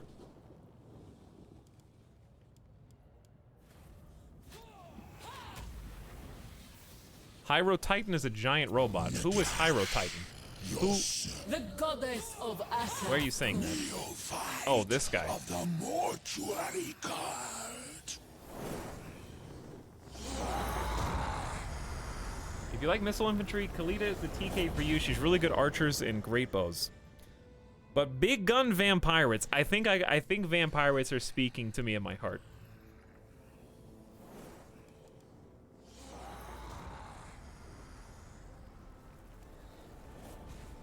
Blood, swords, and plunder! The final act! Yeah. I don't know what... Okay, what are the other ones? Everyone keeps wanting me to be Luther. What is so cool about Luther? Let's see. He hates lizards. Good melee defense for all lords and heroes. People can seize control of him. Nothing, says Thorbinus. He shoots the camera guy.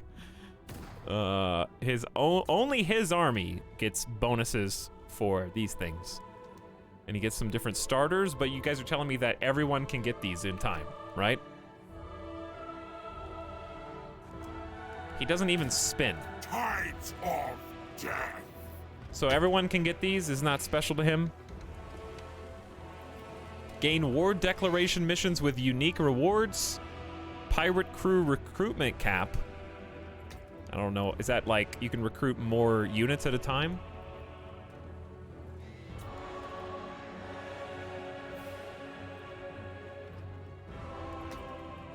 Yeah, he just starts with them. Ready to cast off!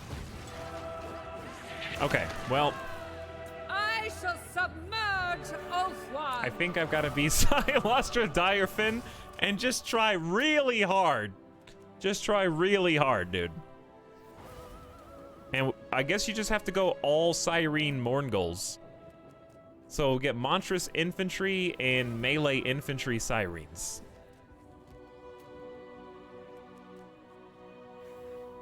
Tox, is this going to be your first attempt at campaign? My second, actually. The previous 8.5 hours were my first. Just start it now. I can't! I need to have a fresh mind.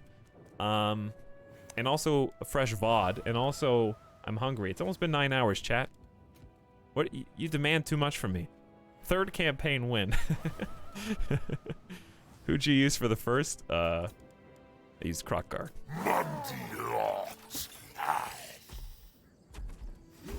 And I didn't get his T-Rex, which is why everyone likes him. I mean, this guy looks cool too, but... No, shh, just go. I'm gonna be Ursula next time. I want 14-hour Total War streams again. Just turn it off and back on again. I can't. I can turn it off, though. I need a fresh brain, dude. My mind hurts from trying to lose. Or trying not to lose. Sorry, I tanked on purpose so I could become Ursula. Anyways, here's the plan. We're just gonna go... I was gonna do Terraria tomorrow, but we just did like 3 days of Terraria, and I really want Warhammer 2 to get a good, clean start. I feel like I learned a lot. Here's the plan. I am going to not even give chat a chance to change my mind. I might change my own mind. That's a different story. Also, I don't know if I'm taking... I might take a day off on... This changes everything. This changes everything. There's so many games, dude. How... I'm full of despair in my voice. Total War scratches that itch. I got that strategy itch. I just want... Maybe we'll be early tomorrow. Don't count on it, but maybe. Terraria scratches its own itch, and then I got 2 other games. We're playing SWTOR, which I really want to play SWTOR again, and I really want to play Crusader Kings 2 again. So here's what we're probably going to do.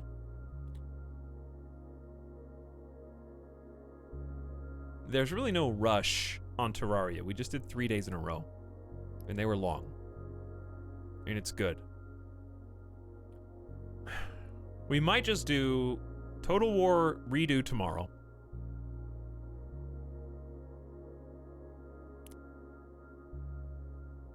Then SWTOR on Monday.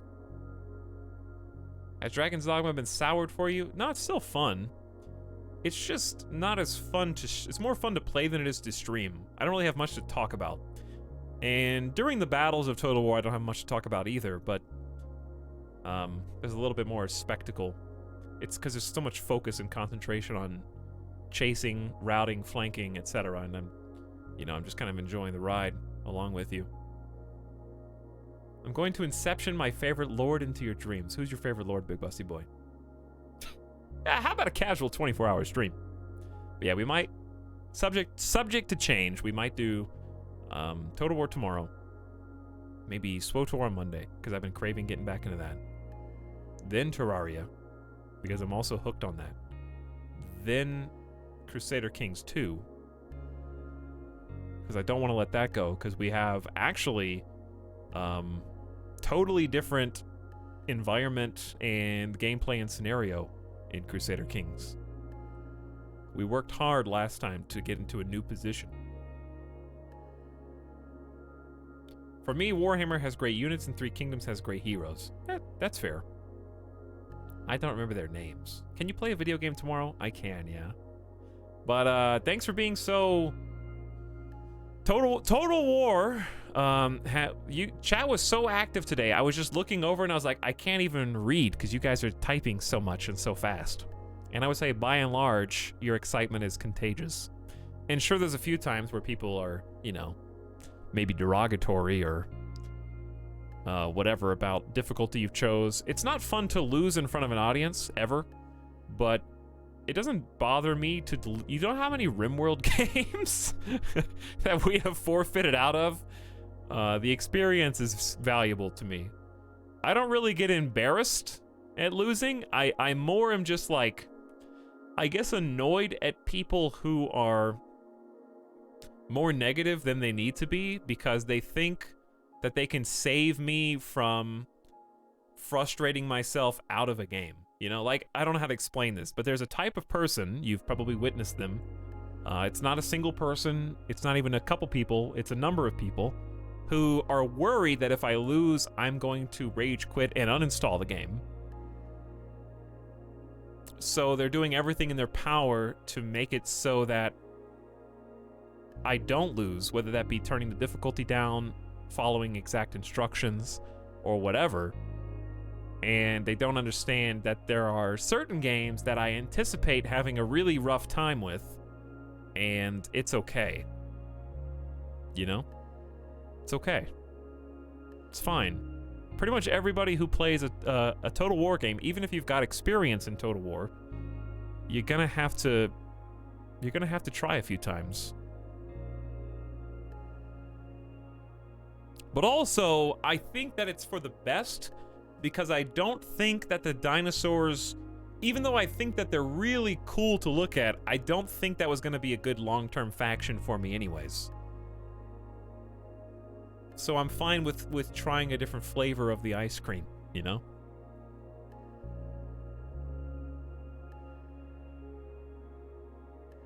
But yes, games are more fun if you lose sometimes. It's a good learning experience. There's a lot of different mechanics from Three Kingdoms, which is good if you're Creative Assembly, because it means there's a reason to play both games and there's a reason to buy both games, in my case. I don't feel like when I'm playing it, I was like, oh, this is just a now that I've played Three Kingdoms, that's just a reskin. Like, it doesn't feel like that. They feel like different games to me. Even though some of the tactics are the same, like flanking, routing, all that, you know, the battlefield movement, some of the hotkeys, the overall stuff feels like having the Skaven be able to tunnel through you, instantly be able to initiate ambushes, just took me by surprise. Because I think Total War seems like, I would say from the campaign map, Three Kingdoms is almost more like even footing, where what you see is what you get. And what you have over there is an army of people. And that army of people is going to do more or less the same thing your army of people is going to do. And Total War is more like rock, paper, scissors, where it's like, and I'm not talking about the rock, paper, scissors combat, you know, where cavalry beats infantry and range missiles beat cavalry and you know, so on and so forth. But I'm talking about faction-wise, it's rock, paper, scissors, where it's like, okay, Skavens can ambush you and tunnel under you, but you have a mode that maybe intercepts or rejects their ambushes as the Lizardmen, and you stomp on them, but like each faction seems like it has different powers even on the campaign map, and that's probably the biggest learning curve for me. They're not on even footing to begin with, they're on rock, paper, scissors footing. But yeah, Apatos, I think I want to try the coastal pirates.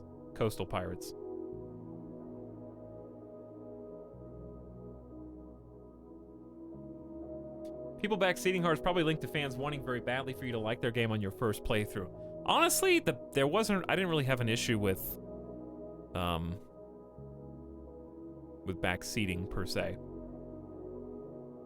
I think it was more like there's an inherent negativity when you're not winning. And it's like, it's okay. It's just my first campaign. It's all right to lose. I'll get over it. I'm not taking it personally.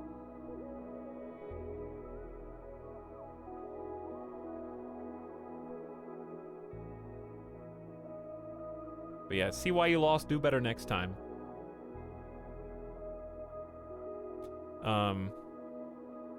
But I think maybe part of that is that I'm not taking it too seriously, and maybe some people are,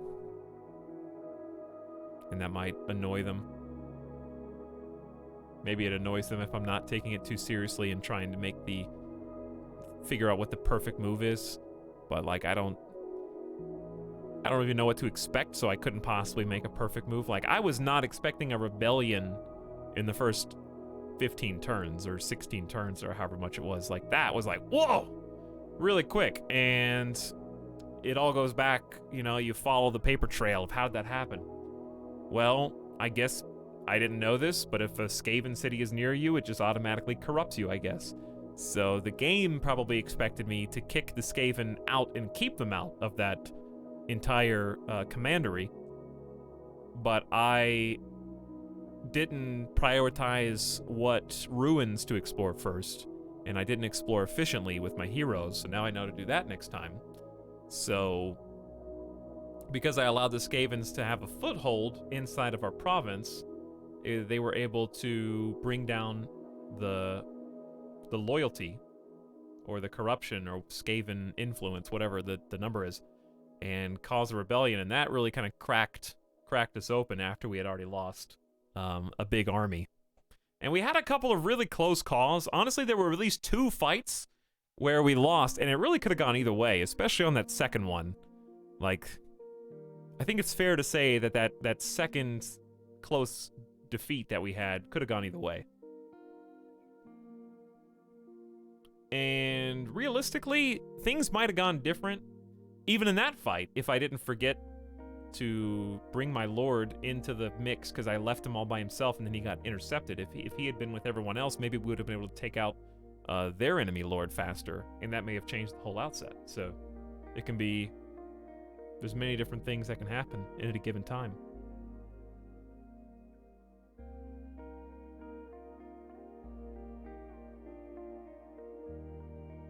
He's learning how to play the game naturally. But yeah, being able to go back and analyze, you know, what went wrong, why. Oh yeah, there's the butterfly effect. It's cool when Etalyx plays with no experience, watching him adapt to the game. That's also why I'm not upset when we spend 2 hours in the first part of the stream, you know? 40 minutes of just hanging out with chat, and for some reason a bunch of people gifting a bunch of subs and just talking, to, all right, let's watch, you know, the intro cutscene, to reading all the tutorial tooltips and stuff to figure out different menus that I don't necessarily need to read, but it might be nice to have a refresher on the next one to go faster. And obviously choosing a faction was something of a sticking point, so it'll be nice to just bop on in.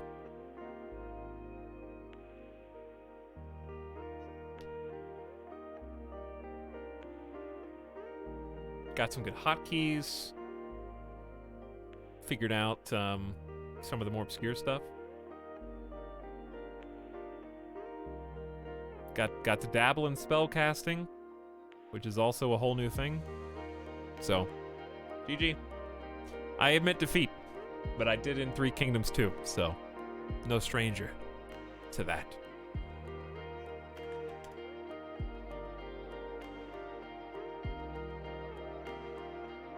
Well played, everybody.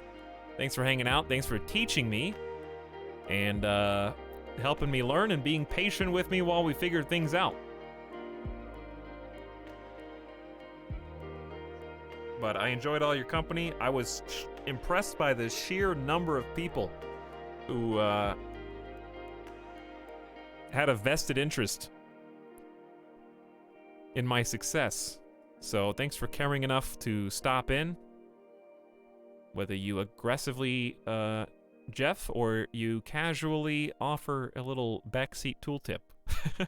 Or you just hang out and lurk. Whatever the case may be. Thanks for your interactions. Now, I'm getting ready to eat some food and get the book club ready to go. It's almost time to roll over, dude! It's almost a new week. Looking forward to round 2. Me too. Me too. I love just seeing all the content that I missed out on, you know, because I didn't play Total War Warhammer 1 really. And that released when? 2016? So what made them, I don't really understand the backstory, what made them immediately switch from Total War Warhammer 1 to 2? Did something happen? Was it like a new engine or something? Like what? Because 2 came out like a year and a half later, not even.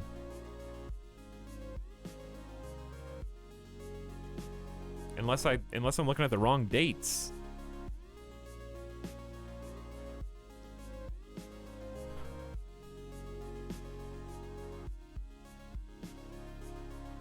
It was supposed to be a trilogy, but okay, be that as it may, it was a year and a half between those games, but it's been 3 years since Game 2, and there's still new DLCs coming out.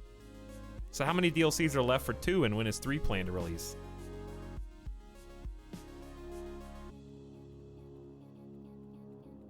But, I mean, what's cool is that the content from one carries over into the other, so, like, I can look at Total War Warhammer 1 almost as a expansion pack.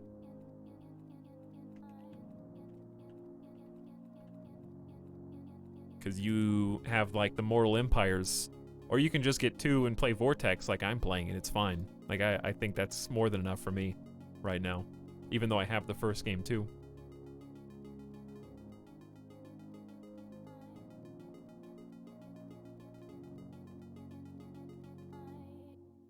Soon TM.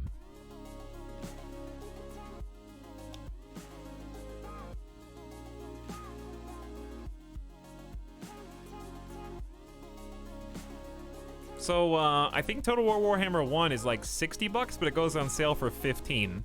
So, I kind of look at it like a $15 DLC bundle.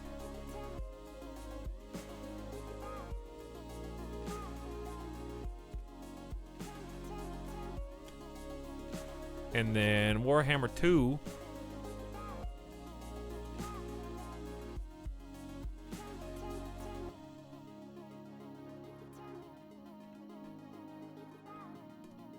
Goes on sale for, let's see.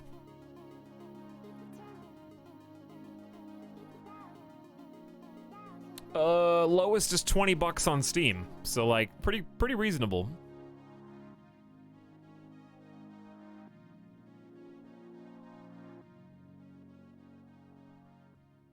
Maybe I bought it for about that much. I think I did. All right, chat. Here's the deal. I need you to carry my torch for me. We're gonna raid and say hello to the lovely Simcopter 1. I need you to customize your raid message for Cracker Barrel Mac and Cheese, if you don't mind. Okay? So as the raid gets going here, you can't do People Riot because I don't think that emote's enabled.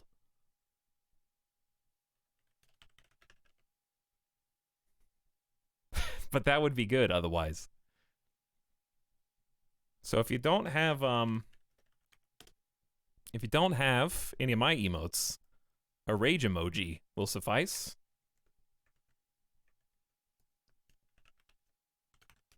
And add to that rage emoji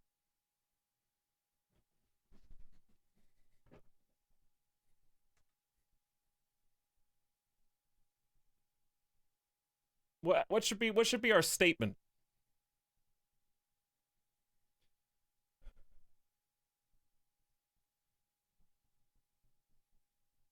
Nothing rhymes with barrel.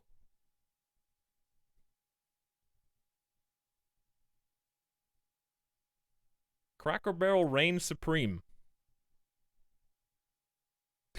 Crack Mac. I don't think that's going to get the message across. Crack Mac Crew. I don't know if that one's good. Whatever. All right, Crack Mac Crew. We're going with Crack Mac Crew. Crack Mac Crew barreling through. That's perfection. All right, I knew we would come up with something. Crack Mac Crew barreling through. So if you got flank it with some psychos, flank it with your rage emojis. All right, I Am Mostly Moistened has got the template if you're not a sub. Thanks for watching, everybody. I'll see you again tomorrow. We'll do it again. Take 2. Cut.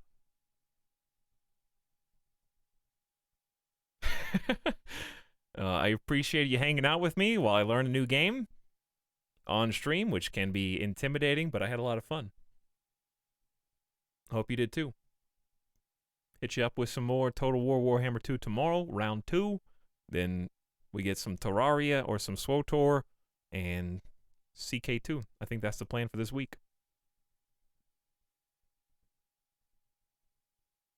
Rinka, much appreciated. Have a good one. Crackmack crew, barreling out. Head on over. Let them know I said hi. And enjoy the rest of your evening. I'm going to get ready to update the book club. 3, 2, 1, go!